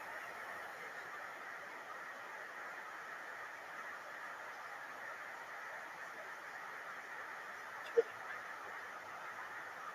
brain data download method.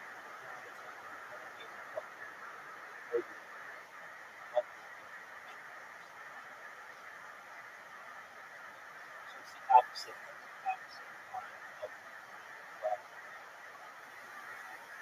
non-public brain isolation. It's a full process of extending its neural structure to create a digital simulation of brain simulation processes. The process aims to replicate the brain's function of a computer, allowing for simulating objects whose consciousness is the same as the original image. One method of mind uploading involves a process called loosely coupled offloading, or COM, which focuses on data acquisition rather than data maintenance of the brain. This approach may utilize self-reports, life logs, and video recordings that can be analyzed by artificial intelligence to characterize and copy the mental contents of the brain.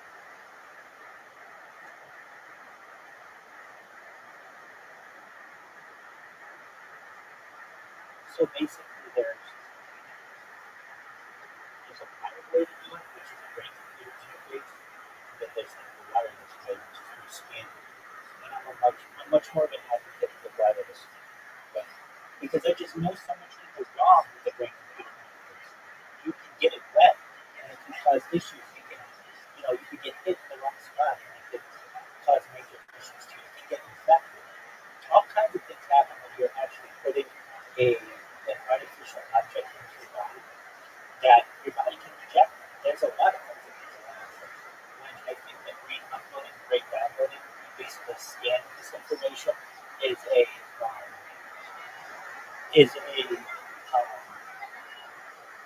better way to do it. Okay, so then where does that get us? Well, it really moves into the world of telepathy and telekinesis. So what are those? So telepathy is the wireless communication, wireless brain-to-brain communication, and telekinesis is being able to move things with your brain. And both of those are going to be reality within a few generations, just depending, perhaps only one generation. All right. So what does that mean? And do we have any evidence that telepathy actually takes place? Well, if you listen to anybody in mainstream science, they say no, telepathy isn't a thing. However, if you go to some biologists, they will say that telepathy, at least between animals, is something that's done regularly. And we know that it's done between like just, it's not telepathy, but it's similar, it's radar between bats. You know, when bats are like flying like in huge groups, and the way that they're able to not hit each other through sonar, basically like little sounds that they use to bounce off each other. And um, perhaps like the way that birds fly, so that they don't hit each other. It's just we can't detect a lot of information. And you know, if you've ever known anybody who has owned an animal, like a pet owner, which you know you're connected to one, those animals get you get a really deep relationship where it's almost like they know what you're thinking, even though you can't, or you know what they're thinking, even though you can't communicate it. And I think that there's arguably brain waves that we just can't, we haven't had the opportunity to study yet, that may be having an effect. So I think that telepathy perhaps may already be a thing. Um, Even when you're around other people, you get like a weird feeling of something. Perhaps there's some great ways your brain's able to pick these things up, or at least give you some type of understanding or some type of information without it being said. Whether that's true or not, there are other cases that we have of telepathic events. If you want to get down this road, through aliens. So I studied alien abductions at night. It's one of my passions. And if you've ever heard of any alien abduction stories, the aliens don't speak English. They don't speak French. They don't speak Portuguese. But they can communicate to people perfectly and seamlessly through telepathy.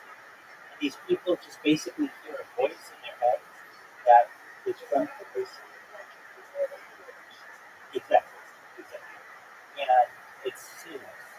And there are other types of devices. I've actually seen them as 15 years old. Well, I've seen them on television. They're known as voice of God weapons. So basically, the government developed what are known as voice of God weapons, VOG. That, like, if they ever have like a big protest or something, they can make everybody at once hear the same thing without any sound. And at the time, you had to put like a thing on your head so that you could hear it. But they've made it so that these things are wireless. They just haven't used them. What they have started to do is use what are called like LRADs, things that like have a piercing, really high sounds, or perhaps even like things that make your skin feel like they're on fire, but it's just using different wavelengths against you. It's not actually burning. They use these, I think it was in Slovenia, or I don't want to say where, it was in Europe. There was a protest just recently, and they have video of it, like on TikTok. You have this huge group of people, like huge crowds, and then somebody just like flips a switch, and all these people just scatter, and they all look like they're like in immense pain, and they do everything that they can to get away from it. Basically, what I'm saying is that waves are very important. Whether they're brain waves or whether they're communication with sound waves, anything, they're very important, especially when you get into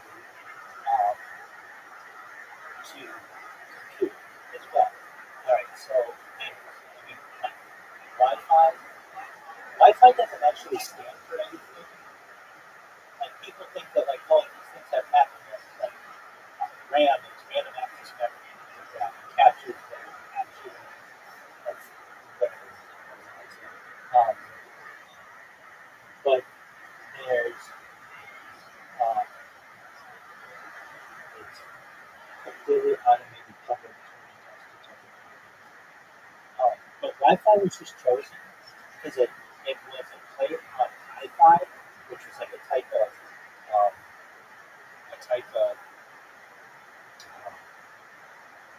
audio, and it was lo-fi Wi-Fi, and it was just a play on that to make it easily happen. But even like Wi-Fi, you may not know it, but Wi-Fi has a huge impact on you. But also, everything that you're doing in your house or wherever you are is being recorded by your Wi-Fi router. So, like, basically, your Wi-Fi router is shooting out different wavelengths, and it can tell where someone is in a house or where they are in a school just by the profile, the signature of the human and the way that the different wavelengths are bouncing off. That's why I don't ever get too worried. I mean, like, sometimes like a computer will go down or something like that. I don't ever get too worried about it because I know the Wi-Fi router, eventually in the future, people will be able to get all of that information and all the transmissions that are coming from it. Basically, it's like a way that we're all being recorded. We just don't necessarily know it because of the way it is. But moving into human brain creating functions, I am an advocate for mind uploading, and not necessarily. I don't love the brain computer, so I kind of want to skip that stuff. But brain uploading and brain downloading, or mind uploading, mind downloading, those are much more important. All right, so we have quantum computing, which is really the future of computing now. Do I think we'll ever have quantum computers at a home level? I think if we close-minded if we could say, no, I don't think we'll ever have quantum computers. Eventually, I think we will. And, well, we should talk about the smart home as well. So there's this movement, which I'm sure you're aware, of people to fully automate their homes. But eventually, in the future, as it's been predicted, you will have like one computer that runs your home. And what will that do? It will ensure that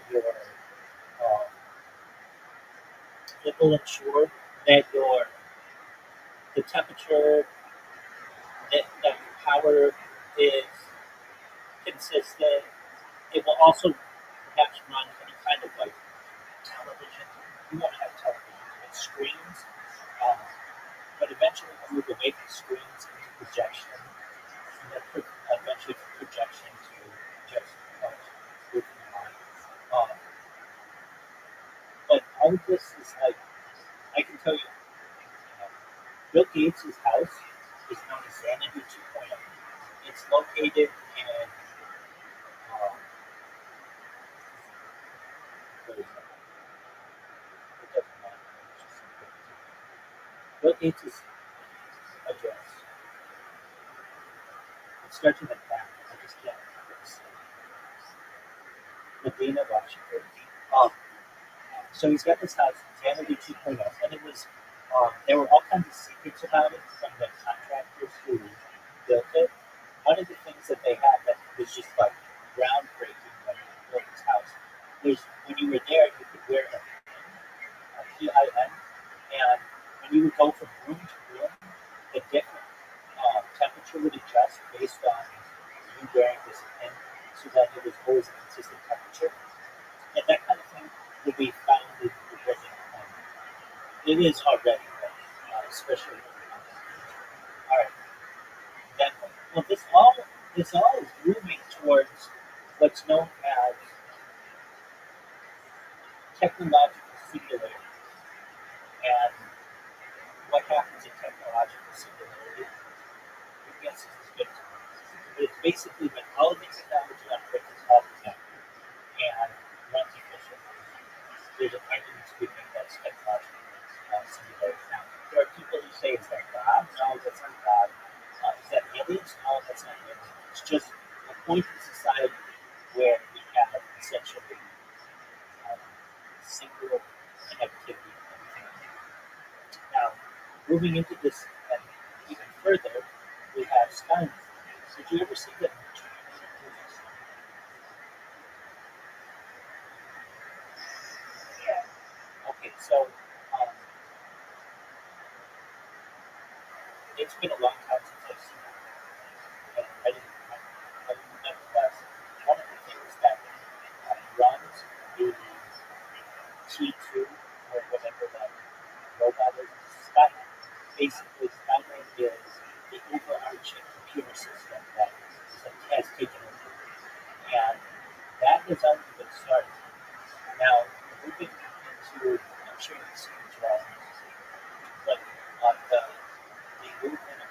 the advancement of drones, especially in warfare, has been incredibly quick, especially in the Afghanistan conflict and in Ukraine conflict, where handheld drones are being used. And that type of technology is coming towards, it's very scary, but regular society. There have been arguments that police in the future, and they won't even have police, but I just saw this last week. The city of Denver has launched its first dog. It's known as, I think it's called SWAT, but it's a drone dog. It's a Boston Dynamics. There are some different companies in which you should be aware of. Tesla is not a car company. Don't ever think that Tesla is a car company. Tesla is a robotics company. And their big robot is known as Optimus, which is like a robot that you see that walks around and can do flips and things like that. Boston Dynamics is the big one. They have been working on drones, robots, essentially since the 1980s. And then we have the Chinese have amazing robots. And then the Japanese, who are really the precursors of this, especially when you look at companies like Honda. Honda in the future likely will not build cars. They will just build robots because they are more profitable. Perhaps. Okay, so, but like Mitsubishi and Samsung, they all come out of robots. And what does that mean for society? Well, it's going to mean that a lot of people will be put out of jobs. And what will that mean? We'll need something known as a universal basic income. Basically, a given amount, the amount that you're getting every month to be able to sustain yourself. And it's just, we're in what's known as late stage capitalism. And there's a struggle between have and have not. And with the advent of the drone, eventually, well, not eventually, already, lawyers are being put out of jobs, doctors are being put out of jobs. There's something known as a Da Vinci, which is a robotic surgeon that does surgery better than most people could ever do it. And not only that, it can do it anywhere in the world. So basically, so long as like you can connect to the system, Da Vinci can perform surgery in Europe or South America or Asia. And okay, so those are where we're at with type of technology that we're seeing now. And I was talking about quantum computers. Do I ever think about quantum computers? No. I think eventually people may. I think quantum computers may run their own or do some kind of sub-quantum computer. You wouldn't necessarily need a quantum computer to look advanced, but perhaps for other things that make people make one someday. I do think that we will be seeing that. Just like I heard people say, and like really important people, I forget who, saying people were just quoted in like the 1960s or 1970s saying, someone will never have a need for more than like 64 kilobytes of RAM. There's just no need. Or other people who would say that we'll never have a computer on someone's home. There's just not a need. And then they would be proven wrong within a couple of years. I don't want to be one of those closed-minded thinkers and say, I don't think we're going to have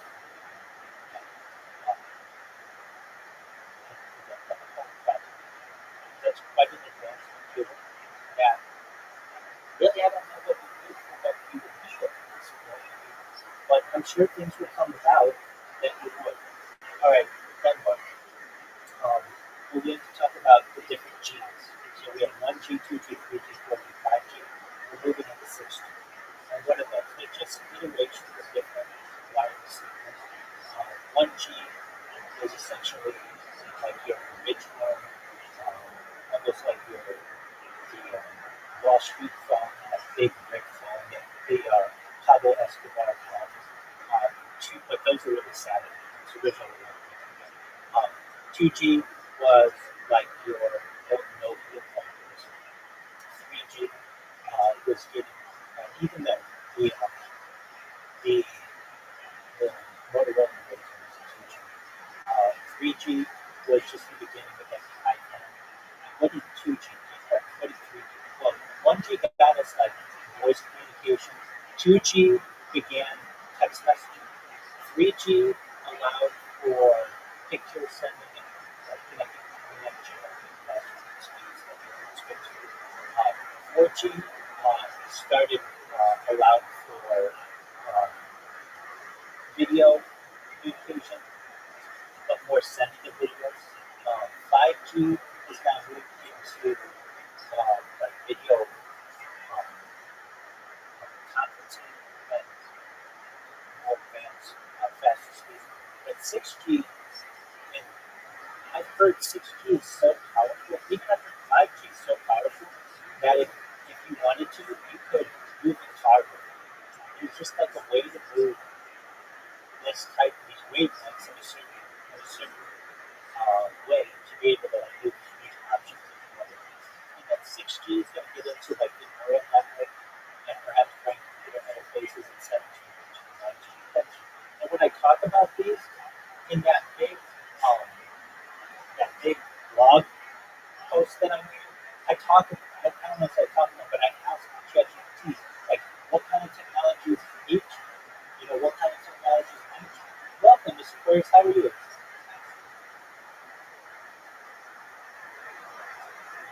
Hello. Mr. Aquarius, can you hear me?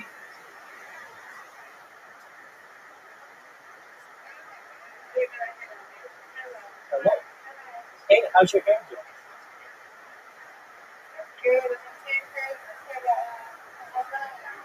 All right. Are you ready to do some bowling? Excellent. Ready, Audie?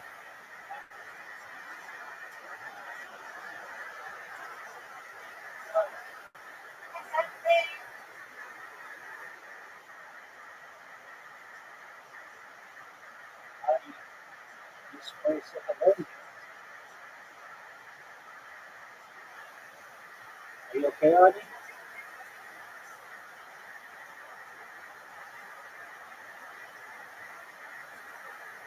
Audie, are you there?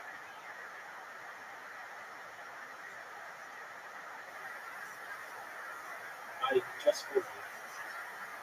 Can you hear me?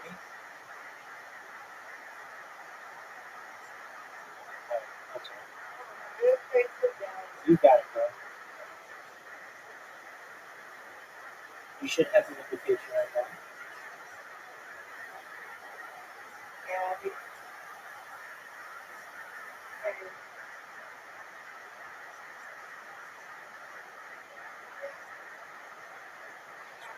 You know, you beat the two games yesterday. I'm coming back for you today. Oh, absolutely. It's on. It's on. I don't know if I can do that. Whoa! That's okay. I'll get this thing. I have confidence. There we go. Oh, whoa! I mean, it was right on. I would have sent everything just like that.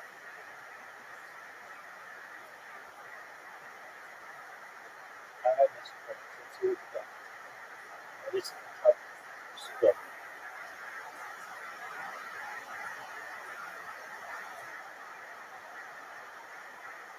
Kid.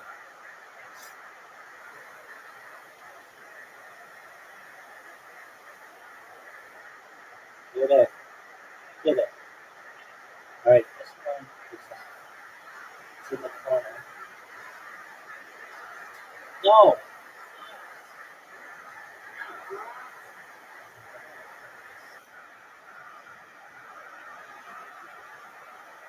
Get it. Nice strike, Mr. President. That's a big shot. That's a big, big shot. Get it. Nope. That gave you a huge lead. Get it.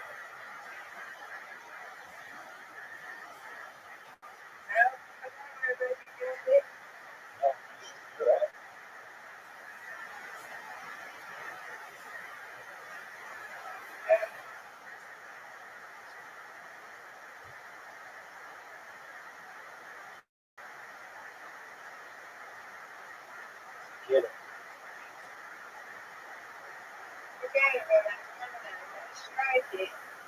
Get it. Oh, a 2.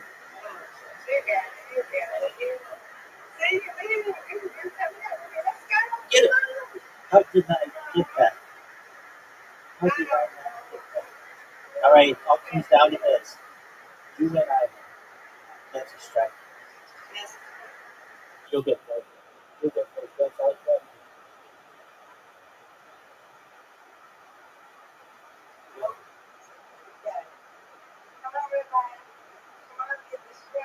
Get it. Got it.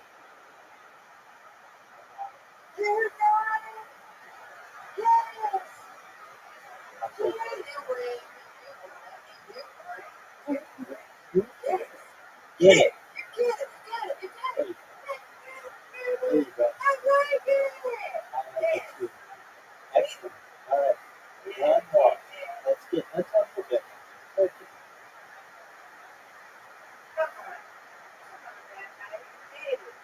Let's go. Cool. All right.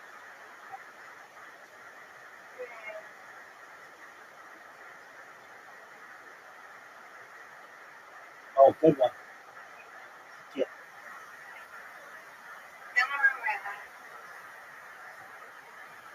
Get it.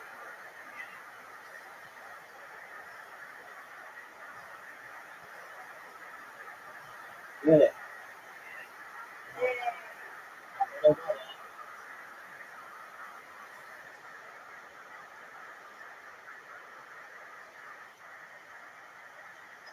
Get it. Oh, knock it down. Did you see, like, the bottom of that pin is halfway into the. That was. I don't know. There you go. You got it. I don't know if I agree with the physics of this game. Get it.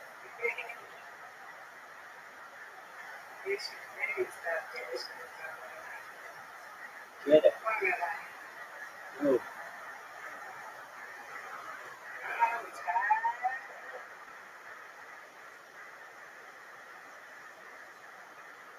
Get it.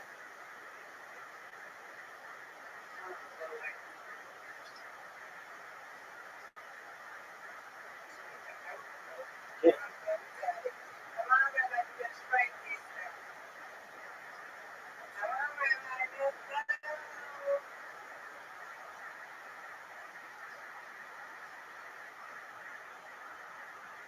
Get it. Not what I want. You're up 4.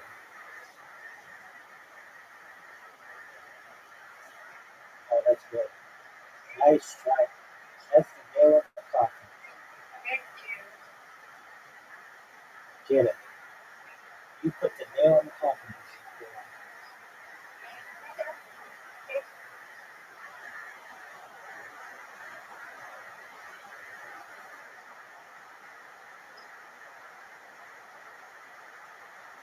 Get it.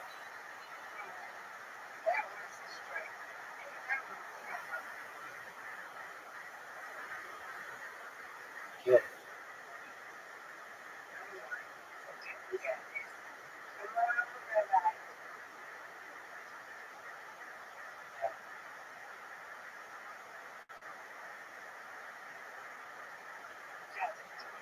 Get it. Good win. You win. Yes, I did as well. Beautiful.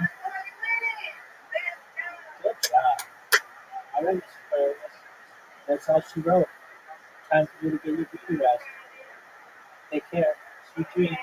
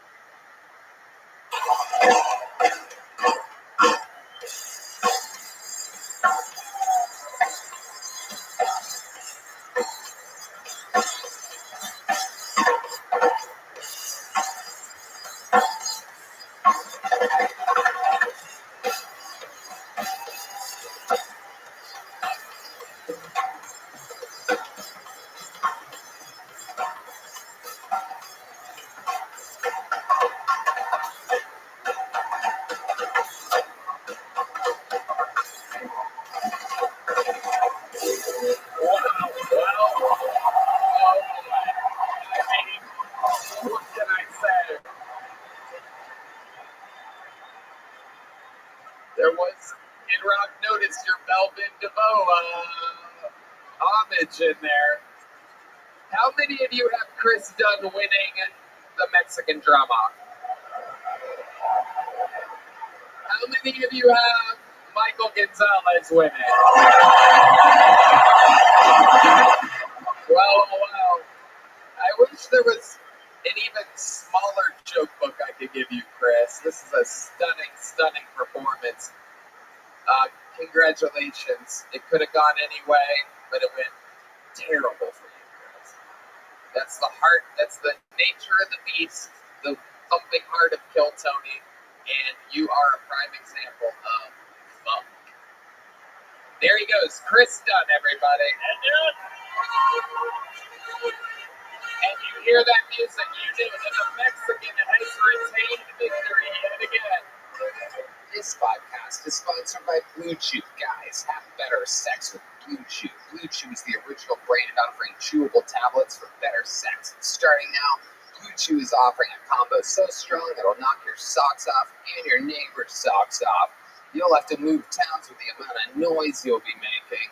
Blue Chew Max has arrived, and it combines the active ingredients of Viagra and Cialis into one chewable. The combo acts fast, and let me tell you guys, be ready when she needs it, and get your first month of Blue Chew free. Great sex is a few clicks away. Sign up at BlueChew.com. Consult with one of their licensed medical providers, and once you're approved, you'll receive your prescription within days. Blue Chew tablets are made in the USA and prepared and shipped directly to your door. The best part, it's all done online. That means no visits to the doctor's office, no awkward conversations, and no waiting in line at the pharmacy. I'd love to hear more from the Kill Tony resident sexpert, Rabbi. Oh, hey, what's up, Tony? I love Blue Chew. They're giving the best ED treatment out there. Blue Chew won't stop until every man is bricked up like a brick house. That is the mission. They say there's nothing sexier than confidence, and Blue Chew can help you with your confidence where it counts. In your pants. Oh. Make life easier by getting harder and discover your options at BlueChew.com. We've got a special deal for our listeners. Try your first month of Blue Chew free when you use promo code Tony. Just pay $5 shipping. That's promo code Tony. Visit BlueChew.com for more details and important safety information. And we thank Blue Chew for sponsoring the podcast. Oh my God! Wait a second. Wait a second. That's Feminist Stacy. Oh my God. Wait a second. We know this lady from the first few hundred episodes of the show. Feminist Stacy, one of the famous old band members of Feminists out of Los Angeles, California. How did you become one of the Bucket Hole Girls, Feminists? Kid Rock beat Clint Rock. Oh, God. Oh, no. And yes, it's at least 5 inches. Oh, my God. I cannot even imagine what that pussy looks like. Your beard is unkempt, Feminist Stacy. I'm not taking my estrogen pills at the moment. Oh, Jesus, you are extra angry tonight. Look at you. You savage beast. It's amazing. All the booze that we've gotten tonight, the place is completely quiet for a feminist in Nashville. Feminist Stacy, what are you up to? Oh, well, I've been in Austin trying to support women's rights to choose so more Kill Tony regulars aren't born. Oh, my God. Why do you make these faces? Oh, no, don't do that, Feminist Stacy. Oh, no. Oh, God. Oh, disgusting. Lord Norman, I'm going to queef on you next. No, don't do it, Stacy. I'll do it. No, don't do it. That was hard. Feminist Stacy looks a lot like Jeremiah Watkins, the former band leader of the show out of Los Angeles, California. Many global tours under his belt. Now doing, of course, all of his own shows, working with Dr. Phil, working with the goddamn Comedy Jam, working with fucking Stand Up on the Spot. Really, he's part of every fucking comedy show in the world. It's good to see your face. Bucket hole number 5 will indeed be next. How about one more time for Feminist Stacy? With a little I love you, Nashville. Yikes. A little blast from the past of Kill Tony. All right, your next bucket hole, make some noise. Oh, Jesus Christ. Can't we all do this at once? All right, here they are. We're keeping it moving. Thank you, ladies. How about one more time for Heidi and Val? God damn. I mean, Heidi's ass is unbelievably ridiculous. Usually I can keep it professional and not audibly say that, but how about one more time for Heidi's ass, everyone? You can tell America is back by the sweet taste of Heidi's ass. All right, your next bucket pool goes by the name of Mitch Crowlinger, everyone. 60 seconds uninterrupted for Mitch Crowlinger.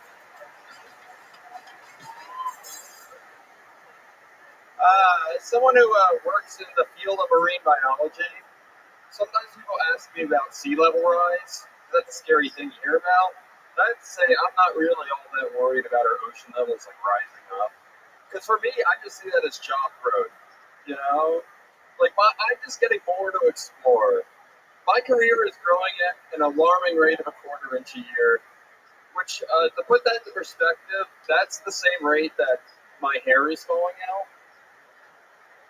So if you see me in like a year from now you can look at the top of my head and then decide if you still really want to invest in that oceanfront property. One of my favorite facts about sea turtles is that one of my favorite facts about sea turtles is that their sex is determined by the temperature of their nest. So if the sand is really warm, then they develop as females, and if the sand is cold, they develop as males. Because even in the world of sea turtles, males and females cannot agree on what temperature. Did I go over time? Even in the world of sea turtles, males and females cannot agree on what temperature the thermostat should be set to. All right. Jesus fucking Christ. Dork! A very oceanic set. What's your question exactly? I'm curious. What's that? You didn't go over your time. You just talked about dorky ocean. Oh, yeah. That's what I was worried. Are you a comic or a substitute teacher? Exactly. That was fucking odd. How long have you been doing stand-up? About a year and a half. A year and a half. Is all of your material that you've written ocean stuff? What the fuck like was that? 60% of it. Why? Because it's what I do. I'm passionate about the sea, you know? What exactly about the sea are you passionate about? I don't know. It's what I do for a living. What do you do for a living? So I'm an aquarist. So I'm in a department called aquatic sustainability. Oh, boy. You know, It's the only time. I'm not a Greta Thunberg. It's not. Don't worry. Ocean life is the only time you're around something wet.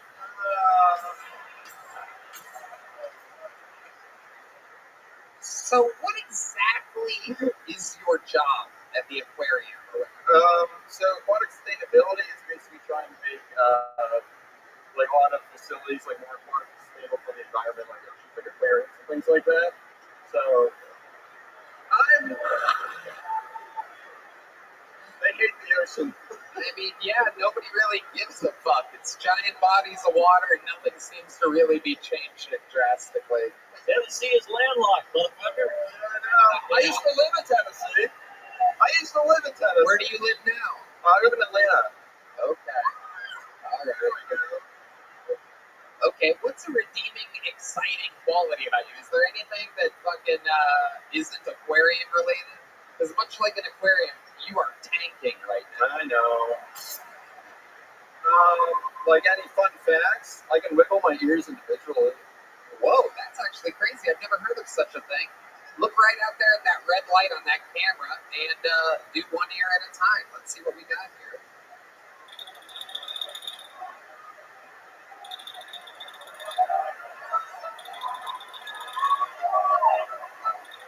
Kid Rock. Oh, wait, you can do it? Oh, my God. Wait, Kid Rock can do it. Holy shit. Kid Rock has 145 more talents than you. That's incredible. Kid Rock, international fucking superstar for 3+ decades, is like, I got that too. All right, you're wiggling up and going to take for the 5th consecutive year White Boy of the Year once again. Oh, yeah. Wow. Mitch Crowlinger. And so you thought that some of that aquatic material was just going to crush this arena tonight? No. Okay, so you kind of were planning on going back. Well, you know, chances of getting out of it. Well, you know, I got my money. Let me ask you this, I got my man. stuff. You're here right now. You're still here. You're still here. Are you glad you signed up? Yes. Okay. Well, at least you have a good attitude. Ladies and gentlemen, Mitch Crowlinger, everybody. We are running out of little tiny joke books fast. Both sides nowhere to be found. I think he might be in the back sewing some up right now. This is unprecedented, the amount of little joke books that are going out. We get to take a break from bucket pulls for just a moment. And this is a very special moment, ladies and gentlemen, because this spot was given out to this person many, many months ago, because it was decided as soon as we knew we were doing the Bridgestone Arena in Nashville that this specific all-time great golden ticket winner deserved a spot here. She is from Nashville, Tennessee, one of the all-time great golden ticket winners. Her first time here at Bridgestone Arena. Make some noise for the great and powerful Fiona Collins.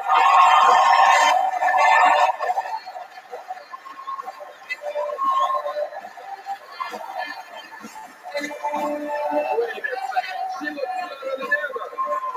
That's Taik. Oh.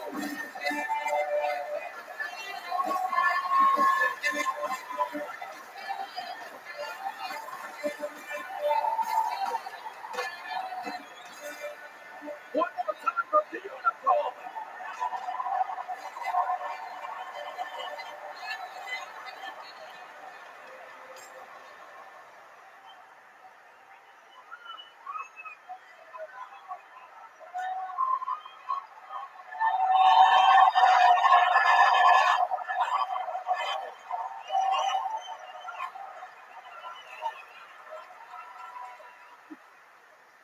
Hell yeah.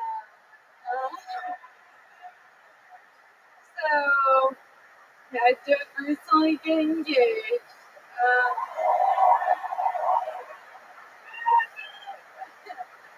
I really use the hell out of my Make-A-Wish.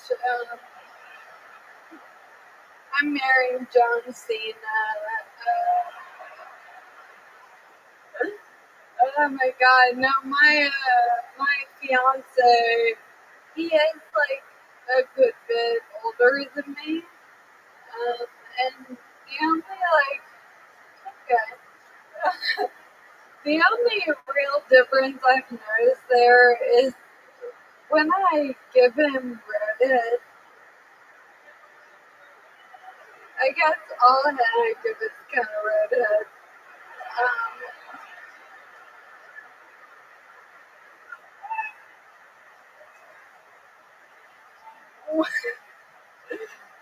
When I give him Reddit, though, he will turn his hazards on. Like, what the fuck? Safety first, yeah. Thank y'all so much.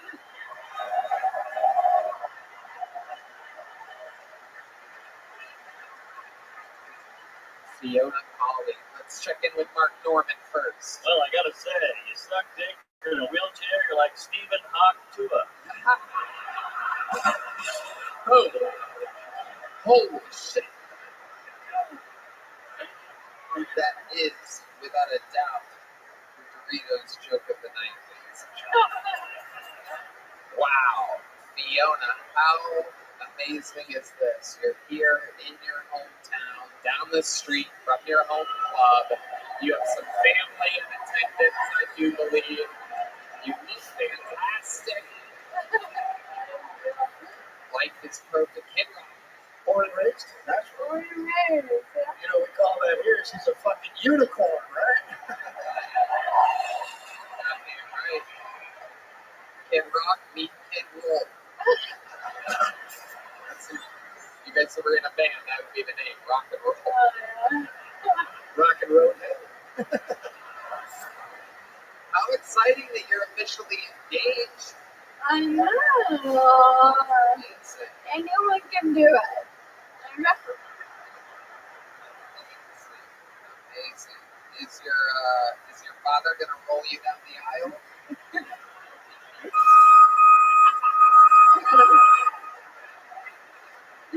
No, I think I'm just gonna like army crawl or something.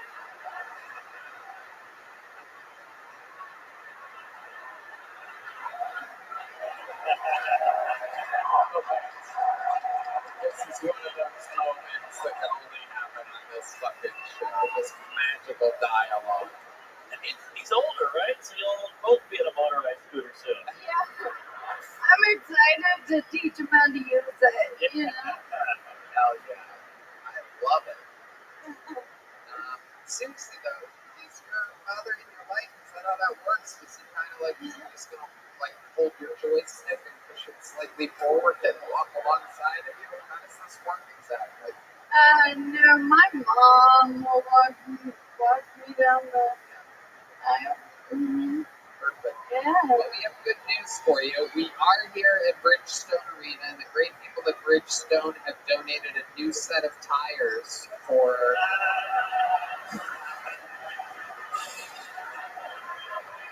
It is incredible. So you can go through any type of weather, ice. If the snow tries to stop you, you will plow right through it. It is incredible. Is your dad not around? He's somewhere. Oh, jeez.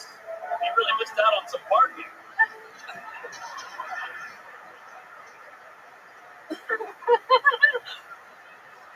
We're really funny.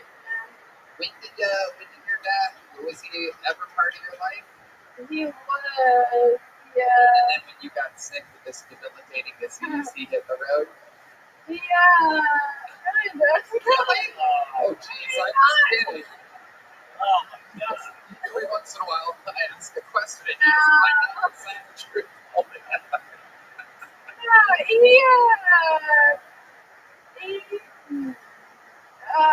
You know, why don't you, I bet he ends up watching this. Why don't you look at that camera and tell your dad exactly what I'm okay. Fuck him.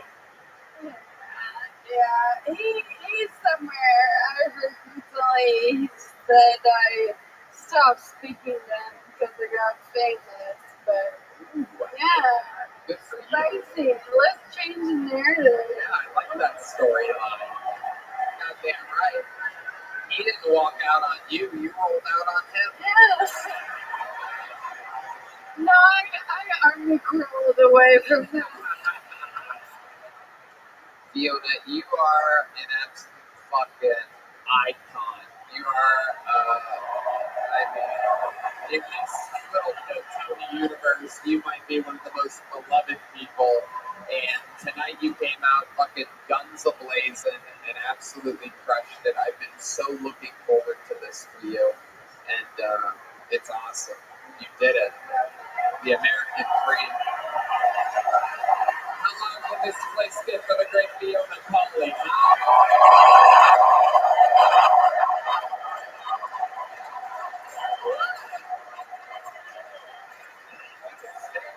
Wheels.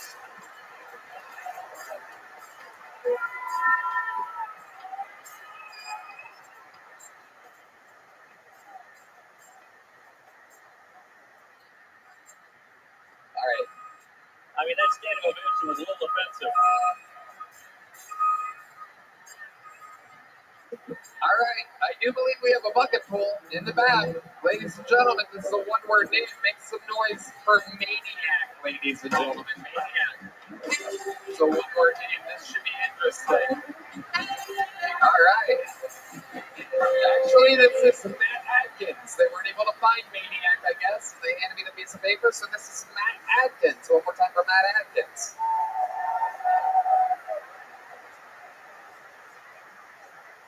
Yeah, so I've been doing comedy for about a year and a half, give or take, and you know, people they ask you, how do you come up with jokes? What's your writing process? So I'm out of breath, and I tell them, well, it's pretty simple, man. It's a lot like my ex. You know, after a few drinks, they really start hitting me. You know, You know, I'm built kind of like Bugs Bunny, but you know, I eat more than carrots. I eat ass too. Yeah, you eat ass. Hell yeah. I also kind of look like Jesus if he sold fentanyl, you know? Yeah, I don't get it. Like, he's kind of gaslighting us talking about, oh, I came back from the dead in 3 days. Fuck, whatever, dude. We do that nowadays, no problem. We got Narcan, dude. It's the big fucking deal. He needs to come back down here and see things have changed a little bit. That's it, I guess. Matt. Welcome to the show, Matt. Thank you so much, Tony. How long you been doing stand-up? A year and a half, give or take. Where at? All of it here in Nashville? I go to Nashville, I go to Huntsville. I started in Venue 220 in Pulaski, where the KKK was founded. Oh, wow, very exciting. Kid Rock is hard as a rock right now. What do you do for work? Well, I'm a painter. I paint not like artistry, but like houses and stuff. Okay. Commercial and whatever you got. Okay, absolutely. What do you do for fun? You look like you have some interesting habits. I mean, I kind of like to do a lot. I mean, I'm a skateboarder. I'll go hiking. I'll fish. I'm like an ATV as a person, you know, all over the place. Okay. How about drugs? You look like you've done every drug except for a daily multivitamin. Oh, let's see. Acid, mushrooms. One time in Indiana, I did a Suboxone and I almost fucking died. Tell us about that. Yeah, so I was like, me and the homies, I won a contest at Hardee's. I worked at Hardee's, and yeah. One of the people there was like, dude, sign up. You might fucking get on. I was like, I ain't no way. But here, you know what? If I do, I'll take you with me. I got on, and then we was at the hotel, and he's like, man, we need some weed. And I was like, dude, I'll find us some weed. Watch. I did come walking out, and the way he walked out, he had that I'm a dealer walk, and I was like, he's got it. So I went over there, and he's like, man, I can't get you no weed because my dude's out of town, but I got these Suboxone strips, and I don't know. What did it make you feel like? For about 10 minutes, I felt really good. I was grabbing Taik 9 in the trunk, and hell yeah. And a few other things. I was hanging out with this dog named Chico at the hotel, and then was the dog real? Yeah, the dog was real. Some old lady's dog, and then shit, I don't know. We went to Wendy's, and I think that's where it went downhill. I got a Frosty, and that made me throw up. That's actually happened to Red Band. He just overdosed on the Wendy's one. Oh, shit. The blood sugar attack, didn't you, big boy? Come on. I love it. Tell us the craziest thing about your life, other than your near overdose. Interesting. I got my hair ripped out by a drill, which was, I thought it was my shirt, too. I didn't even know. And my headphones. But shit, I don't know. I got struck by lightning, kind of. Oh! So, you got struck by lightning? Yeah, well, it hit the house, and I was hanging on to back when refrigerators and freezers were separate. I was hanging on in my Spider-Man costume, and that's when I found out, don't fuck with electro, you know? I swear to God, I was in a Spider-Man costume, and it hit the house, I was like, ah! And I swear to God, I flew from here to probably that stair set right there, dude, up against the wall. I never felt nothing like that. No power like that before. Shit was crazy. Did it change you? Did you notice a difference? Did it give you any special powers or anything?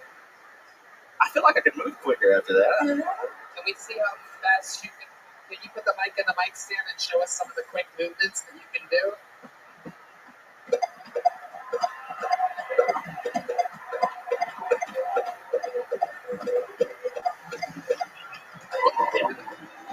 Look out the front.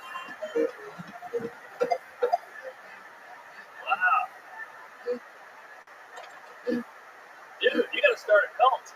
Oh, dude, I've been told that I could be a cult leader, actually. I'm not even playing. Oh, yeah, I can see the third person now. The whole week that's told me that. Just thinking about the thought of like, can I get a fist bump? Oh, yeah, hell yeah, bro. You're like Charles Manson, but without all the ladies, right? Yeah, and he killed. All right, Matt Atkins, I like your style. Here's a big Nashville joke book, my friend. Lightning does strike twice. Another drop choke by Matt Adkins. All right, we finally wrangled a one-word name all the way from section 104, row B, C12. We thought we had, what was that? Mark, you throwing plates over there. Trying to get to the crowd, man. The wind caught it. Ladies and gentlemen, make some noise for the long-awaited Maniac, ladies and gentlemen. The Kiltony debut of Maniac. Fun fact, I'm not racist. In fact, my ex-wife is gay. We were married for 8 years. 3 kids together. And just because I hate that bitch doesn't mean I hate all black men. Case by case. Another fun fact, I used to fuck my couch. Oh yeah. When I was a kid, I'd fuck the shit out of that couch. The problem is, I trained on this couch. And the cushions were straight up and down, just like this. And that's how I trained. I'd lay on top and punch straight down. So when I got my first piece of pussy, my angles were off. Pussy's more of an upshot, right? So I had this poor girl laying on the bed, and I'm just laying on top of her, and I'm just stabbing straight down and just fucking the shit out of the crease between her thighs. And I'm just giving it to her for like 30 seconds, and then she stops me. And she says, "Hey, guy, it's not even in." And I had already finished. Golly. Wow, Maniac. Holy shit, look at the energy on this guy. Incredible. Mark Norman, what do you think? Was the couch still at the Rayborn Flanagan when you fucked it, or was it? Every time, baby, every time. Wow, was it a black couch? Yes, absolutely. Leather. You know the one. Oh, leather. You know the one. I like the couch too. Maniac, you are energized. Are you on Adderall or something? No, sir. No, sir. Just manic. It's just natural. Yeah. You're manic. Yeah. Do you have high highs? How'd you find out about the poetry? Who was talking about me?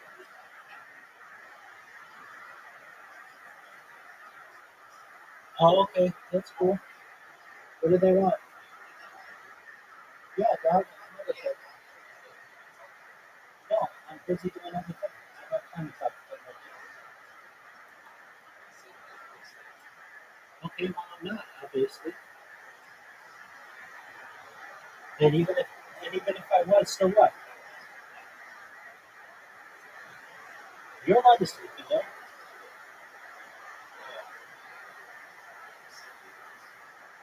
Yeah. Wide awake, just watching kids on me. What's good in your neck?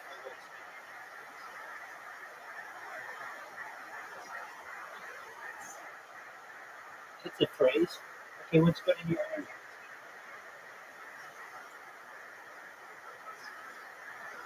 All right, man. All right, cool, man. I'm watching kids on me. It's some low lows. Absolutely. Yes, How often do these manic episodes happen for you? My wife would have to tell you specifics, but pretty much every week, you know, grind.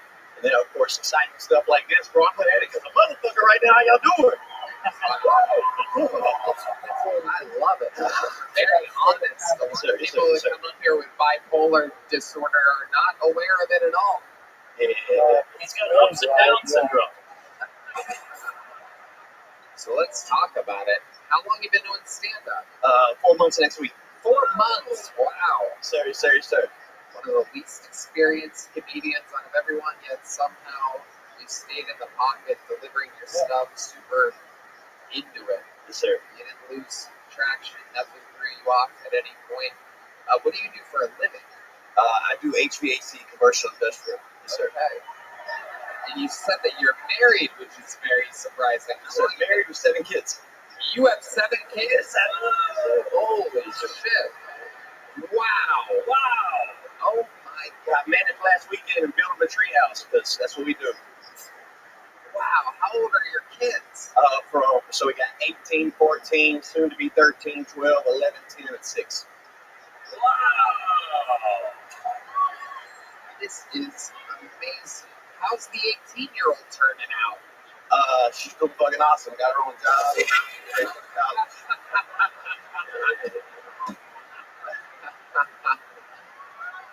Wow, she's going to college. Yes, sir. Yes, sir. Real regular college. Yes, sir. Yes, sir. Wow, you must be so proud. Absolutely. Absolutely. That's amazing. Man, 7 kids like Elon Musk without the The money. Just a bunch of rusty parts in the yard. Yeah. Yeah, this is feline Musk. Wow. So what do you normally do when you have this kind of manic energy? When you're not building tree houses or doing stand-up, what do you do with it? So I pretty much grind 7 days a week. I work for the greatest company, Southern MVP, and then I work for myself on weekends, doing HVAC, residential, and all that. And then I got a lot of hobbies: boxing, comedy, doing shit with my kids. Like, I stay busy. It's positive. Let's see some shadow boxing. I gotta see it. I want to see your form. Put that mic in the mic stand there. Let's see what we got. Whoa, he's a southpaw, huh? Okay. All right, little tippy tappy. All right. Incredible. You wait to fight? What's the price? Yes, say. Who was she? A big girl. Incredible. No smoke. What's the, how do you as a father, because I cannot picture you as a father to an 18-year-old girl. Yes, wow. Has she ever brought any boys home or anything? No, she's gay. Yeah, we rock now. Oh, yeah. She came out. She's got a wonderful girlfriend. I love her to death. Right. She came to me about 2 or 3 years ago, and she was like, "Daddy, I'm gay. I hope this doesn't freak you out." And all I heard was no dicks. And so, wow. That's all the father can really ask for. I love it. You talk about that on stage? No, not yet. Just now. You should. That's great. It's personal to you. Yes, sir. Amazing. So you were truly pleased when she told you that she was gay? Absolutely. I love all my kids. Let me ask you this. What's your oldest son's age? He's 14. 14. So what would you say if the 14-year-old boy told you that he was gay? I'd be freaked out if he was interested in touching anybody. No, not if he was gay. My 14-year-old's autistic. He battles epilepsy. He don't let nurses touch him. So if he ever wanted a connection with anyone in that kind of way, we would celebrate it absolutely. Hard swallow maybe, but we would celebrate it. Yeah. You said he suffers from epilepsy? Epilepsy. Yeah. I suffer from speaking weird. Yeah. So maybe where it comes from. I like your fucking style, maniac. It's incredible. We got one big joke book for you, buddy. Let's keep it moving along. Before we get back to this bucket, ladies and gentlemen, I must warn you, this place is about to get very loud. I'm bringing up another regular, and it's a very special regular indeed. This man has been an icon in the show's history. And soon, I'm sure, we will be able to get him his United States citizenship. But for now, he remains the Estonian assassin, ROTHSCHILD.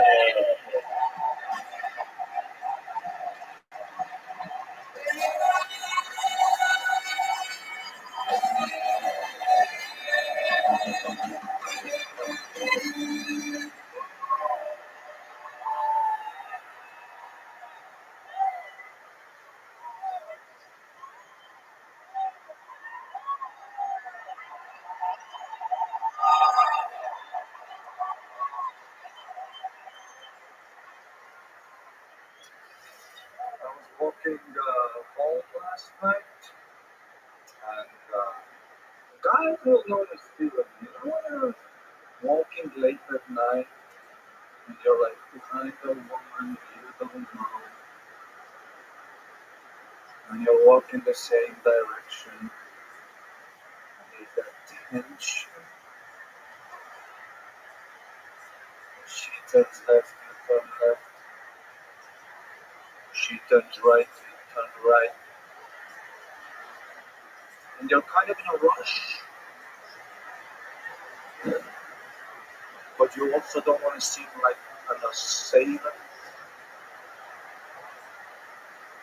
It gets really strange. You know when you notice that she knows you're there as well? The body language changes a little bit. They start clutching the bag, warming up the hamstrings. And then there's a really tense moment, you know, like when they finally look.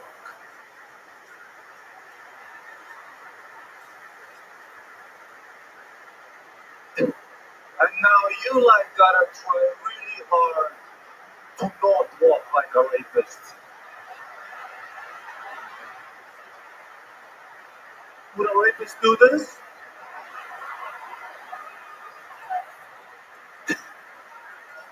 Then you take an alternate route, and then you reappear from another street. You gotta be like, don't worry, I just live where you live. Thank you so much. Ari is actually, for the record, with a new minute and 55 seconds. This guy never misses, never takes the show off, and goes above and beyond. Basically doing 2 sets at once, almost a 2-minute long set. Of course, we let our regulars go as long as they want. Ari, how the fuck did that feel? You just did it again, buddy. Thank you.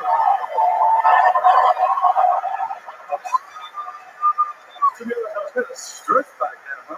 I love it. You know, when the show started, they started booing. I was like, oh dear God. If they boo near this act out, fuck! Huh? I love Nashville. Second time here for me. Oh my God, what a place. Tell us what do you love about it? The beautiful women, they got them. You got white girls that got some batonka down there. They do. I love that you noticed that. Just to fuck it. And I love the cellulite on your ass. I love it. It is. Fill those craters with cum. There is a very real thing that happens. That Hattie B ass. Yeah.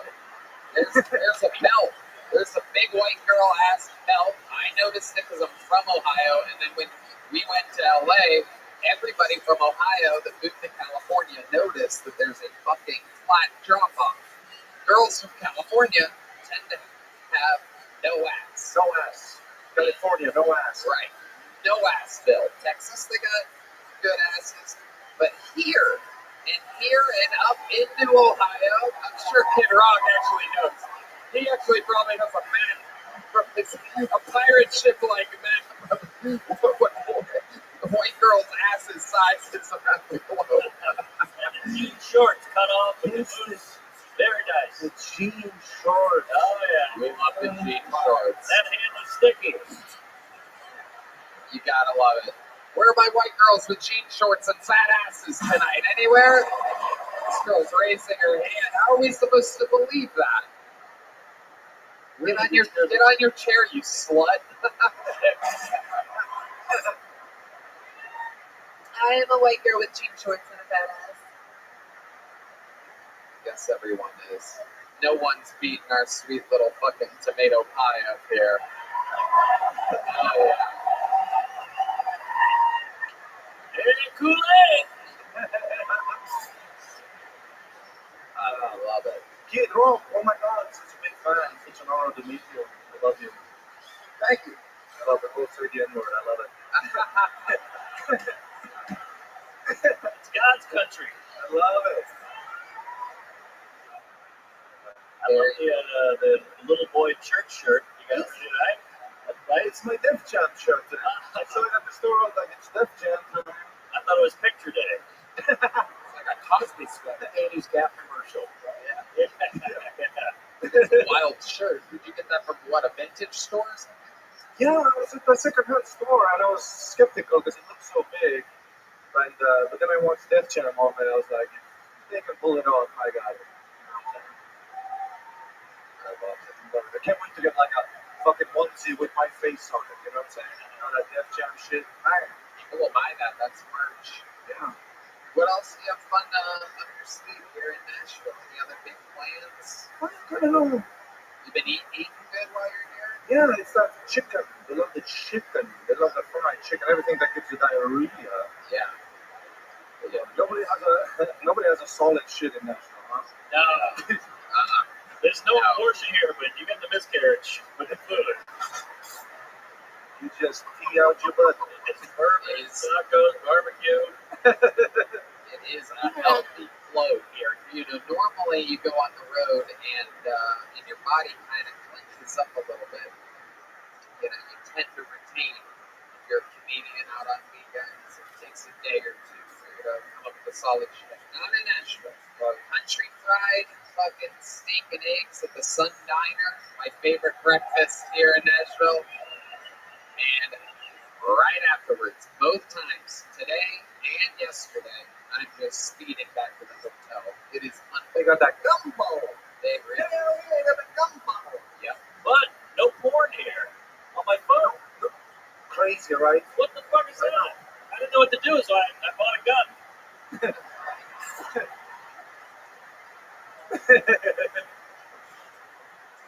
I love it. All right, Maddie, you are a goddamn superstar. You did it again. You did it again, folks. The juggernaut, the Estonian assassin, Ari Maddie. We're trying to get him his American citizenship. It's a lot harder than you think it would be. You could probably make a call, right? Kid Rock knows a guy. Ooh la la. Heidi and Val absolutely killing it tonight. Time for bucket poll number 8. Ladies and gentlemen, make some noise for Ryan Sharp, everybody. Here we go. You guys still having fun out there? There he is, Ryan Sharp. How we doing tonight? It's weird. I'm 23. I'm from Pittsburgh, and I live with a roommate. And it's weird being an adult male with an adult male roommate, because some nights I'll be at work and I work overnight, so I don't get home until 2 a.m. and they'll text me like, "Hey, there's a fresh batch of brownies on the counter. Don't forget to clean up after yourself." It feels like living with a wife sometimes. And other times, I'll wake up at 1:30 in the morning, and I'll open my door, and he'll just be standing there, looking at me like that. Like, "Hey, does this look infected to you?" But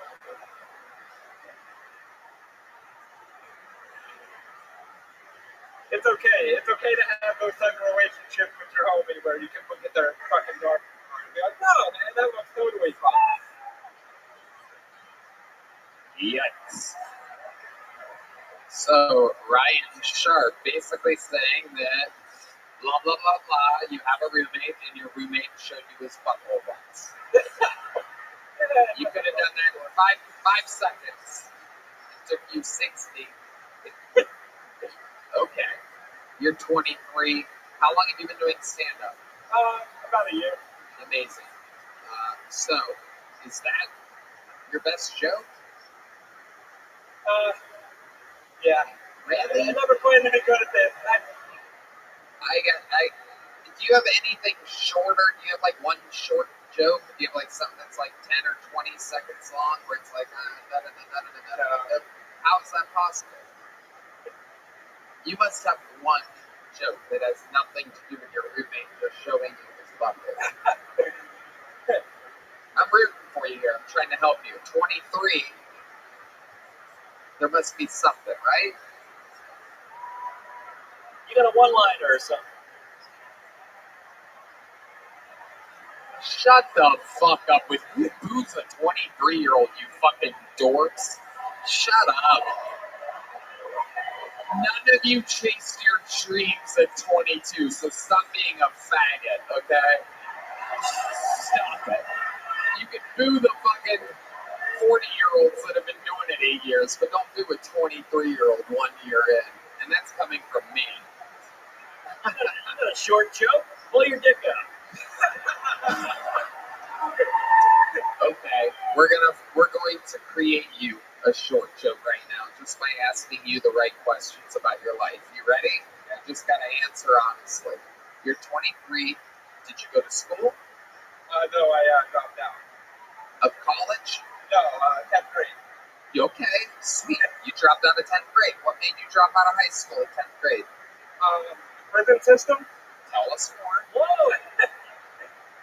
I was a very bad drug dealer, and I got arrested in school. And, how did you get arrested? Some kids like, his backpack smelled like weed, and they searched me, and I had X ounce of weed on my backpack. Yeah, that'll do it. Have you been selling drugs since then? No. That made you stop? Yeah. Did you go to the juvenile justice? Yeah, I was there for about 3 years. 3 years? Oh my God. It's like the Lil Wayne of Lil Kids. It's incredible. They put you in juvie for 3 years? Yeah. Fuck. How old were you when you got caught with the weed in your backpack? 16. 16. They kept you there until you were 19? Yeah. Yeah, I got out right after my 19th birthday. You were like the oldest kid in juvie. No, not really. Really? Yeah.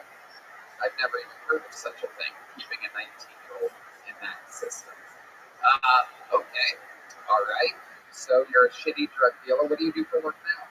I'm a manager at Chipotle. Hell yeah. Let's talk about it. Hell yeah. How long have you been a manager at Chipotle? About 6 months. Where is the Chipotle in Pittsburgh? Yes. Most of the people that work for you, are they white, Mexican? Mostly black. Okay, we're getting closer now. We're almost to the joke. Can you guys feel it? A lot of black people working for you at a place. And what's that like, Ryan? Feels good to have no. I love it. He stopped himself and said, I'm joking. You did it. That's a joke. Feels good to have black people working for you. Doesn't it? Indeed it does. When you tell them what to do they always listen to you? You seem like you can kind of easy to bully. No, they listen to me. I'm the most well-rounded manager we have. When you say you're the most well-rounded manager, I mean in more ways than one. Sure, but what are the other managers like? Brain dead and retarded. Wow. Let me be the first to tell you, you're fired. You no longer work at Chipotle. That's a wrap. That would be the best thing that happened up on this stage. Okay. You get free burritos? Yeah. Nice. If you couldn't tell. All I eat is food from work. Absolutely. What do you do for fun, Ryan? You're 23, you're in Pittsburgh. What do you do when you want to get wild? My buddy's actually a comic that I'm here with, and I record a lot of his stuff and go out and help him like with our shit. Sure, other than comedy, is there something else that you're into? Any other hobbies? Music. What do you do musically? I produce music. Yeah. Do you ever Not as sing? much anymore, but What do you do? You sing? What was that? You ever sing? No. What do you do exactly? I just make beats and mix and master. Alright. Incredible. Most embarrassing thing that's ever happened to you? Besides this. This has to be up there. Come on, Ryan. This is what you want. I can't think of anything. Virgin? No. All right. Do you have any special moves in the bedroom that you do? Have you ever done a trick that works for you? You have any special things you do to please a woman in the bedroom? You sure that's called sexual harassment nowadays? No, not if she consents, Ryan. I'm saying that when you're having sex with a consenting woman, do you have any tricks or anything that you do? Any special maneuvers that you burrito bowl? Yeah, for the burrito, I think the burrito, I empty it out and then eat it out of her. That's my special Jesus Christ, Ryan, you are crazy. This is wild. Do you love doing stand-up? It's a fun hobby. I'm not really good at it, but I do it anyway. It's fun to get on stage and embarrass myself. There you go. I guess that's about as good as it's gonna fucking get with the styles of Ryan Clark, ladies and gentlemen. There he goes. Is any woman willing to fuck him? There's a dude that raised, a couple dudes raised their hands. One guy. Hey, buddy, I tried. Can't believe he's not lowering those black chicks from work and back to his apartment with those sick beats.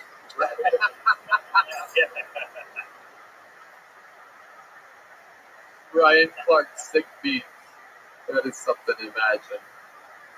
Ladies and gentlemen, it's perfect that set was pretty lackluster because I have something on deck that you're not going to fucking believe.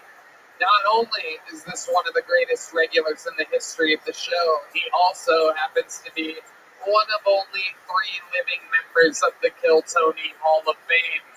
This is a very special surprise drop-in from Kill Tony legend, one of the greatest regulars in the history of the show, one of the greatest roasters on planet Earth. This is David Lucas.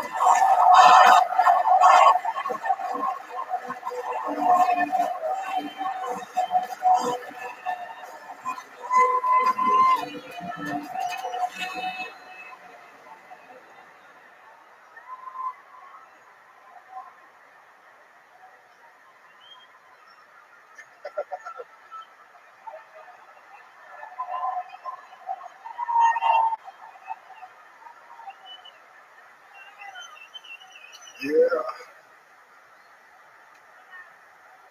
I'm sick of this body positivity shit. They tried to make it real popular a few years ago with Lizzo. And even she was tired of being a fat bitch. She lost weight. They tried to make us start feeling bad for fat people again this year. And I'm a fat person. I don't think the world should accommodate big fat motherfuckers, you know? Y'all saw that shit where that fat ass girl tried to sue Uber because she couldn't fit in the car? It's like, bitch, you know you wanted the wrong size Uber. You should have ordered a tow truck. You know.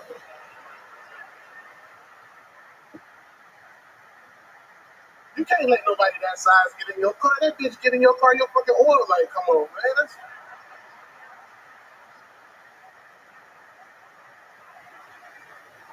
If she was trying to get into my car, I would have turned into a Japanese granddad.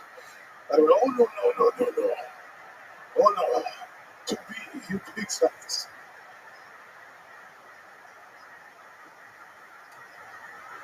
I love naturals for the white women. Yeah. I feel like if I don't fuck white women, then Martin Luther King died in vain. Right, that's my time. David Lucas. Yeah. Martin Luther King-size comedy. Nigga told me, nigga, you got on Netflix without showing your pussy. I'm surprised. I was like, I know they're gonna have this nigga topless on the first episode. Hell yeah. Your sweat is streaming everywhere right now. You got on that shit that can't get wet, Tony, so we don't know if you sweating. Kid Rock. What's up, Kid Rock? What's happening, bro? Kid Rock, of course, friends with the greatest president of the United States of America.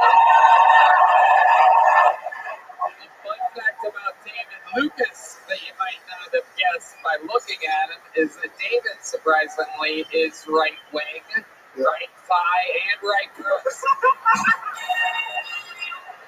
David's been up to the house. Yeah. I've been to your house, Kid Rock. You a party motherfucker, bro. You actually look dehydrated today, nigga. Somebody, he was at the house last night. We had fun last night at the Southern White House. David was at the Southern Waffle House. God damn, Tony. You the only nigga that took his pants off when he walked in the Kids Rock house. Niggas got asses out. I love it, Dave. You are a beast. Hell yeah, bro. How you been enjoying Nashville? Oh, bro, Nashville dope, bro. Got to hang out with Kid Rock and Mark Norman last night. Was in that bitch till 5 a.m. dog. Yeah. Kid Rock is the most partying motherfucker, and we found out he only has 2 jokes. That he says all night, nigga. Look at him. Kid Rock, you need an IV, nigga? You don't look all right, bro. You look like David Spade on AIDS. Fucking hell of a week. Kid Rock look like the T-Move version of Randy Johnson. I look like fucking Brad Armpit. Hey, you look like one of the things we used to have as a kid when you got to drop it in water for it to expand, nigga. You look dehydrated, nigga. Your ass need a sip of water. Somebody bring this nigga a liquid IV, man. I don't. Like white trash Ellen.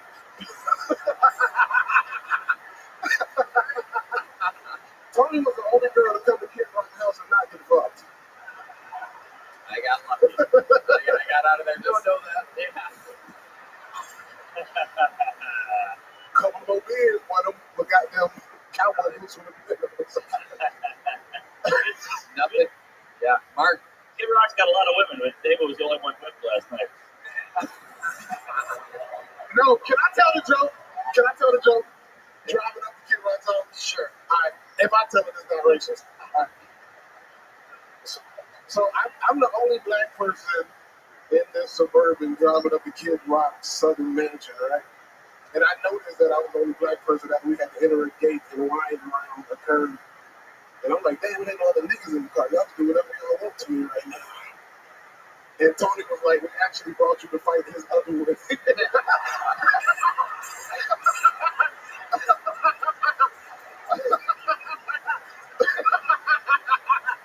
I was like, can't run that one? Oh, yeah. Bojangles Unchained.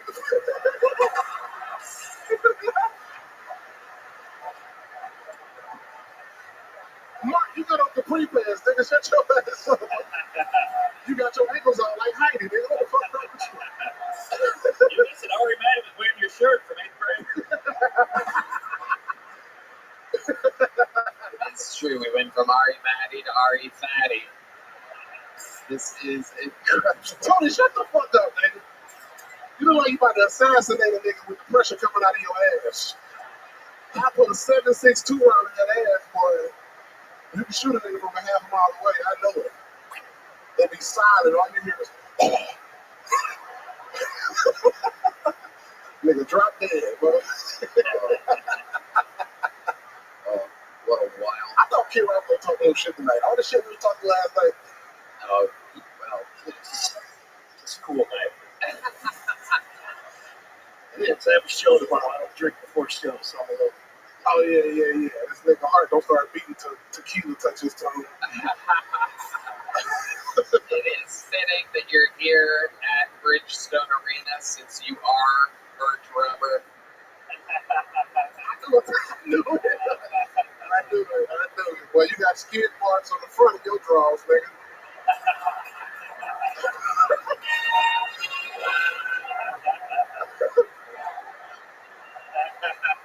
You look like the type of man that let other people fart in your pants. I don't know what it means, but it was funny. David's been eating lunch at Hattie B's and dinner at Hepatitis B's. Tony looked like the type of nigga to get in bed with a big t-shirt and a bowl of ice cream. You're fucking killing me tonight. This is a one-sided victory for you. Hell yeah, it's like you're sitting on the opposite sides of the car. You know what I'm saying? Kid Rock, that's my nigga. What's up, Bobby? What up? Come on, call him what you want to call him. The N-word.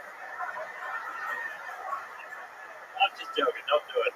Mark, don't get that man in trouble. He don't give a fuck. Kid Rock's the only white person to put the N-word on an album, and nobody says shit. That's how badass he is.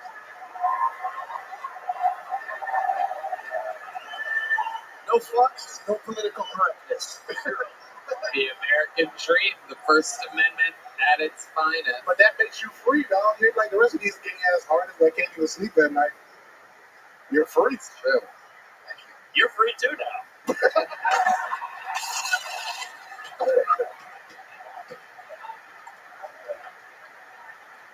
Mark looked like he would have owned only trading slave plantation, you know?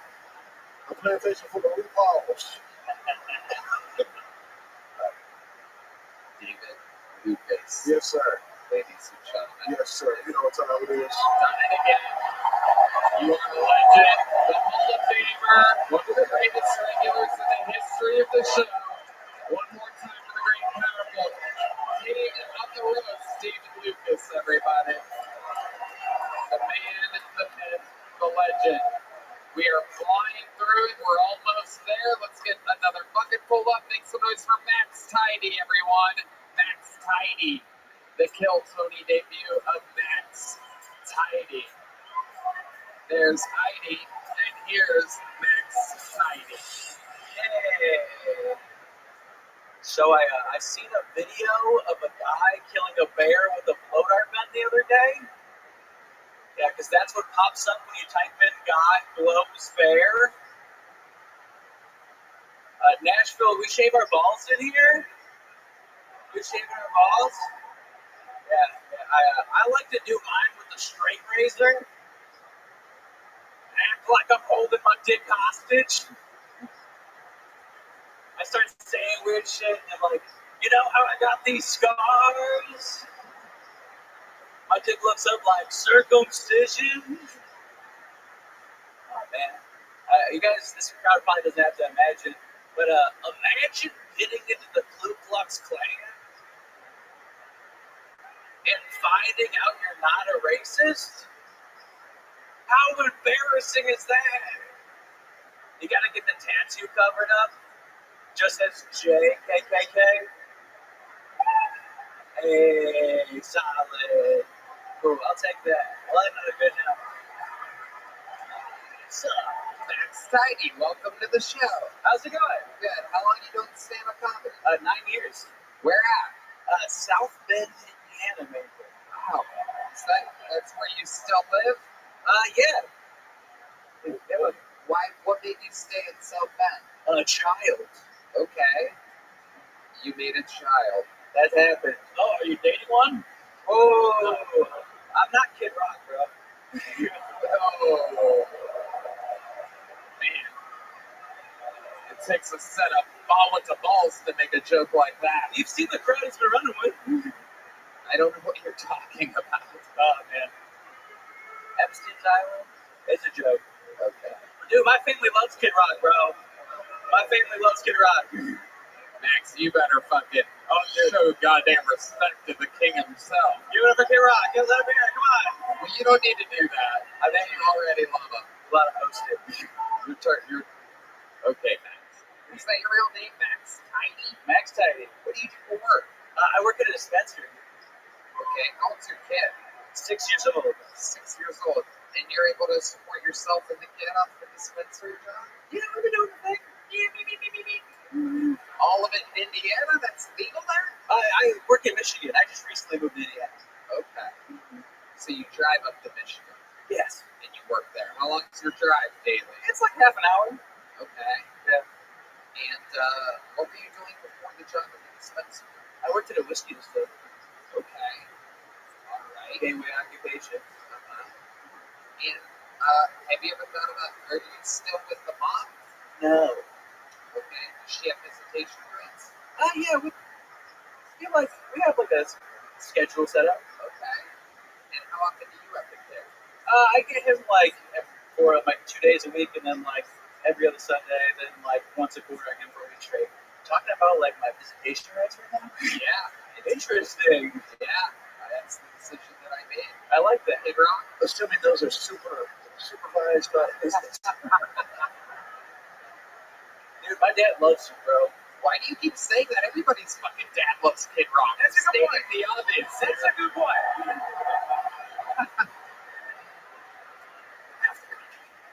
Yeah. Okay, Max, what do you think's the most interesting thing about you? You've seen this show before. You understand the interview portion of this show. A little bit. I don't know about the most interesting thing. I could make them not like me more. Okay, do it. If that's what you're. Can I do one more? Can I do one more bit? I mean, it's, how long's the bit? It's like 30 seconds. 30? Maybe 20. Let's make it 20. Let's make it 20. Have you guys heard everybody mad about these pirate guns? You guys heard everybody mad about these pirate guns? The R-15. Oh, God. Yeah, I think they're mad about the shooting at that pirate bar. The Sandy Hook. Okay. We're going to save you. Here's a medium joke boat. There goes Max Tidy, everybody. Oh. There he goes. We have a special treat for you, ladies and gentlemen. We're running a little bit ahead of schedule here, so I'm going to get this guy up here. He is not a golden ticket winner. He is not a regular, but he is a developed character on the show. Make some noise. This is the Nashville Arena debut of Uncle Laser.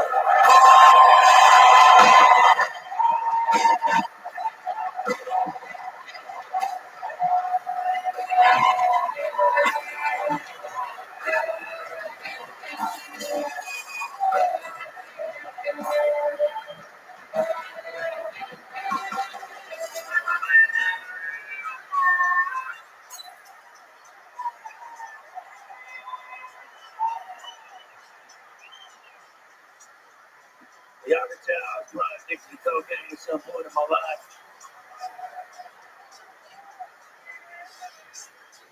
I quit. The summer's coming, so we'll see. Yeah, we'll fucking see.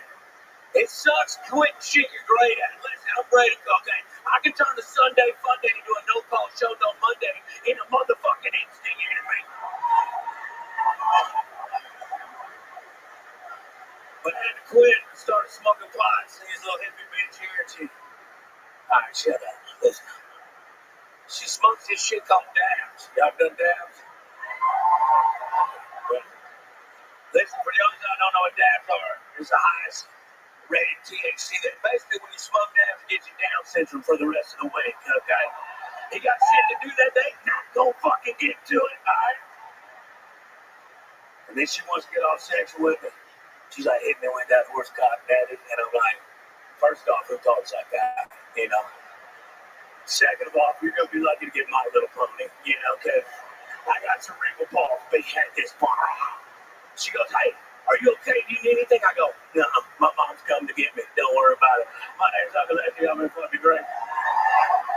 Uncle Laser, coming from a place of experience and honesty, talking about what he knows. Very real stuff. This is the real guy, live in the flesh. This is who he is. This is what he does. He keeps a harmonica on him at all times, and a pair of outfielder sunglasses. He is an actual gas station visiting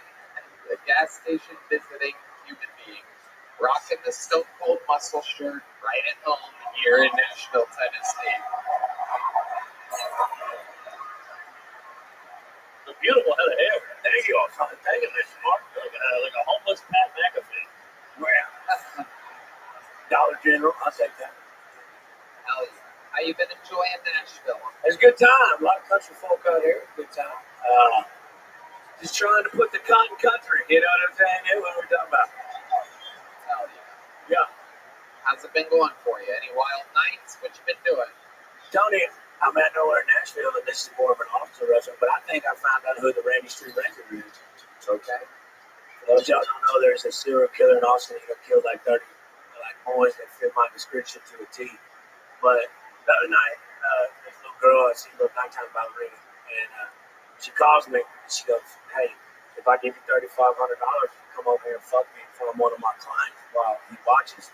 And I said, is that going to be cash or check? You know?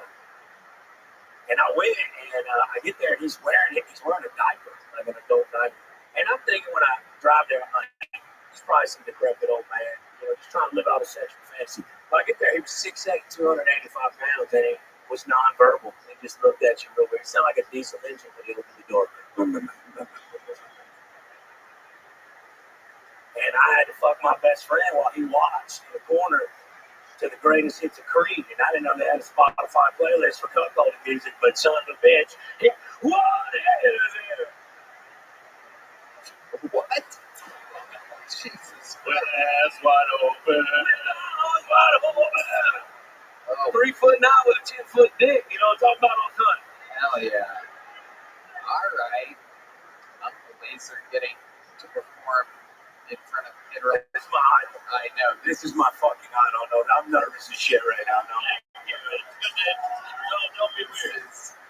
This is incredible. This is like if David Lucas got to perform for the Kool-Aid Man. Laser, I love it. You were on the final part of my depth chart here, and you came in swinging, crushing, great stuff, Uncle Laser. Thank you, Tony. Thank you, guys. Thank you, Nancy. I thought I was done with the booking, but then we realized we have not had a female comedian yet tonight. So I went through about fucking 50 names until I found one. Ladies and gentlemen, your final fucking poll of the night, your first female comedian of the night. Make some noise. 1 minute uninterrupted. Oh, that's right. Fiona was up. Yes, your first standing female comedian of the night. Make some noise for her. It is Joanna Dixon. Joanna Dixon.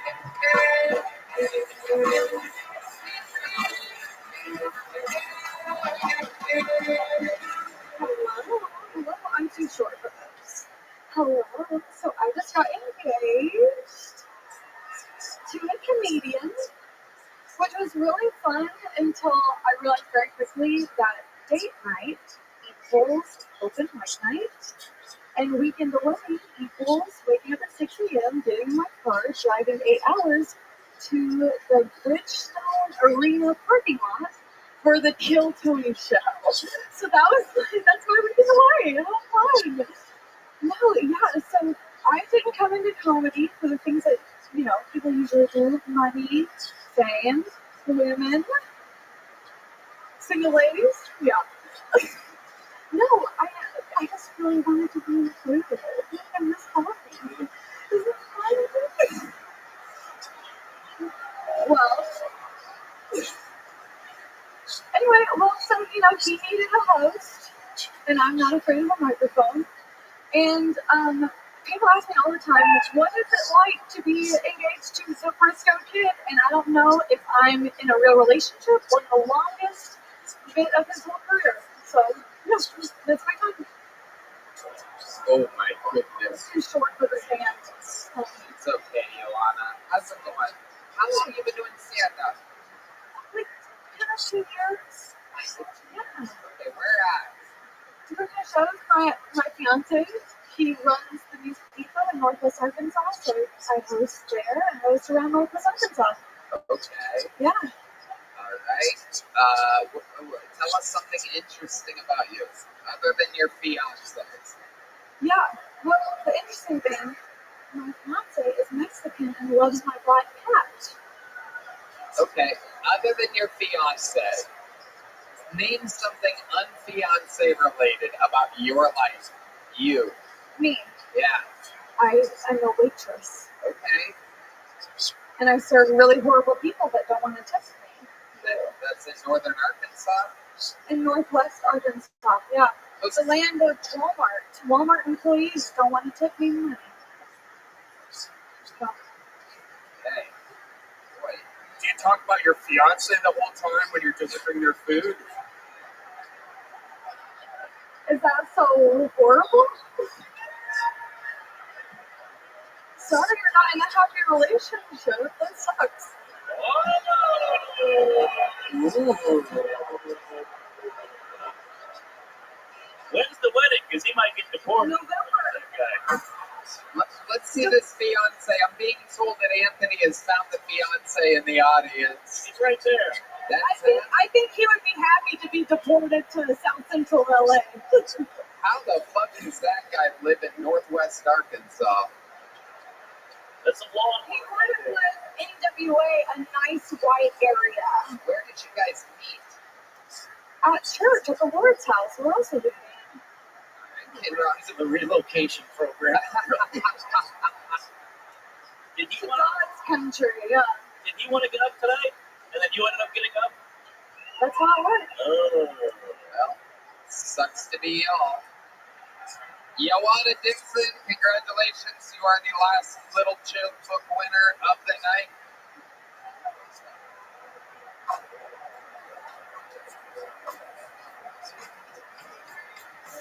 All right. You know what, ladies and gentlemen? We've had a lot of fun tonight. I think there's only one thing left to do. I gotta tell you, this is an amazing moment in the history of the show. If you could have told me at any point in the last 12 years that we would be lucky enough to be doing one sold-out arena here in one of my favorite cities in the world, Nashville, Tennessee, I would have told you, holy shit, that's incredible. It's amazing that we're doing back-to-back nights. Not only because I love Nashville and because I have so many awesome friends and what feels like family here in Nashville. The great Zany's Comedy Club here in Nashville, one of the best comedy clubs anywhere in the world. The great Dorfman brothers and fucking Brian Dorfman and so many great people. The great Lucy. There's just so many great spirits here in Nashville, Tennessee. But there is one man who was born and raised in Tennessee, who just so happens to have the record for all-time appearances on the show, the record for all-time interviews on the show, the Hall of Famer, the Memphis Strangler, the Titan of Tennessee, the Dark Knight of Nashville, the Monster of Memphis, the Vanilla Gorilla. This is the Big Red Machine. What's up, William Montgomery?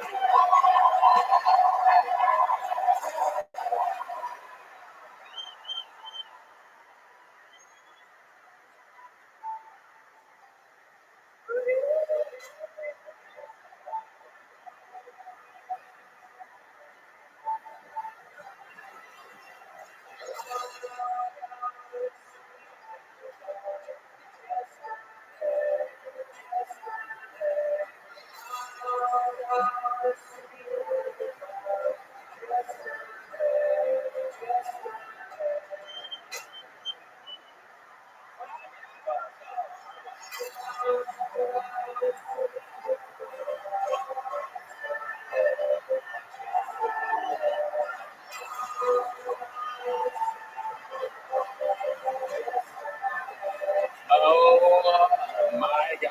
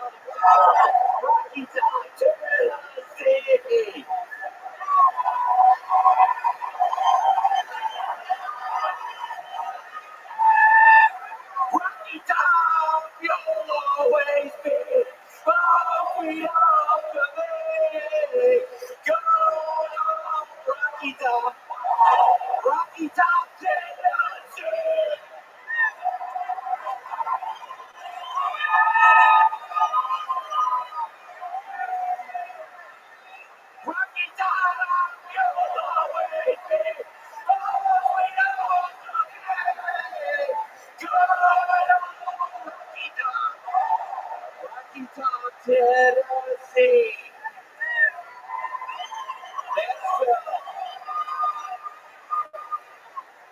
Nashville, the weirdest thing happened to me today. I flew in on Delta and we did not crash. I'm shaking down the lotion. Virginia Giffrey, the girl Jeffrey Epstein gave to Prince Andrew to have sex with when she was 16, got hit this week by a school bus going 80 miles per hour. And my only question is, where in the hell did Hillary Clinton find a school bus that goes 80 miles per hour?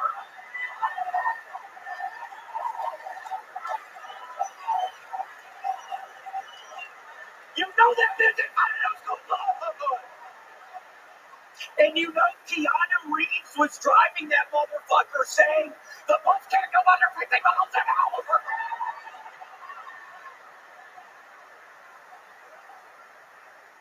I don't know if anybody realizes this, but 3 out of the 4 coaches in the Final Four are Jewish. I mean, first it's Hollywood, then the banking system, now this. What's next? The right to vote? In response to the U.S. tariffs, Canada is imposing large tariffs on dog food and flamethrowers, which is bullshit because I'm having to get a second job to pay for this shit. You know I love feeding Redman's mom dog food. She fucking crawls around like a dog on her hands and knees, and she fucking eats it off of my back, dude. And your mom can get up there, Redman. Okay, that's my time. Thank you, Toby. Wow.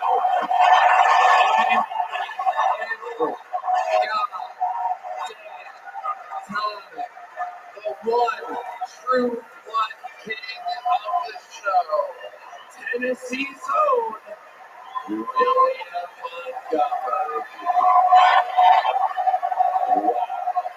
Nashville is so nice. I had a horrible time in the hotel last night. I ordered 2 large Papa John's pizzas, and then I got an alert 30 minutes later that it was canceled, and then I ordered a bunch of White Castle, and I ate the White Castle, Tony, and then about 30 minutes later I get a text message, and it's my pizza at the front desk.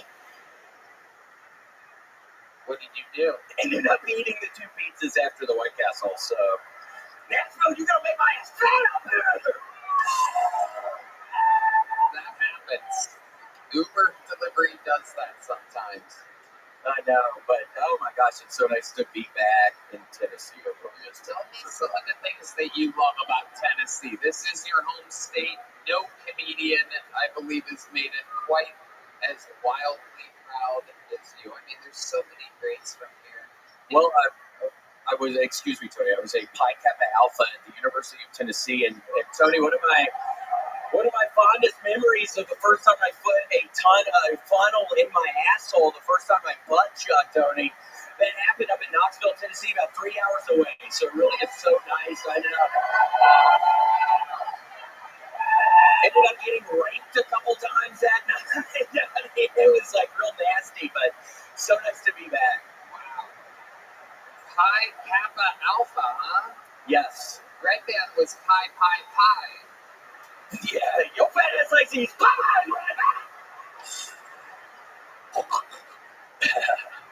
Tell me some more things that you love about Tennessee. You are home in front of an arena. Look at your face up there, all around that man. You see that up there, William? Well, I think people in this audience might like to know I lost my virginity right outside of Sevierville, Tennessee. Oh, yeah, but it is the first of the rest of Dollywood. But yeah, so that's a good memory. Did that. Got a couple staph infections in my boy. Wow. Such honest answers for William Montgomery here. What's with the new outfit? You got a tracksuit on. Usually you look like you're in a jug band. I started doing the row machine a whole bunch. I've done 500,000 meters since January, and I got on the Adidas eBay store. Shout out to Adidas eBay store. You can get everything for like half off, 75% off. So I've been going ham on eBay recently, but yeah, Adidas store, and they said if I mention it tonight, I might get a new sponsor, Tony. So everybody buy a pair of the basketball socks, please, on the Adidas eBay site after this, please. Because I told them I'm going to mention the basketball socks. If there's an influx of the basketball socks, we'll know it's because of me, Tony. But wow, I think basketball. Incredible. That is amazing. Bob with the Wait, why was I not invited last night? Why could I have not gone to the party last night? Well, you flew in late. We invited you. Oh, yeah, and we invited you. Yeah, I sat next to some weirdo on the airplane who was telling me about how he's back in Austin and he has a lady with a family who he loves. And I'm thinking, this guy's getting catfished. And then he starts telling me about Sasquatches, how when Jesus comes down and saves everybody, the evil people on earth will still be around and the Sasquatches are going to come out. So just waiting for that to happen. Toad. That guy was the weirdo. William, these people want to know what fires you up, dude. They want to see you amped up. Probably shit, Tony. Maybe some people in Tennessee can feel me on this. Maybe some lightning horns. Maybe a little bit of funnel cake in this motherfucker. Maybe some candy apples. Okay, that's all I got, Tony. I see the fear, Tony. You were going down a list of universal fair foods. That is not Tennessee, specialized in Tennessee. What are you planning on doing tonight? What's your big plan? What do you like to do in Nashville? I don't know. I'm going to be hollering at Redby, and hopefully he's going to let me go out with his fucking ass. And then I'm going to fucking go back, order some Papa John's again, and then on purpose order the White Castle. I gorged myself last night. I actually just found out that if you vomit in between eating, you can eat a whole bunch more food. I had never done it. I'd always heard about that before. It's an eating disorder, which is very sad, but I was stuffing myself last night, Tony. I was just so excited to be here in Nashville, so I can eat some motherfucker. I don't know if that's good for you to do, this new White Castle and pizza. It's good for my heart. My coach told me it's good for my heart, my rowing coach. Seriously. Wow. Yeah, he's like, it puts the pressure on your heart. I wear my heart rate monitor when I'm doing it. My heart rate goes way up right before I put my finger in my mouth. I get so nervous before I fucking make myself throw up, and my heart rate goes through the roof at the beginning part. Who's your coach, Rosie O'Donnell? I'm sorry, Kid Rock. I don't think I understand what that. Oh, because she's a fat bitch. William, lights out, Montgomery. I don't know. I want to see you around for a long time. I know you're making a joke about your rowing coach. I think you should stop eating White Castle and pizza every day. Well, Tony, that's weird because I don't think I'm ever going to stop eating White Castle. Nashville, Tennessee. One more time for the great powerful William Montgomery. Tennessee's own William, the Big Red Machine Montgomery. Guys, this has been a crazy honor for me. Can you please do me a favor? Let's see how loud this place can get for motherfucking Kid Rock. An American patriot, a fucking legend of rock and roll, and a legend of Tennessee. One more time for Kid Rock. And how about one more time for one of the great comedians of today, the great and powerful Mark Norman, fresh out of Ryman Auditorium last night. This guy's fucking crushing it. Mark, anything you want to plug or shout out? I love Nashville. Thanks for having me. You got to the ship. Make sure you check out Kid Rock's bar on fucking Broadway. So much fun. How about one time? Tony is Clipper. Thank you.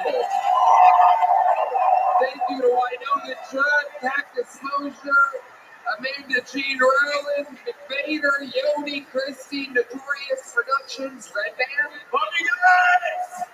God bless Bridgestone Arena. Outback presents Zanies here in Nashville. And God bless the United States of America. We love you. Thank you.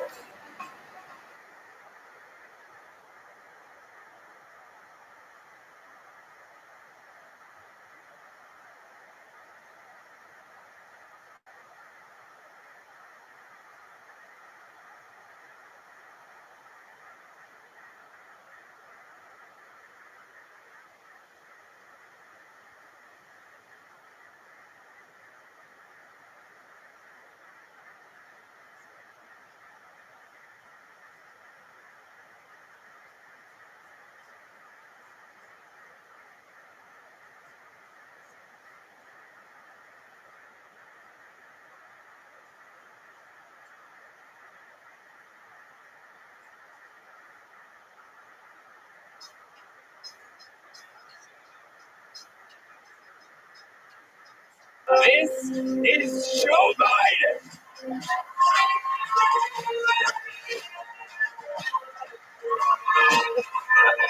Wow.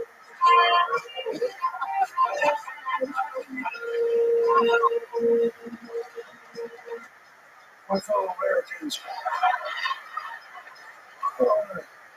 I want to thank you for allowing me to be the first black woman president to run this country. Quick shout out to the moderators in the back for keeping this debate going. There's no moderators. Joe, you're on Kill Tony. Huh? Has anybody told you where you're at tonight?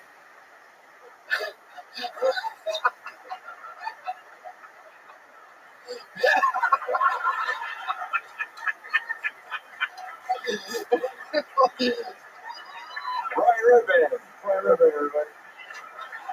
How the hell do you know who Brian Redband is? I follow on Facebook.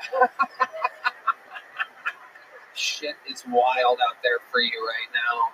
Coming off of Wow, Tom. We're doing it though. We're doing what we did for the COVID. What we did for COVID. That's right. And that's what I do. That's what we beat Medicare. Wow. We took out Medicare.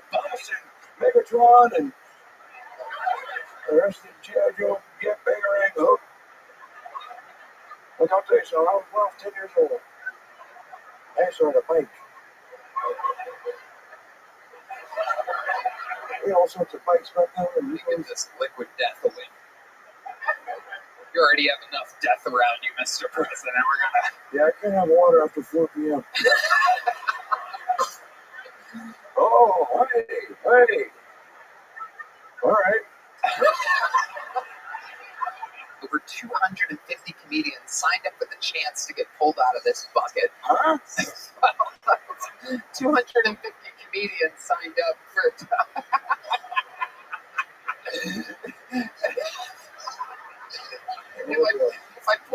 pounding in 60 seconds, uninterrupted.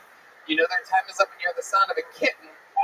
That means they have to wrap it up then, or else they bring out the angry Mr. Hollywood Bear. Sounds like Kamala.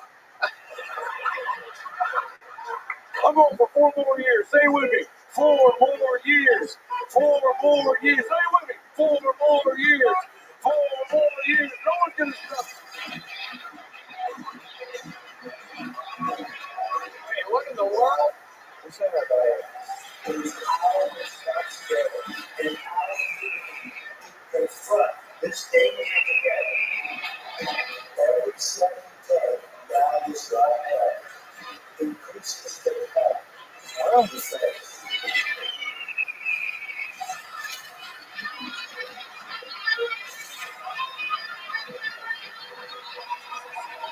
What in the world is going on here? Wait a second. Oh my God.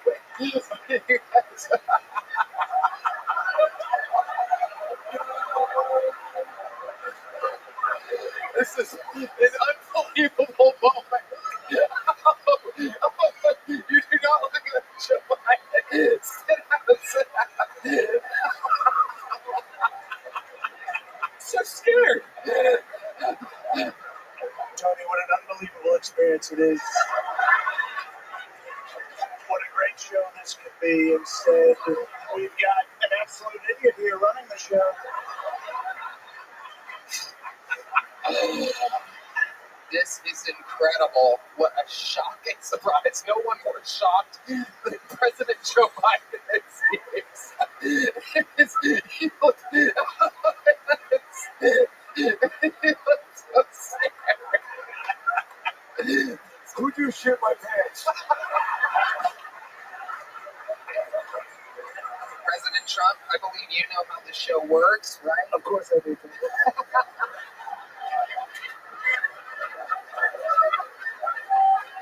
There's the lovely Heidi, everybody. Oh, yeah. What a great lady. I talked to her backstage. Wonderful woman. The tits are real. Excuse me. A lot of people are saying her tits are fake. They're not fake. I touched them. And great tits. Wonderful tits. American tits. And that's the thing that we've lost under this administration. Where are the American tits anymore? 4 years ago, there were American tits. Now there's no American tits. Mexican tits. Mexican tits are streaming up the border. No one's stopping them. Fentanyl tits. Fentanyl. One shot and you're dead. Can you believe this? This would never. I smell the tits too. They're great. Everything's great. We're fine now. We were fine then. We're fine. Hey, you're the sucker.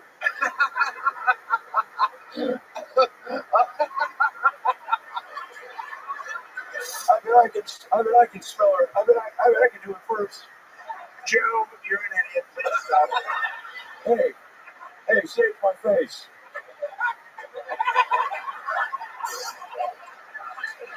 Stern, everybody. There's like a better purple thing to fuck. You can fuck like Grimace or something. Hell yeah. All right, Matt Stern going over his time at 1:15. A lot of references there. How do you feel like that went, Matt? It was okay, Tony. I think It was okay, according to you. It was not. It was.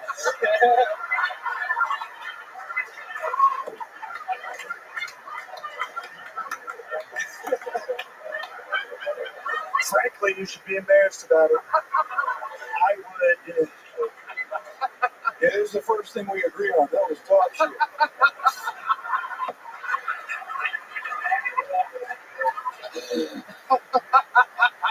It pulled him in with a handshake.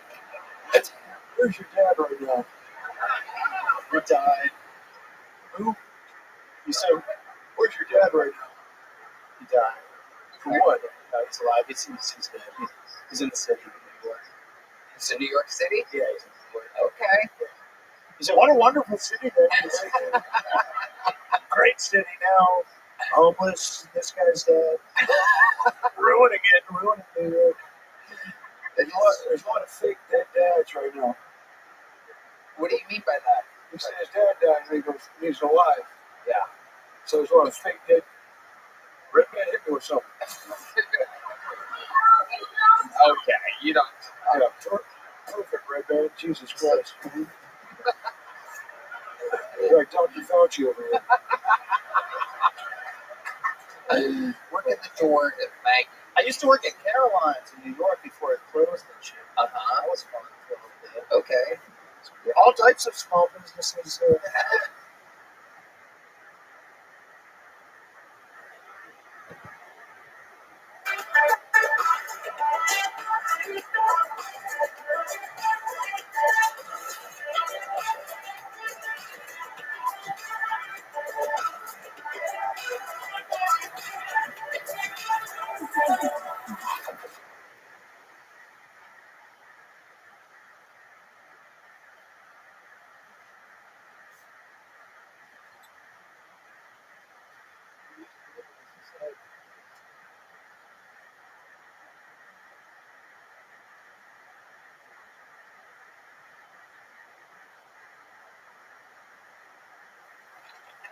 Hey y'all, HelloFresh makes home cooking easy, fun, affordable, and convenient by shipping everything you need to prepare delicious meals right to your door. Get 50% off plus 15% off for the next 2 months with code 50KTShow at HelloFresh.com/50KTShow.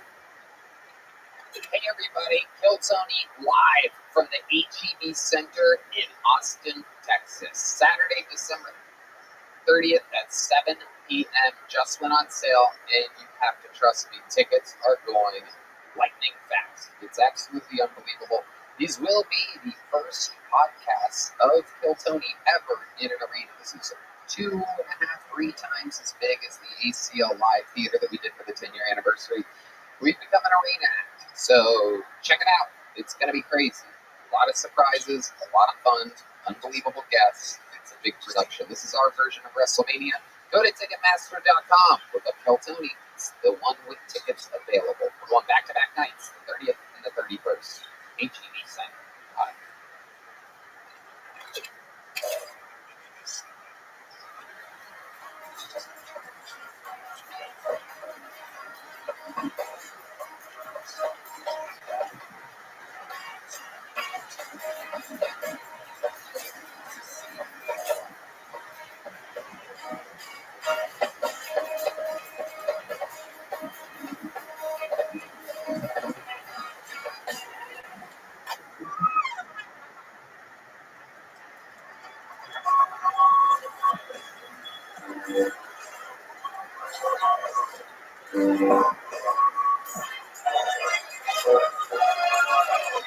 This is Rabbi coming to you live from the Comedy Mothership here in Austin, Texas for a brand new episode of Kill Tony. Give it up for Tony.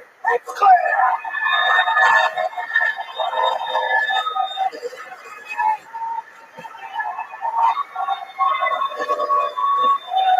Who's ready for the best fucking night of their lives?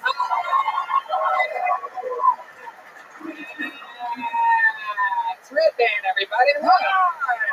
Look at him. This is the #1 live podcast in the world, Kill Tony, brought to you by Gel Blast for the Red Rose, Yellow Rose, Connect Mobile Health, which is an IV drip company. They'll come to you. Use the promo code KillTony10 to save 10%. Paul Law Firm, the best DUI lawyers in all of Austin, Texas. For those locals out there that might have some drinks and like to drive. Austin Security Guard Service, the best security guards in the world are here in Austin. CM Smokehouse and Screwball Peanut Butter with Whiskey, which proudly presents the best damn band in the land, the Kill Tony Band, everybody. Michael Gonzalez, gigging in Los Angeles this week, so we are blessed with the prodigy himself, James Atkins on the drums, everybody. The great Paul Deaver on the horns, everyone. The executioner, Matt Mueling on the electric guitar. And the backbone of the band, the one and only D Madness on the bass guitar, everybody. John Dees is on tour doing arenas with the great Gary Clark Jr. However, we do have a very special treat for y'all, a return of a legendary band member, one of the funniest comedians in the history of the show. Make some noise for standing in on the horns tonight. Make some noise for the great Jet Ski Jessie Johnson, everybody. Yeah. Oh yeah, here she is. Choke Assassin will be mic'd up tonight, chiming in on both the horns and the jokes. So much fun. Before we start tonight's episode, here's a little bit more from the amazing sponsors that made it available for you here, right now.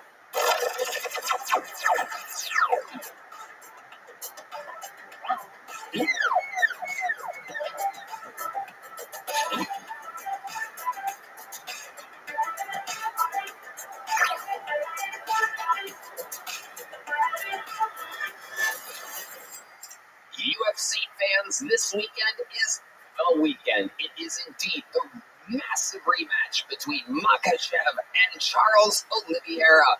We have teamed up with the DraftKings Sportsbook for an exciting new offer. New customers who sign up using promo code KILLTONY, all one word, and bet just $5 on any of this weekend's matches will receive $200 in bonus bets instantly. What an unbelievable deal. Red Band. Stay in on the action and use your $200 in bonus bets on DraftKings same fight parlays for a shot at an even bigger payout. Combine multiple bets together from the same fight, including number of rounds and method of victory. You can win, you can play, and you're going to have a lot of fun. Download the DraftKings Sportsbook app now. New customers use promo code KILLTONY and bet just $5 on any wager and get $200 in bonus bets instantly. That's promo code KILLTONY, all one word, KILLTONY, only at DraftKings. Hey y'all, I have to tell you about this super blend I'm loving called Kachava. It's hands down the best thing I've found to feed my body the nutrients it creates. Kachava is an all-in-one plant-based super blend made up of superfoods, greens, plant proteins, antioxidants, adaptogens, probiotics. In other words, everything your body craves to feel your best. And I know what you're thinking. Something this good for me can't possibly taste delicious. That's where Kachava really earns their thousands of 5-star reviews. It tastes amazing. It's creamy, smooth, and comes in 5 delicious flavors. I'll tell you right now, the vanilla and the coconut acai are my favorite, but it also comes in chocolate, chai, and matcha. Red Band? Some folks like to drink it as part of their healthy breakfast or lunch, and others love it as a protein-packed snack before or after a workout. It's perfect for this because it has 25 grams of plant protein per serving. Personally, I like to drink Kachava just laying around on the couch. It feels great because I don't like eating too much, so it's great to just have a nice meal real quick that's delicious and gives me all the protein and nutrients I need. No doubt about it. And Kachava is offering our listeners 10% off for a limited time. Just go to kachava.com/Tony, spelled Kachava, and get 10% off your first order. That's kachava.com/Tony. Hey y'all, for the smoothest cannabis smoking experience, you gotta try a freeze pipe. Freeze pipe makes a unique line of freezable pipes, bubblers, and bongs that cool smoke by hundreds of degrees for icy smooth toast without the throat burn, chest pain, or coughing attacks. They even have freezable devices built specifically for cooling joints, blunts, and vapes. We use it, we smoke all the time. I'm gonna hand it off to Edgar. Yeah, when we were in Ohio, we used to put snow in our I remember that, yeah. Well, now you don't have to do that because of science. The secret is the detachable glycerine chambers that come on every piece. Pop one of these chambers in the freezer for an hour, and as smoke passes through it, it instantly is chilled by over 300 degrees. Ooh. Simply inhale and relax as freeze pipes, icy glycerin chambers do all the heavy lifting. Speaking of doing all the heavy lifting, it's me, Tony, again. Shop the smoothest pipes, bubblers, bongs, and dab rigs at everyday great prices by visiting thefreezepipe.com and use code Tony for 10% off your entire order. That's thefreezepipe.com and use code Tony for 10% off. Again, thefreezepipe.com. Use code Tony, 10% off. Shop today and start fighting fire with ice. Everybody knows that when you get down, it can affect your entire life. Talking with a therapist can help you to become your best self, and finding a therapist has never been easier with Talkspace. We know a lot of people that have used it, a lot of these comedian friends. You know, there's a lot of seasonal depression happening now that the climate is finally changing here in Texas. We're seeing its results, and luckily Talkspace is helping a lot of people. You can sign up online at Talkspace.com and get a personalized match with a provider, typically within 48 hours. Have virtual sessions with your licensed therapist from the comfort of your home. You can even send messages to your therapist, and you don't have to wait for your next session. Talkspace is the #1 online therapy platform with licensed therapists in over 40 specialties, including anxiety, depression, substance abuse, and more. Talkspace is secure and private, using the latest end-to-end bank-grade encryption technology to store client information and comply with the latest HIPAA regulations. Talkspace is affordable and in-network with most major insurers. Kill Tony listeners get $80 off your first month with Talkspace when you go to Talkspace.com/Tony. To match with a licensed therapist today, go to Talkspace.com/Tony to get $80 off your first month and support the show. That's Talkspace.com/Tony. Hey y'all, give yourself a fall adventure with Box of Awesome. 90% of everything that comes in your Box of Awesome is from a small up-and-coming brand, American made.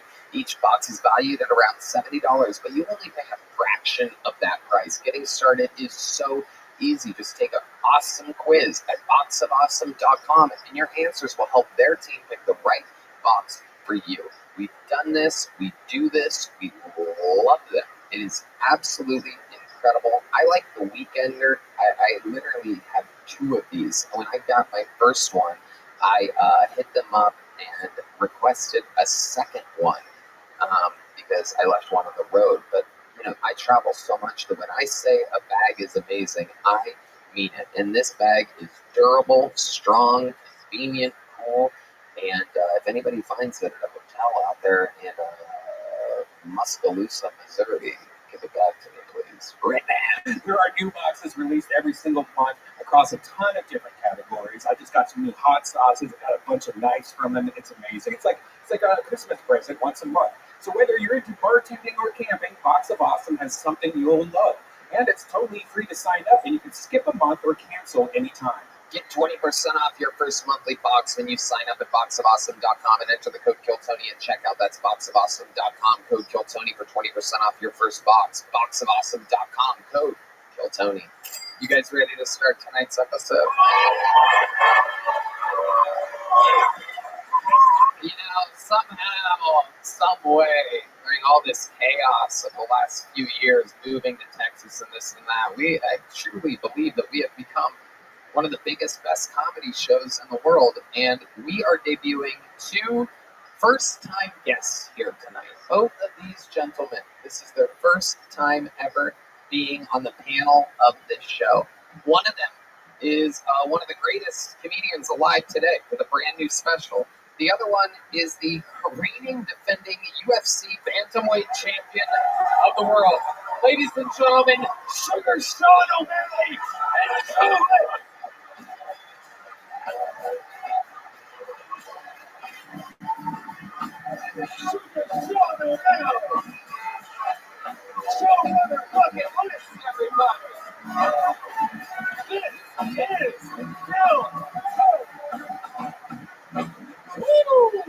Holy shit.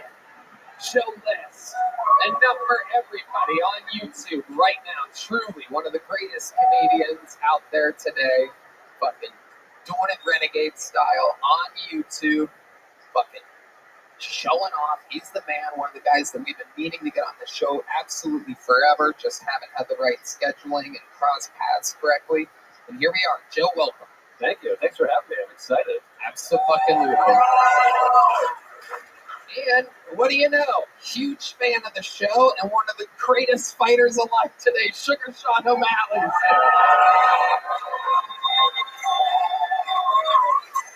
What a life we live. SugarShop.com for Sugar Sean merch and the Timbo Sugar Show. It's been going on for about 5 years. I love it. I watched the episode with you and Theo where you kept bullying Theo to talk more about Kill Tony. I love that.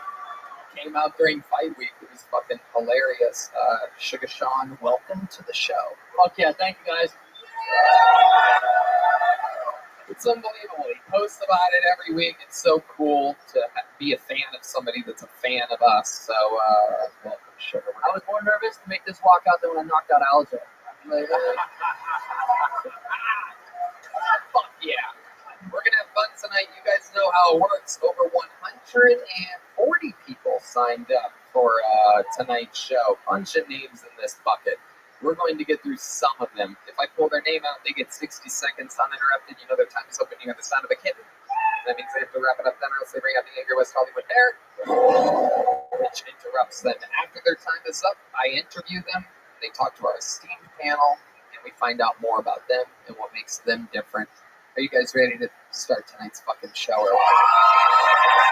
Well, I'm going to pre-pull the names so we can get one of these people from the bar next door, which contains the hundreds of sign-ups while the show takes place. And while we get them, we're going to get one of our regulars up here. I think you know who, everybody. He started on the show 2.5 years ago, was living in his van. Now he literally sells out all over the world every single weekend. He has been getting challenged for his spots a lot. He's going unchallenged tonight. He is up against Golden Ticket winner Rick Diaz on the New Year's Eve show, in which one will be a full-time regular and the other will not be allowed to perform on the show anymore. It's what they wanted. It's the fight that was created last week. I can't believe it. Going unchallenged tonight with a brand new 60 seconds. Not easy to write into a minute every week. The kid is an autistic Asian prodigy. You guys know the words to his theme song? Get it started. You guys started.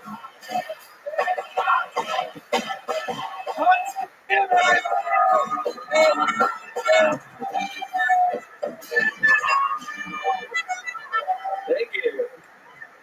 I have been applying for a job as a makeup artist on BET because I want to get better at drawing blackface.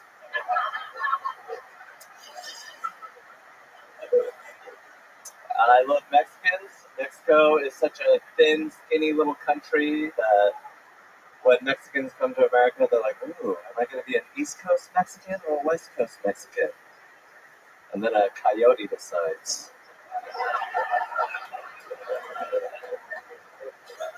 It's like a Mexican sorting hat. Congratulations, you're in House El Paso.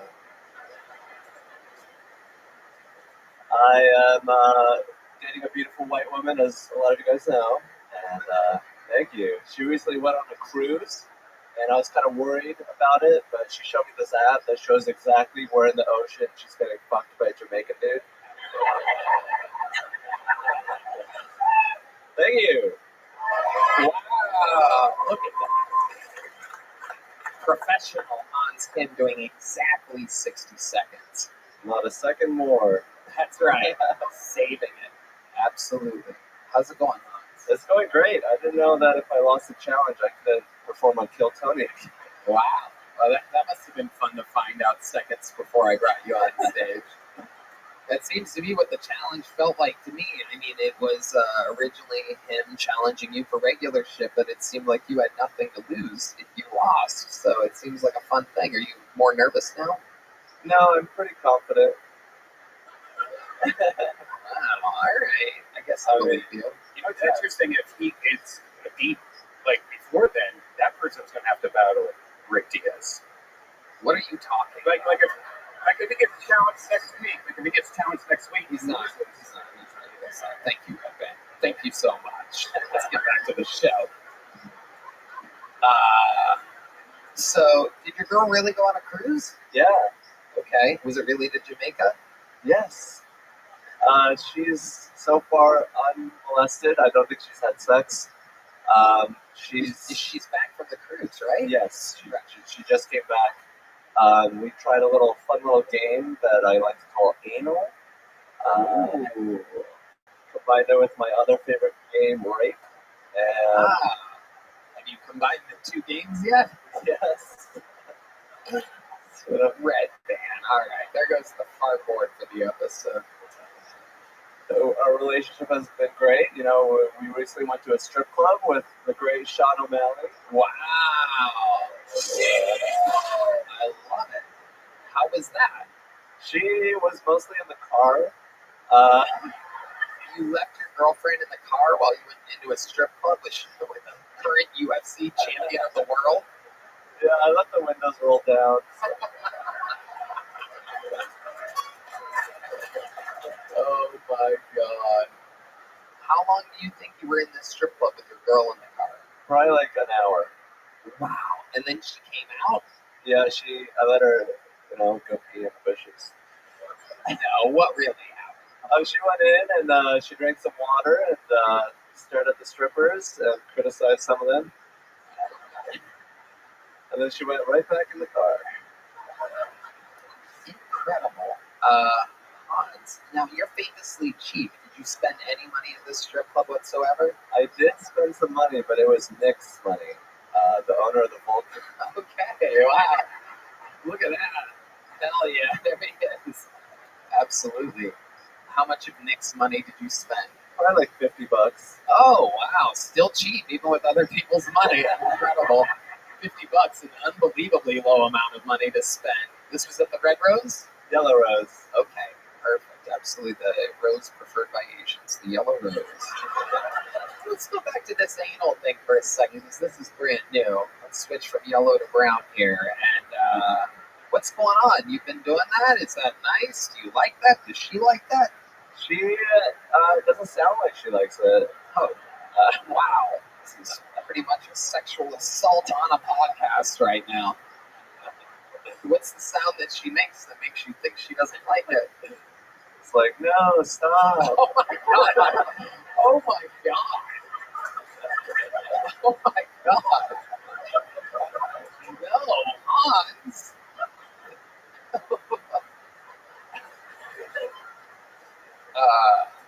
Really? Yes. And we cuddle afterwards and talk it out and debrief. Debrief? Wow. Okay. How does it feel for you? Do you enjoy it? Yeah, it's really tight at the where you go in. Yeah, I bet her fucking virgin asshole is really tight. And then once you get in, it's like an empty cavern in there. Oh my god. An empty cavern. I'm sure she just loves you talking about the inside of her asshole like this. You guys ever seen Hans before? What do you think about Hans? I have seen Hans. I'm a fan of Hans. I mean, now I'm a little off put by Hans, but I do enjoy his comedy. But it's nice of you to snuggle post rape. I think rape victims like that, from what I've heard. No, I'm kidding. I know you're kidding. I'm kidding. Hans, you're a fantastic comedian. It's great to see you. Thank you, Joe. Absolutely. Sugar Sean. I fucking love Hans.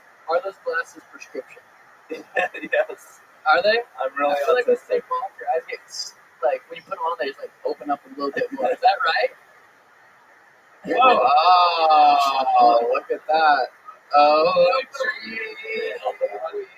that how they work? So they just open your eyes up more? It sort of magnifies it a little bit. Fucking love you, Hans. Thank you, Sean. It was like when you took the glasses off, it was like the rom-com where the girl takes the glasses off. You become a better looking guy when you take them off. It's actually incredible. And if Redman was able to do his job properly, I would be able to show you exactly. Why don't you try it again for the audience? It's a different dream weaver. He did not spell it properly, so again, Redman just absolutely bad at his job. It's incredible. 10 years and 4 months never gets any better. This song doesn't exist. Yeah, I can't find Dream Weaver on the internet, everybody. It doesn't exist on the internet. It could not be Redman. It must be the internet, everybody. Whoa! Oh my God! We went from Sugar Sean to soy sauce. Holy shit! It looks like Sugar Sean O'Malley. Went from UFC to MSG. Look at this. Oh my. Wow. Somehow they didn't seem Asian when they were getting shot.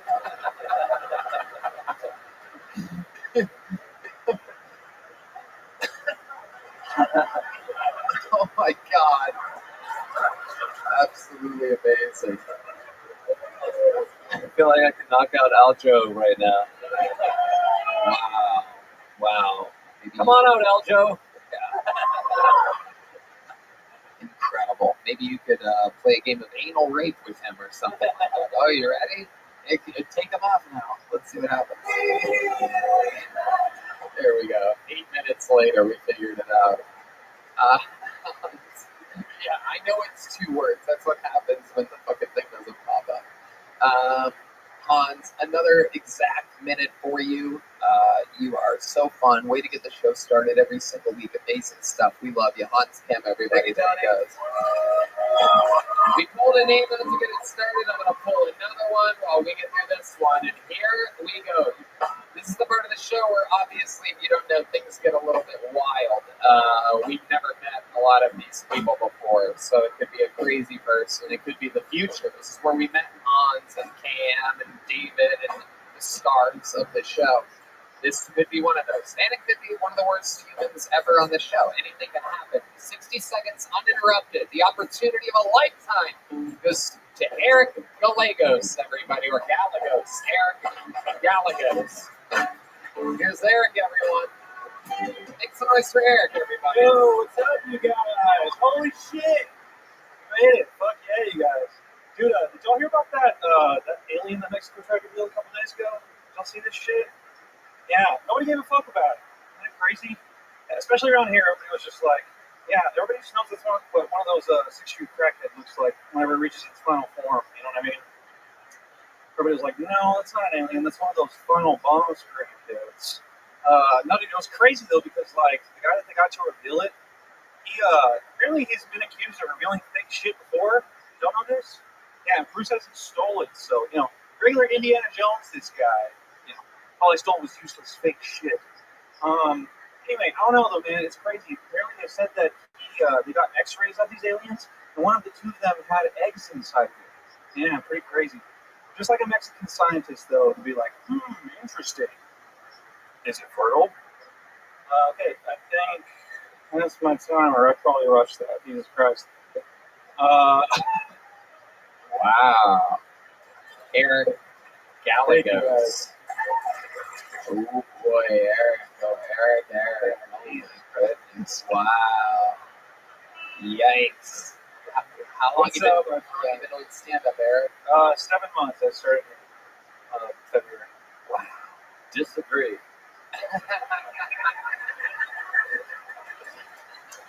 Fuck you. Wow. Makes sense you're wearing a NASA shirt because in space no one can hear laughter. Wow. Where have you been doing stand-up comedy exactly? I'm from North Texas. I'm from a town called Amarillo. I just moved here 2 weeks ago. Amarillo? Yes, sir. Okay. Wow, that's where Matthew Bulling's from. He never talks. Yeah, that's where I'm from. Hell yeah. I like your solo album, bro. That's good shit. Yeah. Wow, look at that. Look who's trying to make up for not being funny. Oh my goodness. Wow. You like all of our solo stuff, don't you? Yeah. It's wild, man. I actually came in February to see Joe List. Yeah. And killed it. It was terrible. Yeah, that's cool. Man. It's cool. Wow. It's a good time. Very fun.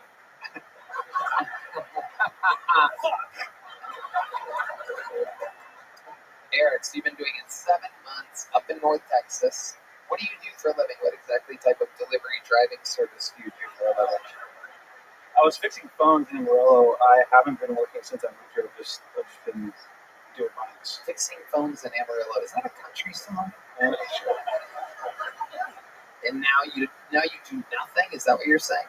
Yeah, I've just been putting all my time to stand up. I saved a lot before I came here, and I've just been trying to live off of that. You saved a lot fixing phones.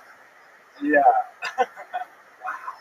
Yeah. Okay. I've just been trying to live off of it though. I always like to ask because people are different with money and this and that. It's an intrusive question, but I love to ask. How much money did you save exactly? It seems like $4,500. So $4,500. You're like, okay, I got this. I'm going to Austin, Texas. So tell us explain to these people so they understand what it's like for an artist. How old are you again? 29. 29 years old, $4,500. How long ago did you come to Austin? It was like at the very end of January, so January like 20. Wow. So how much of the $4,500 do you have left? Like 3,800. Oh my God! Wow, you're like Hans Kim at a strip club. I'm very frugal. Yeah, I'm very frugal. It's easy to survive when you're only spending Nick's money. So how have you been so frugal? Explain to us how you have only spent $700 since the end of January. No. That's since I moved here 2 weeks ago. Oh, 2 weeks ago. Okay, so what's your living situation like? I have a roommate. Okay. And I live in the southeast, mostly. South. So rent's pretty good. Okay. What is rent? 500. Ooh. Yeah. Split. I mean, that's what 500 for hand job? Yeah. I have to go on that. Incredible. What else do you do? What else are you into? To play a lot of video. I write a lot of music. Sorry, I'm starstruck right now. You write music? Yeah. I like to play video games. What kind of music do you write? A lot of different kinds, like rock. Is your music funny as well? Yeah. Fuck yeah. Fuck yeah. Joe Liss, what do you think about this guy? I think we learned that it's not Hans's glasses that make him funny. It is true, both of you. The comedians so far have clear frames. Only one has jokes. So Eric, do you perform music at all? I haven't since I've been here, but I do. Yeah. What type of music do you do? Like primarily like rock music. You sing or what? Yeah, I sing. How many do you think we should hear? Eric sing a song. What type of song do you want? The band can play anything. Can I I need to just sing. What did you think was about to happen here? I thought I was going to sing one of my songs. My bad. Okay, yeah, you want to sing one of your songs and the band will follow along? Is that cool? That's what I just said that. It's my thing. Probably I control everything. Matt, would that be cool, brother? Stop asking permission for what? Just sing your fucking song. Start singing. 1, 2, 1, 2, 3, 4. I'll be really quick, I promise. Oh, he wants to play guitar. Oh, you want to play guitar? Okay, all right, okay, now I get it. All right, cool. Don't clap for that. Don't clap for that. Right, here he goes, making a real thing about it. So play guitar. I don't know what to just sing to. My bad, man. Okay, here he is, ladies and gentlemen. His Kill Tony music debut. Absolutely terrible with stand-up. 7 months later.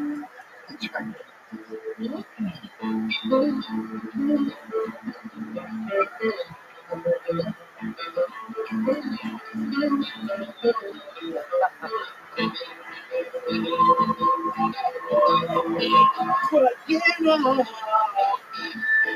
telling you I don't tell me it's different. Gotta trust you not to live love. I think just like you. Gotta get one thing out soon. A better life, nothing. But the price down there too. Stop. No, you're wrong. No, that is not good. You're wrong. The band is good. Yeah, it's a good band. The band is great. What you guys think you liked was the fucking D Madness and James Atkins covering up his shit. I've lived in Austin long enough to know what the fuck just happened there. Anybody could do that. Sean could have gotten up there with the guitar and just literally done exactly that good. That's just the band, a bunch of professional musicians. It's true. Filling in. I heard what you said. I only spent $700. I heard you, dude. I saw what the fuck was going on there. You ever get any pussy playing music like that? Dude, fuck no, man. Come on, man. I just get butt raped after playing like that. Get a whole lot Those drunk guys at a bar in Amarillo, like, I'm gonna fuck this one. This chick's got a goatee, but I don't mind it. Yeah. Now that you're out for 2, you want to try painting?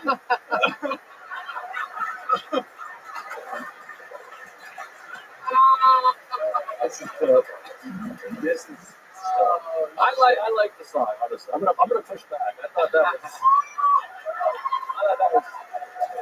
was great. That was fun. Derek Gallegos. Am I saying that right? Gallegos? Gallegos? Yes, sir. Okay, both of them are right. Okay.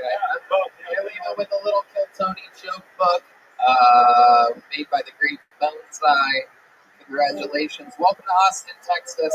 Hell yeah. Thank you guys. There you go. It's Eric Gallegos. Very good. Well, this is exciting. I pulled a name out of the bucket. It's one of the inside people. So this means one of you signed up for the show, representing the interior of the comedy mothership. A very interesting name. Let's see what happens here. Make some noise for Bobby Brown Jr. Everybody. Bobby Brown Jr. Here he comes. Look at this. It's really happening. Bobby Brown Jr. Yeah. All right, I'll get right to it, man. My name is Bobby Brown Jr. I know it's a weird fucking name. All right, no relation. All right. I hate sharing names with celebrities. I think it's fucking trash. We're trying to blame you for what the last celebrity did, you know? They'd be like, Bobby, why you kill Wiki with that crack cocaine? I just have to play along with the shit. I'd be like, obviously I did it because it's my prerogative, nigga. How about that? Wow. No. Sharing names with celebrities fucking sucks, man. Because some of them be fucking their reputations up over time. You know, that's why I'm happy that my name aged better than my little brother's, R. Kelly Jr. I said I gotta fix my fucking family, man. You know, black people been naming their kids after the worst fucking celebrities, ruining their lives. That's why I decided if I have kids, I'm giving them the whitest names I can find. If I have a son, I'm naming that nigga Joel Osteen Brown. You know? That's the name that'll beat the allegations, you know? And pass applications. You can't not hire a nigga whose initials is J.O.B. It's right there on the name, man. Give my nigga a job. Yeah! Oh, making Kill Tony debut. Well, what's up, Tony? What's on, my friend? Man, it's going fucking great, man. It's going fucking great. How are you? I'm great. You look fucking great. Thank you. I'll host from here on out. So welcome to the show. This is your first time on. How long have you been doing stand-up? 5 years now. 5 years. Where at? I'm from Jacksonville, Florida, man. Duval! Oh, shit, there it is. Gang signing. Nobody knows. Incredible. 5 years in the game, Jacksonville, Florida. How long have you been in Austin? I moved down here like Thursday, so like 12 days, like 2 weeks ago, man. I'm fucking with it. Look at that. Yeah. Look at these people fresh here in Austin, Texas. Yeah, man. Everybody's coming here to make it. Everybody's signing up for the show. It's incredible what's happening. So Bobby Brown Jr., what is your take on Austin so far? 2 weeks in. I fuck with it. This shit hot as hell, though. You know what I mean?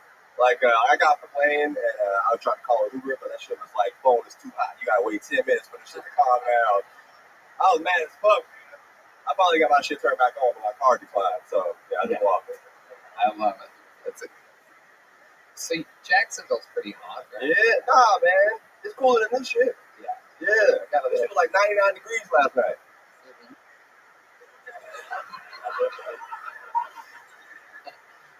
Bobby, what do you do for work? How do you make a living? I don't right now, man. I used to be a server. I quit to come out here right now. I'm looking around for work. How much money did you save before you moved here? I probably had about negative $32, you know? Yeah. I owe a lot of people back in Jacksonville so much, so. Okay. All right. Negative $32. What else about you? What else? What do you do for fun? What I do for fun, man. I like smoking weed and shit. Yeah, I watch TV. Yeah, Okay. I don't know, fucking. Smoking weed and watching TV. Yeah, I don't know. I try to escape my problem, man. Shit like that. That's probably why you have negative $32. Yeah. Sean dressed like a Iranian rapper right now. What the fuck? How's it going? Yeah. So, Bobby Brown Jr., what's your love life like? You seem like a good-looking version of Steve Urkel or something like that. You know, Family Matters or anything like that. Nah, I wish if you got some hoes for me, I'll take them though, you know what I mean? I'm a great Eskimo brother. I have no extra hoes to get rid of. I'll be a good Eskimo brother to you, Tony. I do not dispense of the extra hose. No, I will not share. I do not share. I definitely don't share with people like Bobby Brown Jr. Last thing I need is what Hans Kim would describe as a cavernous hole. Oh my God! Wow. I like to keep everything compact. You have any special moves in the bedroom, Bobby Brown Jr.? How much pussy do you get solely based on the fact that they think they're fucking Bobby Brown's son? Tell the truth. Be honest. Yo, I pretended to be his son twice. I ain't gonna lie. It happened 2 times. Yeah. You killed that shit. It worked 2 times. Yeah. Yeah. And did they ever notice that you're not Bobby Brown's son? When did they mostly find out? I mean, when I told them I couldn't pay for the date we was on, they was like, yeah. Hell yeah. Joe List. I'm not confident Bobby Brown's son has a lot of money. I don't think that's that crazy. Yeah, that is a good point. Yeah, well, I mean, he died like 3 years ago, so. Oh, that's right. Yeah, I'm the last living Bobby Brown Jr. at least right now, man. Yeah. Hell yeah. It was weird. I got like people when he died, people thought it was me. You know, I got like 700 followers on Instagram that day, and wow. It was fucking crazy. Fucking crazy. For real. That's real shit. I'm not lying. Did you do that in your act? That killed. Yeah. All right, I'll make sure I throw that in there. Yeah, you should. That's a big deal. It feels real. It feels honest. People want to know what really being like Bobby Brown Jr. Is like. Yeah, I got plenty more, man. So, yeah. You got what? I got plenty more. More stories about this weird ass fucking name. So I'll be around. I'll listen out here now. So plenty of more. He said plenty more. Plenty more. Like, I still don't know. For those of you, by the way, I hear a lot that like Tony's hearing's bad, but what you don't see is that in the cleaned up, edited version, like Redman turns shit up and clears up the sound that you guys hear on the podcast. I still, after 9 times, I still think it's plenty of I think he's using it in the context like mo money, mo problems. Yeah, urban stuff. I have several black friends, so I know. I hear you, bro. Oh man. Several means more than one. Am I correct? Well, Bobby Brown Jr., congratulations. You popped your Kill Tony cherry. How about that be on the senior show? Wow, Redman Still thinks he's Bobby Brown's son. Hooking him. Here's a big joke, but welcome to Kill Tony. That's Bobby Brown Jr. Alright, let's do something fun. Oh shit, he touched me. That was amazing. That was incredible. Alright, let's do something fun. We have a golden ticket winner that is ready to do a new minute for us, everybody. This guy has started 4 weeks ago and has killed every week. He has a very defined style that is different than everybody else. Not the most confident guy. He literally seems like he doesn't want to be here, like he's afraid to do stand-up comedy, but his execution is incredible. Make some noise for one of our new favorites, Rick Diaz, everybody.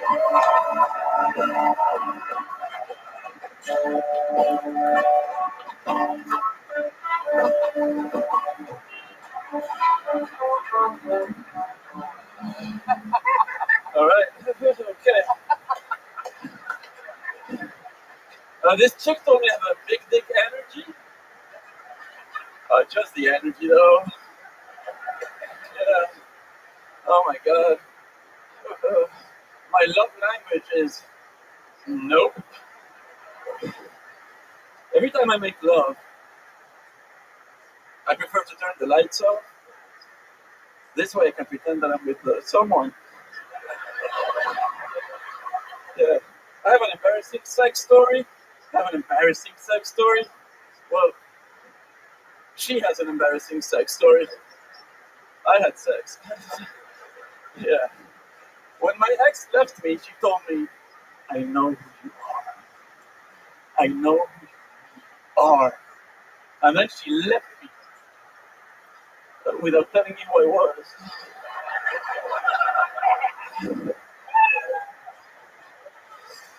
I'll wrap it up there. Rick Diaz. Oh my goodness. The more you see him, the funnier he gets. Well, I'll tell you that. Red Dan and I pissed our pants just him walking out, just the look of it. Once you know what you're in for, that's what I've learned about you. Grow on people. Literally. A special character. Joe, this is your first time seeing Rick Diaz? It is. He's like me if my father Finwar fucked me as a kid. I mean, my friends call me the cheaper Joe List. There you go. All right. How do you make that noise when jokes don't hit? That's incredible. That is an incredible trick you have. So, Rick, you did it again. Big dick energy, embarrassing sex story. Is it true you don't have a big dick? I feel like you have a fucking absolute goddamn full-size hog. I'm pretty sure you've thought about it a lot. Yeah. I have. The answer is I have no complaints so far. Ooh la la. Exactly. Oh my goodness gracious. Only because no one's seen it. But I can show you later. Oh shit, Rick Diaz. I have to show this little Brussels griffin over there. His little Brussels sprout. Yeah. He is from Brussels, and you have to go back there next week. Yes, sir. What are you looking forward to? What are you dreading?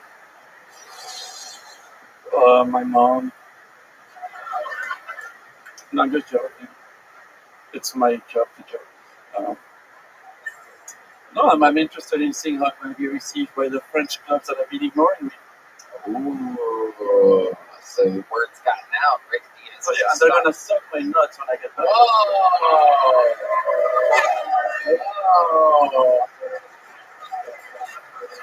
Rick is such a sensitive, like, soft, appearing guy, and then every once in a while, he just fucking, the animal comes out. There it is. There's an example. Big nut energy. Rick Diaz.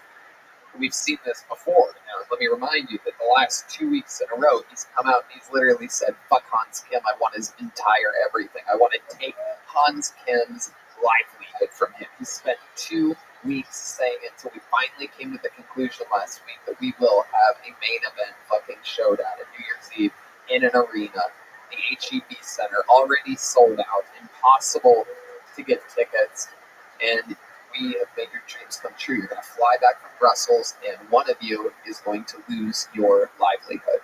How do you feel? It's been a week since you made the challenge and received what you wanted. How does it feel to get what you want? It feels like I'm doing you guys a favor. Yeah, you're right. I put you in position to Honestly, do that. honestly, like, I'm a little afraid of Korean restaurants at the moment. Yeah, I think Hans has a contract out on me. He was pissed. Oh no, he blocked me on Instagram today.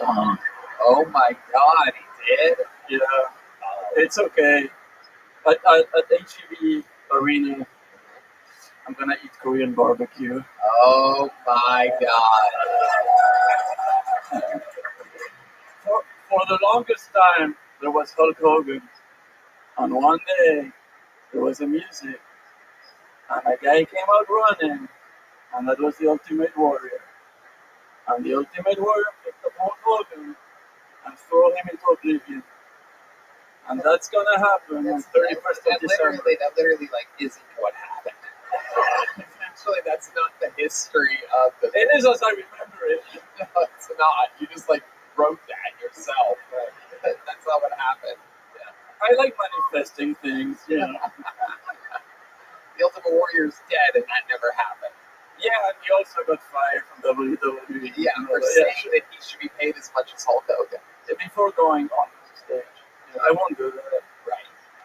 Potentially. Sugar Sean O'Malley, what do you think about this guy? Funny fucking dude. I've always been insecure about my neck, but I feel like. But I'm feeling pretty confident tonight. Fuck yeah. I love it.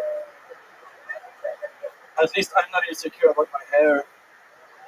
I don't think he's insecure about his hair. Gets me pussy. Yeah. My dick gets me pussy. Does it really though? Rick, does your dick get you pussy? It's the only thing that gets you pussy. How does your dick get you pussy? Tell us, explain to this room how your dick gets you pussy. I don't need the women now. Women, make some noise if you want to fuck Rick Diaz. Yeah. It's because they're on a date. That's a fucking gangster right here. Rick, we love you. You come out every week. We're gonna miss you, and when you're in Brussels, we're not gonna see you until New Year's Eve. Oh, you're not gonna see me until New Year's Eve unless something happens in the meantime and you want to bring me back. I'll be happy to come back. And in the meantime, if nothing happens, Hans Kim will have to dodge me the way that my dear Sean O'Malley was dodging Chico Era for so long. Oh my god. Oh my god. Why do you do this? Why do you cause problems, Rick? You're supposed to be an innocent, sweet little nerdy boy. You come out, you challenge Hans, you talk shit to the champion of the world. But people were asking me, aren't you afraid of roasting Sean O'Malley? He could kill you. And I was like, I want to die. So here's the fun. I love it. Now I want to fuck him. Yeah. You're the second person on this panel that has said this. That's true. Wait, did I say that I wanted to fuck you? No, King Kingdom, the King Kongdom that did that last time. And then she didn't fuck me, just for him, of course. Oh, we know. But Jonas is going to fuck me, I think. Sure. You will be missed. Rick Diaz, your impact here the past month has been absolutely incredible. You're so different than every other golden ticket winner and regular in the history of the show. Very, very borderline suicidal character that these are incredibly kind words if only I gave a fuck. I mean, okay. All right, again, you're an asshole for no reason. I like it. Personally, I like it. I like it. We're going to miss you, Rick. Have fun over in Europe. Guys, come on. His last I'm going to miss you too, guys. His last 7 minutes for Rick Diaz, everybody. All right, there he goes. Pulled another name out of the bucket. Here we go. 60 seconds uninterrupted to the Kill Tony debut of Drew Santana, everybody. Drew Santana. You guys having fun out there, huh? All right, here he is. 60 seconds uninterrupted for Drew Santana. I don't know why people think I'm gay. It doesn't matter what I wear.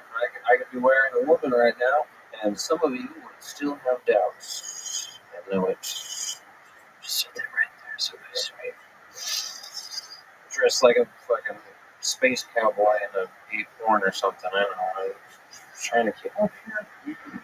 When I was just a wee lad, my stepfather told me, son, every other woman I had been with before your mother had really big tits. He was trying to teach me about sacrifices, compromises for the ones you love. I've seen a couple of open mic comics square up to fight at open mics, and I gotta say, watching these open mic comics square up to fight, it's like watching women's basketball. Disappointing and overall uneventful.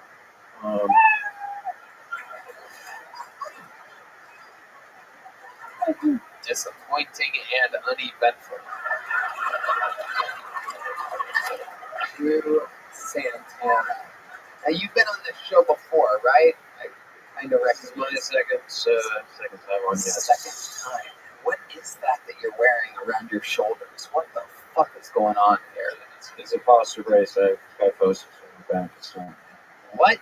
It's a posture brace. Yeah, it looks like a gay thing, but I got bad posture. You have bad posture, so you have to wear that? You could also hold out if you wanted to.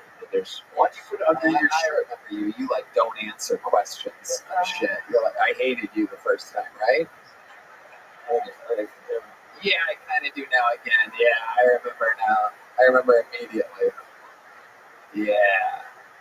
Okay. Chill this. It doesn't look gay to me. It looks like you work at Home Depot to me. Yeah. More like Hobo Depot, am I right? Is there anything you wish you did differently last time you were on the show? I didn't make note of a couple of things, like being on shrooms and microdose a little bit, and usually before Kotan, I'll take a little bit more than microdose. And I'm pretty. Did you do that again? Wow, unbelievable. People are cheering for the drug mushrooms, not for you, just to make that clear. Yet again, I like to make sure nobody leaves here with any extra confidence that they did not deserve. Deep Madness isn't going pee, by the way. He just hates you. There he goes. A floating pair of sunglasses flies by the side of the room. His whole energy is like women's basketball. Yeah. It's your WNBA. You know what I mean? Alright. But at least he's standing up straight. That is true. I would hunch over too if I had everything about you. Is there ever a time where you're very confident? Stand up straight like a man? I try. Not really. No. Oh, you're so annoying. I'm just going to keep it moving. There he goes again, Drew Santana. Drew, take a break from signing up for a while until you're ready to, like, talk and, like, enunciate the shit. I felt like his jaw was wired shut. Yeah, he was like that last time. I took my shirt. This is how. And I forgot to write. The fuck out of here. You know who doesn't forget to write every week? The next comedian, regular, taking over the show by storm, perhaps one of the strongest forces in the show's history. Ladies and gentlemen, I present to you the newest regular on Phil Tony, crushing in theaters all around the world with me. Make some noise for Cam Patterson, everybody.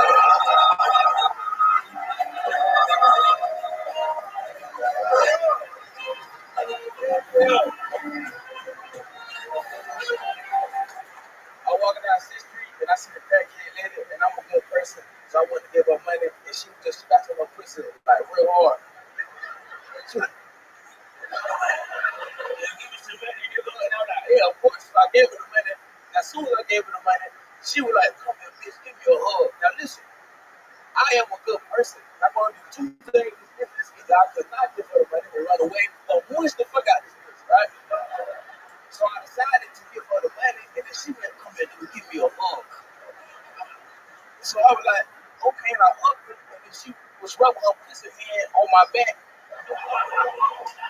And I could smell it. You know what I'm saying? Thank you so much for the money, baby. I really appreciate the money. And I wanted to push off the hug, right? Before I could do that, she had a schizophrenic breakdown and forgot who I was. So she was like, thank you so much for the, who is you? And pushed me off like I was homeless. And that shit turned me on, so I fucked her. That's how you do it. See? He does it every week. These people run out of a minute when they start. What's up, killer? Hell yeah. Nigga fucking shot. Nigga fuck, man. Yeah. true gang violence. I Sugar saw that shot shit up. Yeah, this nigga was star. Nigga, you know that? Absolutely. Joe List. My thoughts exactly. I love you, Joe. You're my, I like you, nigga. Oh, You're good, dude, I right? appreciate it. Yeah. I'm a fan of you.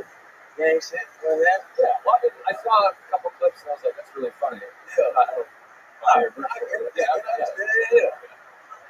understand completely, my nigga. Mutual respect. Yeah. Cam, I think Cam thinks you're a public defender, by the way. Trying to keep you on his good side here. He's not. No, he's one of the best stand-ups working today. I'm not for everybody on YouTube right now. Joe List, big special. Cam, he did it again. He says, how fun? What's going on in life? Oh, shit, same old shit. Oh, black people take pictures with me now. That's pretty cool. Not that I got a problem with that, but black people take pictures with me pretty dope. I really enjoy that shit. That's cool as hell. You know what I'm saying? It is incredible.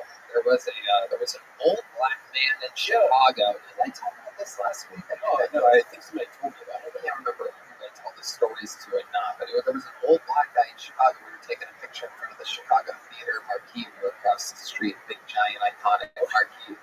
And he goes, "Hey, man, you're the fucking ROTHSCHILD." Yeah. He walked right by me, William, David Lucas, just wanted to say hi to the ROTHSCHILD. Yeah, that's so crazy. Now, who was in Kansas City? The dude had seen me. He was like, "Hey, I don't know who you is, but people know you, nigga. So I'm taking pictures with me for my son. My son might know who you is. If I only thought it was his son, had no idea who I am. And I just got a picture of the random nigga in his phone. You know that? Yeah. That's pretty hilarious. Yeah. 100%. I love it, Cam. You've been killing all over town. We're going to, where are we going this week? Philly. Yeah. Thank you very much. How did you know that? Oh, it's my tour manager. I thought it was an audience member telling me that I'm enticing. That nigga's a stalker. Who the fuck said that? Exactly. It's my number one stalker. Yummy. I love it. So yeah, we're doing that. Philly and DC. Ever been there before? Yeah, no. No, you've never been to any of these places. I stay home for a little bit. It was Bobby Brown Jr., who's from Jacksonville. You ever worked with him before? He's living on my couch right now, man. Oh, he's on your couch. Yeah, my brother. Man. Okay. Yeah, I brought him here. I'm bringing everybody. Oh, okay. I'm bringing the whole state, man. I love it. All right. Yeah, come on, nigga. I'll feed you. Follow me. Bitch, you know that? Yeah. Everybody come on. I'm telling you, and it's weird. Like, there's a lot of people from Florida that are friends with and that movement, but every time you go to Florida, you don't really see that funny comic when you're on the road. Them niggas is hot. You know what I'm saying? You feel me? But yeah, everybody I know that I'm telling to come, they come and they be funny. A lot of niggas coming on their own. I didn't come to be here. They just garbage. You know what I'm saying? Right. That happens. Yeah, that happens a lot. I'm in town. I don't know you, bitch. You know what I'm saying? Cam rocking the official Cam Patterson t-shirt available at Kilmer.com. Freshly restocked. You're making a lot of t-shirt money through us right now. That's insane. Actually quite incredible. It's really when I was selling drugs, niggas. You know what I'm saying? Yeah. It's kind of beautiful. Selling a whole different kind of white. And rocks. Yeah. Every one of those t-shirts comes with a free rock. And you can't make it up. They're selling hundreds a week. It's absolutely incredible. People want a plain white tee and they're getting it from Kilmerch for, I do believe, $35.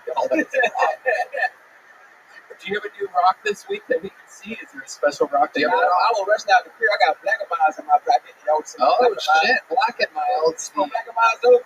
I don't, typically. I got it. Wow, Joe List. Someone's going to be vomiting tonight.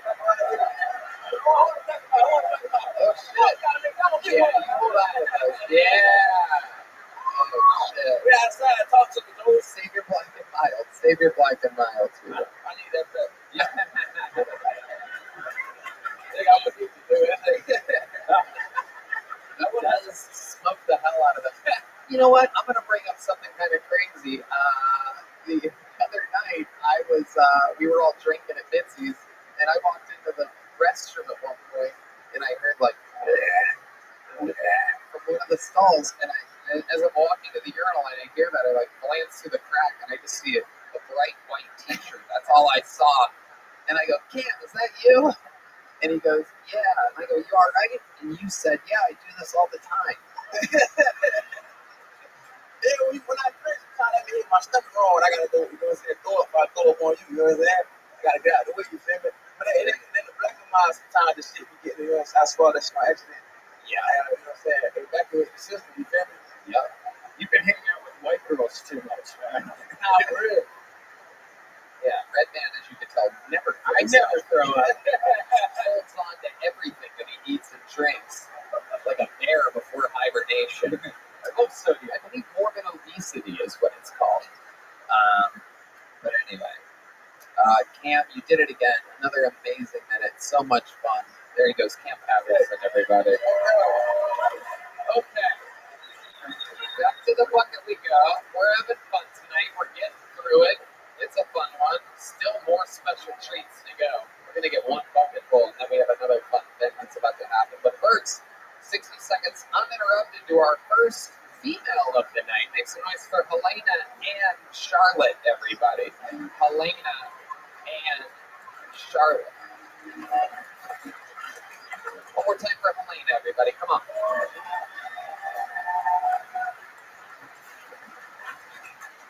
Hi. So, you know these apps that you can get on your phone to help you manage your time and get more productive? I downloaded 5 of them and I'm still not doing anything with my life. I don't understand. Maybe it's because they're not free. I've never received the unsolicited dick pic in my life. And as a grown woman, it kind of hurts. It's not that I necessarily want one, but I would like to be able to complain about it.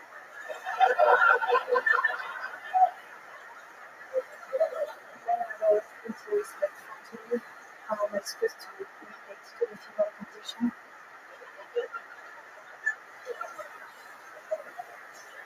I find it a little bit transphobic when they put 3 tampons in women's bathroom. It's like a reminder for trans women that they'll never be real women.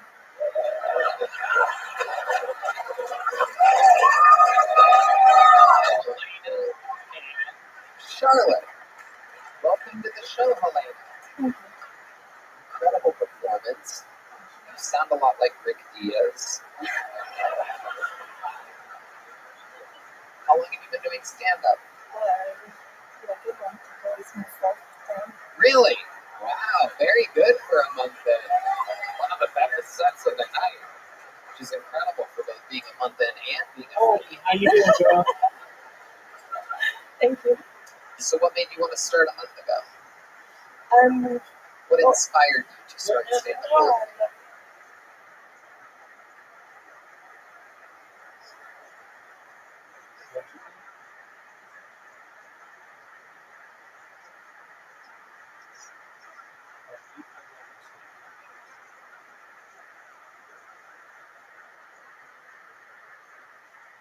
I always loved stand-up, but I'm really shy.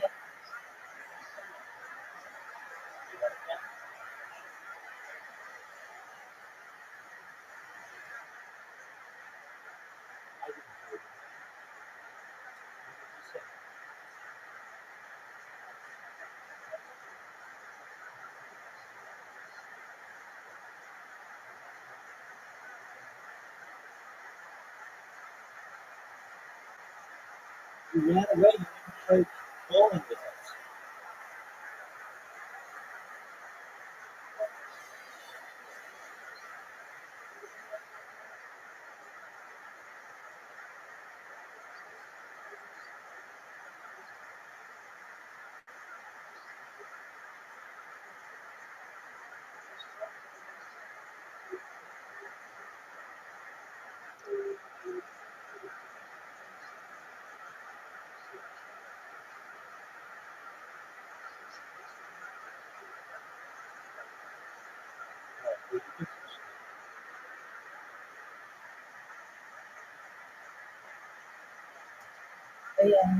Recently I was realizing that I'm getting old, so I keep myself in my bed. Okay. Like maybe I should start moving on before I die. Yeah, absolutely. No doubt about it. It is good to start before you die. It's one of the main things you have to do. What is that accent? French. Ah, French. How long did you live in France? All my life. But I've been living in Canada for 12 years now. Ah, Canada. Your gateway drug to France. Where in Canada? Montreal? Of course. Frenchy French land. Mini France. Sorry? Mini France. Mini France. Yes. Do you have many friends? Sure. I feel like that's what you thought I said, so I'm just going to ask it. What do you do for a living up in Montreal? Not much. I do crappy jobs because on the side I like to do my stuff, like creative things and stuff like that. What kind of creative things? You make like Easter baskets and things like that?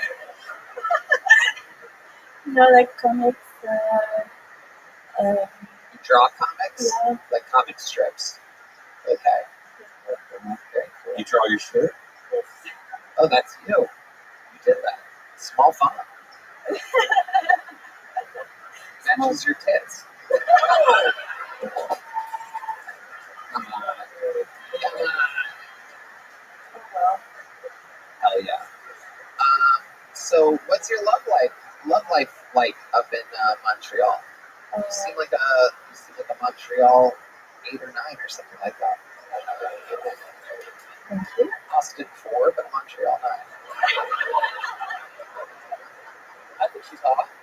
Oh, Sugar Shot thinks she's hot. Look at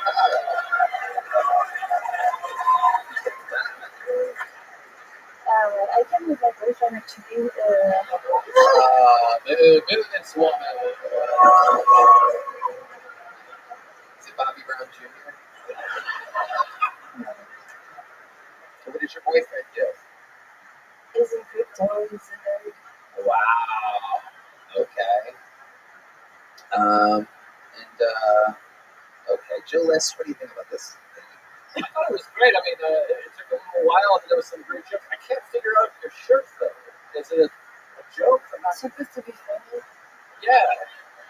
Well, that's what I'm struggling with. It's okay. It says, where did you get this shirt? Cool. And then the person with the shirt that says very cool says, I can't tell you. Can you explain why that's funny to us? You see, there's a problem. Like, there's hipster people who don't want to tell you where they get. Right.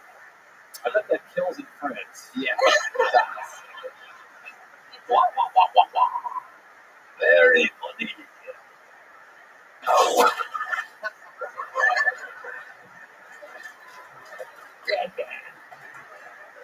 So let me ask you this: your boyfriend, he's also French Canadian.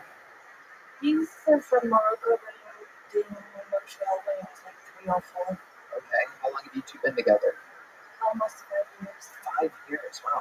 How do you keep things spicy in the bedroom? What do you guys do? What's the trick? I don't know if he's kind of lucky. What he's doing with that. Oh, he beats you. It's a secret. It's working. Yeah. What do you guys do for fun? We have a lot of friends who hang out and we drink and normal people stuff. Normal people stuff. Is there anything wild about you that we would be surprised to know? Any special skills or talents or anything that you've done or Nothing wild about me. what? Nothing wild about me. Wild about you. I box. Oh, you do boxing. Why don't you put the mic in the mic stand? Show us a little shadow boxing. Here we go. There we go. Show us a little form. Come on, put the mic in the mic I'm not stand. very good at it. It's okay, just show us.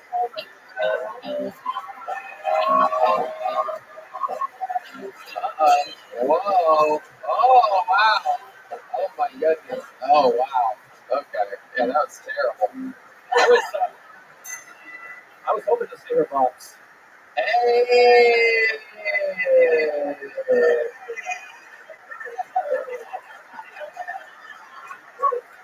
Yeah, it is incredible. Full bush for sure on this one is my guess. No doubt about it. I mean, it looks like a fucking... Is that true? No, you don't have to answer that. Red Man, I made a joke, you made it a point. So when you ask, it's scary. French Canadian. Yeah, there you go. You're just saying words at this point.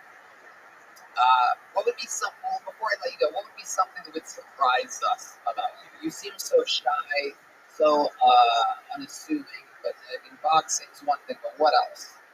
There must be something. French Canadian from Montreal, the home of the former biggest comedy festival, Montreal Comedy Fest, which is now an absolute corporate hack fest. You know this, right? Yeah, but okie dokie. Nothing better than shy people on Tony. Somehow, for the first time ever, Boneseye made like a rainbow-colored Tony big joke of, and I feel like you're just liberal enough to appreciate that. No, but thank you. There you go. Oh, almost had it. French Canadians, not good at much. There she goes, Helena and Charlotte, everybody. All right. DL, ready? Yeah, great. You guys are in for a special treat. The young man that you're about to see, famously one of the greatest regulars in the history of the show, retired at the 10-year anniversary. Now when we get to see him, it's a special treat when he wants to show off a brand new minute. One of the greatest roasters in the history of Phil Tony. This is a special appearance by Phil Tony legend, the great and powerful David Lucas.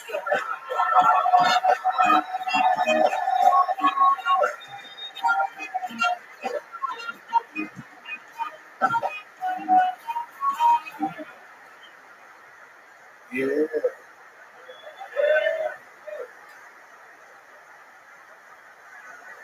Having sex with a skinny white woman, it's like eating plain Greek yogurt. It's like, I don't want to eat this shit, but I'm hungry as fuck. It's like, you ain't got no honey or no living.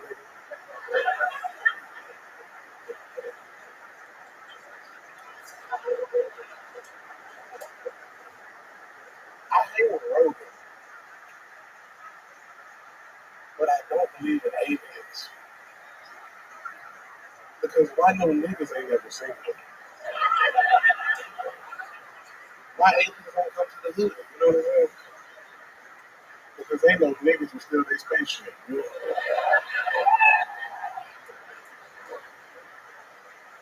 And niggas will be all at the moon, like, what's the deal to you, Don? That's what I'm talking about. Unbelievable. You see that? It really stands out on this episode. You just put on a little bit of a clinic. You took your time, which not many people did tonight. You enunciated, which not many people did tonight. You wrote, which almost nobody did tonight. And you have a great premise. Aliens don't go to the hood. A four-pronged attack, which we have rarely seen this episode. That's what stand-up comedy is all about. David Lucas, fresh off of taping his debut special this weekend here at the Mothership. I walked in the back of the room on Saturday night. He was absolutely smashing, ripping on his toes, which is not easy to do for a guy like you. Tony, shut up. I'm sure your feet are holding on by threads. I mean, I cannot even imagine what those fucking moves must look like that you're dealing with. You have the jacket of Jay Leno and you're shaped like one of his cars. David, what's going on? You're breathing heavy over there. Oh shit, he's loading up. Tony looked like he did the Heimlich maneuver for fun. That is true. I actually do. Sugar Sean, you look like you sell camels with no hump, nigga.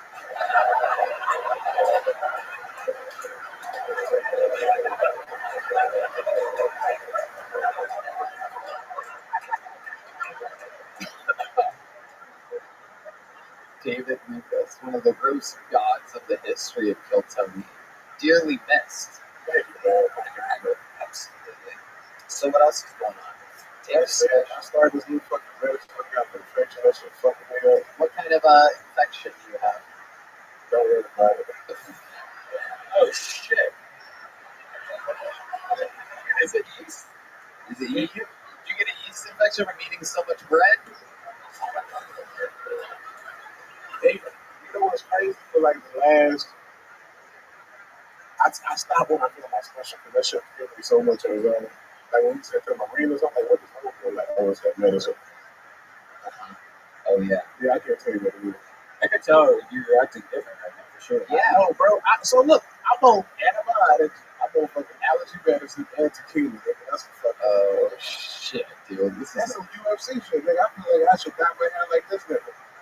Oh my goodness, you are following in Patrice O'Neal's footsteps at an incredible rate. You followed in Andy Dick's footsteps. Oh shit. Oh shit. Why'd you laugh? My own security guy laughed. You just covered up his mouth like that. I saw that, you son of a bitch. You just caught him covering his mouth so that I didn't see him laughing. Look at the tough guy over here. God, you're supposed to be keeping me safe. Joe Lips look like a healthy Nick Diaz. Oh, Rick Diaz. Oh, Rick Diaz. Yeah. He looks nothing like a healthy Nick Diaz. Who is Nick Diaz? Nick Diaz is a fighter. Nate Diaz is older brother. Rick Diaz. Yeah. Why you put that white shirt on? You and Tony matching? Yeah. Like, y'all look like y'all about to baptize some fags.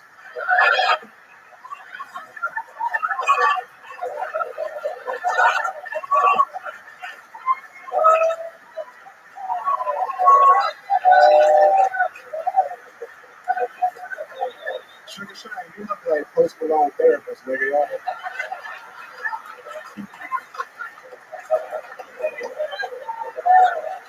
Yeah. I'm still me even on that shit, nigga.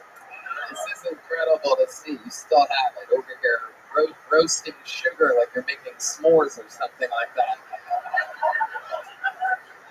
Absolutely incredible. It's weird to see you in this I mean, I almost said shape, but you've always been the same shape. I'm actually 18 pounds down, bitch. 18 pounds down.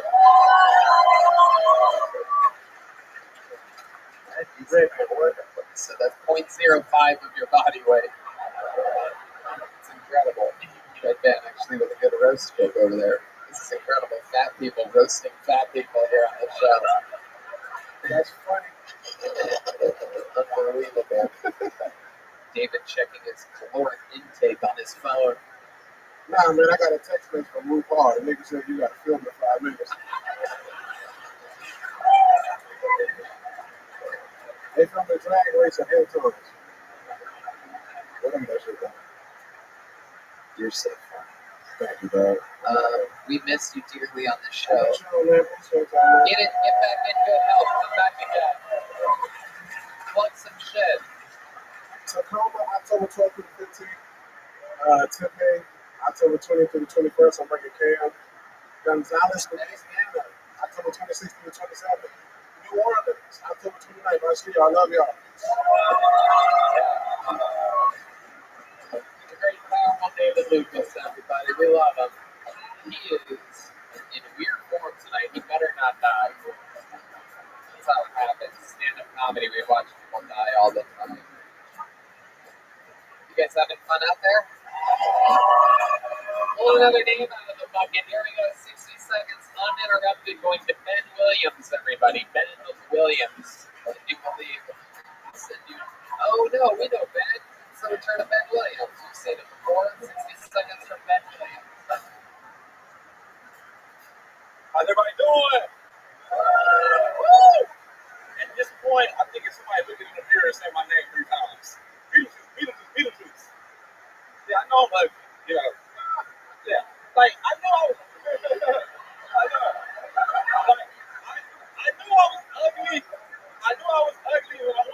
that house, they thought I worked there. I'm like, hey, Joe, hey, why you not at your post, man? Why you at this 9 o'clock? Yeah, man. So dating is tough, you know. So if any women in the heart just want to donate me some pussy, I would greatly appreciate it. You know, it's been so long, I don't know what one looks like anymore. You know, but I'm bad at one night stands. You know, it always ends bad. The last one night stand I had didn't end well because I ended up catching feelings, and she ended up catching the STD. Don't worry, 2 weeks ago. It went away. I recently had a loss. My grandma died. So I've been taking it hard. Like, I've really been taking it hard. So now I'm sad and my ass hurts. Yeah, man. Yeah, life been rough, man. There you go, Ben Williams, doing more than a minute. Yeah, more than a minute. You're a lucky guy. I do believe this is your third bucket pull in 4 weeks. Yeah, I'm very grateful. That is, it's not has nothing to do with me. You literally a bunch of pieces of paper and they pull the name out. You're very, very lucky. Why do you think you're so lucky? Why do you think when I pull a piece of paper out, why do you think destiny keeps calling your name? Do you think it's overcompensating for the face that it gave you? Yes. We've roasted you every which fucking direction the last 4 weeks. It is incredible. It looks like you're wearing like fake Halloween teeth. It's a little bit worse every week. You're like, it is incredible. You really are. You said that you're ugly, but let me tell you, I could not agree more. James Atkins on the drums has been laughing since you got on stage. Not in anything that you said, but he caught a glimpse of your face. That's my goal. Just to hold my stage, everybody laugh for like 30 minutes at my face, and I still get paid. So just walk out to sunset. It is incredible. He's gonna go far, so he's got a lot of teeth in the game. I mean, it is wild. Do your parents look like you? It's amazing. I mean, it is incredible. It is unbelievable. Yeah, they're gonna add my picture to the definition of ugly in Western Dictionary. You look like if Tyler Perry made an E.T. film.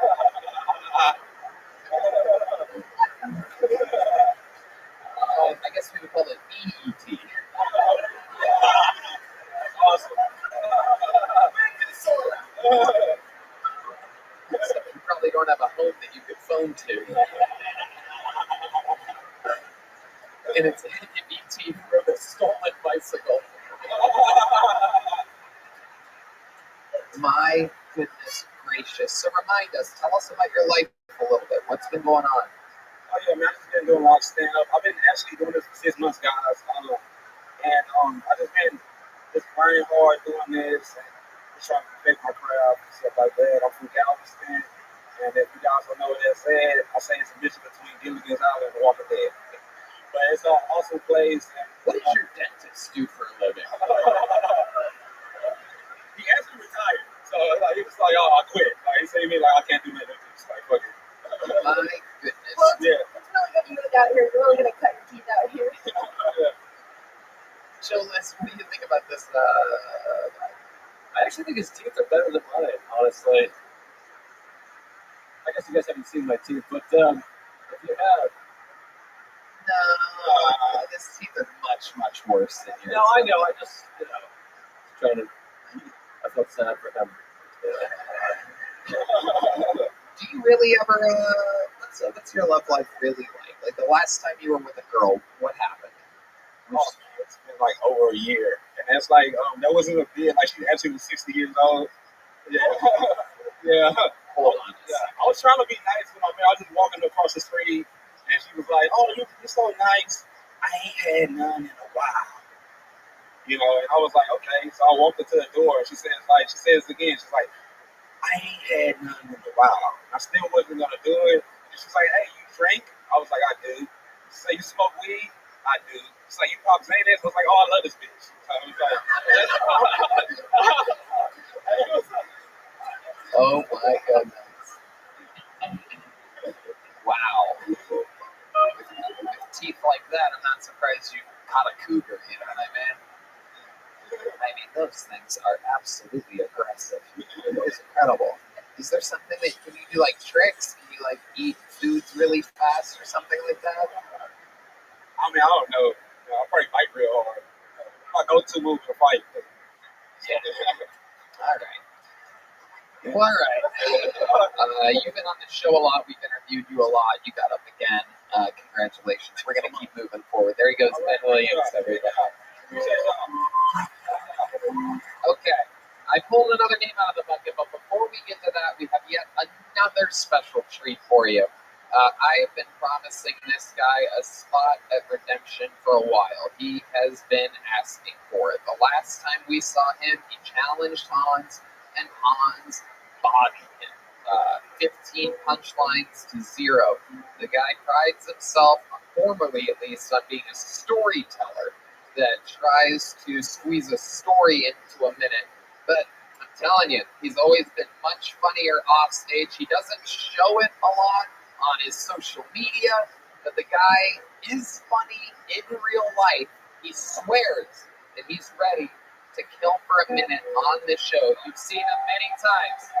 Another shot of redemption. This is a brand new minute from Uncle Laser, everybody. Here we go. The new underdog, it sounds like. Uncle Laser. First off, fuck Christian Mingle. Okay? Alright? You should just call it catfish by the Catholic. Okay? It's a crock of shit. Alright? Right? Them women out there aren't Christians. They're whores.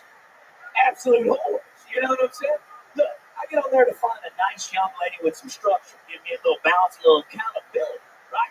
Someone that get mad at me when I'm doing cocaine in the garage at 7:30 in the morning on a Tuesday building a go-kart. You know what I'm saying? But instead, I get a bitch that's got 8 kids and 9 baby daddies. You know what I'm saying? Listen, I went to public school. That math don't add up. You know what I'm talking about? And she just had a baby 3 weeks prior to the date. Okay? Y'all ever been inside a pussy that just gave birth? Incredible. That pussy was walled out. Right? It looked like a fucking mud flap on the back of an 18-wheeler just blowing around in the breeze. Right? It looked like fucking chewed up bubble gum, but fucking under the park bench pussy. It ain't quite got the flavor, but it's chewed up just nice. You know what I'm talking about? Chewed up just nice. Because I'm going to be honest with y'all real quick. Tight pussy. Go ahead. Tight pussy makes me claustrophobic. Uncle Laser, look at that. Well. How did you get the fucking meow? You talked over it. It's good. Okay. I didn't hear it either. I was questioning it as well. I'm with you, but you're a loud projecting guy. And that was, by the way, without a doubt, the best set you've ever done on the show.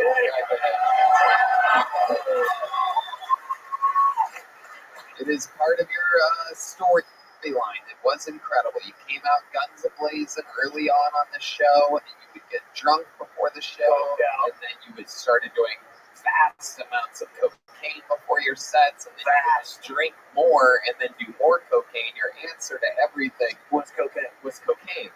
And now, tell the people, what's your cocaine situation now? 3 days sober. Right, 3 days. Until tonight, you know, that's right. My birthday. It is his birthday, everybody. It's a cookie. I still have David Lucas ahead of you on my death poll as of tonight. He is sluggish seeming. You might want to give him a little bump of something. Wait, that's fine, dude. Goodness. Can I say something real quick? Oh shit, here we go. A heartfelt moment with Uncle Laser. Sean O'Malley. Listen, I got a good head of lettuce, right? Look at me, you know what I'm saying? But look at you. Look, I fuck. But you fuck on the first date. You fuck on the car ride to Chili's. You know what I'm talking about? I like that kind of shit. All right, Uncle Laser wants to fuck Sugar Sean O'Malley. Sugar, what do you want to say about that? I would love to do cocaine with you, brother. Yeah, look at that. Happy birthday to you. Hey, it's a nice day for a white wedding. You know what I'm talking about? Sugar Sean, meet Put the sugar, Sean. Laser. Joe Litz, what do you think about this? I think neither of you should do cocaine together. Wait till I'm off the premise if you could. Yeah. Joe Litz is the fentanyl test strip of this panel here tonight. Uncle Laser's birthday. How old are you? 33 years young, baby. 33 years young. So stand up, be sharp. Tell us, what's your regimen been? How have you been working this out? Were you able to finally summon a bunch of punchlines in 60 seconds? Well, I've been doing the hooked on phonics, right? So I learned how to write just a tad bit. Turns out writing makes a world of a difference. You just can't come up here and wing it. You know what I'm saying? Because I'm a piece of shit. That's on me. You know what I'm saying? But yeah, I just took a bunch of mushrooms, like a hero dose, like 8 grams. Went and talked to Jesus, and we had us a time. And really what it was, my daddy called me and goes, yo, you're fucking up, boy. That little Asian boy buried your ass. You know what I'm saying? He said, you went up on that man's show with that goofy haircut and you were all drunk. You spilled your bag of cocaine on the ground. He said, that's not the boy I raised. So you need to get better. Or you got to go back to them oil fields. And I was like, well, let me learn how to read and write. You know what I'm saying? So, Right, that makes sense. And so you've been practicing, you've actually been headlining your own shows. You're taking a very, very interestingly 2023 approach. You're taking your internet fame to sell tickets. You're kind of rushing to headline, but that's learning quick, right? yeah, I mean, look, because of that bullshit, I skipped the open mic stage, which I really wish I would. Because instead of bombing in front of 10 people, I'm bombing in front of 200 people at the secret show. You know what I'm saying? So you kind of have to learn. So it's all adjustments. Like, now I'm starting to understand the format and the art and the foundation, the structure and shit, and like actually getting a laugh instead of being a fucking maniac for a laugh. You know what I'm saying? So like, and look, I'm nowhere where I want to be. You know, I don't think I'm the best by any means, but I'm starting to learn to start to have appreciation for the actual art form of what's going on. You know what I'm saying? Right, So, and it's very interesting because you have a different path. Everybody has a very different path. Think straight. And if it was a straight line, you would snort it. I already did. You know what I'm saying? Hell yeah. Well, my friend, this is a fairy tale fucking story. Joe Litz, anything from Uncle Laser? That was touching. Even when you're being genuine, it sounds like a wrestling promo, and I appreciate that. Yeah. I love what happened here tonight. I've always thought you were this funny. Every time before this, you come out completely disappointed me. And so, for this to happen tonight, it's the fucking start of the new era. Keep your goddamn, we'll have fun tonight, but after that, get back to fucking what you're doing. I appreciate you giving me the opportunity, man. We don't go on one. It is not easy, and the internet will hate me for it, but I continue to believe that you're going to show these people the spirit that's inside. Roseanne said it best when she first saw you. She said that there's a fucking demon, a little boy. No, she said the opposite. She said that she sees a little country boy underneath all those tattoos and the fucking distraction haircut and all this shit that you have, all this character-y stuff. There's a real guy in there, and you showed it tonight. There you go. Uncle Laser. Happy birthday, buddy. Yeah. Here's some Zippix toothpicks, Uncle Laser. Happy birthday from Zippix. Sip more, smoke less. From Zippix. All right, pulling another name out of the bucket. We still having fun out there, huh? That's a good crowd. I like you guys. I like this audience. Very rarely do I love an audience. I like you guys.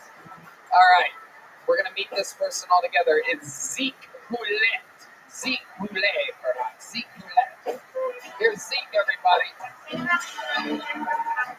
Come on, one more time for Zeke, everyone. Let's go. How y'all doing?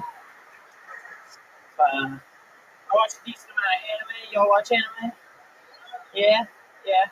I also grew up in a small white town, so I got called gay a lot for watching. Joke's on them. I got to college. That's the only thing I had in common with my black friends.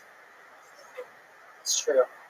It's a true fact. Like, if you guys didn't know, this anime is like the I Write Sins, Not Tragedies by Panic at the Disco of television.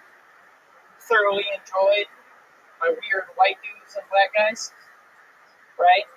Like, you might not believe me about the anime thing, tested it on my cousin for the song. You know, like I started him off easy. Started him off with some Green Day. He was like, turn this whack shit off, dude. I was like, what, you don't like Green Day? What's going on? He was like, nah, my girlfriend listens to this shit all the time. I do know one song now. I already had that shit queued, okay? Like, you ever seen Celebrity Lip Sync Battle? Remember when Snoop Dogg does Don't Stop Believing? All the right lyrics, wrong choreography? Jesus Christ, Zeke. Oh boy. Oh. No, too late now. I know it. Relax. Here we go. We're going to get into it. Have you been on this show before? Uh-huh. About a month or two ago. Right. Okay. How did that go? Better? No. No. The bit went better. Like, my bit got a decent amount more laughs. But, It's a different bit, though. Yes. Yeah. Right. And then the interview, the end of it, I got shit on a little bit. Why? What happened? I went after Cam's uncle. Uh-huh. So you asked me what the craziest thing that I've ever done is. Uh-huh. Wasn't a great story. Uh-huh. And it took a while. Have you thought of a better one since then? Yeah. Okay, go ahead. I mean, just a decent amount of crazy. Like, I've gotten multiple guns pointed on me on the road because I think I'm better than everyone in Austin at driving. You do? Yeah. Uh-huh. Because, like, I'm pretty sure that people in Austin forget two things when they're on the road. Uh-huh. When the next exit is and what a turn signal even is. Oh, you suck, dude. So, let's talk about it. How long have you been doing stand-up? Just, like, a little over a year right now. A little over a year. What made you want to start this? I got kicked off the wrestling team. You got kicked off the wrestling team. Uh-huh. An adult wrestling team? College. College? Yeah. Okay, why'd they kick you off? I missed a COVID test. Okay. All Yeah. right. Wow. They My didn't goodness, it gets less and less interesting the more questions I ask. every time. Okay. Sugar Sean, what do you think? I was just going to ask, how are your eyes smaller than Hans Kim? It is incredible. It is incredible. And you have a smaller forehead than Uncle Laser. It's wild. You look like a baby gay werewolf of some kind. That's incredible. So, what are your parents like? I'm trying to figure out more about you so that you have anything funny to talk about in the universe. My parents, my dad used to race downhill mountain biking professionally, and my mom was just with him that entire time. Wow, your career's going downhill as well. It's incredible. Joe Litz, what do you think about this? I thought it was fascinating. First of all, why did the chicken cross the road? To get on the worst shirt of all time? Oh, yeah. There it is. What I thought was fascinating was you're wearing chickens on your shirt, and then you also kind of flapped your elbows during your set. Is that on purpose? It is. And then you laid an egg up here. I used to wrestle, like, keep my elbows in, and then they come out sometimes. Oh, yeah. Okay. All right. No, I thought it was good. I thought the crowd sucked.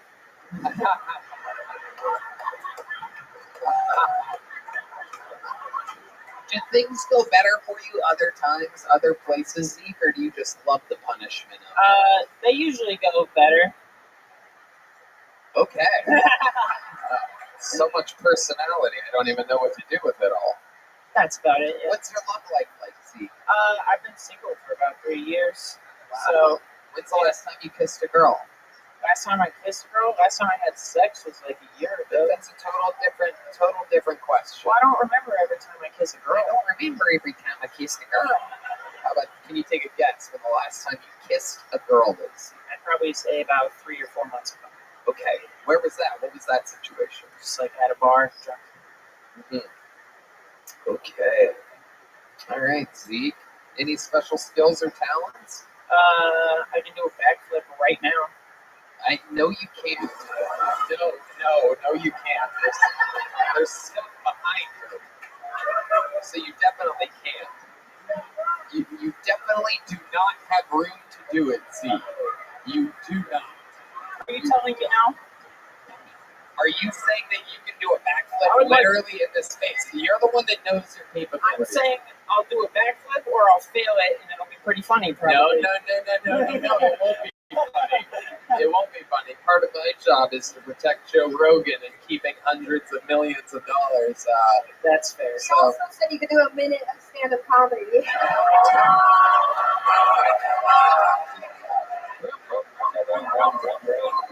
Jet ski. I'll tell you what, you could do a backflip in the alleyway and hit the road, Jack. There you go, Zeke Goulet, everybody. There goes Zeke. I don't know. You just don't know. What time did we start? I feel like I should pull, but everybody's at the bar.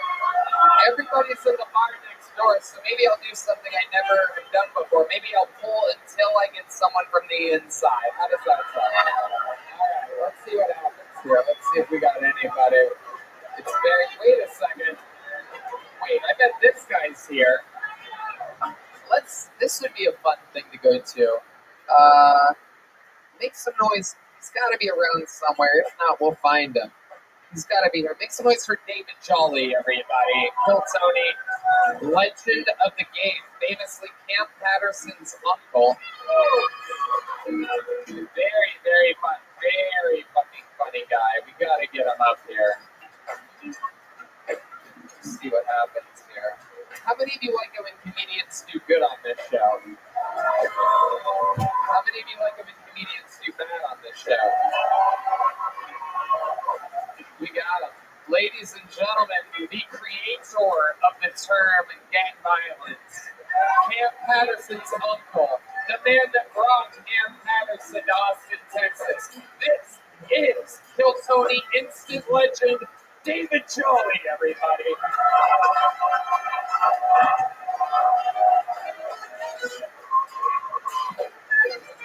How y'all doing, white people in Puerto Rico?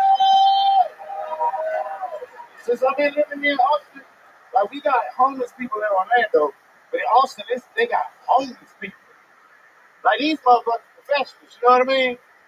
It's like every time you see the homeless people, you always see them with a dog. And all I can think is, where the fuck they getting all these homeless dogs from? It's like as soon as you become a professional homeless person, they assign you a dog or something. Like this is Tyler. He is 45 years old. Not in dog years. This bitch is 45 years old. It's crazy, man, 'cause I'm an empathetic person. You see him, you know what I mean? Guy has a sign. This sign says, hey man, me and Tyler are extremely hungry. You couldn't anything help. That's when I look in his eyes.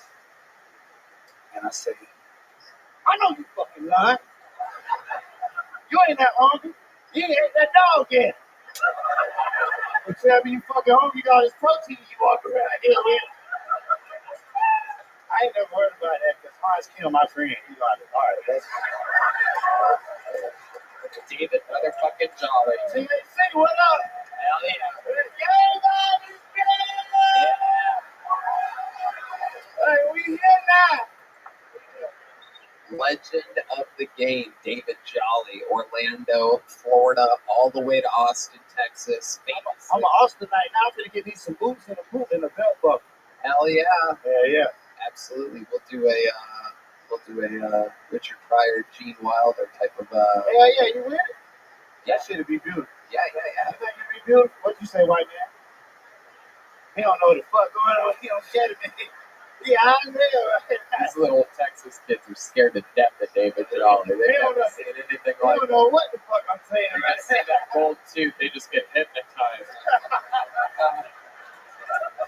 It's incredible. Have you always had that? Is that new? What, the gold teeth? Yeah. The bitch has been there, man. These bitches right in his hair. Hell yeah. You know what the fuck going on. Yeah. That nigga on ketamine. He's definitely on ketamine. Yeah. Yeah. What up, Brian? How you doing, buddy? What up, Kenpo? Yeah, that's my partner there, man. That red man, you feel? What's up with you, Kenpo? Yeah. What's up, Joe? Hey, it's a dude named Goron, look just like you, but he just bomb all the time. He coming from Orlando. Sounds hot. Yeah. Whatever you into. Ain't you like Russian or some shit? Am I Russian? Oh, no, my bad. That's racist as fuck. I'm sorry. Russian. Goron like Russian or he like a Viking or something that crazy. European shit, you know what I mean? Me? No, it was forward. I'm sorry. Oh, I think so. Me. No, my bad. I'm sorry. Oh, I'm not offended. Let me relax. My bad. You're good. You're doing just fine. I had to run all the way from upstairs. It was fucking crazy. Yeah, I know. We had one of the police officers chase you so you felt at home. No, that just happened. It just happened. He was like, wait, what the fuck going on? Yeah, exactly. It's like, get on the fucking ground.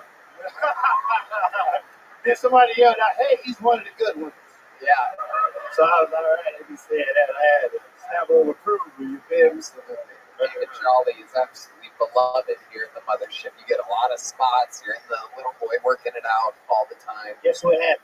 Yeah, I'm a motherfucking door guy now. Are you done here? Oh my God. Oh my God. Welcome to Joe Rogan's Comedy Club. Holy shit, there are no background checks here whatsoever. None. Oh None. my God. I was like, you sure, motherfucker? He's psyching me out, man. I thought it was no take backs. You're like, okay, no take backs. I thought it was a fucking psych. I'm like, he thinks he's psyching me out. I know what's going on. You know, they're like, you're a door guy now. Don't let people in that look like this. And they show a picture of you. Yeah. And then I'm the motherfucker patting him down and shit. Yeah, that's crazy, man. I love it. God is good. That's incredible. How long have you been working here? This sounds like a joke. I cannot picture you working here. Why? You're the oldest tour guy by 20 years at least. Well, you're about right, you know. I didn't realize we were getting a new rehabilitation system here at the mothership. My name is Hardy. Fucking ass. He's getting mad. He's turning up. I'm just fucking with you. You know you're my brother, man. Shit, you're about to lose your job, don't you?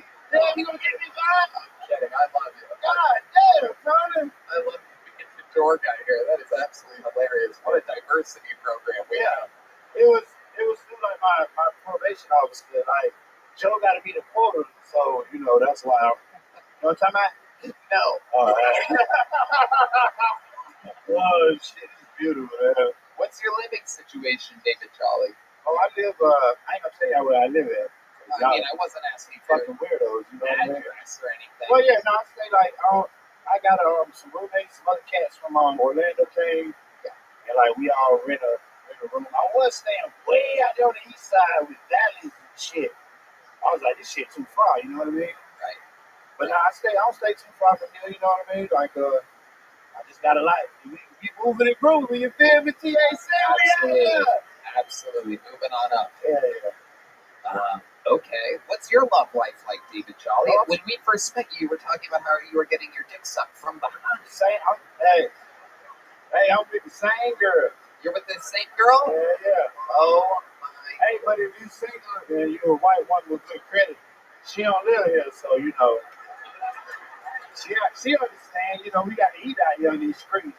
Get a family, you understand? Oh, yeah. You feel me? Yeah. Absolutely. David Jolly. My goodness. Joe, have you ever seen anyone quite like this before? No, this is really something. I also feel you, and yeah. You're like magnanimous. It's really, it's like, yeah, really, I feel lifted up. That's why me and Tony best friends, huh? Yeah, and now you're friends with Joe. I do believe his amount of black friends has doubled in front of our eyes. Oh, shit. Oh, shit. Hey, you can go to any barbecue now. You just got to get on that shit there. They're going to let you right in there, dude. My goodness. I get a vibe of someone that's never met black people, but I swear to God, I know many black people. How many black friends you got?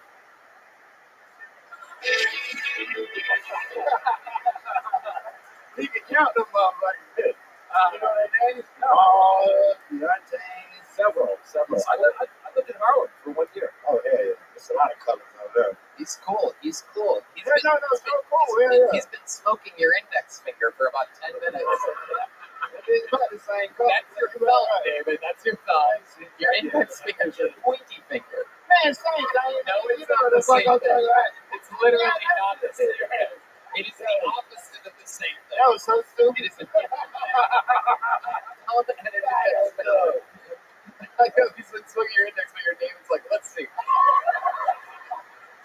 I cannot believe I did on national television. television.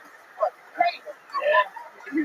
My mama did not raise me like this. It is The World Wide Web. It's the same thing. national television. That's like saying the thumb is an index finger. It's the same damn thing.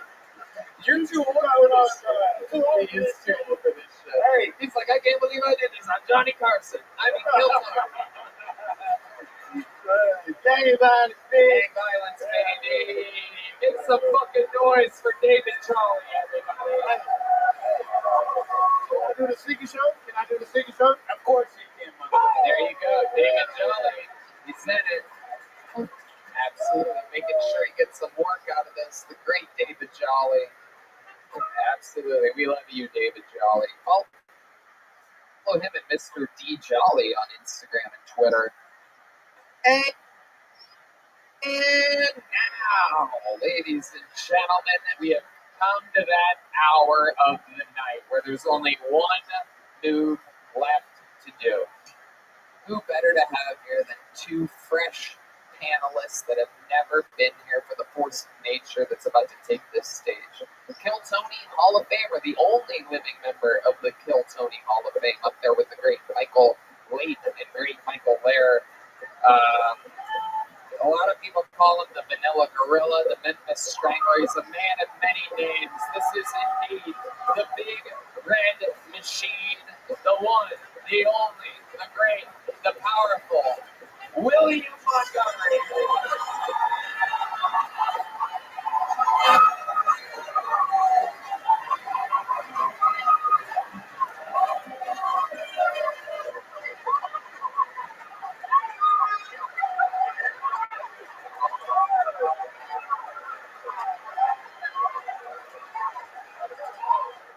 First off, Red Band, happy Yom Kippur. I'd ask if you fasted today, but I think we all already know the answer to that. Holy shit. Also, Sean, I just have to say you seem much nicer than Richard Pispin when he was on the show. It's kind of a deep cut. Okay, let's keep going. If you paid me $500,000 to claim Russell Brand raped me, he'd now be up to 5 accusers. I'm not saying those women were paid off. I'm just saying I could probably figure out a time the two of us were in remotely the same time zone. Russell Brand announced he is taking time away from comedy and will reappear in 2 years as the starting quarterback of the Cleveland Browns. Also, I just watched Snakes on a Plane, so I'd like to say, enough is enough. I've had it with these motherfucking snakes on this motherfucking plane. Okay, that's my time. Thank you. William Montgomery. Wow. Look at this iconic moment. This is basically, I mean, you're basically the same. How did you know he was wearing green shorts, by the way? Look at this. Sean, so nice to This see is you. incredible. So nice to see you.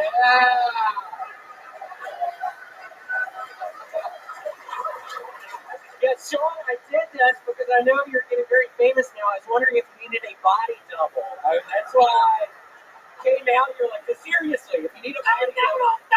Yeah.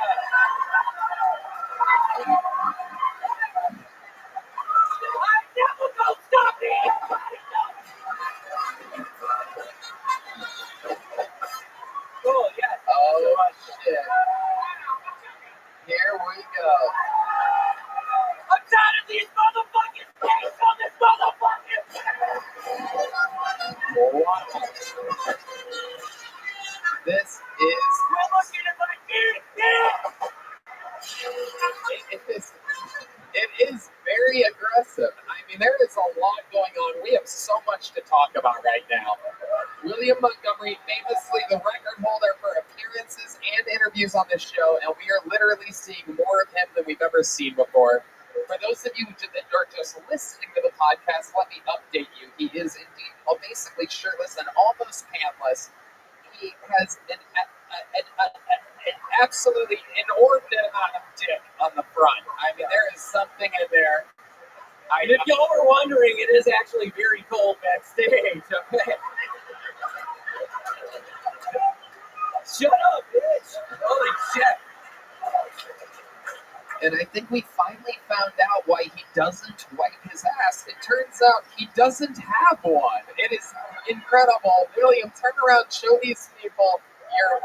That is. Wow. If y'all don't think I'm practicing my twerking, you'd be wrong. I mean, check this out. That is just loose underwear bouncing. For those of you thinking you're seeing twerking right now, he is shaking the loose underwear where his ass should be. Okay. I don't know what I'm doing. This place is fucking wild right now. And then, William, let's talk about all that fucking. What is that in the front of your pants? Do you have something in there? Please tell me that that's like a sock or something. Do you have 2 dicks? Yeah. It looks like there's some stuff going on in there. I have to be honest with you. I have 2 dicks and 3 testicles. So, wow. That is incredible. It's like a coconut shrimp or something. What is that? Oh. Coconut tracker shot that. Holy shit! Fucking. What the fuck is that? It's mouth-watering at the thought of a coconut shrimp right now. William Montgomery showing off today, a perfect body. Next to Sugar Sean, you guys look like a before and after for exercise. This is absolutely incredible. You, oh my God, what is that? There's something in my stomach! Oh my God, it's trying to get out. This is incredible. Wow. My goodness. You look like the stepdad that turned Sugar Sean into an elite athlete. This is absolutely amazing. Your stomach is doing something outrageous. What is that? How do you do that? It's called a front twerk. Jolis, please explain to us what you think is going on. You look like never been to the gym, the Anvil Nightheart. What? I almost did a spit take. That was very, very good. Those of you that know Jimmy Anvil Nightheart will laugh very hard at that. I guess nobody knows who he is. He was a wrestler 48 years ago. Yep. He had a beard. Wore sunglasses, giant red beard. Yeah. Not quite as misshapen as you. Yeah. This is incredible, William. Explain to us how you get a body like that. I do 75 sit-ups a day. I do 200 push-ups a day. I'm doing 200 pull-ups a day. I'm doing 75 burpees outside. I mean, it's been so hot. I do a bunch of side straddle hops. I'm doing, what else? I'm doing bench press, barbells. What else? I have a Stairmaster. I have a, what was that fucking noise? What the fuck is back there? But yeah, no, Tony, I've been working out super hard. But yeah, Sean, I mean, I swear to God, man, if you need some sort of security or anything like that, I would be more than willing to help. Just let me know maybe after the show. Yeah, for sure. Cool. Can you perhaps put the mic in the mic stand and show us what you would do if someone tried to attack Sugar Sean? Can you give us a little of that fight? Yeah, here he is. Joe, do you want to stand up? Okay. Joe? Wait. All right. Don't hurt anybody. Don't touch anybody.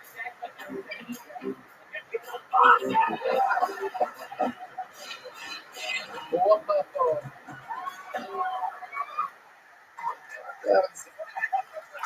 Wow. Looks like someone may have found a new gig here tonight. Joe, how does it feel? Well, that was scary because I could see Sean on the other side of me. So I was going to tell my For the folks at home, though, your body's not that bad. We're making jokes. That's it's not horrible. Especially those knees. Look at those knees.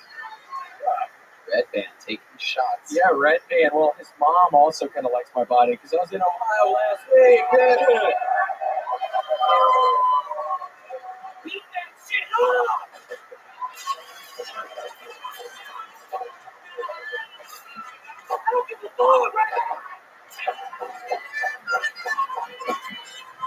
Wait, yeah, I don't know if y'all have seen snakes on a plane. I saw it for the first time this past weekend. That's crazy. They let loose a bunch of snakes on a motherfucking plane. The big red machine showing us today exactly why he has that name. After we found out here today that he has 2 dicks and 3 testicles. It was a very expensive surgery, I did. Oh, there you go. There you do have hemorrhoids. How have your hemorrhoids been?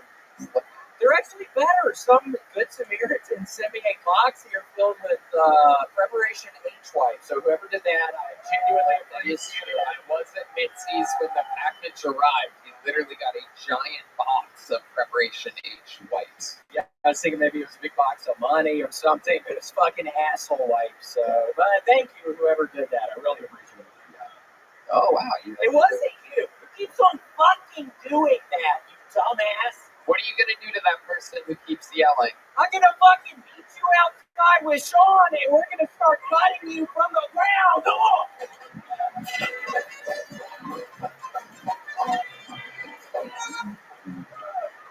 I don't even know what that means. Cutting you from the ground up. What does that mean?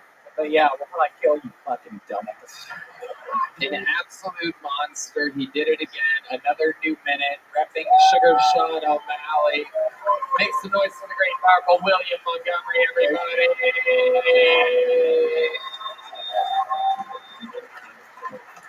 The drawing is in from Ryan J. Ebelt. It's another fucking absolutely awesome one. Let's check out the local artist, Chris Rogers. Oh, yes, that's right. That is in homage of our number 1 loyal audience member, the great Chief Turnbull, right over here. Comes every single week. Those are his pets. How cool is that? From fucking all the way back at that first club that we were at here to Balkan to here, one of our favorite people. How about a hand for Chief, everybody? I do believe it's his birthday. He's sharing a birthday with Uncle Lee. Happy birthday. How loud can this place get for the reigning, defending UFC bantamweight champion of the world? Shut up! And make some noise for one of my favorite comedians, the great, powerful Joe List, everyone! Enough for everybody out on YouTube right now. Go watch it right after this. Go to sugarshop.com, SUGHshop.com, or .co, I'm sorry, sugarshop.co, and check out the Timbo Sugar Show everywhere. Thank you to Joe Lester, Red Rose, Yellow Rose, Connect Mobile Health, Paul Law Firm, Austin Security Guard Service, CM Smokehouse, Ways 2 Well, Ways the number 2, and Well, Not a Damn Chance Burger, CM Smokehouse, and Screwball Peanut Butter Whiskey. And how about one more time for the best damn band in the land, the Kill Tony Band. Check out everything Jensky Johnson. Make sure you follow her on social media. We love her. Legend of the game. That's the great James Atkins on the drums, Paul Deemer on the horns, Steve Magnus on the bass, Matt Mueling on the electric. One more time for Jensky here on the horns. Paul Deemer also on the horns. Exclusive Kill Tony merch for sale on your way out. And don't forget, Nether Hour is playing at Vulcan tonight. Check out the Secret Show every single Thursday in the Kill Tony Band twice a month at the Sunset Strip, ATX.com. Very few tickets remaining for our first ever show in an arena, the newly added show to the sold out show, December 30th. A lot of fun things happening that night as well as the next night, obviously. It's Kill Tony makes history in its own hometown of Austin, Texas. We fucking love you guys. Thank you so much, everybody. We did it. One more time for my guests, Sugar Sean O'Malley and Joe List. We love you guys. Thank you. Good night, everybody.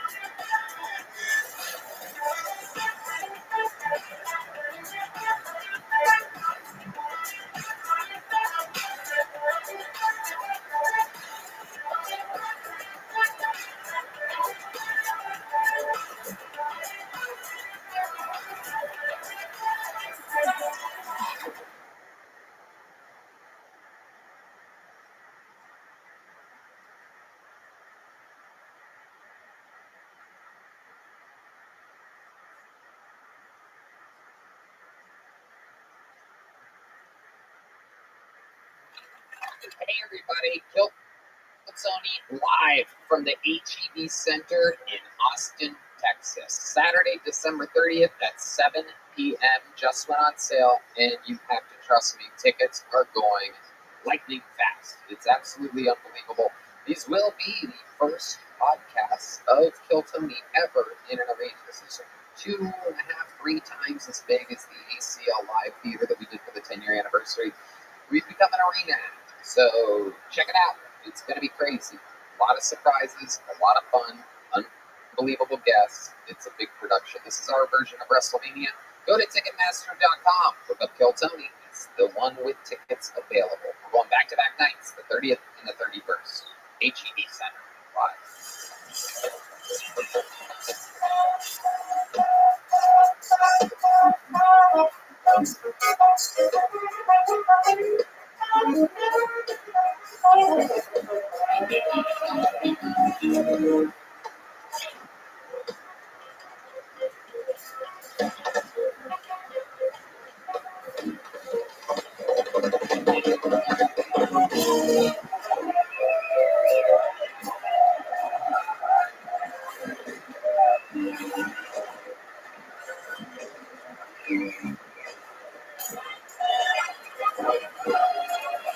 Hey, this is Redneck coming to you live from the Comedy Mothership here in Austin, Texas. For a brand new episode of Kill Tony, get up for Tony! It's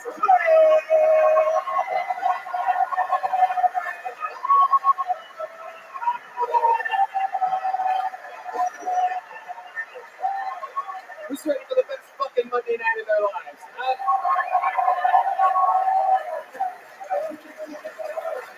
Yeah! Make some noise for Red Band, everybody. You're here. You're in it. This is indeed the #1 live podcast in the world. Kill Tony. Brought to you by Gel Blaster, Red Rose, Yellow Rose, Hall Law Firm, the best Austin law firm.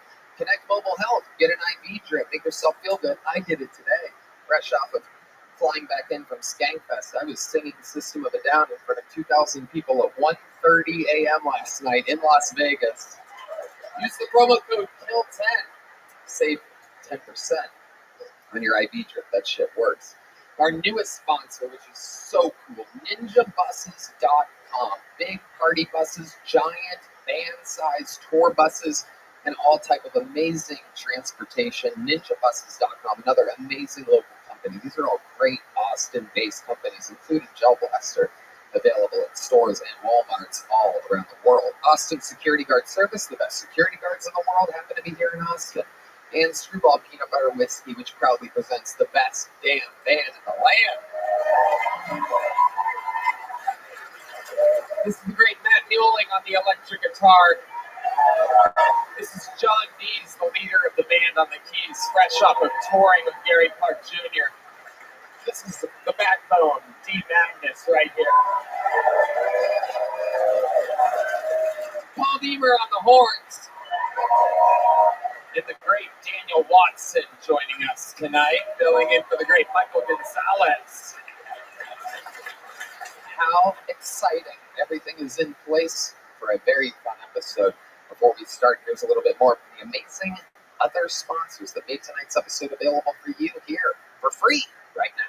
It is me, your dear, dear golden child and king. I'm coming to you with a cool crew and a bunch of crazy jokes. Let's check out TonyHinchcliffe.com. Support stand-up comedy. Support me. I love you. This ticket's available now at TonyHinchcliffe.com.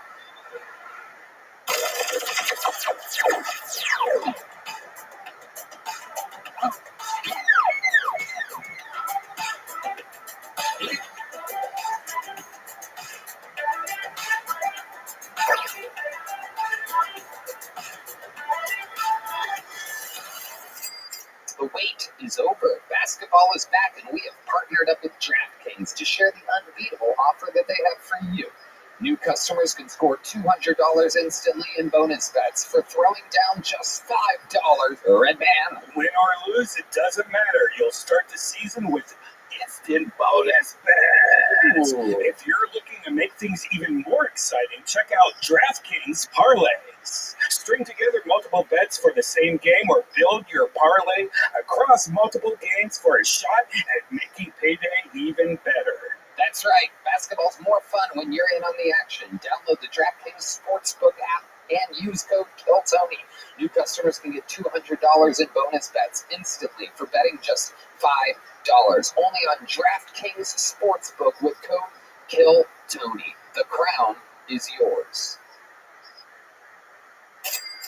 Hey y'all, I have to tell you about this super blend I'm loving called Kachava. It's hands down the best thing I've found to feed my body the nutrients it craves.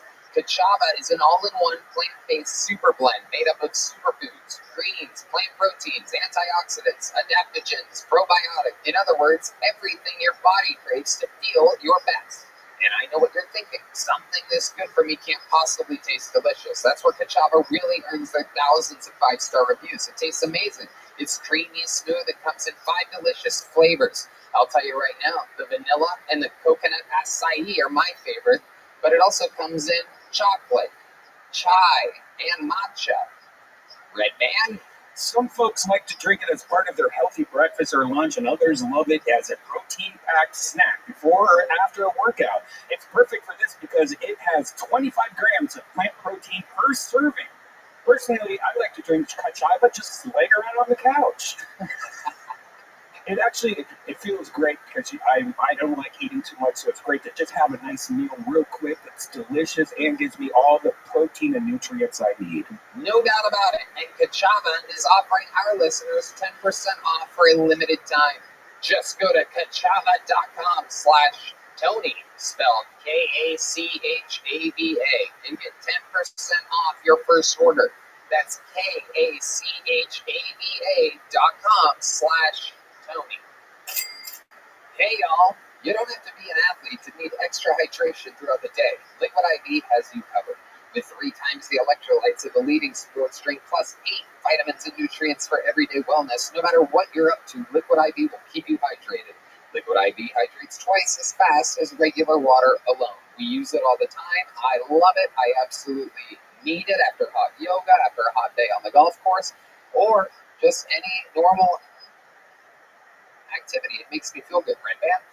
Liquid IV is now available in 3 sugar-free flavors: white peach, my favorite is green grape, and lemon lime, with no artificial sweeteners in it. You get amazing flavor without that gross, bitter aftertaste.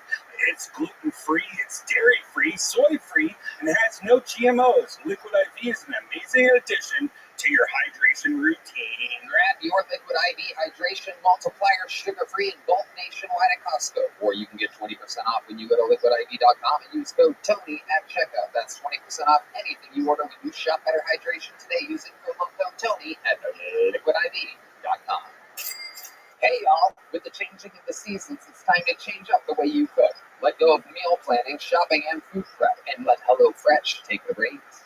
They send fresh ingredients with easy recipes right to your door, so cooking is a total breeze. With 40 recipes and over 100 add-on items to choose from each week, there's always something new to love. And right now, you can even snag their fall flavors line and get appetizers like barbecue pulled pork nachos. Delicious. A Red Band. If you're counting calories or following a specific meal plan, it can be hard to find meals that fit your guidelines, but HelloFresh makes it easy with vegetarian, family-friendly, and wholesome options. Yum. Go to HelloFresh.com/50KT-show and use code 50KT-show for 50% off plus free shipping. That's HelloFresh.com/50KT-show and use code 50KT-show for 50% off and free shipping. HelloFresh, America's #1 meal kit. Manscaped has leveled up, and so should you. They've launched the 5th generation performance package featuring the all-new Lawnmower 5.0 Ultra. When you're going for a close shave below the belt, you want the best of the best, or else you're going to cut your nuggets. This new trimmer features 2 interchangeable blade heads with 3 length setting combs and waterproofing. You can get any look, anywhere. Perhaps you're into a mohawk for your weenie, or as I call it, a brohawk. Red Band. You know, I used to just pull out my pubes, but no more. The Performance Package 5.0 also features that new Weird Whacker 2.0 ear and nose hair trimmer, Crop Preserver ball deodorant, Crop Soother toner, and 2 free gifts. Let me see what you're working with there. Beautiful. Get 20% off plus free shipping with code KILLTONY at manscaped.com. That's 20% off and free shipping with the code KILLTONY at manscaped.com. You know, can I just say, going to concerts is amazing, but buying a ticket is frustrating. It's expensive, and you have to plan so far in advance. Stop the stress with Game Time. It's the fast and easy way to buy tickets for all the sports, music, theater, and comedy near you. They have killer deals on last-minute tickets and the best price guaranteed, so you can stop stressing and start getting excited for all the fun you'll have. I absolutely love it. You know, with the Game Time guarantee and all the other fun stuff, I just went and saw You'll Never Believe Who. You want to know who I saw? Who did you see? You want to know? Who? I saw Guns N' Roses. What? Great band. Game Time will credit you also 110% of the difference if you find a ticket somewhere else in the same section and row for less. Talk about a good deal. That is the Game Time guarantee. Take the guesswork out of buying tickets with Game Time. Download the Game Time app, create an account, and use code KILLTONY for $20 off your first purchase. Terms apply. Again, create an account and redeem code KILLTONY for $20 off. Download Game Time today. Last minute tickets, lowest price, guaranteed. Are you guys ready to start tonight's episode or what? This feels like a good crowd in here. How many of you are real fans of the show? And you probably know, sometimes, I book every single episode of the show myself, and I try to think of what did we do the week before, what did we do 2 weeks before, where are we going, what have we done? And on top of having some of the most famous featured Netflix new special comedians, sometimes I like featuring and showing you guys the style of the future and the present. This is a very special one.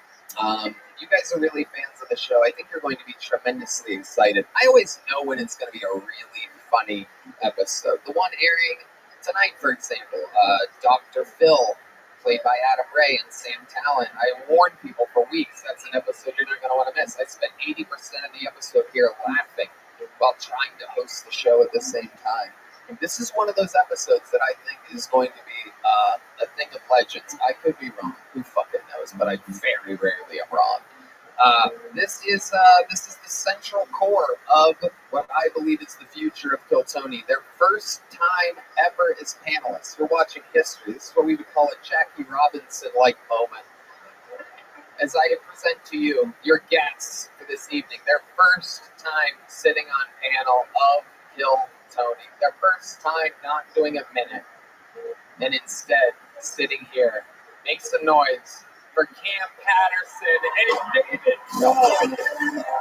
Oh my God. Oh shit.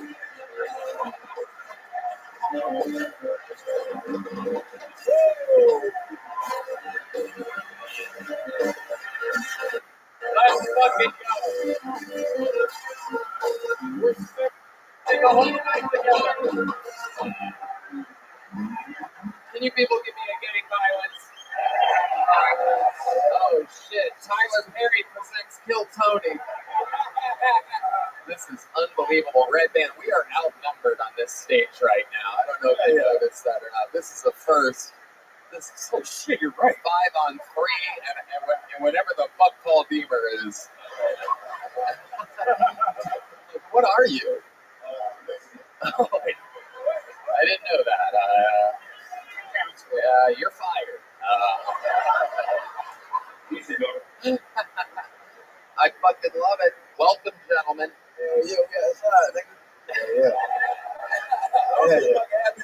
Let's get a little more juice on these microphones if we can. How about a hand for Keno in the back? He's deep in the darkness. He never gets the respect he deserves back there. One of the true necessities of the show. Fun fact about him, came over one of the must-hires we demanded from Vulcan Gas Company. He's been working sound on the show forever. Love you, Keno. He's back there. And here we are. Black and Milds are lit. Black and mild, and I do believe we're about to get black and wild.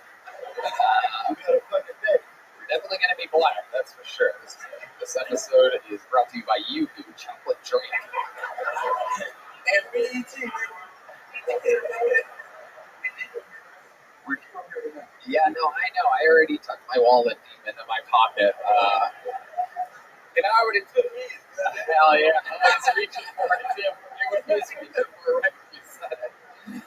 Oh, I fucking love it. We're going to have a lot of fun here. You guys are legends on the show. You know how it works. Everybody gets a minute. Over 177 human beings signed up for the chance to perhaps get pulled out of this bucket. What the fuck is that black string in there? What is that? Oh, it's connected to the Undertaker. One fell out? Oh, okay. Grab it. We'll make that to be the first one. Why not? The one fell out there too. Sweet. That'll be good. So we pre-pulled a name. There's a big bar next door with literally 177 people in it, and whoever signed up in the room is in addition to that 177. So that name goes over there. We pull that person out, and they will be waiting behind the stage. But you know how it works. When I pull the name out, they get 60 seconds uninterrupted. You know their time is up, and you hear the sound of a kitten. So they have to wrap it up then, or else they bring out the angry West Hollywood bear, which just interrupts them. And then I interview them. We find out more about them, potentially, what else they could talk about, what makes them interesting, and they get to talk to my esteemed panel of uneducated comedians. I went to college for a year and a half. You did? And I read good. What college did you go to? I went to Florida A&M University. It's a black school. Oh my God. Yeah. I ain't finished that shit. Don't clap, motherfucker. What y'all clapping for? I'm on my mad as hell still. We know you didn't finish. You said it was a black school.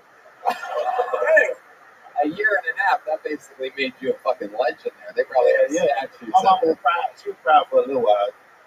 What were you going for? Computer science, but I barely know. Hey, whoa. You know you're fucked up when everybody laughs at computer science. I graduated with a 3.5. I'm smart. Wait, I just smoked are you weed. talking 3.5 on what? Your DUI test? What's Hey, happening? motherfucker. Well, you ain't shit, though. I'm smart a little bit. Just a little bit. Can't go to college? Fuck no. Yeah, bro. I wanted to listen for a month just to sell weed, and then I love it. Hell yeah. That boy can barely read and write, man. Absolutely. Bama is right. Well, while they go grab that comedian from next door, we do have a comedian to go on first. Ladies and gentlemen, this guy starts every single episode of the show. A legend. You know the whole story. I mean, ups and downs and highs and lows and everything in between. Headlining all around the country, selling out, crushing, having fans come back for more. He's a sensation. He writes a new minute every week. Not easy to do.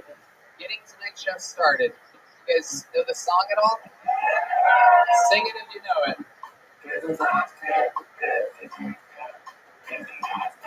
Make some noise, come on here.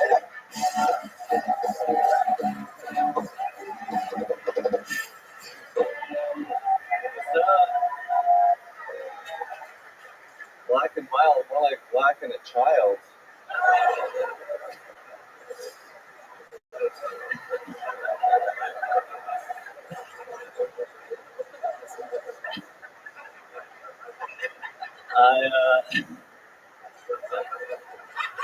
I think they should introduce a new submission in the UFC where if you can hold down your opponent and pretend to have butt sex with him for 10 seconds, not only do you win the fight, but your opponent now has to retire. Because if you're in a real fight and you get butt fucked, but you still win the fight, no one's going to remember that you won the fight. No one's going to remember you got butt fucked. And you're probably going to have to move. It's been a pretty hot summer. As an Asian, I hate it when the temperature matches my test scores. I prefer Mexican test scores. 70 to 72. All right, thank you.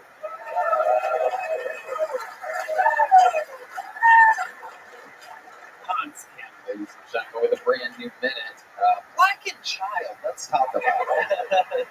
Came on guns a-blazing. Are you calling Cam a child? He's very youthful and I appreciate appreciate that, my nigga. You know what I'm saying? I just want to say, fuck Rick Diaz, nigga, we gonna kill him. Yeah. It's a little inside baseball, but yes, absolutely. Oh, no, I see what you're saying. Yes, Rick Diaz challenging him again and again and again, and he finally got it. You are challenging Rick Diaz in the arena, sold out, HEB Center, New Year's Eve. One of you will be doing a new minute every single week, and the other will be temporarily at least banned from the show. Have you been thinking about this at all?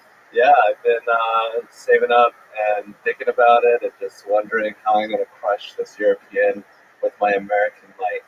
Hell yeah. That's right. Hell yeah. Fuck that nigga, man. David Jolly. Hans Kim, I must say, that was a very good. It's very, very entertaining. I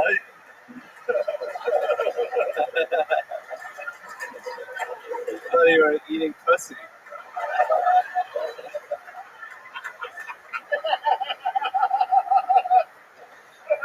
Black people get to do the most racist stuff. What I would give to just, you know what, I'm going to do blackface one day. That'd be a fun episode, right? It's fun. Yeah, that'd be fun. Let's switch it. Next week, you host in whiteface, I'll do blackface. Say you promise. What? Say you promise. Yeah. I'll be teaming in a motherfucker, man. Hans Kim, I love it. The hot summer, the Asian scores, that all makes sense. That all checks out. Those are good jokes. Rock solid. The UFC butt fuck thing, I mean, I don't know. Where does this come from? What is your writing routine? I guess I probably never asked you that. What's your regimen? Where do you do it? Are you at a desk? Are you at the beach? Are you on a toilet? In the shower? What is it? I'm usually laying down because I have a neck injury. What's your neck injury?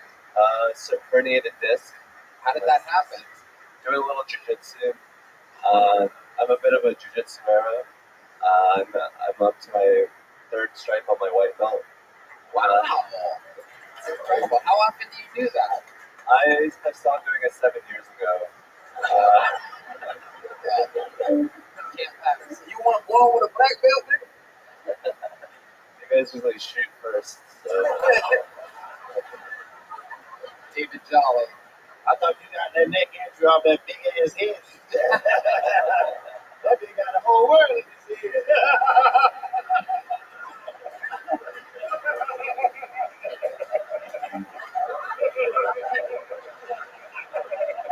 Yeah, I actually graduated college, so.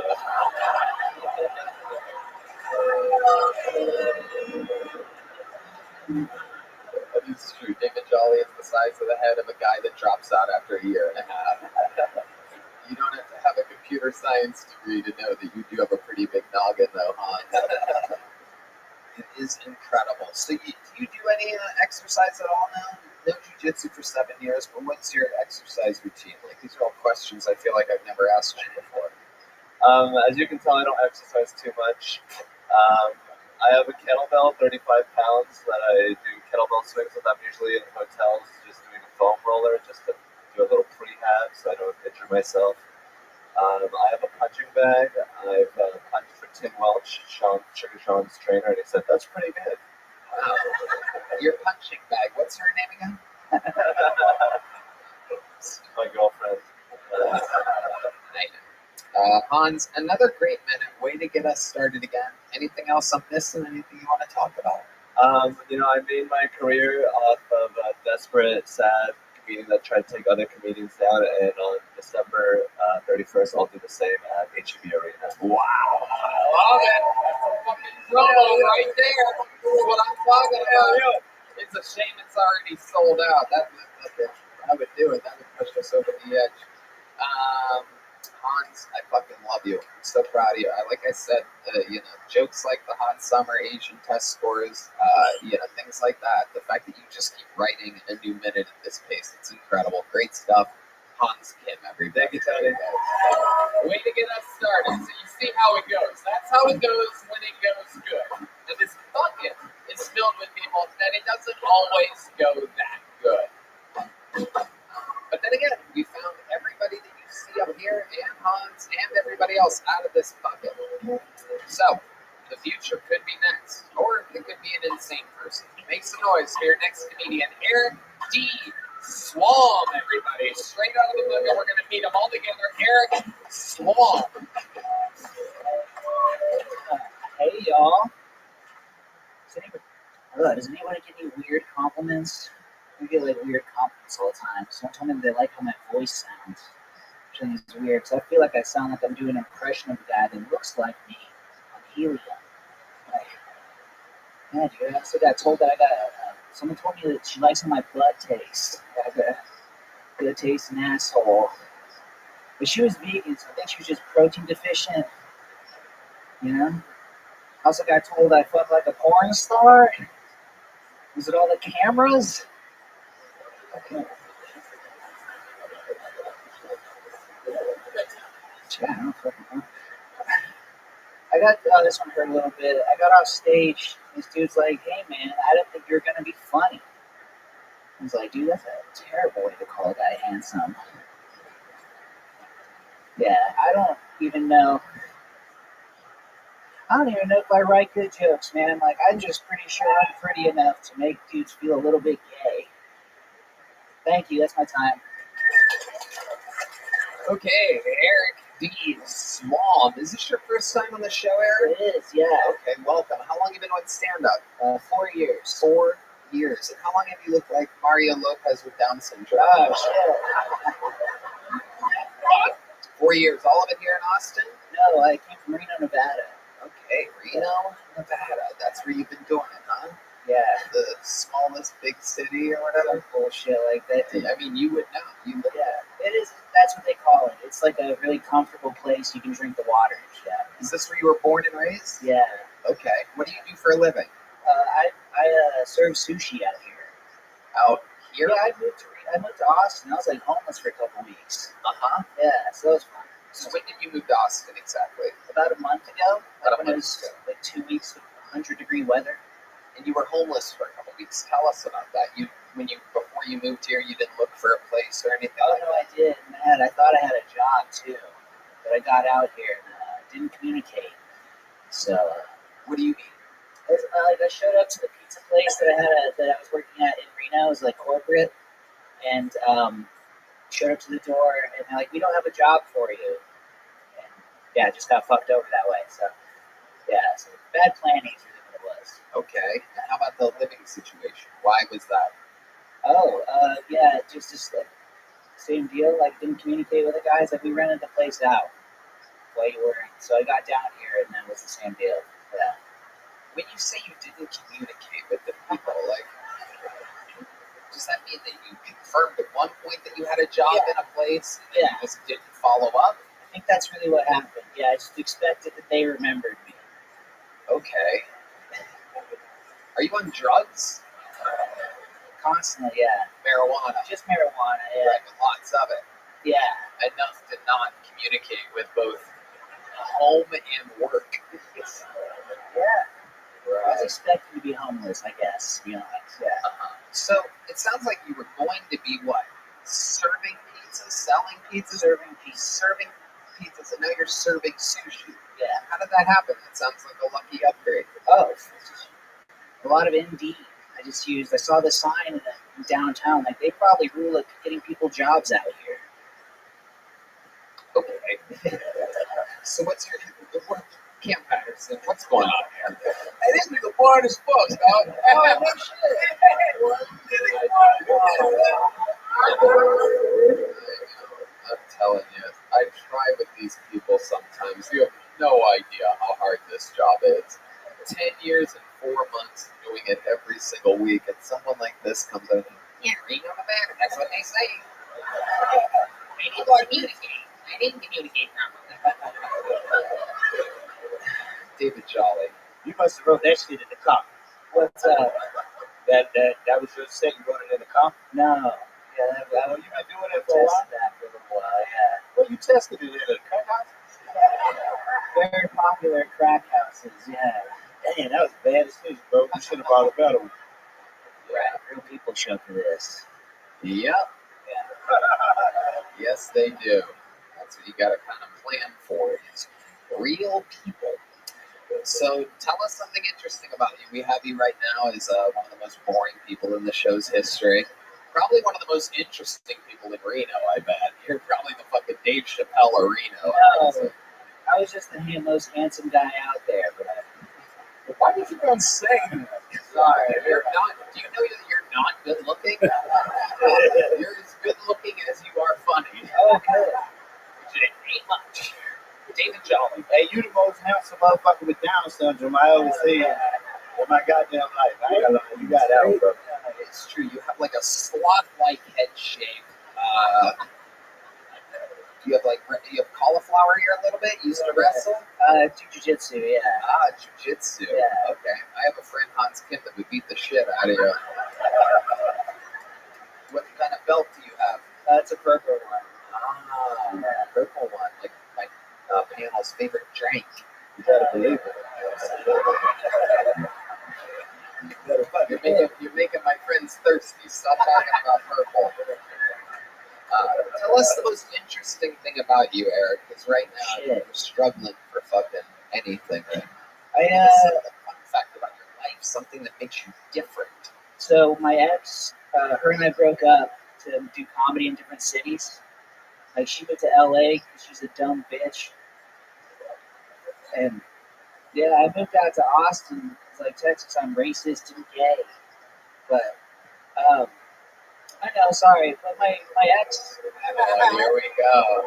Eric. I mean, I gave you a wide open fucking. You could have just taken the ball and ran it any direction. You just called a girl a bitch and you called yourself gay for the fourth time in fucking 5 minutes. She actually has your number. She knew you from the Comedy Store, yeah. Okay. Yeah. So I guess you were up by name, and I didn't know. You seem to remember people really well. I don't understand what you're talking about. What's going on? What do you mean? I just thought that was interesting that I was dating someone that was talking to you to the point where like. What? Number. All right. Yeah, Are you sure she had my number? Are you positive of this? No, but I thought that'd be a fun. That sounds more like everything else about you.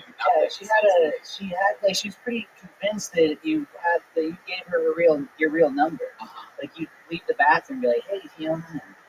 Wait, what? Yeah. What'd you just say? I'd leave the bathroom and you see her leaving like the bathroom and greet her, and like you actually knew her. She's funny. I would see her. I can't understand what you're physically saying. Take a breath. Okay. So I would see her leaving the bathroom of the Comedy Store. You would be walking out of the bathroom. She'd be with a group of comedians, and you would be like, "She's a comedian." Yes. Okay. Right. Now, so this is starting to make sense. Right. Okay. So she was a comedian in LA for how long? 7 years. Right. I was a comedian in LA for 15 years. Yeah. So you say like. Oh, I just thought you tend to remember people, like I've noticed. I don't know her name, and it sounds like you guys broke up. I don't think you should be talking about this right now. I think everything you've done up here has been a massive failure. Am I friends with her? No, I thought it'd be an interesting story, and I was wrong. You've been wrong about a lot here, Eric D. Swamp. So I'm not friends with her, but she thinks she has my number. The whole idea was that she could text you or whatever, just to go to the same. Why would she text? What was the idea of her texting me? I don't. You know what? The more you ask, the less I know. You fucking suck, dude. In like every way. What do you think's gonna happen here in Austin for you? Oh shit! God, got a goddamn thing, says Daniel Watson. And that's the third string drummer of Kill Tony. No, don't put the stick down there. You just got roasted by our fucking Zach Wilson. What's his name in the Jets? Zach Wilson. It takes 2 quarterbacks to get injured for Daniel to even. All right. Okay. Okie dokie. So, Eric D. Swamp. I mean, everything here was a failure. Your set, your interview. We tried to get anything out of you whatsoever. It seems like you have anger issues, confidence issues, and a bad sense of humor. You make bad decisions in every single way possible. You could have done almost anything tonight and been funnier. It's incredible how unfunny you were. I feel like if we tried to do this 5 to 10 more times, we couldn't even reenact how unfunny you were tonight. It's an absolute anomaly, and I do this every week, and you've amazed me here tonight. You will not walk with any size joke book. There he goes, Eric D. Swan. No Joe Blaster, no joke book. If you don't have a decent minute and you contribute nothing to the interview, you leave with nothing. And millions of people get to watch that happen. Pulled another name out of the bucket. Anything can happen. This looks like a good name. I've been doing this a long time. I know when it's a good name. Might be funny, might be completely insane, but I know for a fact it's going to be better than Eric D. Swamp, whose girlfriend I probably fucked at some point.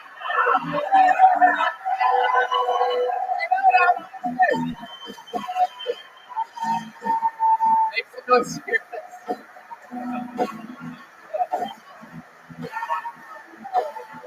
Probably booked her a lot better than he ever did, too. Make some noise for your next comedian, Mr. Mars Martian, everybody. Mr. Mars Martian. Oh shit, here we go. 60 seconds uninterrupted for Mr. Mars Martian. Make some noise for him one more time. Come on. Yeah. Well, holy fucking cowbunga, nigga. We did it. Here we are. So, my internal dialogue is fucked up, and that's not fun. You know what I mean? I'll be standing in the mirror like, snap out of it, you fucking nitwit idiot bitch. You understand? Cut the dog shit, clown. I got this Xbox Live hobby in my front lobe, and I can't stop the chatter. I just casually roast myself into oblivion. Yeah, make myself feel bad. You know what I mean? Hurt my own feelings. Yeah. I talk shit till I cry. I talk shit in the mirror till I cry. You know what I mean? I'm a fucking bully. Yeah. My internal dialogue is fucked up, but I don't believe in therapy. Yeah, these soy boys out here getting pussy boy therapy. What the fuck I look like? Ain't no pussy boy. All soy. I see we got a bunch of fucking, yeah, I don't know. It's all good. They turn my Audi into a fucking upper any doctor. Like, what are we doing here, man? Understand? I don't know. It's a lot of fun. Anyway, I don't have anything against any soy boy pussy boys. I just want to put that out there. Yeah. That's enough. That's enough. That is indeed enough. Mr. Mars Martian. Holy shit. Where do I even begin with you? 1,000 times better than the last comedian, and still god-awful at the same time. How long have you been doing stand-up, Mr. Mars Martian? If that really is your name. Mr. Mars Martian. About 6 months straight, non-stop. Yeah, having fun. 6 months straight, non-stop, having fun. I like it. Absolutely. Has anyone ever told you that you look like the bloated corpse of the current White House press secretary? That's a first. But I do know I look like every lookalike that's ever looking like this motherfucker. So yeah. You look like if the weekend never took a weekend off. Whoa, is that a Vince McMahon shirt you're wearing? I fucking love that. That's cool. D-Max having nothing to do with this. You can't even see you, and yet he's seen enough. Mr. Mars Martian. Where do we begin with this guy, David Jolly? I don't know what the fuck just happened. That nigga on acid or something. Cam Patterson. I've known Mars about 4 months now. I don't know if he can say nigga yet. You know what I'm saying? I don't know what it is, but I don't know if it's a nigga. You know what I'm saying? And I want to talk real bad about it, but he's going to kill me in my sleep, so I'm just going to stop talking. It's a new breed. It's the cowabunga nigga. It's the new style. That's not a real thing, nigga. You can't make up style with nigga, bro. Cowabunga. Nigga don't say cowabunga. Cowabunga, nigga. What is it? What are you, a teenage mutant? Nigga turtle.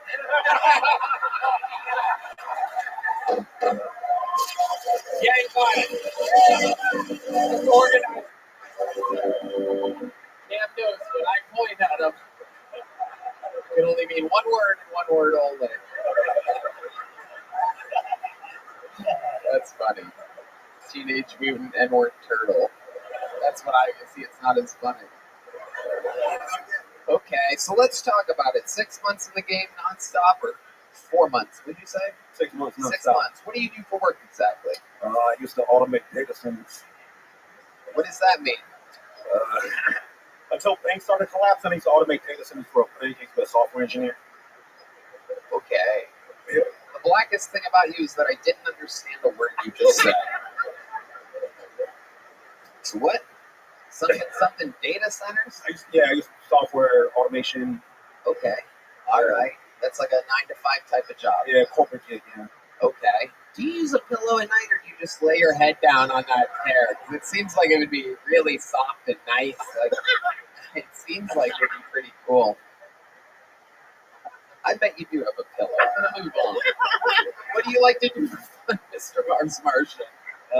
Anything creative, make music, make jokes. What kind of music do you make? Oh boy, it's like jazz, kind of death metal, slam type of shit. Jazz, death metal, slam. That is a wide range, my friend. You just keep making shit up, dog. We don't. You just making shit up, dog. I do rap, smooth shit. Nigga, you know what I'm talking about? You know that shit, go. Yeah. David Jolly. I love to hear that shit. Well, I got news for you. I would love to hear that So, shit. Mr. Mars Martian, what do? You sing? What do? You play an instrument? Oh, I got keys, I got drum pads, I got several guitars, different tunings, and all that type of shit. You sing? I'd rather not play the bingo and be forced to sing and dance all of a sudden type of deal. I can You sing. I made it can. an dance thing. You made it an dance. What do you think? Tap shoes in your size or something like that? Bring them out. I got wrestling shoes on. Yeah. Okay, so you'd rather not sing. You can't really. You named a bunch of instruments that aren't on the stage all at once. You didn't really say drums. You said drum pads. Drum pad, yeah, it's a little different. Yeah, it's a little not drums. Okay. What are you best at? What's the thing that you're best at in this world, Mr. Mars Martian? Shit. Nothing at all. I'm quitting. I'm just being myself. Who could be me better than me? That's it. Okay, what's your love life like? I had a very fulfilling 7-year relationship that's over now. Yeah. Yeah. When did that end? A couple years ago, about 2 years ago, yeah. 2 years. You killed that bitch. Killed her and took her hair. You can't leave me.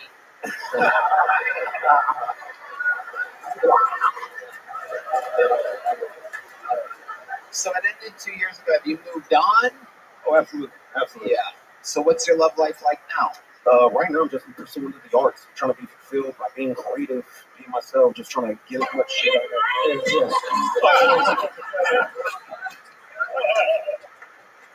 Look, I ain't paint no more, yeah? That's what you want? Hey, that means he beat that shit with 2 hands, boy. I know that big got a goddamn burn mark on it. He looks in the mirror and just squints his eyes like, oh, look at that hot bitch.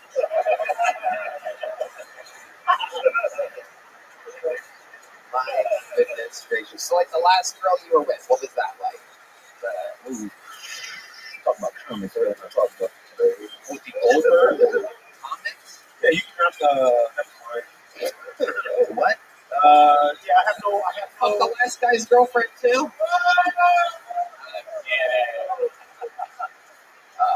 So it was a comedian.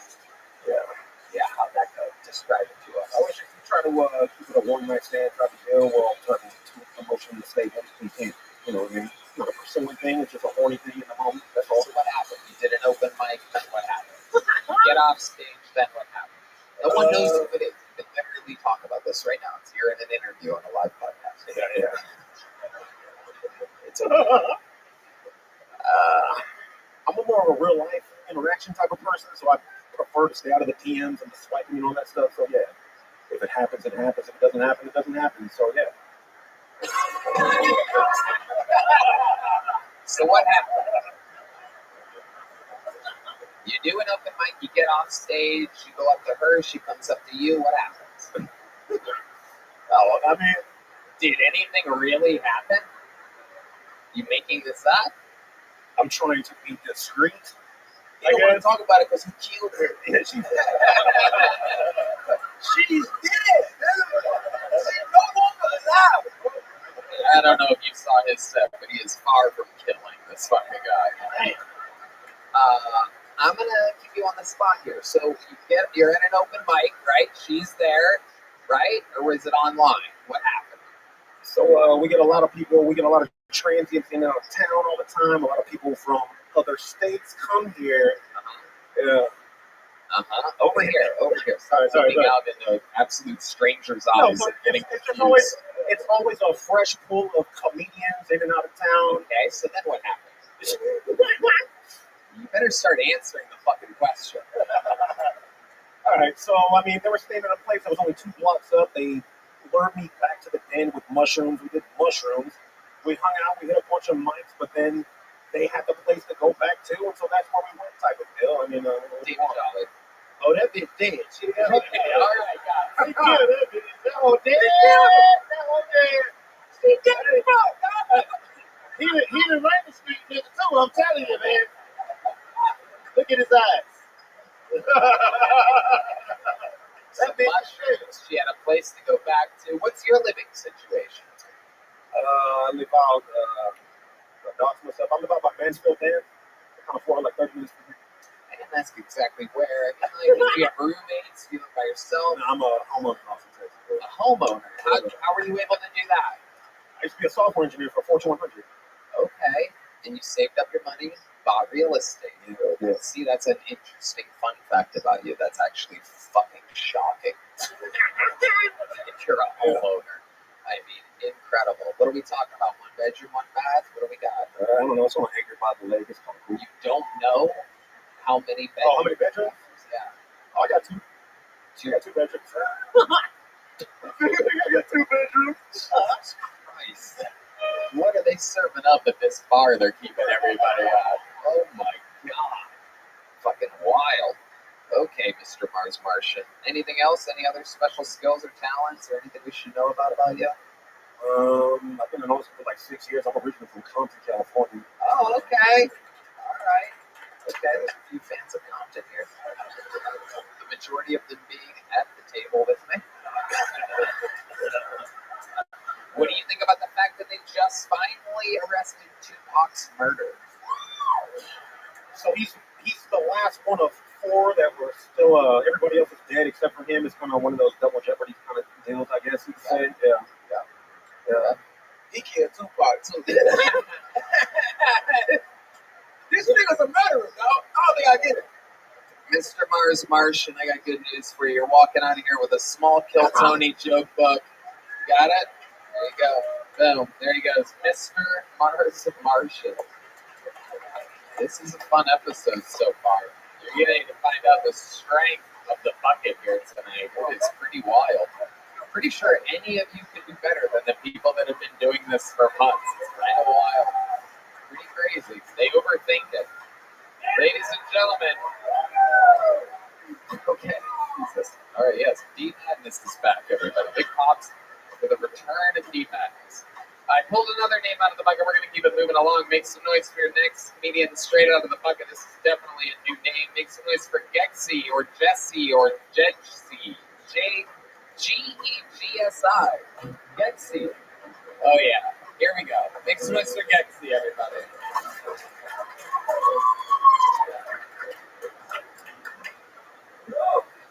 Made it. I'm Jesse. Can I take? So this is my first time in Austin, actually. I came from the Seattles, flew in here to attend my cousin's wedding, and I think they're going to be really furious when they know that I'm here instead of writing my vows. Anyways, in unrelated news, I was trying out some yoga this morning. And it's not that I'm bad at it, it's just that whenever I do it, I kind of feel like a poser.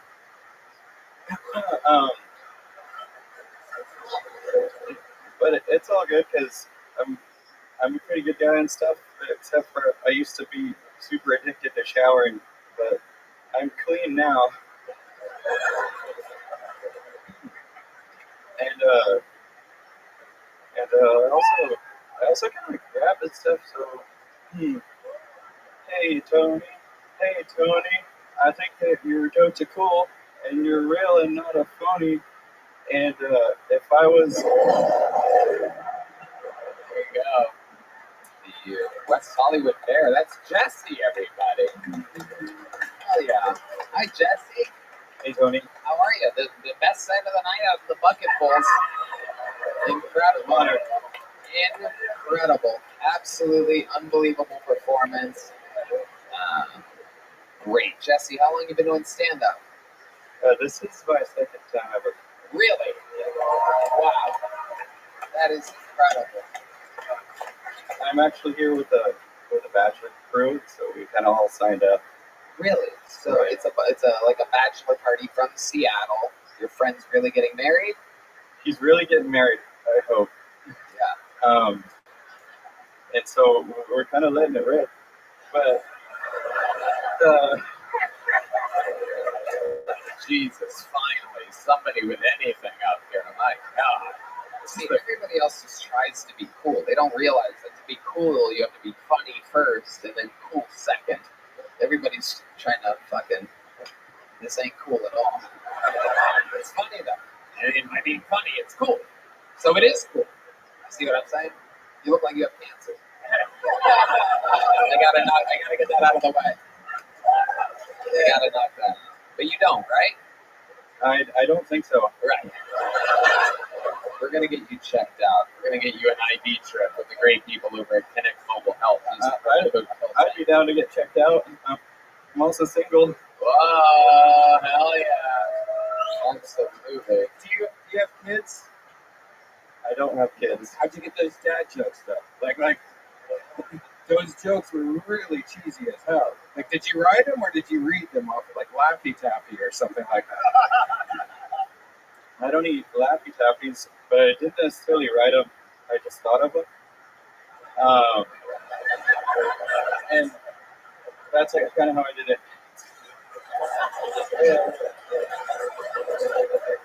Which one do you think? Which one was the one that offended you? Which one was the cheesy? All of them. Every single one. The one about the coming in from Seattle, the vowels, that was cheesy? No. That's the actual jokes. Right, I got a big laugh. The yoga one, the poser? Yeah. Okay. That sounds exactly like a dad joke. You know, like, hey, I did yoga. The posing. Writing extraordinaire Brian Redband with his input on the writing of jokes, everybody. Perhaps we can. You don't agree with that? Okay.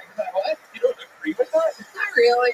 No. Those were hard-hitting jokes? No. I just think he's obviously a one-liner comedian, and those are different. You could almost say that about any one-liner comedian. You could say Mitch Hedberg did kind of did dad jokes. Sure, but they're, yeah. Okay, you know what, Redmond? We're just going to keep moving on with the show. Critiquing the material isn't really your best feature of the show. All right, I'm wrong. There's like a sorry. There's like a rooster sound of something. There you go. Very good. Thank you. Back to the comedy part of the comedy show. Jesse, tell us more about you and your life. How about a hand for the amazing staff here at the Mothership? It's so cool. Best staff on planet Earth. The great Carrie Mitchell. Picked all these amazing people. Get the best fucking crew here. Shout out to Tracy and Chica and the service. Well, everybody's just amazing. Tell us more about your actual life, you weird motherfucker. Well, my actual life is just like this, but a little different. I usually will be climbing trees or like making wedding wraps. Wedding wraps? Like wraps about a wedding? Yeah. Okay. At weddings.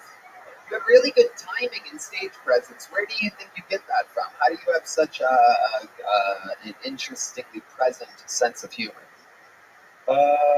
Timing. Well, one time my friend told me that when I my golf club that I have pretty good tempo.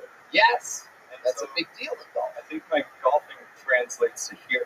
Absolutely, it absolutely does. I agree with that. So, wedding rap. Can you give us an example of what a wedding rap sounds like? If my good friend gave you a beat, the great Daniel Watson, there we go. Make sure you really enunciate into that microphone, okay, so I can hear you. Right. Because once the band starts playing, it gets a little loud. So go ahead. We want to hear your rap. Here we go. We had to come to the wedding. I hope everyone's ready. Hope you brought your confetti. Because the party's going on and I'm making up this song because we're getting married and also taking rips from bongs.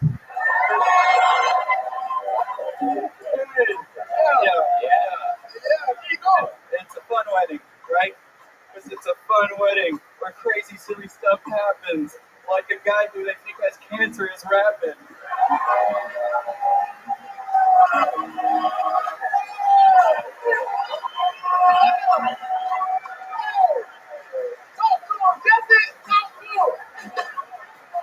I want to send one to the cool bros and the cool girls and the ones who like cool flows. Because every time that the cool's in the room, cool knows. And I think you see that with your cool nose. You got it? Yeah, absolutely. Absolutely.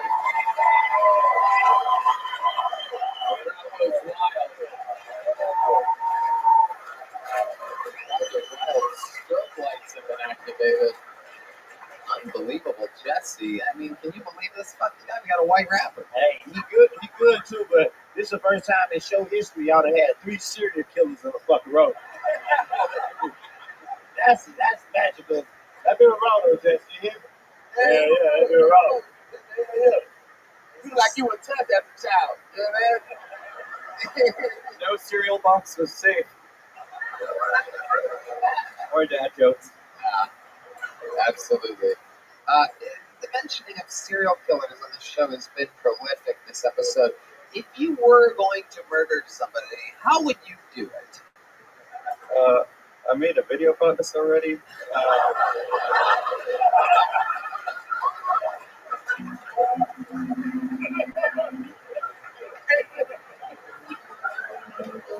Okay, so I think what I would probably do is leave them in a room with a mouse, and then that way they have to fight to see who survives, and whoever I'm killing, I think wouldn't be the type of person that would want to kill a mouse, and so it would just go the other way.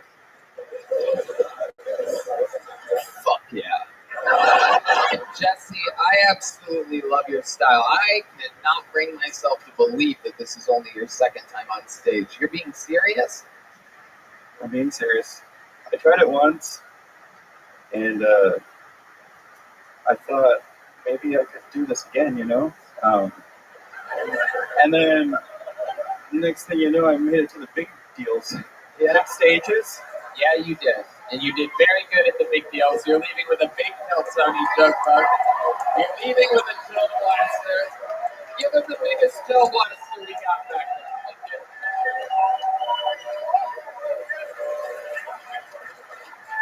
Holy shit. What is this? It's a choke button. You can write in it. You can write your raps. You can write whatever you want in it. You can write your manifesto in there. Anything you want. Okay. Absolutely. I really like that. Maybe that'll help with my jokes to be less corny. But don't take red pins. Critique. Not exactly fucking Mark Twain over here. We're dealing with. But anyways, you know, maybe being corny is part of my thing. So either way, I just went with it, and I love your guys' vibes. Yep. For real, the sounds that you made, like, really conjured up some feelings in me that just really made me want to get after life, and I hope that other people feel that too. You know? I fucking like this guy. You know what? I think we found the new host of Blues Clues, everybody. I'm going to talk to the people over at Nickelodeon. We're going to get Jesse a job at Blues Clues. How about one more time for the great Jesse, everybody? A man who will not take leave for an answer. I don't believe he's ever going to go. There he goes, everybody. Jesse. I believe he's waiting to get teleported to some other place.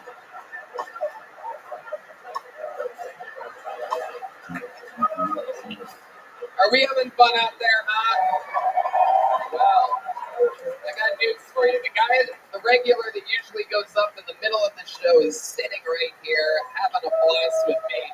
So, in his place, we do have a returning golden ticket winner. This guy won his golden ticket a long time ago in the middle of North Carolina on the road, at least half a decade ago. Maybe DC. He also is from North Carolina or something like that. Doesn't matter. Who gives a fuck?